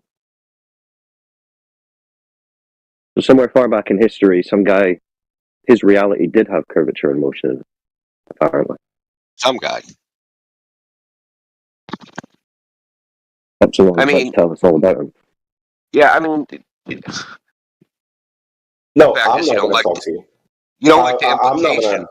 No, I understand what you're saying, and I don't disagree that your reality, as you experience it, is what you're saying. But what I'm telling you is that it's more complex than that. It's your experience too. We're It's not really everybody saying else's much. experience. It's I everybody you understand. know, everybody you've ever Yes, met, yes, everyone they've but ever that- met. But you're not understanding relativity. You're not understanding the way that things work in scope, and that's what's hard to explain. And I'm not saying that what you're saying is wrong, because what you're saying is It's like technically scope right. on your No, like hold word of the on. day I'm not calendar or disagreeing with something. you. No. Yeah, that's you're not no, actually giving us See, any I'm using that meaningful. now. Yeah, You're not giving was us any the meaningful thought. evidence by saying you've some maybe guy never somewhere did talked to this anybody that used the at word. some I'm sorry. point. It's just meaningless vagary. It's vague. It doesn't mean anything.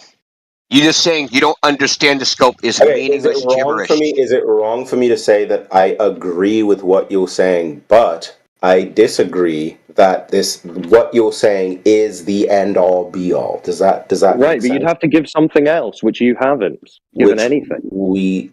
me personally, okay, I don't have. What I do don't you do know? the What did they mathematics. show you? Well, what did they show you I'll give to you. convince you? I have 3 down this list so far. Give me just 1 second, because I have to like walk it through. But I don't know if you guys are even going to read these studies. I feel like it's, No, we've heard them all 1,000,000 times. Only you are Googling this for the first time. We're just watching you do it.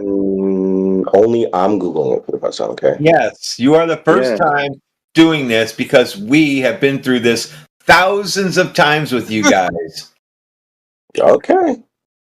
And we've watched thousands of you Google what you already believe, which is very weird, to be honest. You know what? In this case, then let's say what exactly are you guys providing for? I guess the future of flat earthers. Like, are you guys? Is it just going to be like this sort of skepticism? Just pointing out that there's And no. what are you gonna do in the future? Skepticism. It is skepticism. But what are you gonna do? Just go. So No, going it's more like outside and cynicism. taking reality as it presents itself is skepticism. You guys are cynics. Really? No, you guys are what's called cynics. No, it's Yes, you what's are. outside. Look, there's a fucking ocean. How is it cynic to say, yes, that's what it is? Oh, I see that because it's there. I don't make up some idea in my head about some magic of why the ball failed and why that's there. I can you explain think you're to a you why meaningless it's speck None in of a that ball. shit is skeptical within the definition, and I it's can also explain not to you why it's cynical. cynical. It is. It is because It's then just being empiricist. No, That's it. no, it's not empiricist because if you were using It's not empiricism, you will use no. If you were using empiricism, what would end up happening is that you would have a model in order to push on to other flat earthers in order to figure out the ends That of is this the earth. most ridiculous stupidity I've ever heard. Okay, so what's the fucking Empiricism point? is the What are you guys antithesis of gonna a do? fucking model, Are you gonna dude. go to the end of the fucking world? Are you gonna go to the ice block? What are you gonna do? Are you like being What do you entrapped? think Who's empirical entrapping you? means? Look, a What do you think model is the empirical means? antithesis of I'm just empiricism. saying, what are you gonna do? Like, what are you doing? I would love We're to gonna keep know. watching the Dude, globe spiral, did bro. you not hear what I just said? A model is the antithesis of empiricism. Empiricism is actually a direct A experience. model is the antithesis of empiricism. Because a model is an abstraction. Well, it has to be. Yes. So when you say it's For not example, empiricism being unless nice you to use a people. model, that is an No. oxymoron. Hold We got on. Robert Know Simmons how to in have the a chat. conversation. Be nice to people. Use your words, etc., etc. These are all models that are abstract. They're not literal or physical. They have to be modeled. That's why you're able to use the English language, and me and you both understand this language and this structure. Epsilon, what does empirical mean? What the fuck, dude? Empirical is the Another red herring. Jesus Christ. What do you mean a red herring? What does red herring even Because it mean? has nothing to do with what the fuck I just said. That's why it's a red herring. Now you're talking about fucking language again. Because you don't understand. Because you're saying that models are the antithesis of Empiricism, yes, they are. They're the antithesis of empiricism. Go look up the definition of empiricism. I know. Yeah, it sounds like you need to look up the definition. Also, I know what how empiricism do we is. get from reality, which we agreed is flat and motionless, to the globe? How do we go from reality to the globe? How do we get there? Help us. Through many models, which you guys doubt. So I don't know how to. I don't know how. What does that mean? Through many models. What does that mean? Through many mathematic models. That's how we got to here. So it's just maths. Yep, a bunch of maths. Yeah. Right. So not reality, just maths. So what are you? Okay. What are you? Let's say you guys. What are you gonna do for the future of flat Earth? Like, how does that look? What are you talking about? You guys believe that the Earth is a reality? plane. Okay, Bro, if the Earth reality, is a plane, isn't that a reality model? is reality. Reality is reality, regardless of what we do. Okay? The beach is still going to look the same for you, bro.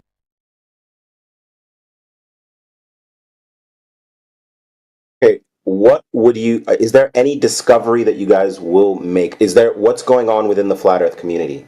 I would like to know. Like, what discoveries are you guys coming to? We stop with the sociology. It's really fucking boring. No, I'm Stay on the genuinely topic. curious. No, I'm genuinely. No, nobody curious. cares Like, about what are you- sociology and human psychology. What our motive is, I'm how just saying, what are you guys gonna do? successful flat Earth is, what our goal is, what our mission is. Are we gonna fucking recruit people? Who gives a fuck? Stick to the goddamn topic. When you recruit people, what are you doing? We've already Who's recruiting people?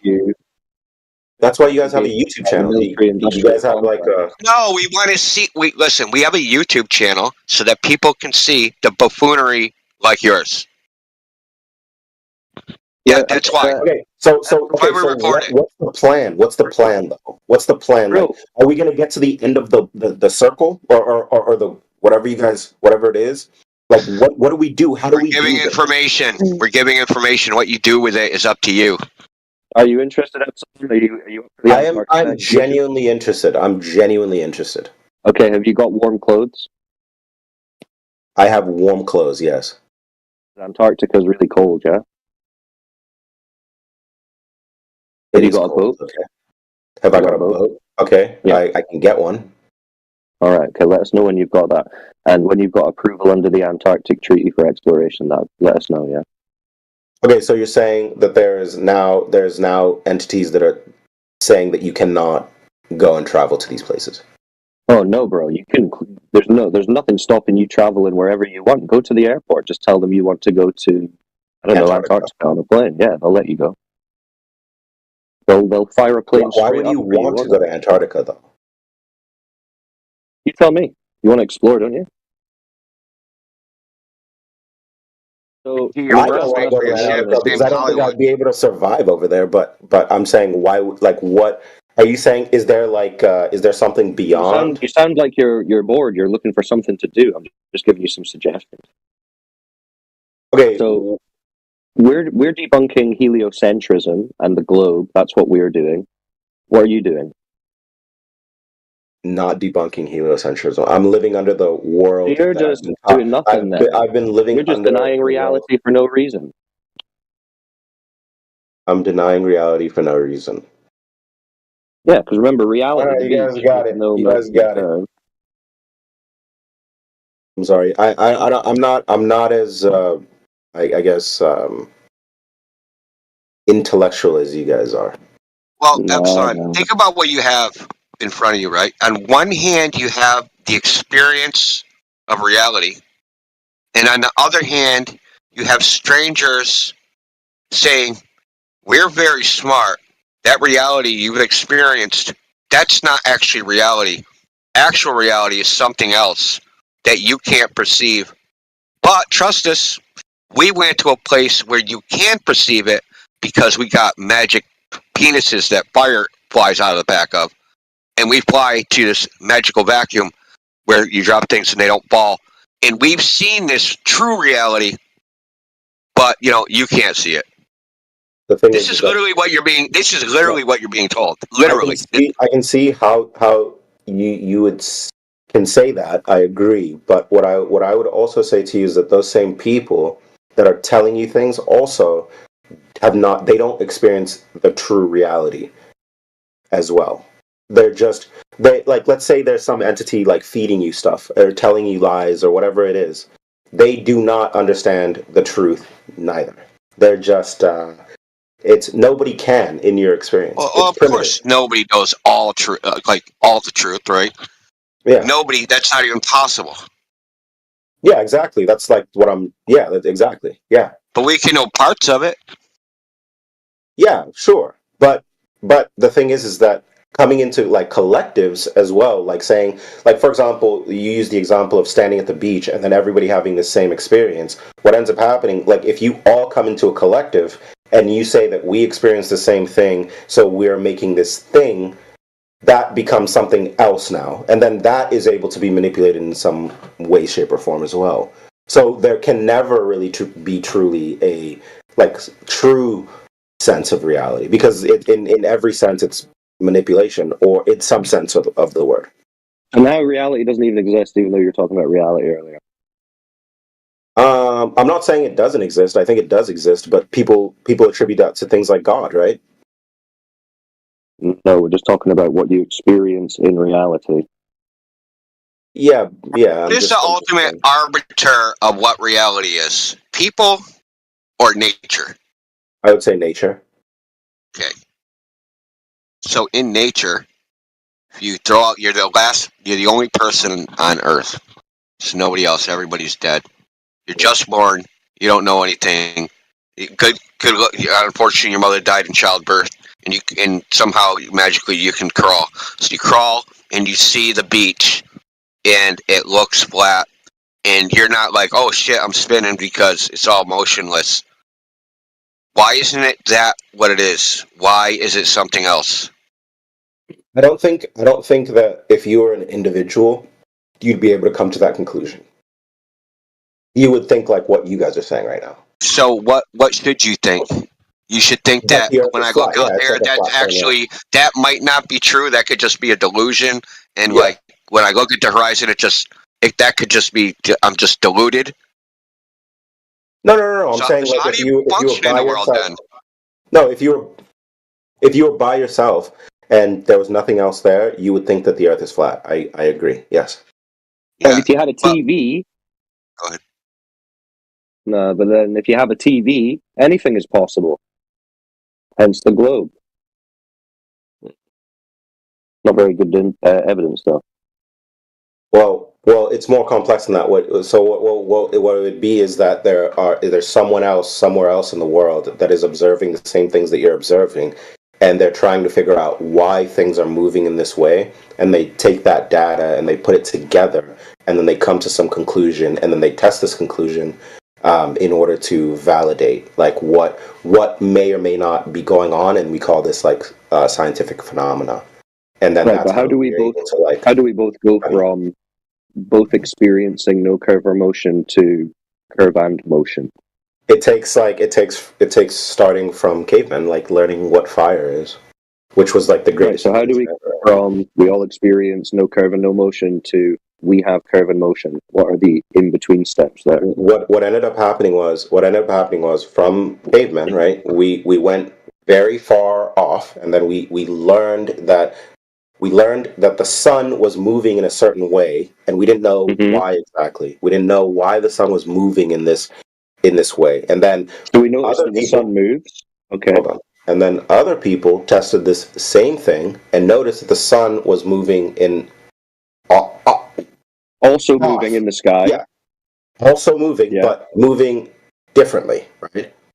And then they came together and then they said, well, because of this, that means that in these different places, there's something going on with our movement, not necessarily the sun's movement. So we are not moving, or we are moving, the sun is stationary. So they looked at the sun moving and then decided that the sun was stationary. The sun is stationary, yes.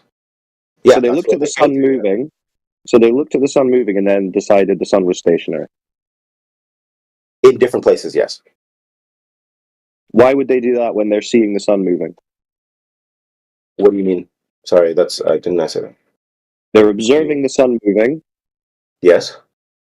And they're concluding it's not moving. Because we are moving relative to the sun. So they're concluding that the sun is not moving when they're observing it moving. Yes, because of the rotation of the Earth, yes. Why are they concluding that? Because of because if the sun was moving, it would be like, let's say we are the center, right? What ends up happening is that if we are the center and the sun is moving around us, the same phenomena would happen regardless everywhere, right? But we're just talking about the sun moving at all. Yeah, but I'm trying to explain. I'm trying to explain. That is correct, actually. No, that's incorrect. So, okay, do you believe? You know the Ptolemaic model, there's something called the Ptolemaic model. It's an epipsychic model. It's geocentric. What is this, like the Earth is not moving. The sun, everything in the sky is moving. Well, it's a different geometric model, right? And it works just as well, actually better than Kepler's laws of planetary motion. And then Tycho Brahe had a model where the sun orbited the Earth, but the planets orbited the sun, and that one works. So Wait, so is that model saying that the sun is moving and we are stationary? yes, it's called geocentric. You never heard of Well, that's what geocentrism? you said they all experience. Yeah. Yeah, but that's the thing, right? So when I understand that, that's fair, but this was made from a group of people that lived under some circumstance. So it was some culture that did this, meaning that they didn't have perspective from other cultures or other, like there was no relationship in order to gauge if this was true or not. Right, but none of the cultures have a different experience as it relates to a flat motion. I understand that. Yeah, I understand that. I understand that, and you are correct. But the thing is that when you now equate the two, what happens is that there's a difference which causes a problem. So now this difference. Well, no problem in terms of the basic facts that everyone can still agree on. It's not a problem that the surface is flat and motionless. It's not a problem that the sun is moving. That's not a problem. However it's moving is not a problem. How it's moving above the observably flat motionless surface. So basically what you're saying is they observed a flat motionless surface with the sun moving, but they assumed the opposite of that. Why did they assume the opposite of that? Well, because this is what I'm talking about and trying to bridge this relationship. So what happened is if you're going to use that model, right, the geocentric model that he was talking about in India, this was made from one culture. And then when another culture came... It was Western civilization, dude. It's the same culture. Yeah, fine. When was it? Do you know exactly? So the reason they abandoned the Ptolemaic model is because they didn't like the idea of the Copernican principle that the Earth has a unique position in the universe. So it was abandoned on philosophical grounds. It wasn't abandoned because it didn't work. Yeah, but that's why philosophy is like, we need philosophy. So that's what philosophy probably You need philosophy so that you can make up stuff and throw people off. No, actually. Well, listen, if we're saying that the globe is now philosophy, then you've proven our point. No, you needed philosophical principles in order to prove that the Earth is a globe. Well, if it's reality, you don't need philosophy. You can demonstrate reality. So what I'm saying is, I understand your version of reality, but that's your version. It's not my version, bro. Okay, it's everyone's version. No, I understand, and you're correct. You're correct.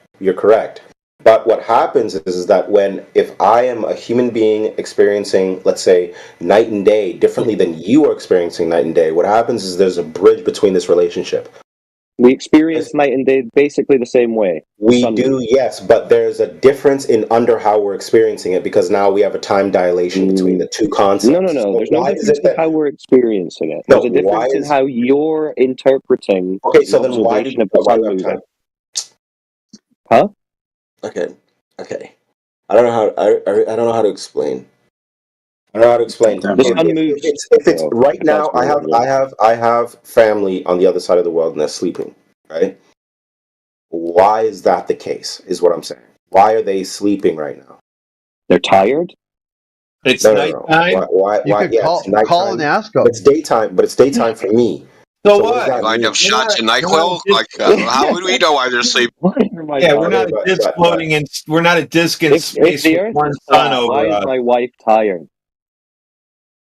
Okay, so is the sun just over me right now?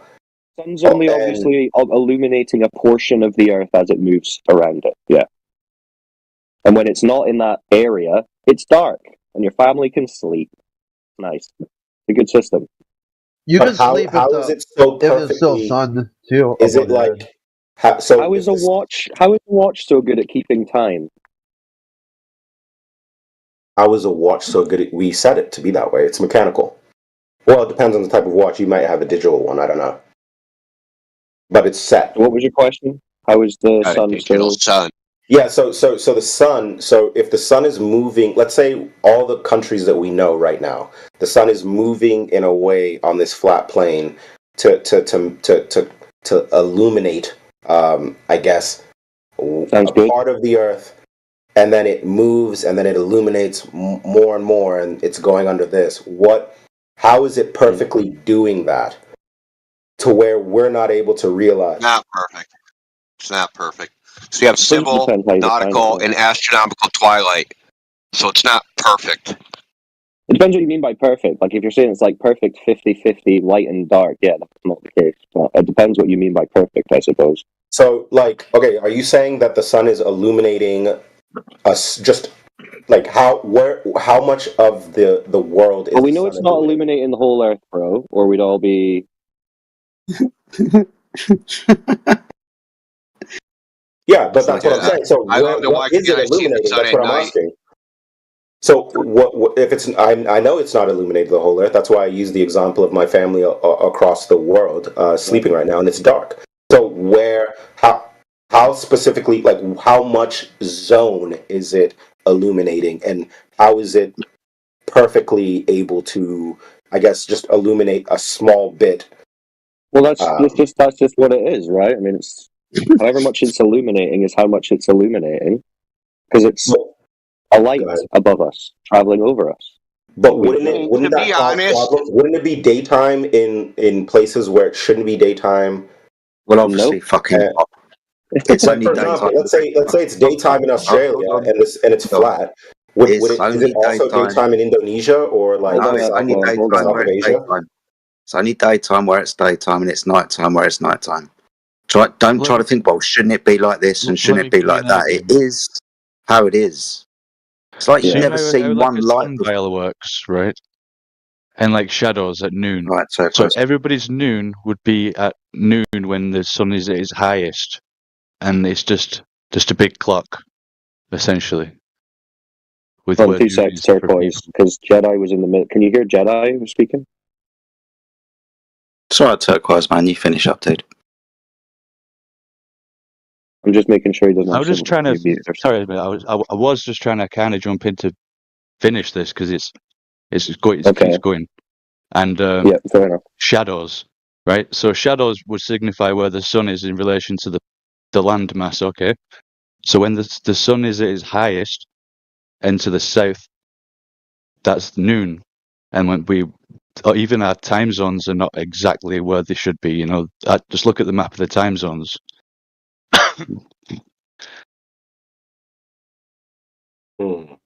So yeah, I mean, okay, fair enough. We're not that bad. I mean, I just feel like on this on a flat plane, you would have places illuminated that should, like what we're saying right now. I mean, to be honest, no one's actually like tracked like when it's daylight. Even if they have the U.S. Naval Observatory, right? And they have a calculator, and they give out sunrise, solar noon, and sunset times that are calculated. And if you look at their legal thing, because people often like subpoena their records to ask them, like for legal purposes, when was sunrise on such and such a date? It says no one in the United States government is tracking sunrise or sunset times. They're done by calculation. The point being is that, say the sun rose 15 minutes earlier than what was calculated. Who would notice? Who would even know? Is you gonna write to the president? Oh, the sun rose fucking 15 minutes too early. Do something. Like no one would even notice, right? We don't know. We don't need to know it to that level of precision. And when they have tried to actually test the predictions versus doing actual observations, there's errors up to 15 minutes, and the precision is something like the average error is something like 4 minutes. So they don't even know when the sun's going to rise within 4 minutes at the 3 places that they tested. These were astronomers testing it, right? And they're testing it. Well, the whole point is like this, like you wouldn't even notice a difference. I get you. You know what would be interesting though? If let's say the sun is closer than we think, and the sun is actually rotating, and we are heliocentric, right? Why can't we have? And let's say we don't have to go to Antarctica. That's what you guys think, right? We are helios. The sun is. No, that's what you think. No. What are you guys saying? You're talking about geocentrism. Yeah. Oh, geocentric. Sorry, I'm uttering your words. So why don't you have like two pilots come on, I guess, opposite sides of the map, and then track the sun moving from one to another. Right? So kind of like you're closing in on the sun. Wouldn't that be an interesting thing for flat earthers? What do you think some barriers to performing that feat might be? Anybody can get a pilot's license. About them. You can get a pilot's license. So, It's so easy. Just get a pilot's license. It's done. It's done. I'm sure there's probably some flat earthers that have a pilot's license. Rest in peace to the guy that like tried to see the how about the airplane? How about the fuel? How about an airplane capable of chasing the sun at 1,000 miles an hour? How about that? What if it goes through restricted airspace? What are you going to do? Oh, do you remember the guy that died like shooting himself up in a rocket and then his fucking like his parachute like because he wanted to prove the Earth was flat? I thought that was crazy. No, that's how he died. That's literally. Hold on, dude. The guy was not a flat earther. He tried to. No, he was not a flat earther. He was trying to make a steam-powered rocket, but he used flat earthers to try and raise money. So he went to the Flat Earth Convention to try and raise money. Because he thought flat earthers were dumb, we're going to give him money to prove the Earth is flat in his rocket. I'm going to take a rocket, I'll fly up, and I'll prove the Earth is flat. And then there was this other guy, his name was Tim Osman. He, I think he gave him $500 or something, but the guy was a freaking shill. So, Tim Osman? Actually, I do know that. I remember now his nickname was Tim Osman, which like is I know it's been. Yeah, like Osama bin Laden. Yeah, so if that doesn't tell you he's a shill, I don't know what does. The point is, the guy's name is, I can't remember, Mad Mike or whatever. He was not a flat earther. That was misreported in the media. And that died, says though. it all. Yeah, he did die. He died in a steam-powered rocket because his parachute didn't open. But he was not a flat earther. That's what I'm saying. He died. How do I know that? Because there was interviews of him. He was trying to make a steam-powered rocket. And that was like the goal to try to like industrialize it and just make more money. Yes. Yes. Okay. To go get off the chemical rockets, he thought it like he was trying to prove a concept to prove that he could build a steam-powered rocket that had enough thrust to get to a certain altitude. Because obviously you need a pressure vessel, and to make a pressure vessel strong enough to handle that pressure, you need money. So he was trying to make smaller scale so he could get investors to make a better rocket, right? That's how, like, you know, if you're privately funded, right? You get investors to go to one stage and then another, you know, more investors for another stage and build up to, like, you know, a corporation, hopefully. Do you guys have... That was him. He was only on stage 2. So he made a rocket, he did that, he didn't die, and then he tried it again and he did that. Okay, fair. Do you guys have... There must be people who believe in flat Earth, maybe in aviation, right? Like, is there... So do those people come together to where maybe they have the resources or the capability to be able to maybe conduct an experiment like that? Like, chase the sun, almost? I mean... I'm not trying to say this. It sounds funny I don't to know me what the saying point it, but... would be. Well, just to make sure. I mean, how would you chase the sun? I don't know. I don't know. I actually don't know. I don't know. Because I believe in a different model. You don't even know that the sun's a physical object to chase, so... Why are we chasing the fucking sun? To prove to the world that the Earth is a fucking plane. No, just measure the ground for that, bro. Yeah. You just measure the floor to do that. You don't need to be chasing the sun around and around. That'd be stupid. Just measure the floor. So what? Okay. All right. Well, the odd thing about Clovers is, well, I just want to say the odd thing about Clovers is that's like the last thing they think of is like, oh, just measure the Earth. Who would have thought of that? Like, you guys are always talking about the sky and all these other derivative abstract things. Like, this is a super simple problem. It's not complicated. And I think that's why people hate it. It's like, no, it can't be that simple. No, it really is that simple. Just do it. I just wonder, for example, like if you're saying that things are that simple, like, and I got almost memed for saying the English language. The English language is pretty complex, right? So I just don't know if things are as simple as, I guess, you're making it seem. Okay, well, I mean, let's put it this way. If the surface of the Earth isn't curving, can it be a ball? If the surface of the Earth is not curving, can it be a ball? The surface of the Earth is curving. Okay, that's not the answer to the question. It was a hypothetical. Oh yeah. No. It would. The answer would be okay. no. So we can automatically rule out ball could be a ball by just measuring the surface. Right there. No. Right? You can do this. What? Okay, No? No. No. Here, I'll let Angel take over here. Okay, so what situation can I measure a flat surface on the surface of the Earth and it could still be a ball? What situation is that? So the issue you're going to have here, right, is that all areas are going to be relatively flat to you from your perspective. As you're measuring it, I mean, presuming you're measuring it across the surface. Oh, don't bring up scope. They're gonna get crazy. You're gonna have a relativity issue. The correct word would be scale. So he's talking about measuring across the surface, not just observing it to be flat, which we all know we do. Yeah, if you measured it across the surface, you'd be going in a giant sphere. What about, is there curvature over 10 miles? Not that can be detected. Like, not as far as visually. So how much is the goal there? predict? Yeah. So there you could easily measure the question. You could easily measure the curvature over from New York to Britain, for example. Get a laser, get high up, try to project that across. Let's see if we need to do that. 10 miles. Answer the question, Angels. What's up? 10 miles. How much curve in 10 miles? It depends on what you're again. So provide me a little bit more detail here. So in this context, what are you trying to suggest you're measuring this off of? Water. Okay, water 0. Depends on your height though. 0. Yeah, Zero curvature in 10 miles. What's the height dependent value? What's the height dependent value? In 10 miles. Yeah, he's correct. Yep. What's the height dependent value here?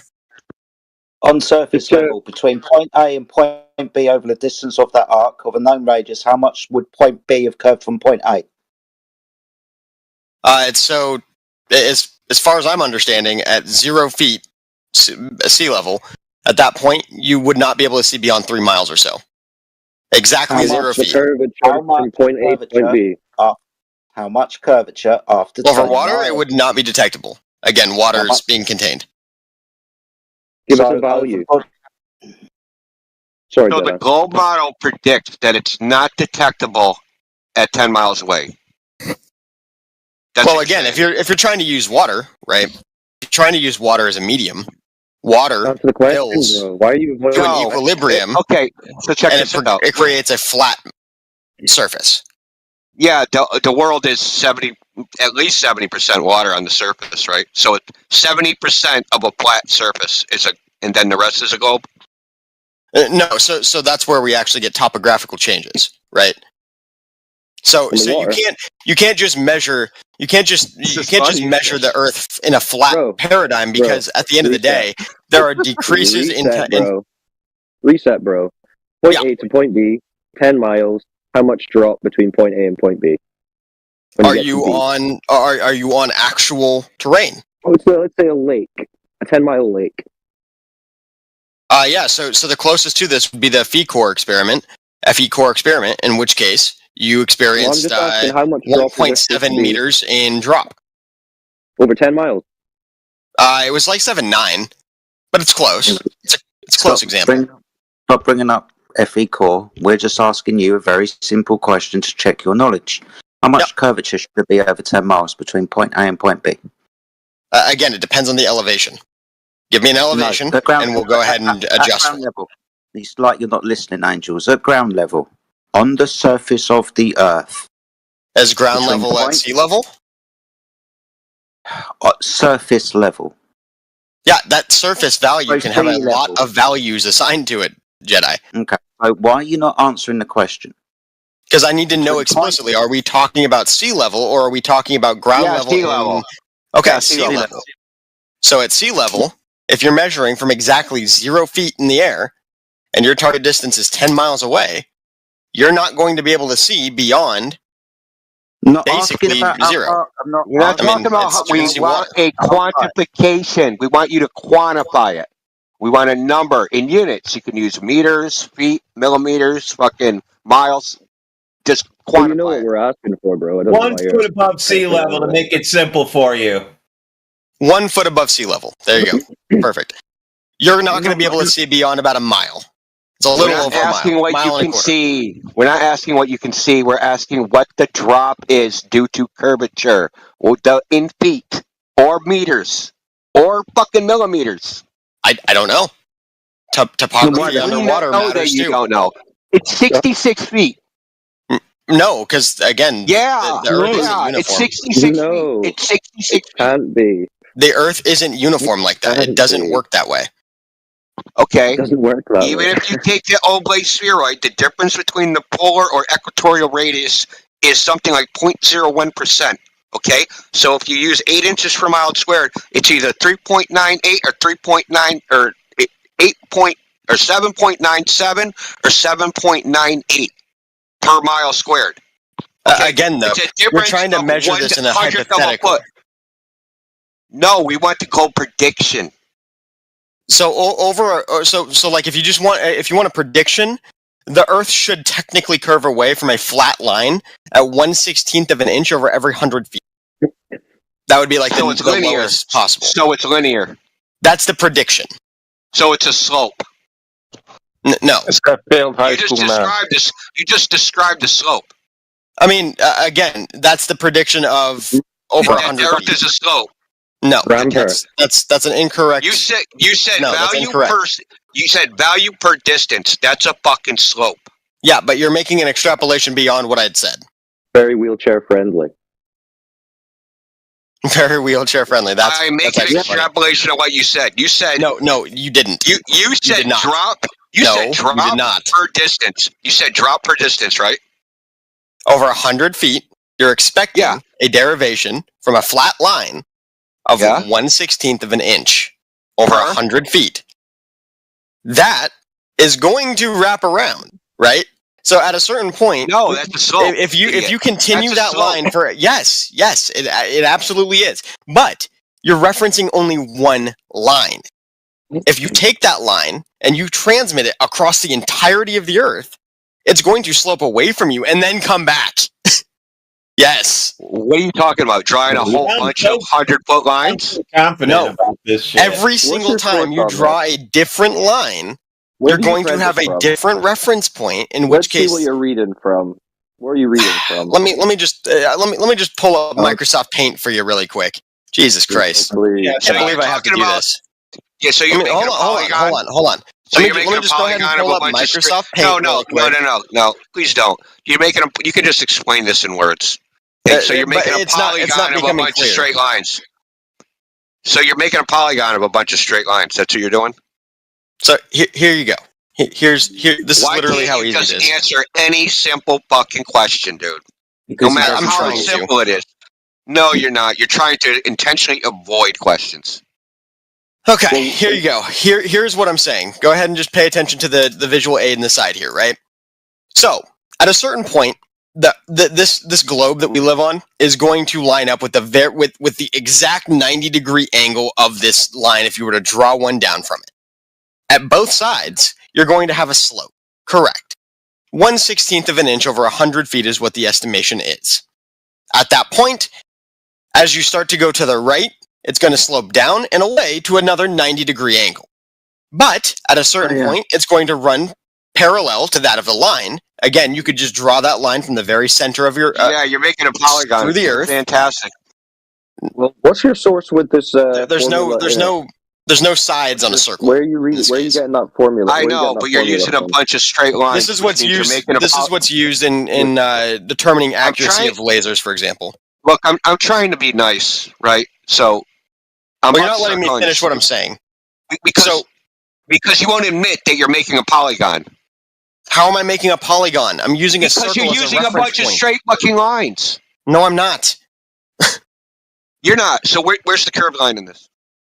So again, if you draw a straight line in any direction infinitely from Earth, you're going to have curvature away Did you just and hear curvature yourself? back into. Did you just hear yourself? I said you're using a bunch. You're making a polygon. You said I'm not, and I said you're using a bunch of straight lines. I'm using And a you said, singular I'm straight not. line. Pardon me? I'm using one straight line. And at the end of the straight line straight to line, a and at the end of that straight line, what do you use? Nothing. It's not. It's just a reference. So your one straight line is a circle. No, the one straight line is the line that I'm projecting from that circle. So where are you getting a curve, a ball from? So as you One straight project line. that straight line infinitely, let's assume you get high enough that there is absolutely no potential obstruction. If You you got were to one take infinite that straight straight line, you can only measure it up until either parallel, in which case you couldn't see it anymore, so you can't measure it there, right? Or the two 90-degree angles, well, technically three 90-degree angles it's going to create in conjunction to that of the Earth. Damn, bro. Anybody know what this dude is talking about? Yeah, all this because you don't know how much curve is in 10 miles. Okay, I'll go ahead and illustrate even 66 further because you guys are footballs. not understing it. Wait. Hold on. Let's just clarify. Just go ahead and clarify. Are you play saying that there is one more not, circle. Are you saying that there is It's a red not herring 66 anyway. It's Are you not. saying that there's not? Are you saying It that there's is. not 66 feet of curve over 10 miles? If that fits the 1/16th over 100 foot, which Well, I believe it does or actually doesn't? does. I believe it actually So does. you're saying So you're saying there's 66 That's not feet measured. of curve over 10 miles.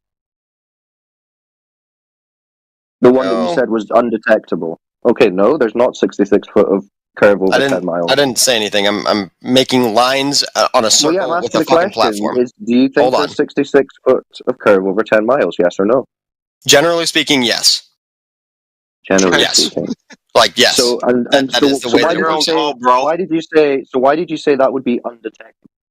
Because the way the Earth's topography works, it's not uniform. No, but if It you're is over not away- a uniform Earth. There is topography. You cannot If you're account for away- that within if that you're over mathematical away- model. If That's you're why over we said away, water. Water also then doesn't that should matter be because obstructing water is going to create a 66 flat foot. plane because it's contained by that of gravity here on Earth. Holy That's crap. all gravity. You said it again, dude.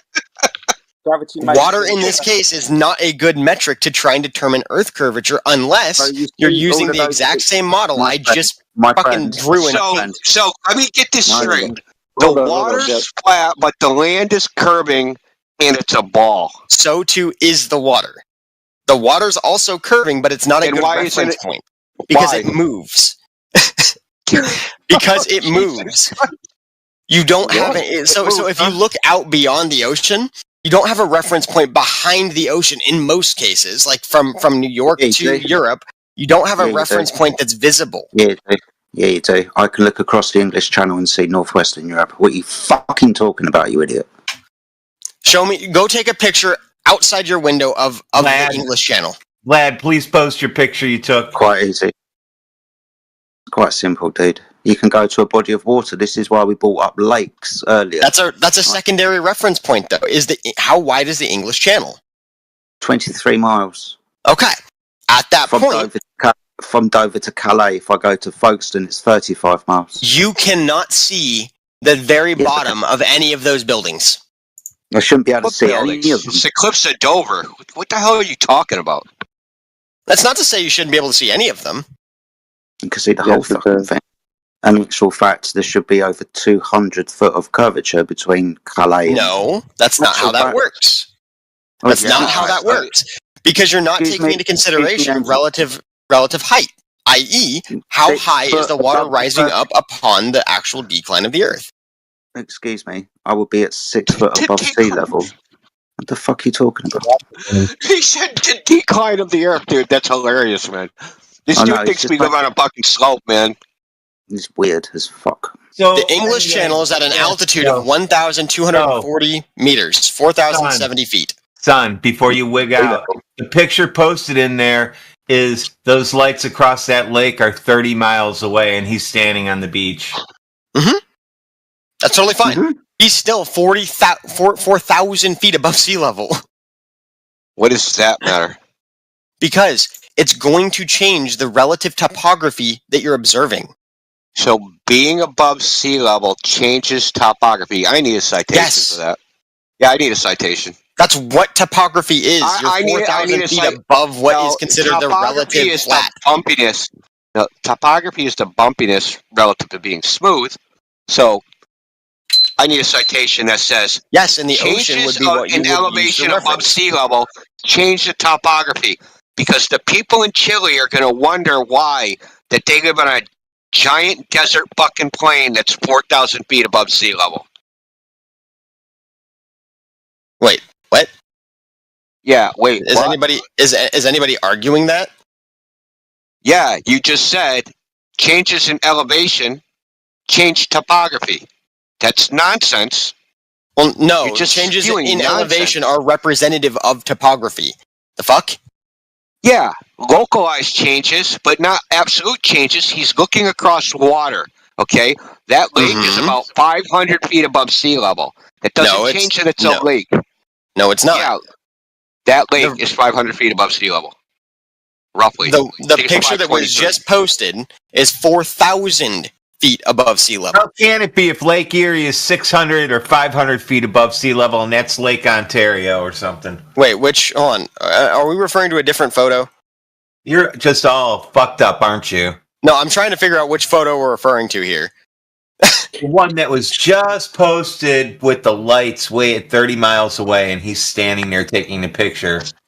So this goes to like your level of honesty, right? You didn't look at the photo, but you said no. I thought we were still in reference the photo to the was wrong. English Channel. What we did? So apologies, dude. That's even worse, dude. It's the English Channel. That's even worse because that is at sea level. No, it's not. You fucking potato. The English Channel's not at sea level. What? The English Channel sea level. Sorry, my friend, you probably need a geography lesson. The English Channel. Excuse me. You're calling it a PETA because of that. The That's English so Channel. nonsense. The English Channel at an altitude of 4,070 feet. The English Channel. You do understand what the North Sea is, right? And the English Channel separates the North Sea from the Atlantic between the north coast of France and the south coast of Great Britain. Look up the English Channel's elevation, please. I fucking live there. I live here. What are you talking about? What's the English Channel's elevation? Sea level. Is it?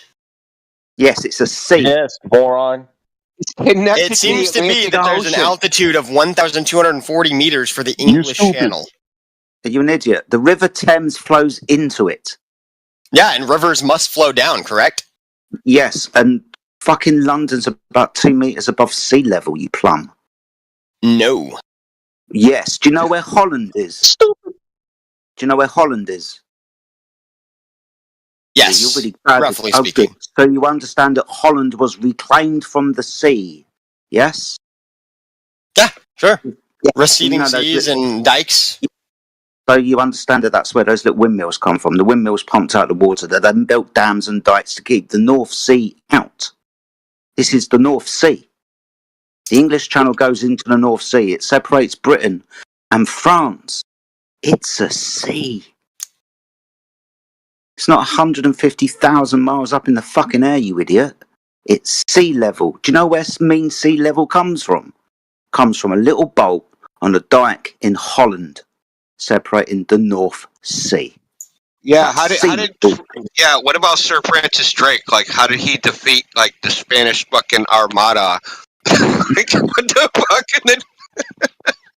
Where did you get the information that they were 4,000 feet above sea level in Spanish galleons? Hey, check out the diameter he made the ball by adding 4,000 per side to the radius. So radius of 39, he added 4,000. So he has 7959 mile radius ball now when he added that 4,000 feet.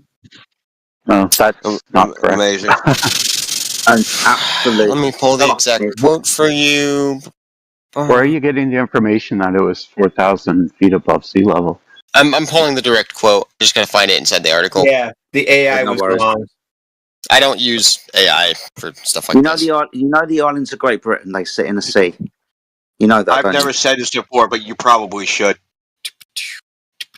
Angels, the Isles of Great Britain. Can you give me a moment, please? Can you give me a moment, please? No, yes. I want you to. Yes, I can absolutely have a moment. I'm just going to go ahead and here. I'll do that. You won't mute me. Does he possibly think? Why are we talking? Seriously. He thinks oceans go uphill. He's a fucking idiot. Everyone does understand, though, that lakes have a higher elevation, so that would change the calculation. So, right? Yeah, but we're talking about the North Sea. Yeah, no, I just get that. Yeah, no, that's sea level.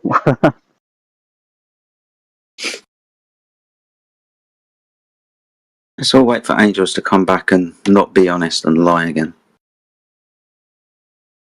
I'm just curious where he got the information from. Pulled it out of a fucking Made Kinder it up. Surprise. Yeah, he just made it up, and now he's trying to backpedal. Americans are not allowed to have Kinder Surprise. Apparently, they choke on the toys. Oh yeah, that is true. I would suggest that Angels never owned a passport either and never gone anywhere else.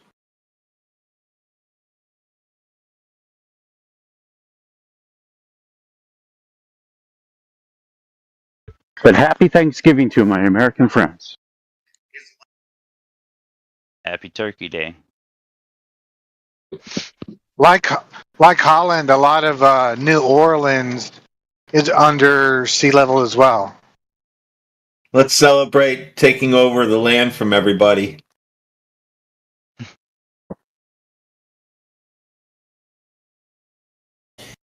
At least he is muting himself, so we don't need to listen to his cognitive dissonance and spiral. He doesn't want to hear any talking from us. He's plugging his ears.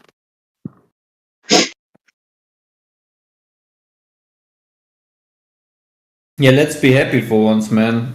Imagine listening to him spiral. Well, imagine how much easier the channel would have been to make if the channel was 4,000 feet above. Just a straight shot through. Yeah, you just build a little tube into the water there, straight out. You don't even have to do anything. You just straight and straight through. Look at mountain.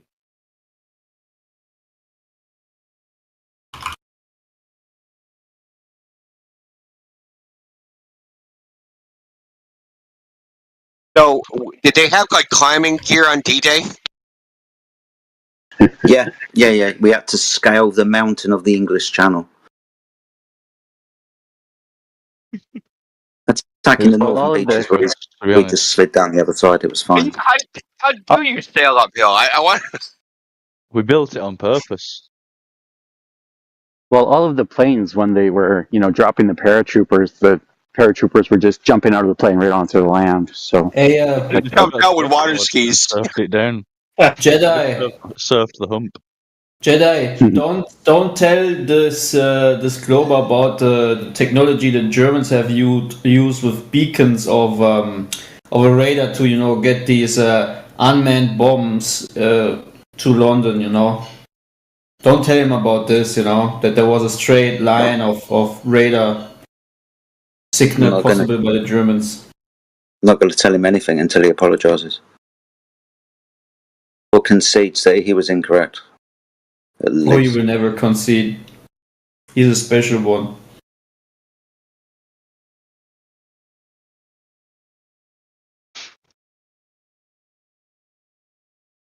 My neighbor might be joining in soon. I was That's smoking cool. outside with him and was like, yo, just listen to what I listen to. Check it out. And started flat smacking him. He's like, wow, this is interesting. There we go. I was able to figure out exactly where it was. I was getting confused. There was a bad reference point inside of an article. Got it. Okay. So back to the question at hand, because that was really, really fucking stupid. So your reference point across the English Channel. Why can you not see if the Earth is flat? The entirety of all of the buildings on the opposite side. Definitely of you. Yes, you were definitely stupid, and yes, you can. No, I know that was entirely a mistake on my part. The information I was reading was incorrect. Yes, so, it was. why can you not see the totality of all of the buildings on the opposite side?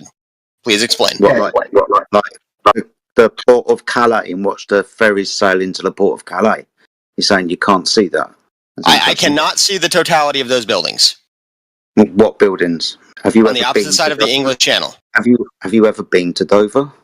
No, I'm literally looking at your picture right now at the English Channel. I cannot see the totality of those buildings.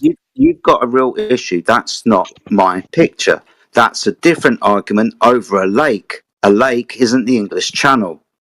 The fuck?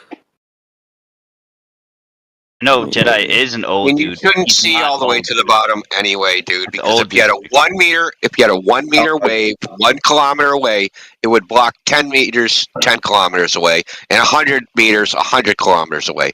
That's just a 1 meter wave. Dover from Calais. Yeah. Anywhere. No, I'm just trying. I'm going through the photos on the right hand side here. Don't you have to, for that 1 meter, 10 meter, doesn't the photo have to be taken from the ground though?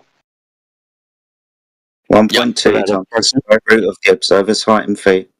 Yep. And in which case, the Earth actually blocks off most of the actual curvature in terms of The physical Earth curve. The physical Earth curve. What? Yes. Yes. The So what you're looking for here is horizon reference points.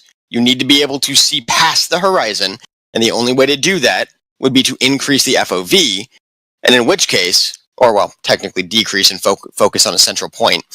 At that point, though, regardless, you're changing the perspective of the horizon because you're literally able to see farther with higher magnitude optics. Okay, so if I was Your reference point changes. If I was 3.25 feet off the surface of the Earth, the physical geometric horizon should be 2.21 miles away, correct? Let's take a look-see here. 3.25? Yeah. Feet? Yep.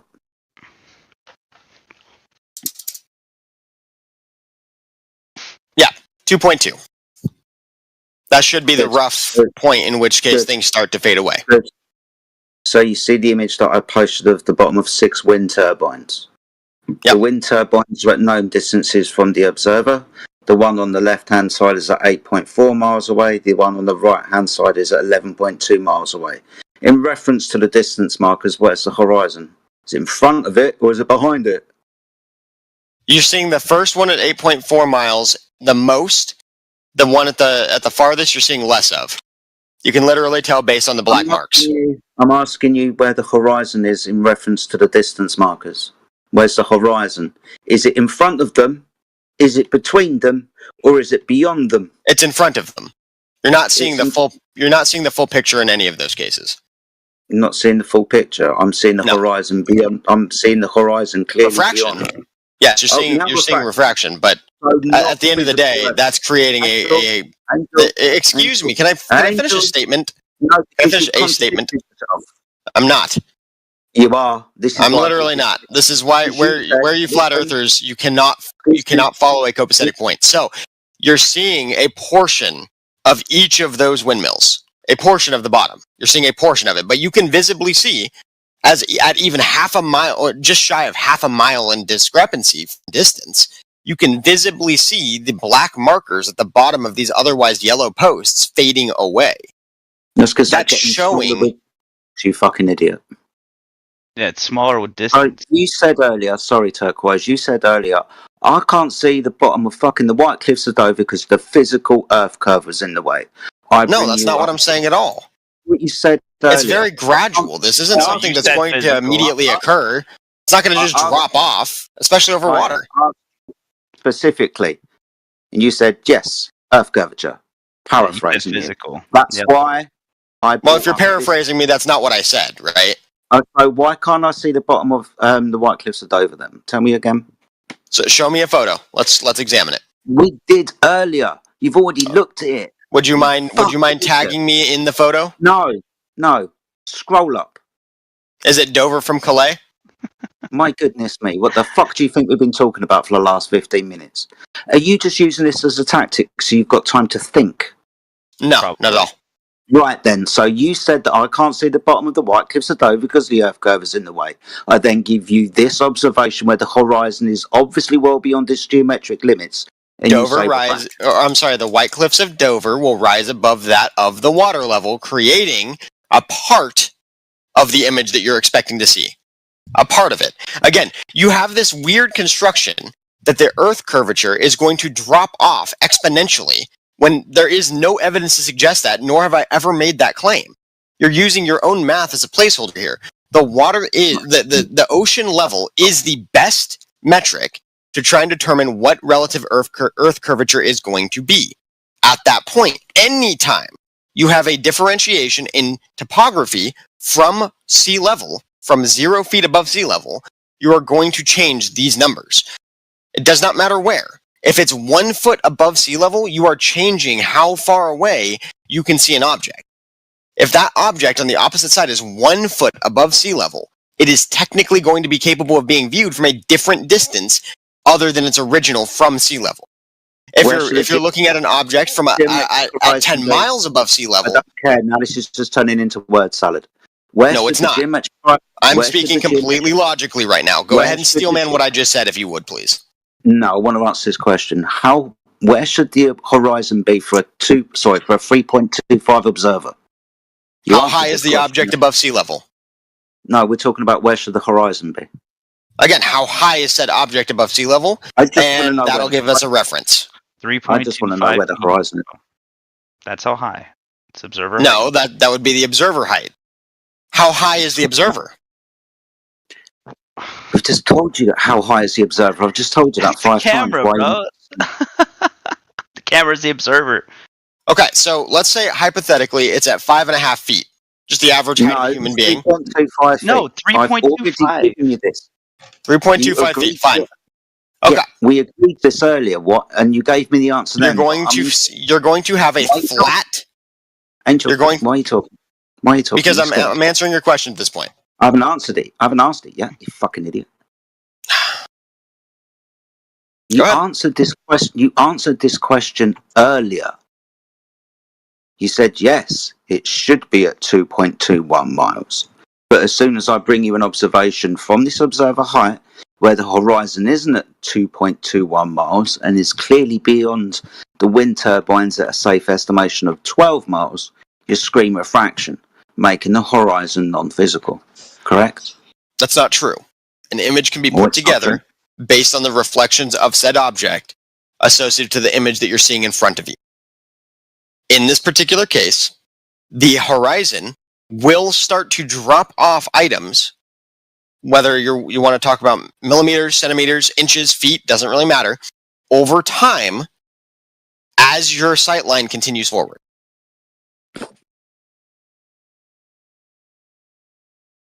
That's why those the black measurable surface that we can visibly see on said windmills gets smaller.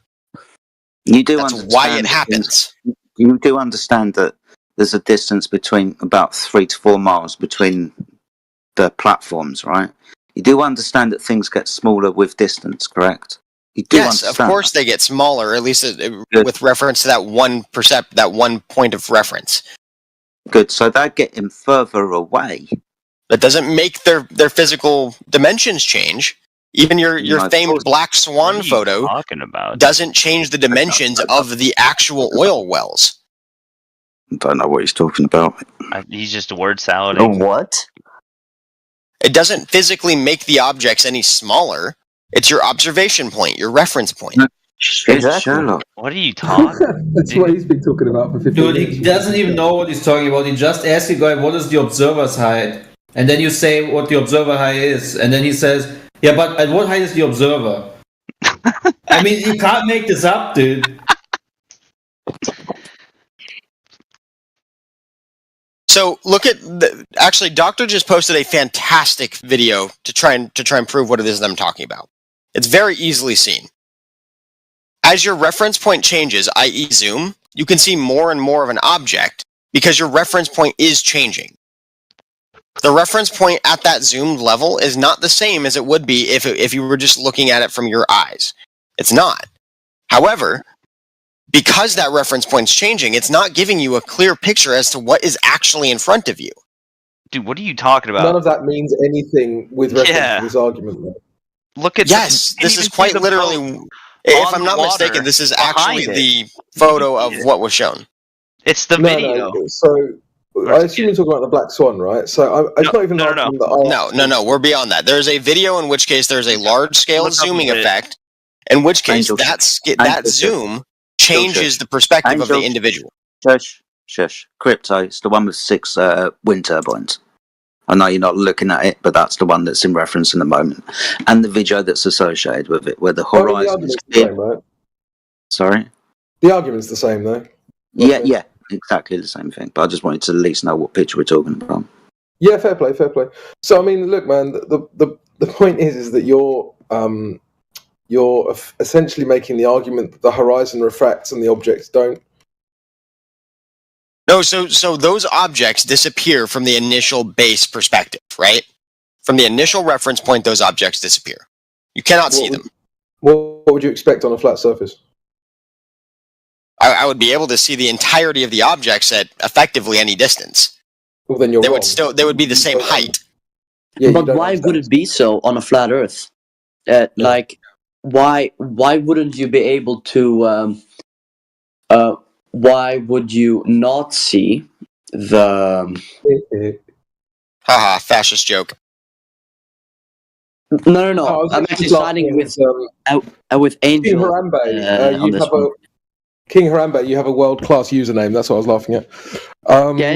So I'm actually siding with Angel. Well, I mean, that's a mistake, but I can give you the answer that you seek. I would say that Angels isn't a guy you want to...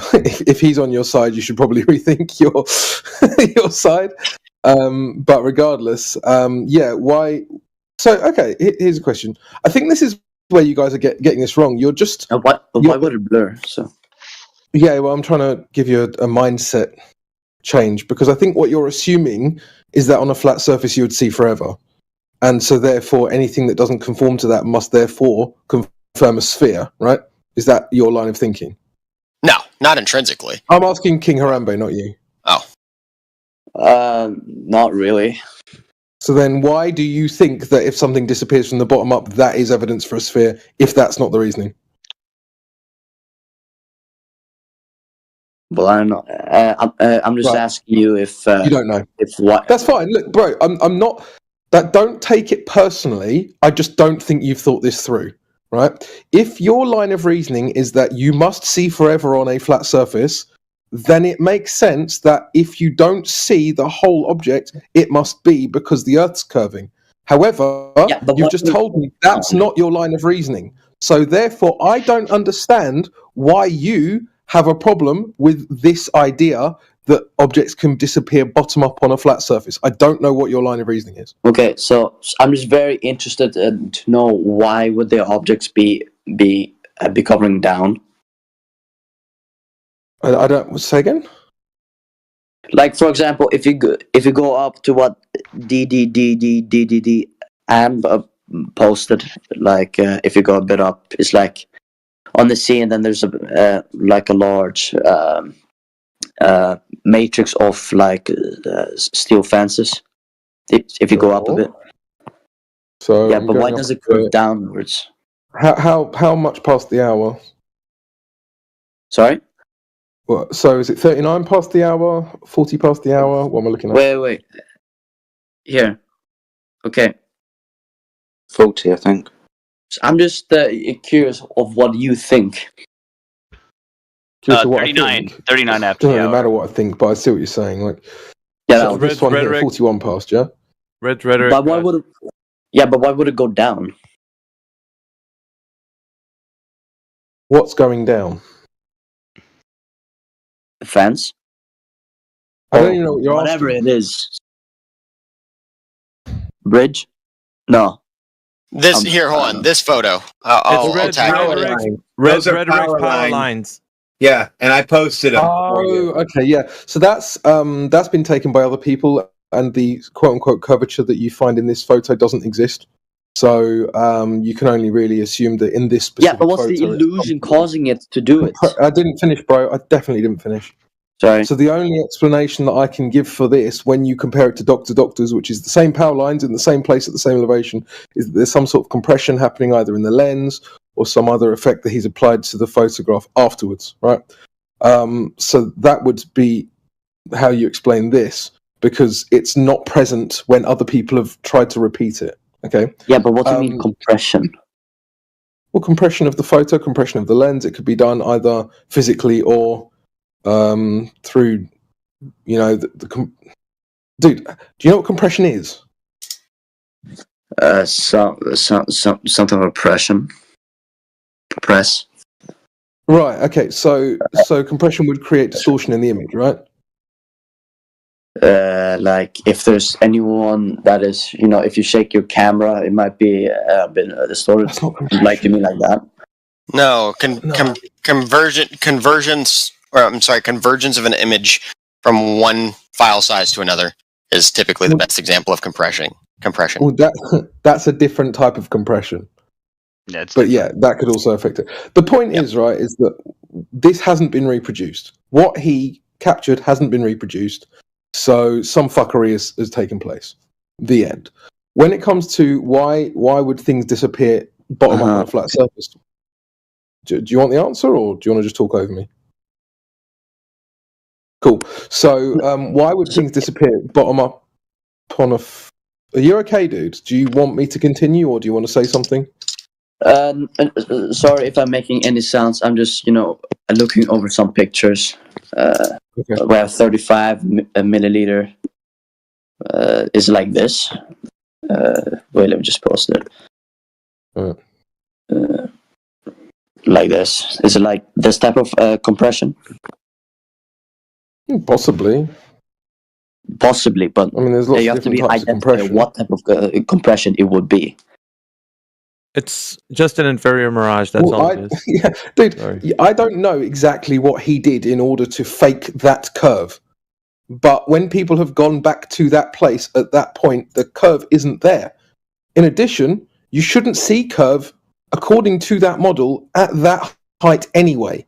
So we know that not only did he fake it, but it's impossible for the curve to be like that from that location. Okay. Where is that picture taken from to begin with? It's Lake Pontchartrain. I don't know. Yeah, just real quick. Sorry. Real quick, just look at the image I put in the text. It's an inferior mirage. This effect happens over distance when the surface of the water or the ground is heated, and then the air above it gives that distortion. Can you please watch what I just posted at 48 minutes past the hour? For God's sakes, you're driving me nuts. Look at what's happening. Look at what's happening to the railing on the side as the camera angle lowers down to the ground. Can you please look at the railing? And then look at the image as Red Rhetoric image. Look at what the power lines are doing, and look at the side of the railing. Yeah, that's it. One and done. We're done. That's it. That's what's happening. Inferior mirage. That is the answer. That's all that's happening. Okay. Cool.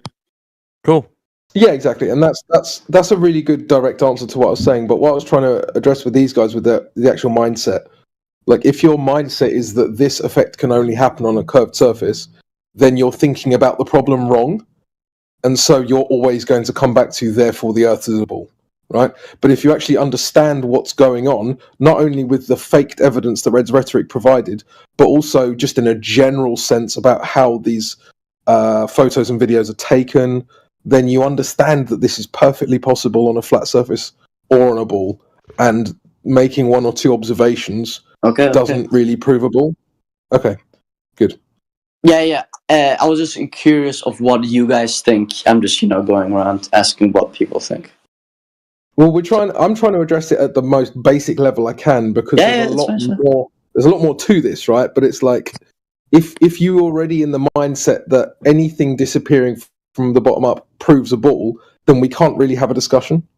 I'm not really claiming that. I'm just asking you guys. Yeah, no, I know. But it's some people just reassert that over and over again, and it just becomes really dull. Because then you can't really get into the meat of the discussion. You're just talking about, if it disappears bottom up, it's a ball, right? And then you keep going back to that incorrect assertion, and I just wanted to get rid of that before we actually talked about stuff that mattered. What of that particular photo? I just tagged Effie in it.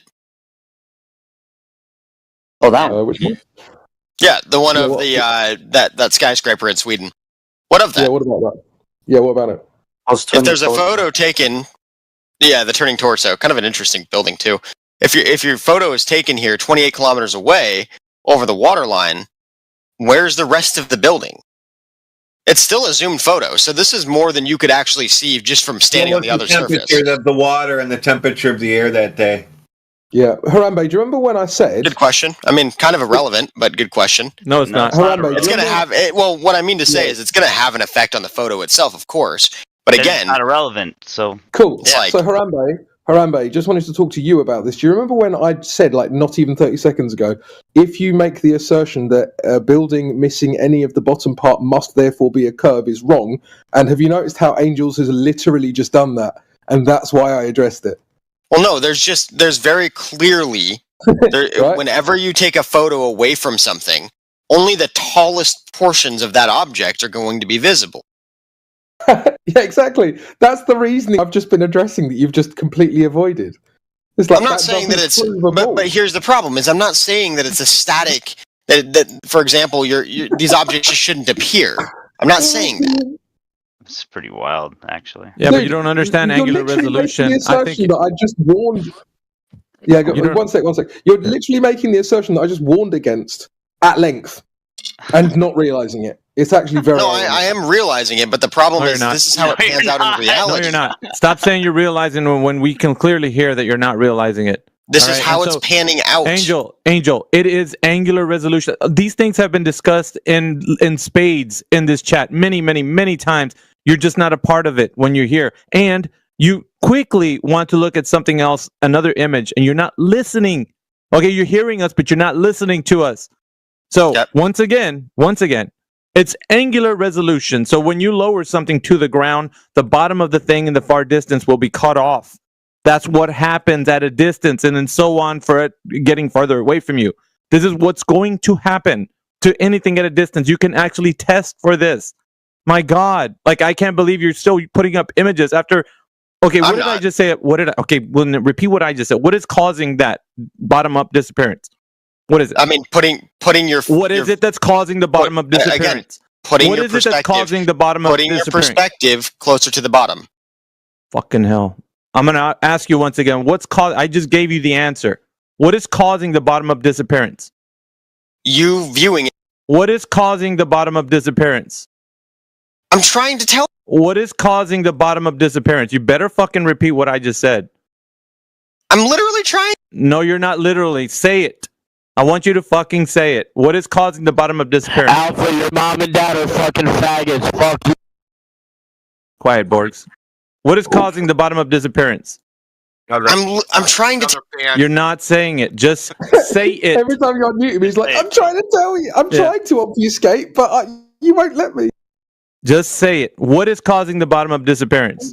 Changing the camera. What is causing Angular the bottom-up resolution. disappearance? Just say angular resolution, and if you don't when he unmutes the mic, then you're out too. Angular resolution? Is that what you're trying to get me to say? No, that's what you need to say. That's what the fuck is going on. That's putting the camera closer to the bottom. That's what I was Yeah. saying the entire time. Yeah. You fucking artard. Wow. Yes. Isn't that amazing? You were not. I was literally just trying to repeat that to him. No, now you did. No, I was trying to. I just didn't say angular resolution beforehand. Right. Well, maybe that's what you should have I led was with, literally right? just trying to say that Maybe you you should've led changing with the that. perspective You should've to led the with that. bottom of a particular angle is going to change it. Yes, All right, then. of course. Then why the fuck are we talking about this if it's already settled?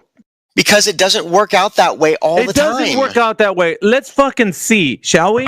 Why can't we put it to the test, Angel? So the And let's ocean see is. No, we're not going to talk about what you want to talk about. Let's put it to the test. Now, there's many different depictions, and you will be shown by every flat Earth person that's in here.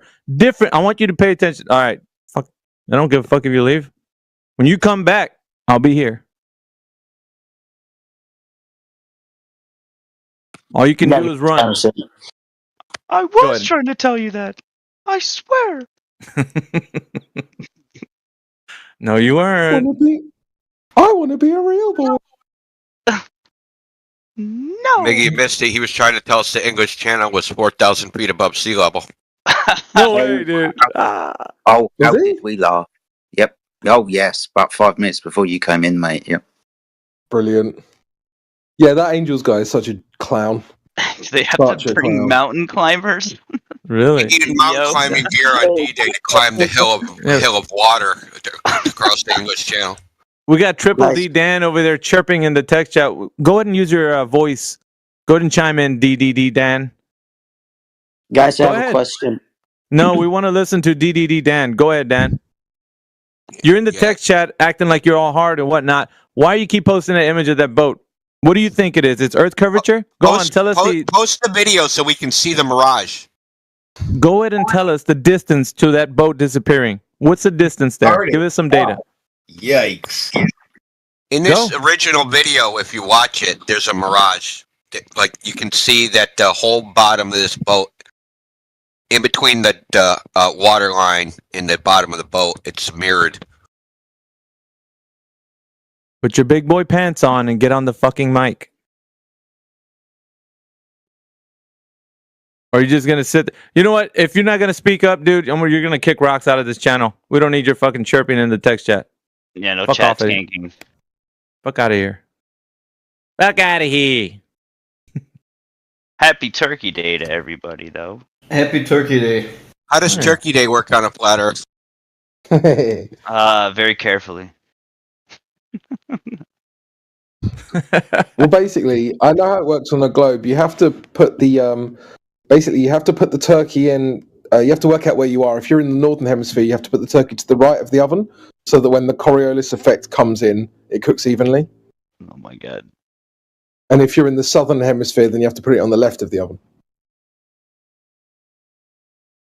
Doesn't that mean that everybody has like one of those convection ovens? Because the Coriolis effect just automatically would be circulating the air. Exactly.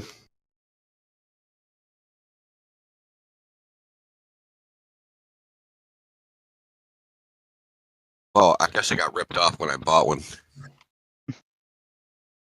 I just picked. Did you not get Coriolis insurance with your air fryer? Yeah, exactly. Yeah, the air fryer. It's not even doesn't even need power. That's just the tricks they can charge you more. I think that's one of my favorite, dumb, clever Glober arguments, and you'll see what I mean when I say this. So the Coriolis effect causes the patterns within hurricanes, because they'll say that it's an apparent effect, but then it's an actual effect that's apparent, and so it's like they get themselves caught up in all these knots, and they don't even understand how they even got there. By the way, do you guys have the Discord server for the Flat Earth? Yeah. 24/7 Flat Earth Discord. Yep. Biggest one there is. Can I join it? Yeah. Look at my I don't know, profile. Click on it. It's on my profile. I think as well, just to add to what I just said as well, when it comes to say the apparent versus actual deflection, it would be much better.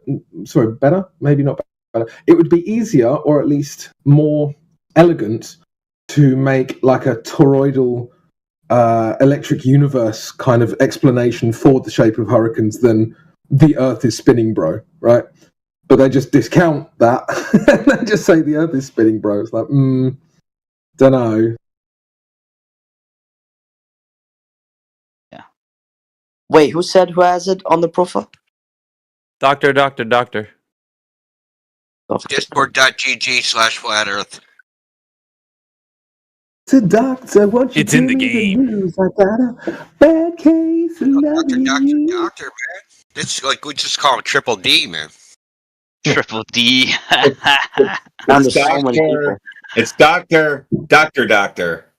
Triple D. What up? 24/7 Flat Earth. It's in the game. That's pretty good. Oh, that one. Wait. All right, next. Thank you. Next. It's expired. For me, it's expired. The last two people have been just complete and utter just mishmash of word salad. It's pretty horrifying. It's just the appetizer before turkey. That's all. Why can't anyone bring an experiment Delicious to prove a globe Earth? I've never seen that yet. You never will, my friend. You're gonna turn into bones before you see that.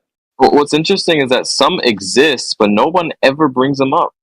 Yeah, and if you do know the answer, don't let them know it. Just keep it to what? Yeah. Someone else did it. That's why. What Somebody do you mean else. that they exist? Which ones? Why don't you bring them forth? They exist mentally, right? So, like, somebody else did the experiment. They're sure that they know they exist somewhere out there. They're not sure exactly where. But if you Google it for them, you'll find it. Oh, Google Earthers? Yeah, let's put out the. They're not Google Earthers. They're Google for me Earthers. Let's put out the information. See if anybody wants to take a bite. Is anybody out there, or can anybody bring some scientific evidence for the Earth being a globe? The phone lines are open. FE Jedi, Indio. We got Bacon as FE. Oh, you just deafened. We're here to answer your calls. We have the therapist, Indio, if you want to cry on a shoulder. He's there. Yes, I will tell you it's all your fault. That's called reverse psychology, right? No, but really, it's all your fault. Hi, yes, is this the Flat Earth Discord? I've been trying to call in. Right this way. We'll have an associate be right with you. Oh, thank you so much. It's been such a busy day. You do that so well. Dude, fucking sales and being at call centers for a majority of the last, 3 years. Been there, man. Hello, everybody. Yo. Hi. Shalom. Yeah, it's basically, I call it my boomer speech. You know what I mean? It's just like, you're trained to talk in boomer. Be like, yes, Mr. Johnson, right away, no problem. Hey, man, I've been there myself. No, you have a great day, Mr. Johnson. You have a great day. That is good. It's in the script. EA, it's in the script. I was going to say it this way. FE Beasticles. It's in the script. It's in the script. I want DD Dan to come back. Oh, good old weasel.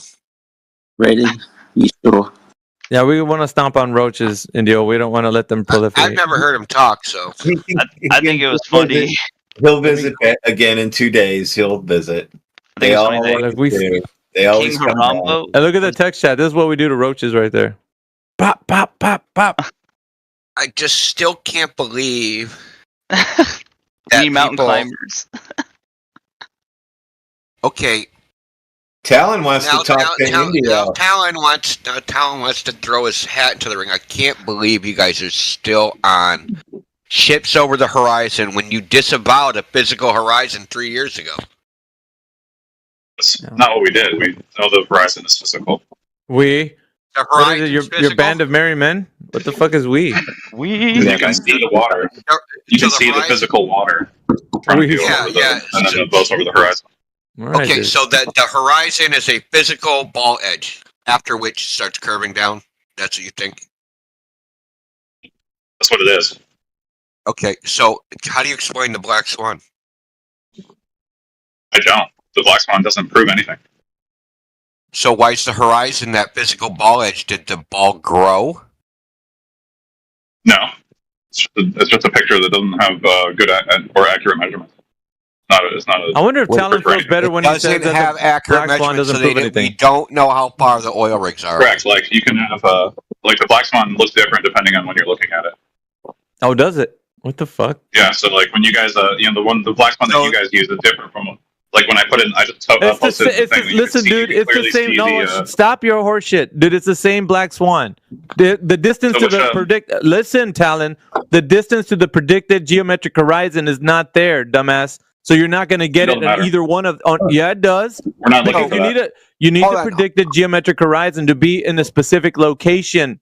Numbnuts, and you don't see it on both of those. You just said it was geometric horizon has nothing to do with fucking weasel, dude. The geometric horizon has nothing to do with the Earth curve. Yes, it. What the fuck, dude? Like, it doesn't. And what does ships go? The Earth curve. Alan, and what does ships go over? Huh? What do ships go over if the horizon's not Earth curve? What are you talking about? It goes over the horizon. I hate this. Yeah, this is the part I hate about these guys. The horizon. You said the horizon.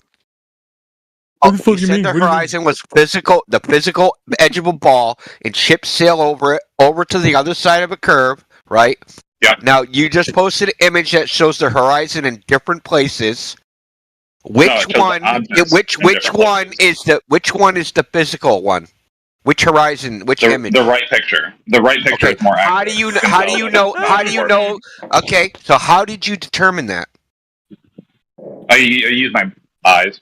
You can see with your eyeballs.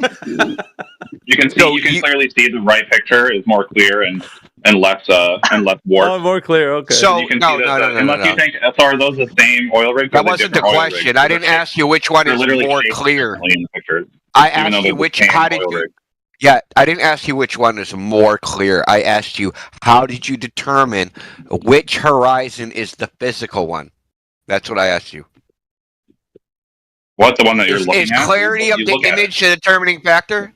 He gets lost real quick, Indio. No, You that's Like a really drawing physical crayons. object. Are you saying? I mean, like what? Like you're asking the bad questions. Like, do you understand What? why The bad question. What oil the fuck rig are you is on about, hiding bro? behind the horizon? Why is the oil rig behind the horizon? You don't know what you're saying, dude. I mean, I'm just asking you. What horizon? Why The does right horizon. picture The have the oil horizon's rig behind the optical. horizon? But the horizon's optical. Are you saying it's physical? Optical? Is it optical or physical? I'm just saying, is the water optical? Is the water that you can see in the picture, is that optical or? Well, no, water's not optical. Water's physical. Okay. So you can see the water up to a certain point. So that's He's talking about the physical part horizon. of the Yeah. water. Okay. Yeah. going Yeah. up Okay. to the horizon. So in That's a the physical left horizon image, because it's physical water. Okay. Yeah. Great. So in the Physical left water. image, I can see the water to a certain point, and that point is past the oil rigs. Is that not physical? Is that not physical? I mean, like, the thing that is creating the weird different horizons is physical, but the actual illusion of multiple horizons, like you can obviously see on the right picture, the very clear Okay. So now you just admitted the horizon. straight line, and then on the left side, well, yeah, because I mean, you can look at the oil rigs. You can see the oil rigs are all warped on the So it's left not picture. physical. On the right picture, the water is. You can see that the light is coming more clear to the oil rigs, and you can see how the oil rigs are actually shaped. So unless you think the oil rigs get taller and wider, in like they are in the left picture, but then they get squished down in the right picture, like I don't know what to tell you, man. You gotta just understand how light works better. You gotta just understand. So I just posted another image. Is this horizon physical, or are you gonna make up some bullshit? Right. So like, what creates a horizon? The edge of the Earth, right? No.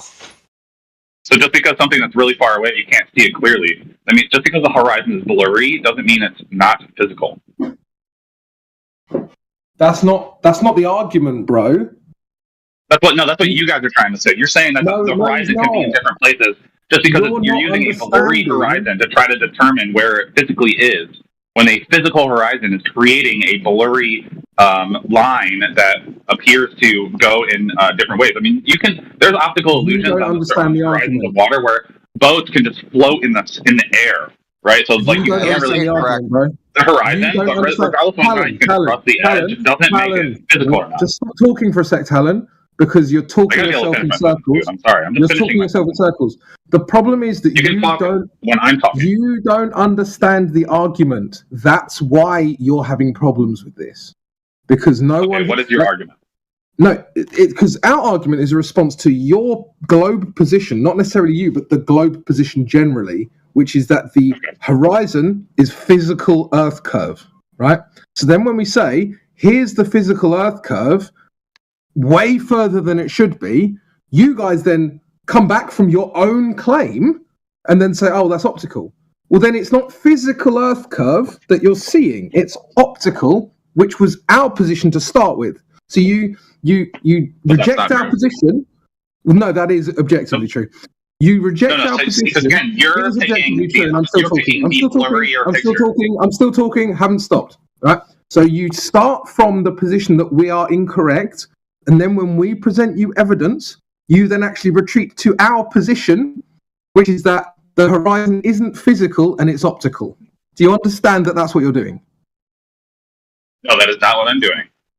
It is, though.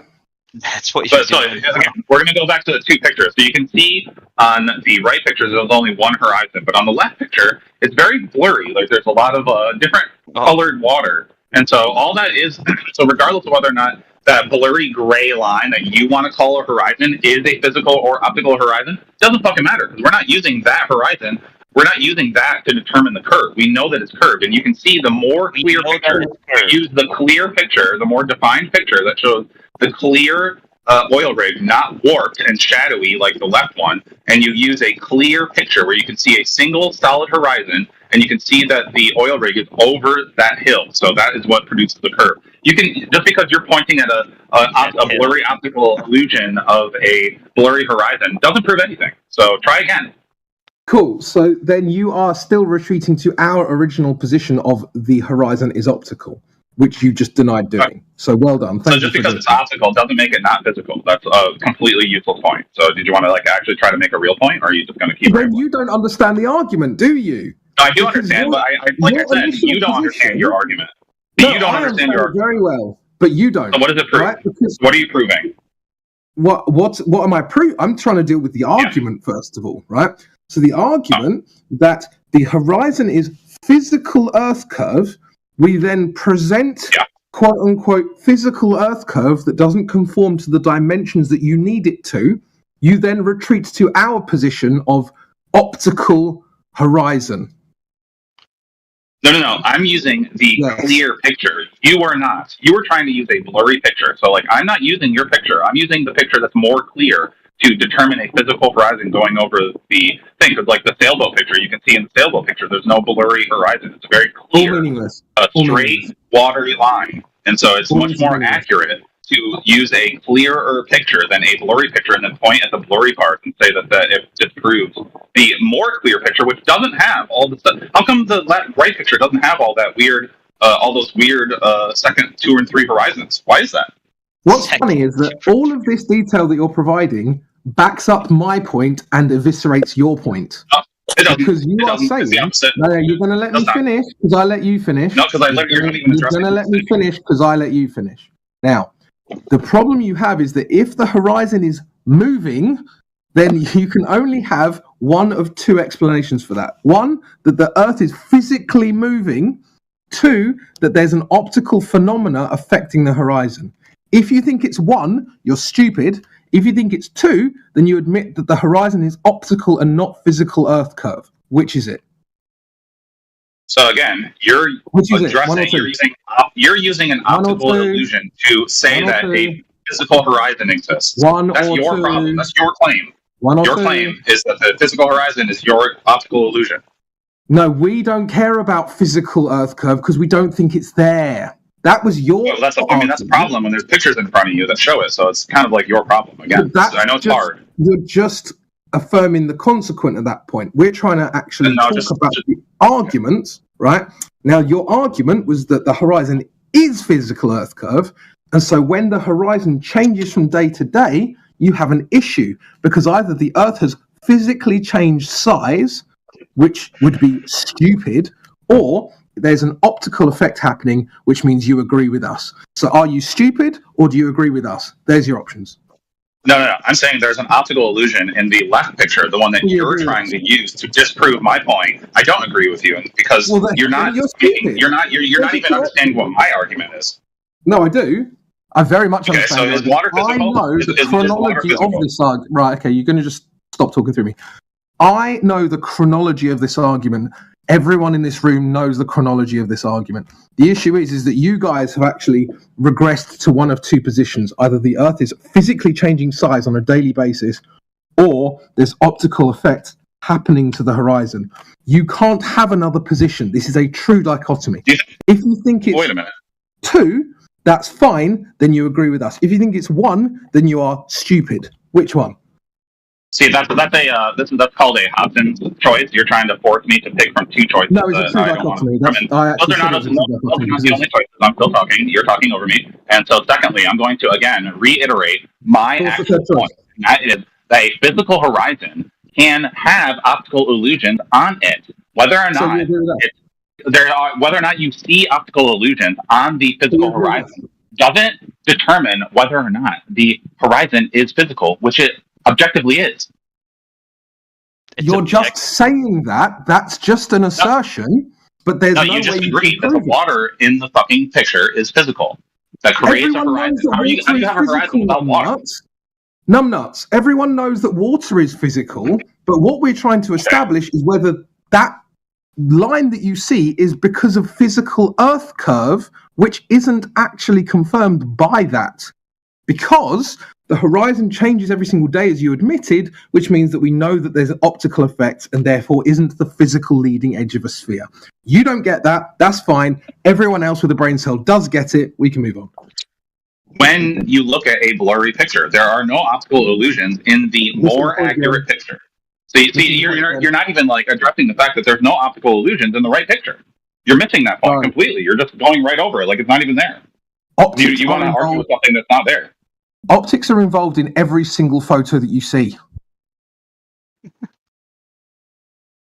Please don't. And so why is there a straight line on the right picture? So why is the right picture so clear and accurate? There are photos that you see that don't single horizon. Bro, you're going to ask a question and then just talk over my answer? Don't do that. You know that optics are involved in every single photo you see, correct? Yeah. My point. So then, why are you trying to assign optics to some photos and not to others? I am assigning optics to both photos. It's just that one photo is blurry, and so it creates optical illusions, which is what you were trying to use to say that a physical horizon, which is actually an optical illusion in a blurry picture, is the physical horizon. So you're wrong. I'm not, because I'm using the different picture that doesn't have optical illusions in it. It has a clear view of the physical horizon, which then shows the oil rigs and the sailboats going over the curve. So that's it. You're done. You got fucked. Unlucky. You just literally fucked yourself up the arse with that argument, because the problem is that you've got well, you did. So you've got two different photos there, right? Both of them don't actually conform to your Earth curve that you claim anyway. You understand that, right? And the issue is that they're not the same curve either. Because if you were to calculate the one on the right-hand side, it wouldn't conform to your radius that you need anyway, and the one on the left-hand side also doesn't. And because they're different, you know that optics are involved. Otherwise, you would have to think. Otherwise, you would have to believe that the Earth physically changed size between those 2 days, right? So you don't have the physical leading edge of a sphere evidence in any of these photos. Therefore, it must be optical. Therefore, you have to agree with us, or you're stupid. It really is that simple. Okay, so which in those two pictures, which picture shows the more accurate and clear view of an oil rig? We're talking about the horizon, right? We're talking about the oil rig now. Hey, come on now, stay on topic. We're talking about the oil rig. I don't care about the curvature of oil rigs. Weird. We're talking about the horizon. So let's wait a minute. So again, we're talking about optical illusions there, dude. So if you want to just actually address what I'm talking about, you agree it's optical, so you can't tell.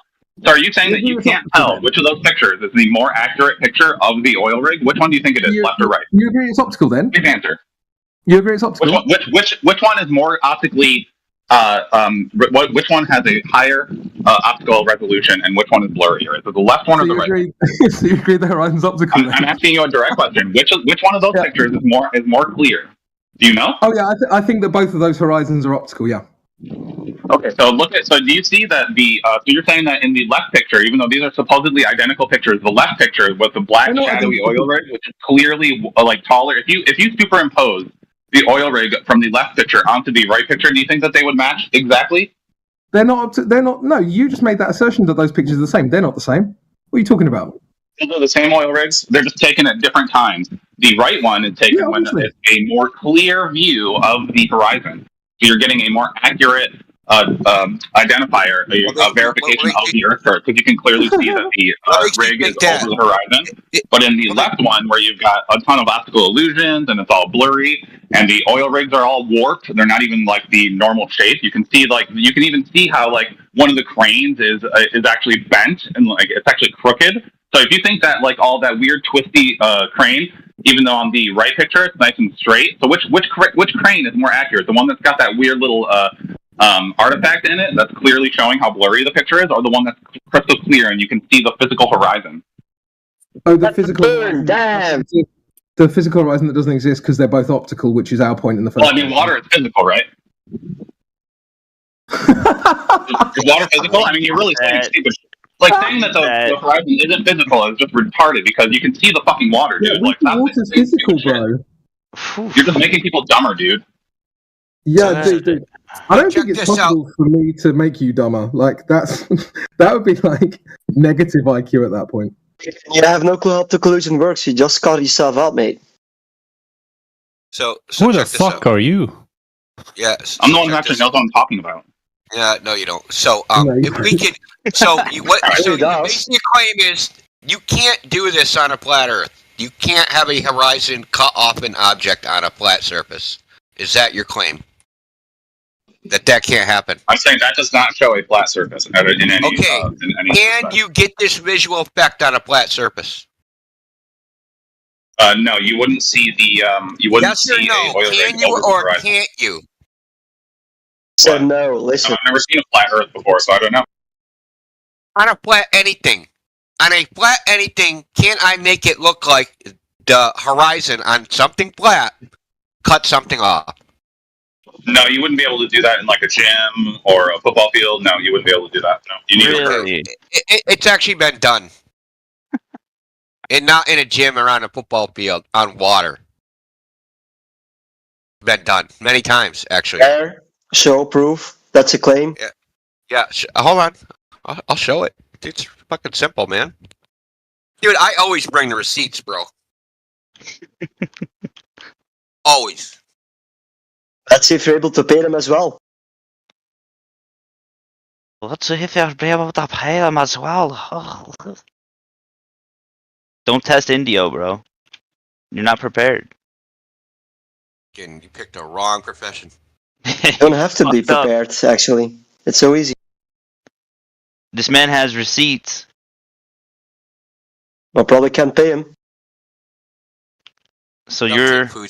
He's the Karen. He's the You know Karen. what I highly recommend for Globers? Please get at the drawing board, get a piece of paper, and start understanding what perspective does, how it works, how it affects our daily life. I swear, then you will really understand how reality actually is the way it is. Yes, and we're living in the Matrix as well. Thing is, though, he wasn't even understanding the basic argument, which is what really gets me, right? Is that the chronology of this discussion, and I'm actually only saying this for Delmite and a couple of the others who are kind of on the fence, like interested listeners, is that they started off by saying that the horizon is like a physical Earth curve, right? And then we said, well, actually, we think it's optical because you've got all these different effects, blah, blah, blah. And then when we started bringing out photos that show that the horizon, which is optical, isn't conforming to the dimensions of the sphere they claim to be on, they then start retreating to it being optical but physical at the same time, right? So then you've got this kind of unfalsifiable position of it's physical, bro, but anytime it's not conforming, then it's physical and optical at the same time, right? So this is unfalsifiable garbage. So basically, crypto, they've been reduced. The horizon is apparently physical. Apparently, right? Right. He's strawmanning me. That's another. That's the same straw man. I don't really give a shit about what you have to say because you don't understand. I guess water is just not. Again, I don't really give a shit about what you have to say. I'm talking about the chronology of the argument. It's a concession, by the way. What I'm going to do is I'm just going to mute you because I actually wanted to hear from Delmite if he was listening. What he thinks about that. If not, then Talon can just carry on, like misunderstanding the argument. That's fine too. Yeah, I want to get. I want to get into this. So, I'll unmute him. So, Talon, before I mute you, I posted 2 videos. So I'm going to tell you what's going on. Okay? So they have an RC boat. It's on a lake. The lake is 1,000 feet long. They put the camera 2 inches above the water. They drive their little RC boat away, and the RC boat disappears, cut off by the horizon, right? Well, here's the problem. The gold model predicts that the horizon is 2,600 feet away. So how do you get cut off by a horizon 2,600 feet away on a lake that's only 1,000 feet long? Please tell us. Inform us. Oh, sorry, I was reading what Bacon was talking to me in the chat. He said that the boat is on the lake and that it goes over the curve. No, there is no curve on 1,000-foot lake, dude. It's only 1,000 feet. Right. Well, obviously that's too short. You wouldn't measure a curve. But it happens. The boat gets cut off so that you can't see it anymore. How'd that happen? See the video? Where's the video? Yeah, I it's posted right here. it. Scroll up. I see it. There's a bunch of these. It's about 20 of these. Well, this one's on my channel. One's on. There's like 20 on Sky Breeze channel. They also replicated on So what's the point here? You said that this can't happen on a flat surface, and this is a demonstration of it happening on a flat surface. You can see the boat. What's Dude, the point? what are you talking about? Why you only see half the boat? What? Who cares? What is the point of this? Yeah, why do you only see half the boat? What do you mean? I see the boat the whole time. No, why do you only see half the boat? Why is the boat cut off by the horizon? What? Well, because you're against the fucking ground, dude. You can't see. What an idiot. Brilliant. Like, this doesn't prove anything. You guys think this proves stuff? Man, it's so weak. It's such a weak argument. Yeah, it's not a refutation, dude. This proves that the visual. Like, we don't use that. Well, if you scale this up, this is like 10 miles away, right? 1,000 feet. Yeah. So like a 50 foot boat, 10 miles away. That's the scale. You don't. So I know this is really bad for you guys, but we don't use this particular we don't use the geometric horizon to determine the Earth curve. It's just an observation that we're seeing. So regardless of whether or not you guys can recreate, No, that's an Earth you curve doing on a it, lake not we. is You. irrelevant. You. Stop saying we. Society as a whole is right. You just say we You're the don't liar here. use the geometric horizon to determine the Earth curve. Is that what you just said? What do you use? No, you guys just come up. That silence is You guys come up with these weak ass arguments, and then we fucking just dismiss them because they're fucking pathetic, and then you get He's mad. projecting now. He's projecting. Darren's argument was absolutely correct. They're on the fucking train, man. Darren was absolutely correct, though. There was no strong. Shut up, you fucking cheerleader idiot. You have no fucking argument. No, I want him to embarrass himself too. Yeah, man. I've just unmuted him. Hitman Guppy, why is what he's saying fantastic and correct? It has been scientifically proven. Simple. No, hold on. Science, you know, the thing you don't believe in? You know, scientific research done by multiple universities, done by NASA. And if you really don't take... You're going to make a statement and then you're going to shut up so I can respond. You don't just talk through the answer and hope that no one notices. So how do you scientifically prove geometry? By shoving a dildo up your ass because you ain't listening? Brilliant. So I did listen because I heard what your statement was. Yeah, so you can look at the science, look at the data. Bro, just answer the question. I don't want you to filibuster. How do you scientifically prove geometry? Pretty simple. We're gonna do it for level for children. So we send up a rocket to the moon or to... Yeah, that's not scientifically proving geometry. How do you scientifically prove geometry? By shoving a dildo up your ass, of course, because you're an idiot. So you know, because you deny the data. He made a perfectly sensible. There are guys who are listening. It's called math. It's pretty simple. It's basically you have a dildo shoved up your ass. Why are you so emotional? It's math. Geometry is math. It's pretty simple. How do you scientifically? Why do you have a dildo shoved up your ass? That's the question. Yeah. So the issue is that you've got a bunch of guys listening who are thinking, "Oh wow, they're thinking, oh, the Earth is definitely a globe. These globers must have really good arguments." And then your argument is shove a dildo up your ass. They're probably listening, going, "Wow, these globers are absolutely retarded."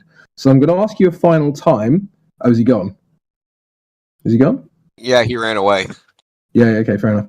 So again, it's like guys like Delmite are probably listening to this going, "Fuck me, these globers have got nothing." These guys have got nothing. Like, shove a dildo up your ass, seriously. And we had Talon make, I don't know, how many different arguments did he make about the horizon? His final one was, we don't even use the geometric horizon, when the conversation started at the horizon is geometric. I literally asked him, and he explicitly said, it's physical, it's geometric, it blocks boats. By the end, sorry. Well, I just want to say, by the end, he's disavowing his own claim, throwing it under the fucking bus. What? I'll unmute you, Talon. I'll unmute him. Talon, is the horizon physical? Does it have a location? Yeah. Does it match the globe model? Yep. Oh. Okay. So it's 1.22 times the square root of 0 sight in feet, and that's where we're going to find the horizon every time. Nope. That's arbitrary and useless. We don't use that. What do you mean that's arbitrary? Globe Earth. That's the geometry. What's arbitrary about it?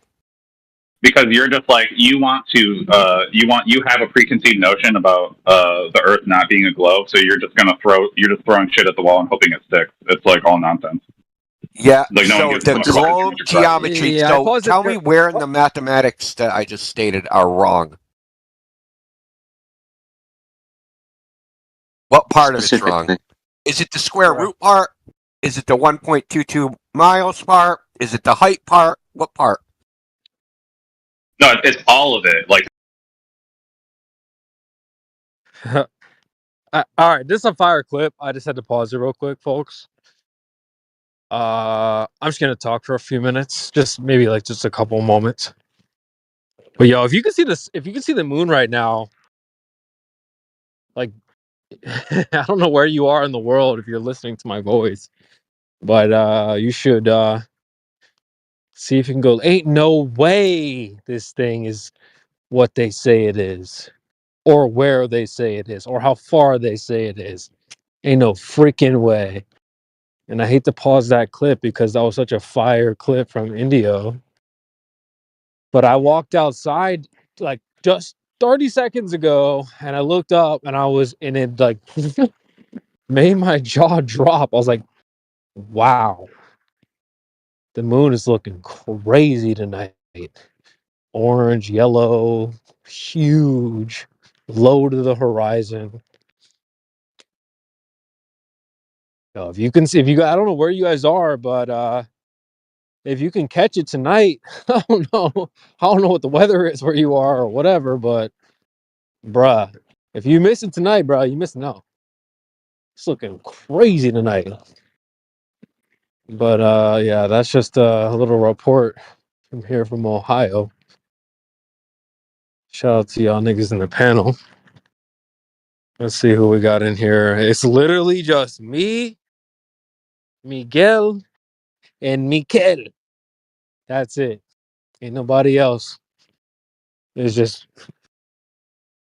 people on YouTube, people on Rumble. Shout out to Rumble, man. If you're listening on Rumble, man, if you can hear my voice on Rumble right now, you are a legend, man. Shout out to you, bro. We're expanding. So, we appreciate you guys over there on the Rumble channel. Make sure you drop a like and all that stuff. I hate to sound cliche like all the other YouTubers. But we are here to take over. And I need to add a sound to my soundboard with freaking Akon. We take it over. So don't let me start singing up in here.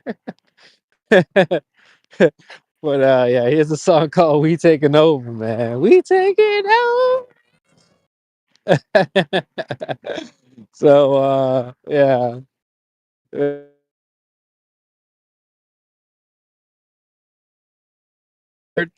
And if you don't have a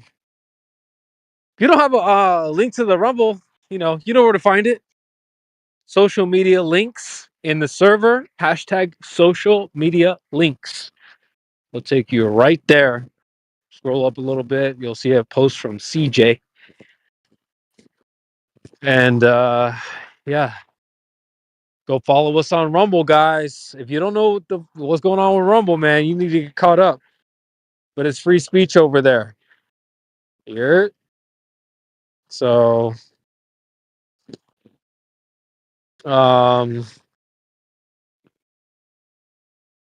have a lot more room to say what we need to say over on Rumble. I'm really excited about that. And so just be on the lookout. And the way to be ahead of the curve, no pun intended, is to be followed or subscribed or whatever you want to call it over there already. So don't get caught off guard. I've been talking about this for a while now, so y'all need to be caught up. Anyway, I'm gonna go ahead and stick the video back on here in a little bit, but I just wanted to touch base, see how you guys were doing. I will likely be back on later, maybe, depending. We'll see. But I might be back on later, guys. And we can do a whole little stream. I also need to plug one more thing.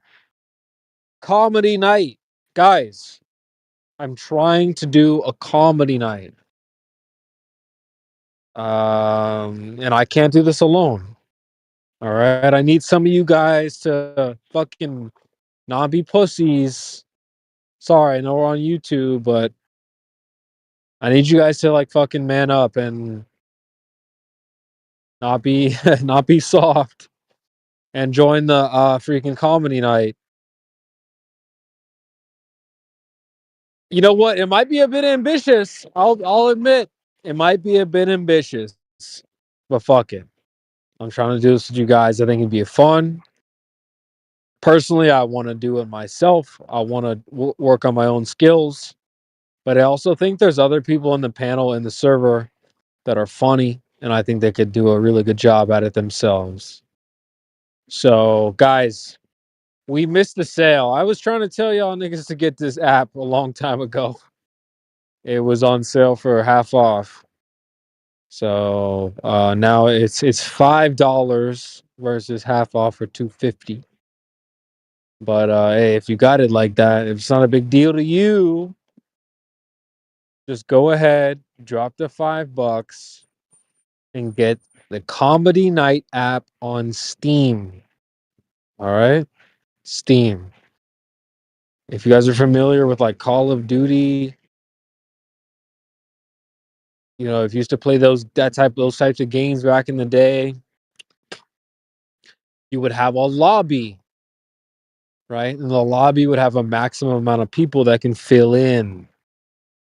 So if you were on like Xbox, there could only be like 12 people, you know, maximum 6 people on each team. So it actually works the same way in Comedy Night. There's 12 people. Well, I'm actually not sure what the limit is on the computer, but on the phone, it's 12. So I would imagine it's probably somewhere around the same. So the goal is here, guys, we need to get like, oh shit, this guy just ran a red light. Oh shit. Dude just ran a red light hardcore. Man. Anyway. The goal is to get at least like 10, let's just say 10 people to start that would commit to buying the app and joining the show. Right? First, we need just 10 people to buy the app. Once we have enough confirmations of people who have the app, we can start the show. We would need someone to stream the show back into the VC. I don't know how difficult that may be. I just bought a computer. Maybe I could do it, but we're going to need somebody that has the capabilities to basically stream the comedy night back into the VC panel. We want to make sure that's live for our viewers as well. The result of that, the goal is to have people want to join the panel. So if we do comedy night and it's fun, we're having a good time, more people will purchase the app and want to participate in the next event. If it's as popular as I'd hope it is, or I'd hope like it would become, maybe we could have 1, 2, heck, maybe even 3 different comedy nights going, depending on how like popular it is. But from what I've seen so far, the limit is 12. So my goal is to get at least 10 people who will purchase the app and be willing to join a panel. Guys, it doesn't need to be all day. We're talking 30 minutes here. But if you search in the server function, guys, comedy night, it should come right up. That there's a link there. Go click it. It's $5. Buy it. Okay, and then we'll do an event together on that application. It's on the computer on Steam. All right. Now I gotta go. I will catch you guys in a bit. I'll jump on later, but I hope to see the panel fill up, guys. Go by comedy night. All right. I'll catch y'all later. Peace.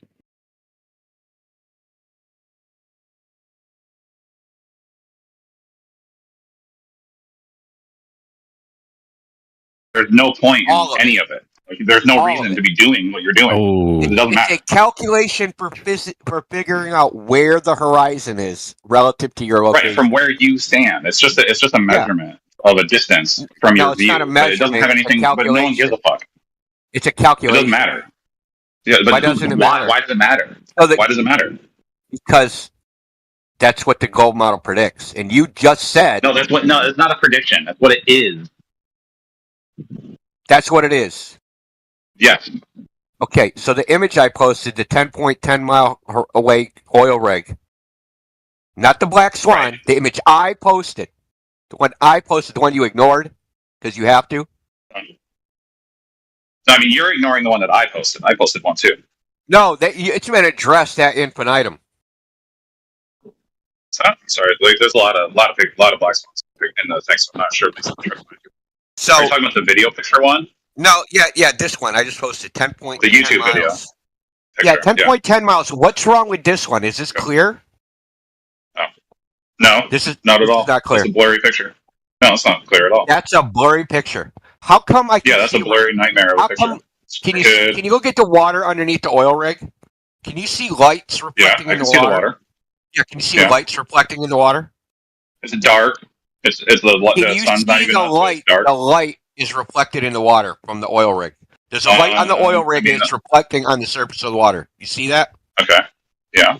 Yeah, you see that, right? Okay. So that surface right there, that's supposed to be on the other side of the horizon physically. How did it reflect? What? Well, there's something called the law of reflection. And it's the angle of incidence equals the angle of reflection. And if that water right there is tilted away because it's on the other side of the Earth curve, there's no way the light can bounce and reach the camera because you don't have an angle to the camera. So how can we see the reflection in this image? I don't know. You can. Because it's a blurry ass picture with optical illusions that we would never use. We would never use it to actually like observe an accurate rendition of the horizon. So But the the useful picture- picture. man. Like, Speak for yourself, so you Alan. keep forgetting Speak for how yourself. useless these fucking pictures are. Just speak I mean, for yourself. Now they're Absolutely. useless. You're just pointing at a blurry horizon. Speak for yourself, because you're the idiot. No, I Also, we. didn't even talk about the horizon. I didn't even talk about the horizon. I talked about the reflection in the water. But the Should I ask pictures him- he posted were One second. of good Let's quality. ask Talon what an optical illusion is. Talon, what is an optical illusion? Something that appears one way but isn't actually what. Give us the definition. Post the definition. Citation for what you just said. That horseshit you just said. Post it. Post the citation for what you just said to match up with what the definition of an optical illusion is. Post it. I've unmuted you so that you can actually speak for Take it yourself. easy. But post it. Yeah, post it. It better Yeah, I match can up speak with for the myself. horseshit you just.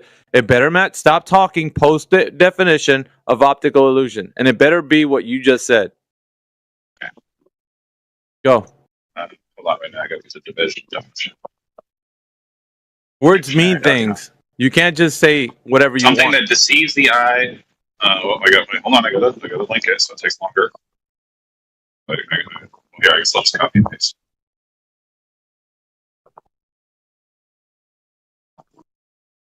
I don't know why you guys just don't do this yourself. It's pretty easy. Blah blah blah blah blah blah blah.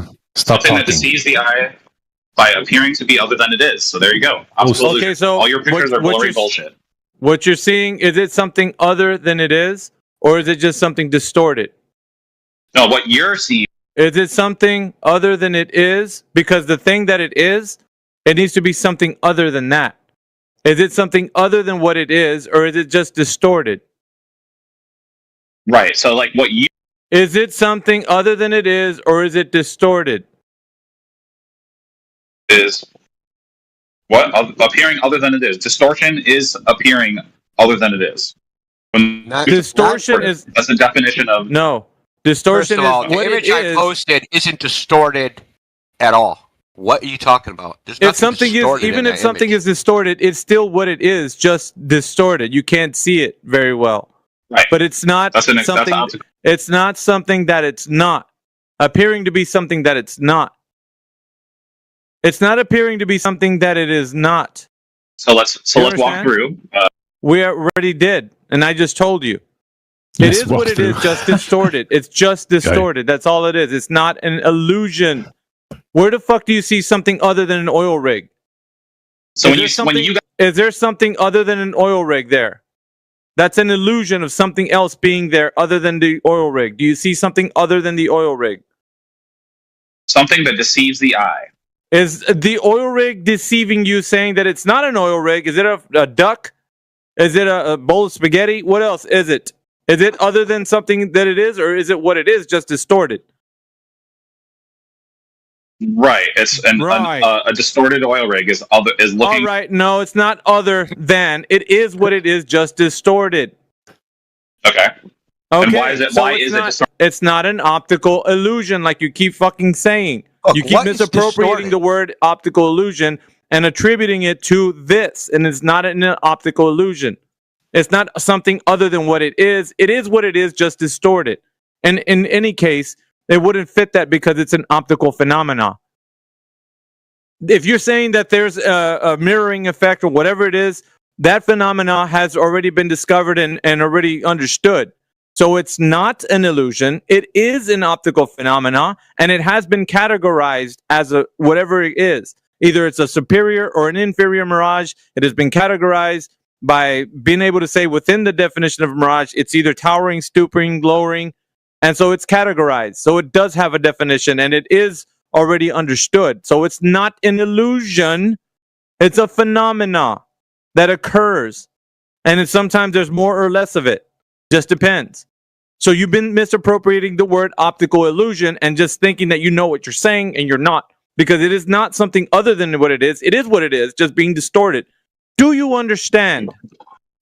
Okay. Why is Okay, it what? distorted? That's not the point. Do you understand what why I is just what said distorted? to you? Do you understand what I said to you, Talon? No, I do not. Okay, so what, you're going to Jesus keep Christ. saying optical illusion? Because I'm not going to allow you to keep saying that, because you keep fucking saying optical illusion, and it's just not an optical illusion. It's not. You're using the word wrong, dude. What don't you understand about that you're using the word wrong?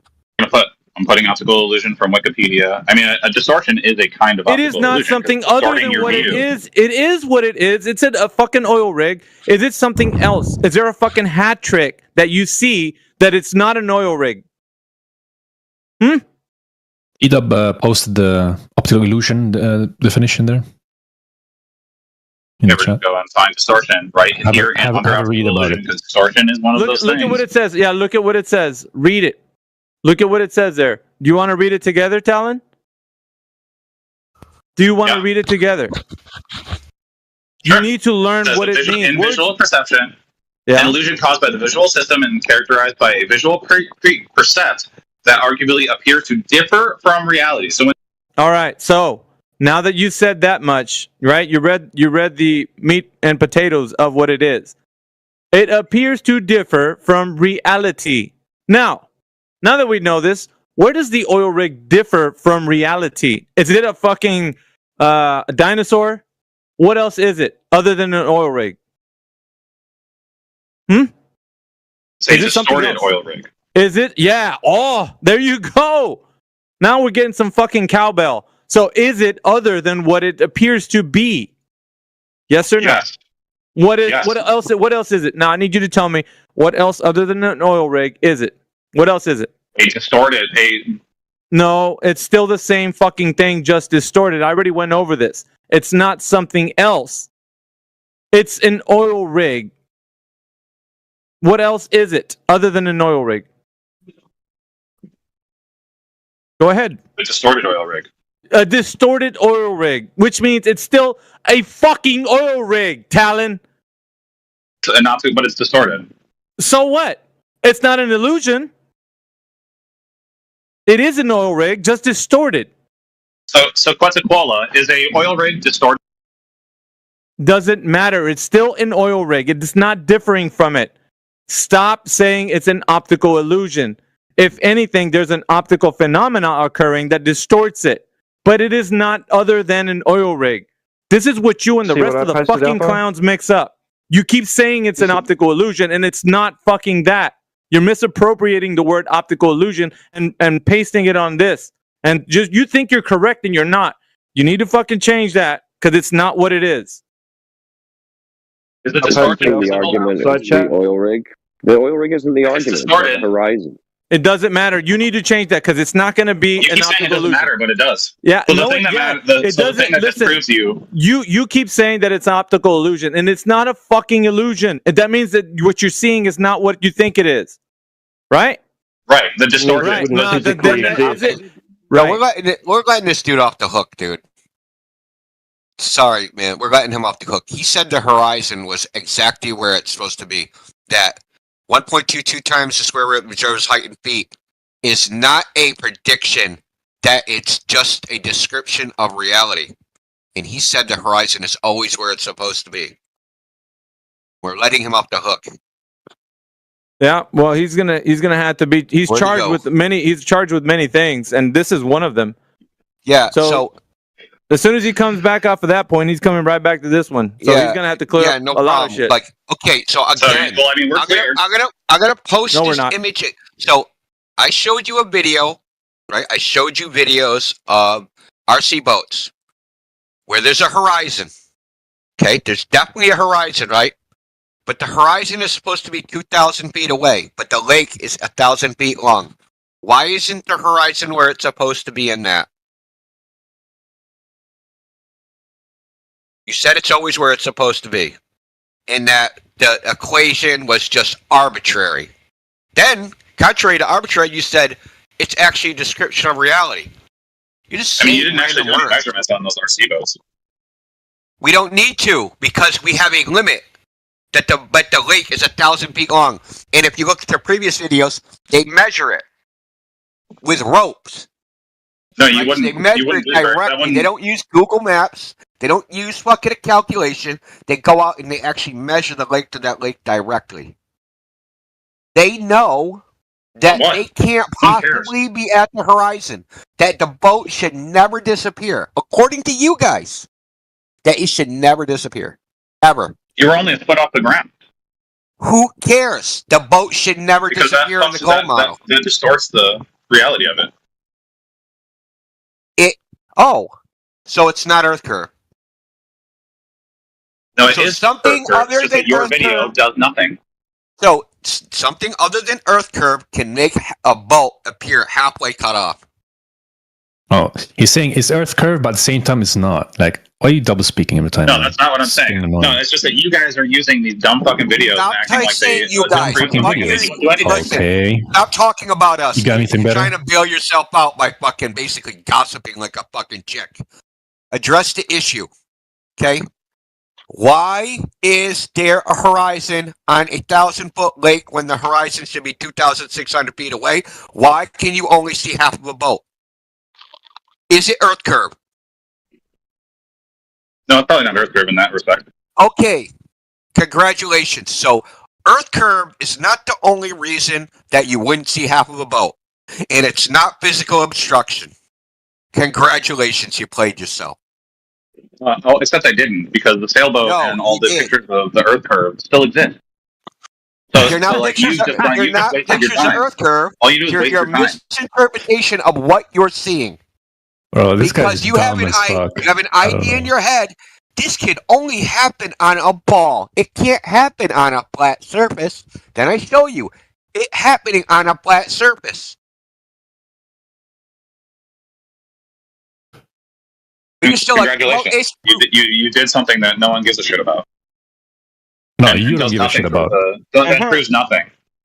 It proves that your claim that that visual effect can't happen on a flat surface is wrong. That's what it proves. proves No, what it's I'm wrong. saying is that you can see the curvature of the Earth with sailboats floating Earth over it. curve. It doesn't fucking matter if you can't see an RC That's boat on the not lake. Earth curve. That is a flat surface. And it appears to be listen, it appears to be cut off the horizon on a flat surface. Just like in the videos I showed you with the RC boats, appear to be cut off on a flat surface. It's the exact same visual. You can you can cry, you can cope, you can do whatever. But you can't change the fact that the exact same visual effect is achieved on a flat surface. There's nothing you can do about it. Period. You don't need to do anything about it. You can say it's a fucking mirage. You can say it's an optical illusion. You can say whatever. If it isn't Earth curve, then you're fucked. That video only applies to that specific point in space and the lake.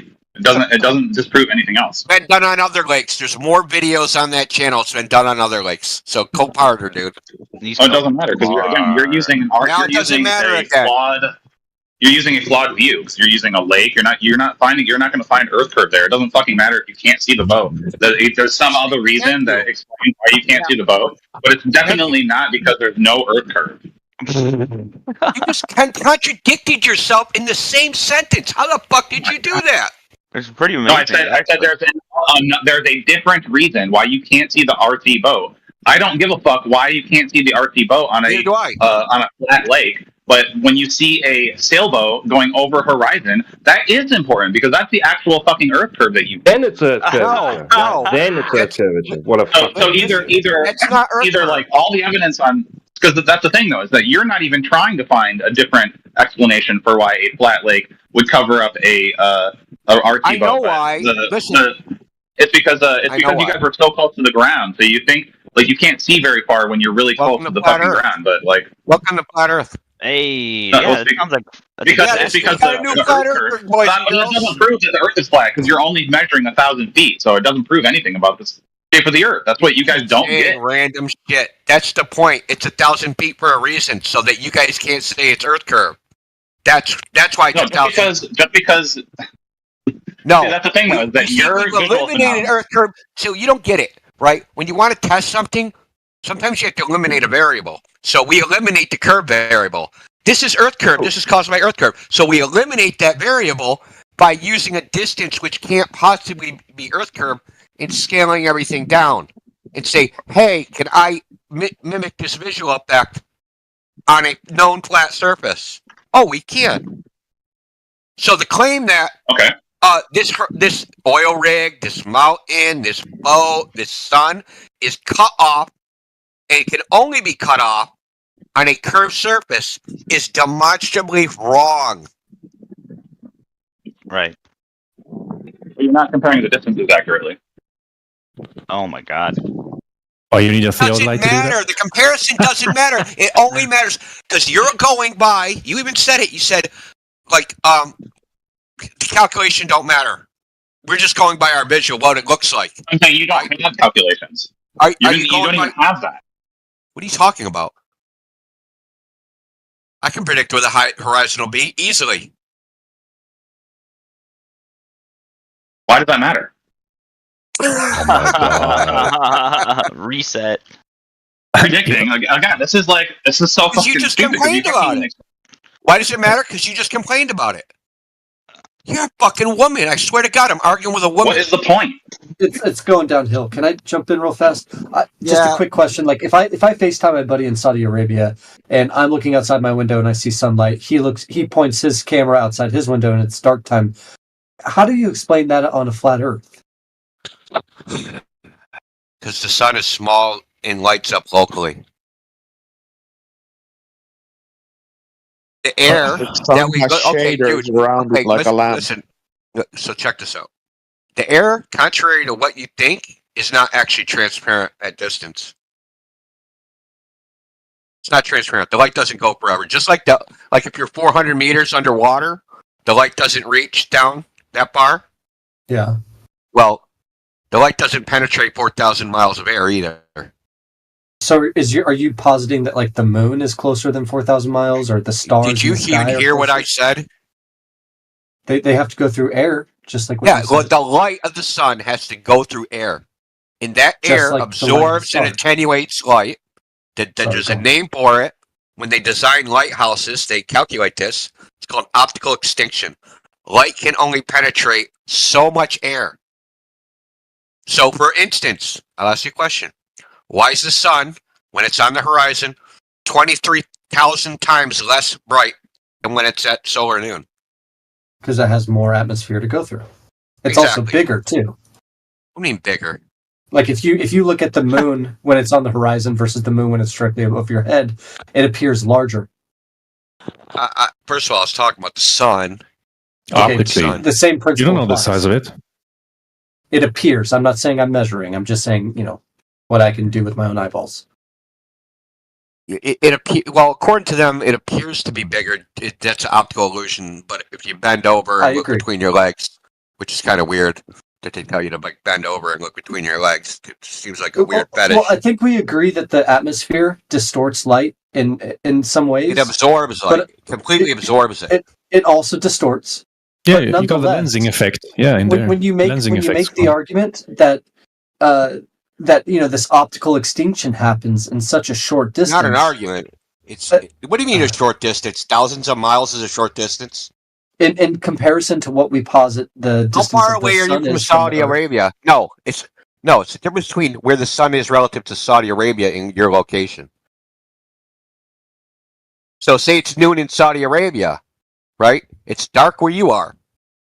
That sunlight, being above Saudi Arabia, has to reach you. What is the optical path? What's the length of it between you and Saudi Arabia? Okay, when Saudi Arabia and I are both in Of course, you won't especially answer. when we're both in the northern hemisphere. Of course, you won't answer. We can see the same stars in the night sky, despite the fact that the sun is out. So we can both see the same. You can see the stars when the sun is out. Absolutely. Damn.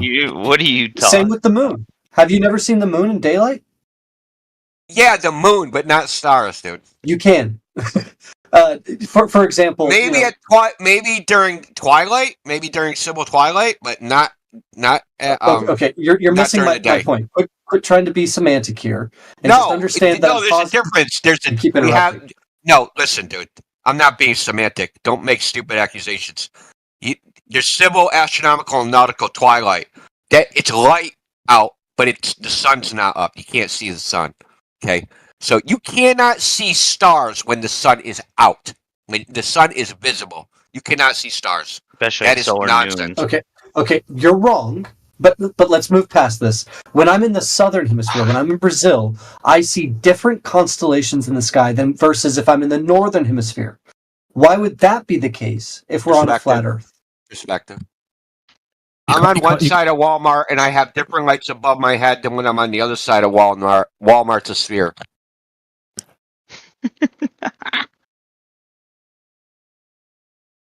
Right? Walmart's I don't a think sphere. that's refuting what I'm saying. My point is, I just used an analogy to show you how ridiculous what you just said is. Well, you said I didn't. I don't think that's refuting what I said. I did. I said the reason you can't see is perspective, right? And then I used an analogy, a demonstration, right? Something's over your head. If you move out from under it and go somewhere else, something else is over your head, right?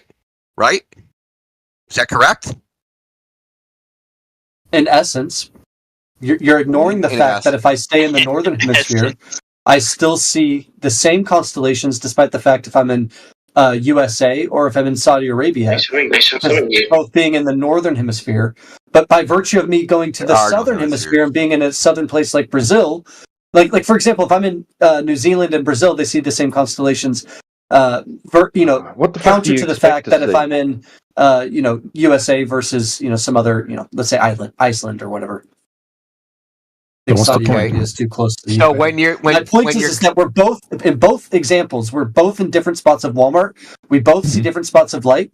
Yet the distinction there is northern and southern hemisphere. So I still see the same constellations if I'm in the northern hemisphere, despite whatever side of the flat Earth that we're on. But there's a difference. They're not whether spheres. we're on the They're not southern hemispheres. Dude, And we do. Shut the fuck up. You don't know what you're talking about. That's not an argument. Yeah, you're not in the describing south and reality people in the north. correctly. Okay, so People in the first of south all- and people in the north do share fucking constellations, you dickhead. They do. They do, but not all. Shut the fuck up then. Well, what's his argument, anyways? I hear him saying things. So let me just rehash if I can say it without being interrupted. Yeah, but well, I don't I'm want to going hear to give you an say it. example of from the Canary Islands. You know where the Canary Islands is? They're at 28 north in the latitude system. They're at 28 north. You can see the entire Southern Cross from there. Why is that? I'm not sure. You're not supposed to. If you fire up Celestia or Stellarium, says you shouldn't. But it's been photographed. So perspective, you know what the vanishing point is? How our vision collapses to a center point when we look? It's how projective geometry works. So the 3D world is projected onto a 2D plane. So it appears that everything converges to a point. That's the way the sky is. Eventually, whatever stars you were underneath at one place, if you go away, right, they will converge, right? The stars will appear to lower towards the horizon, just like an airplane, just like if you're in a long hallway, the walls and the ceiling and the floor closing together to a point. Railroad tracks converge to a point, right? The stars will converge to a point, and they'll be undifferentiable from the horizon anymore, and you won't see them. Right? Hung But like the TikTok, stars do you move. understand what he's saying? I Well, want the to see star- if he understands you, Indio, because I think he's not speaking, which means like it's going way over his head, pun intended. What do you think, Hung like TikToks? Do you understand what he's saying? I'm right now. I've been, right now what he's saying is just throwing a lot of words at me. Told you, Indio. I told you. I told you. I muted him because I knew Indio. It's too much for him, bro. Like I know what you're saying, but he can't comprehend what you're telling him. It's not registering. So it's a waste of time. It's kind of like a waste of time for him. Like he doesn't know what you mean. Yeah, well, it's not his fault. He's Unfortunate. I ignorant wish only. he could has to read up understand, but on he it. doesn't understand. Yeah, he has to read up on it. That's all it is. I don't know if that doesn't help either, man. He can't comprehend the what it is because I don't know these people like you guys. You guys got to start giving me fucking hints, man. Yeah, because you were on him and he was silent, which means that I understand his silence as I don't know what the fuck you're talking about. Yeah, I think that if you can't Doesn't even explain understand. something in simple terms, You don't understand your own argument. Told Shut you. up. Shut up. Indio. How can I get any simpler? That a hallway, saying, a long hallway converges to a fucking point in our visual field. How do you not get any simpler? You ever been to a hotel? Like, what the fuck, dude? Bro, Indio, I literally had a conversation with my neighbor who his English is his second language, and he understood what I was talking to him about. I was flat smacking him when I was smoking outside with him.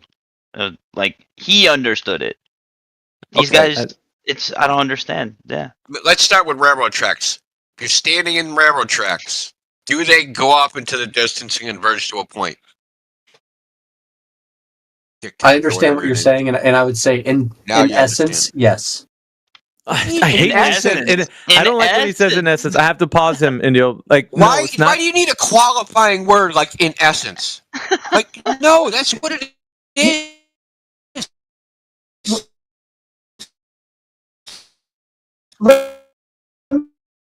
Let me talk. I'm not.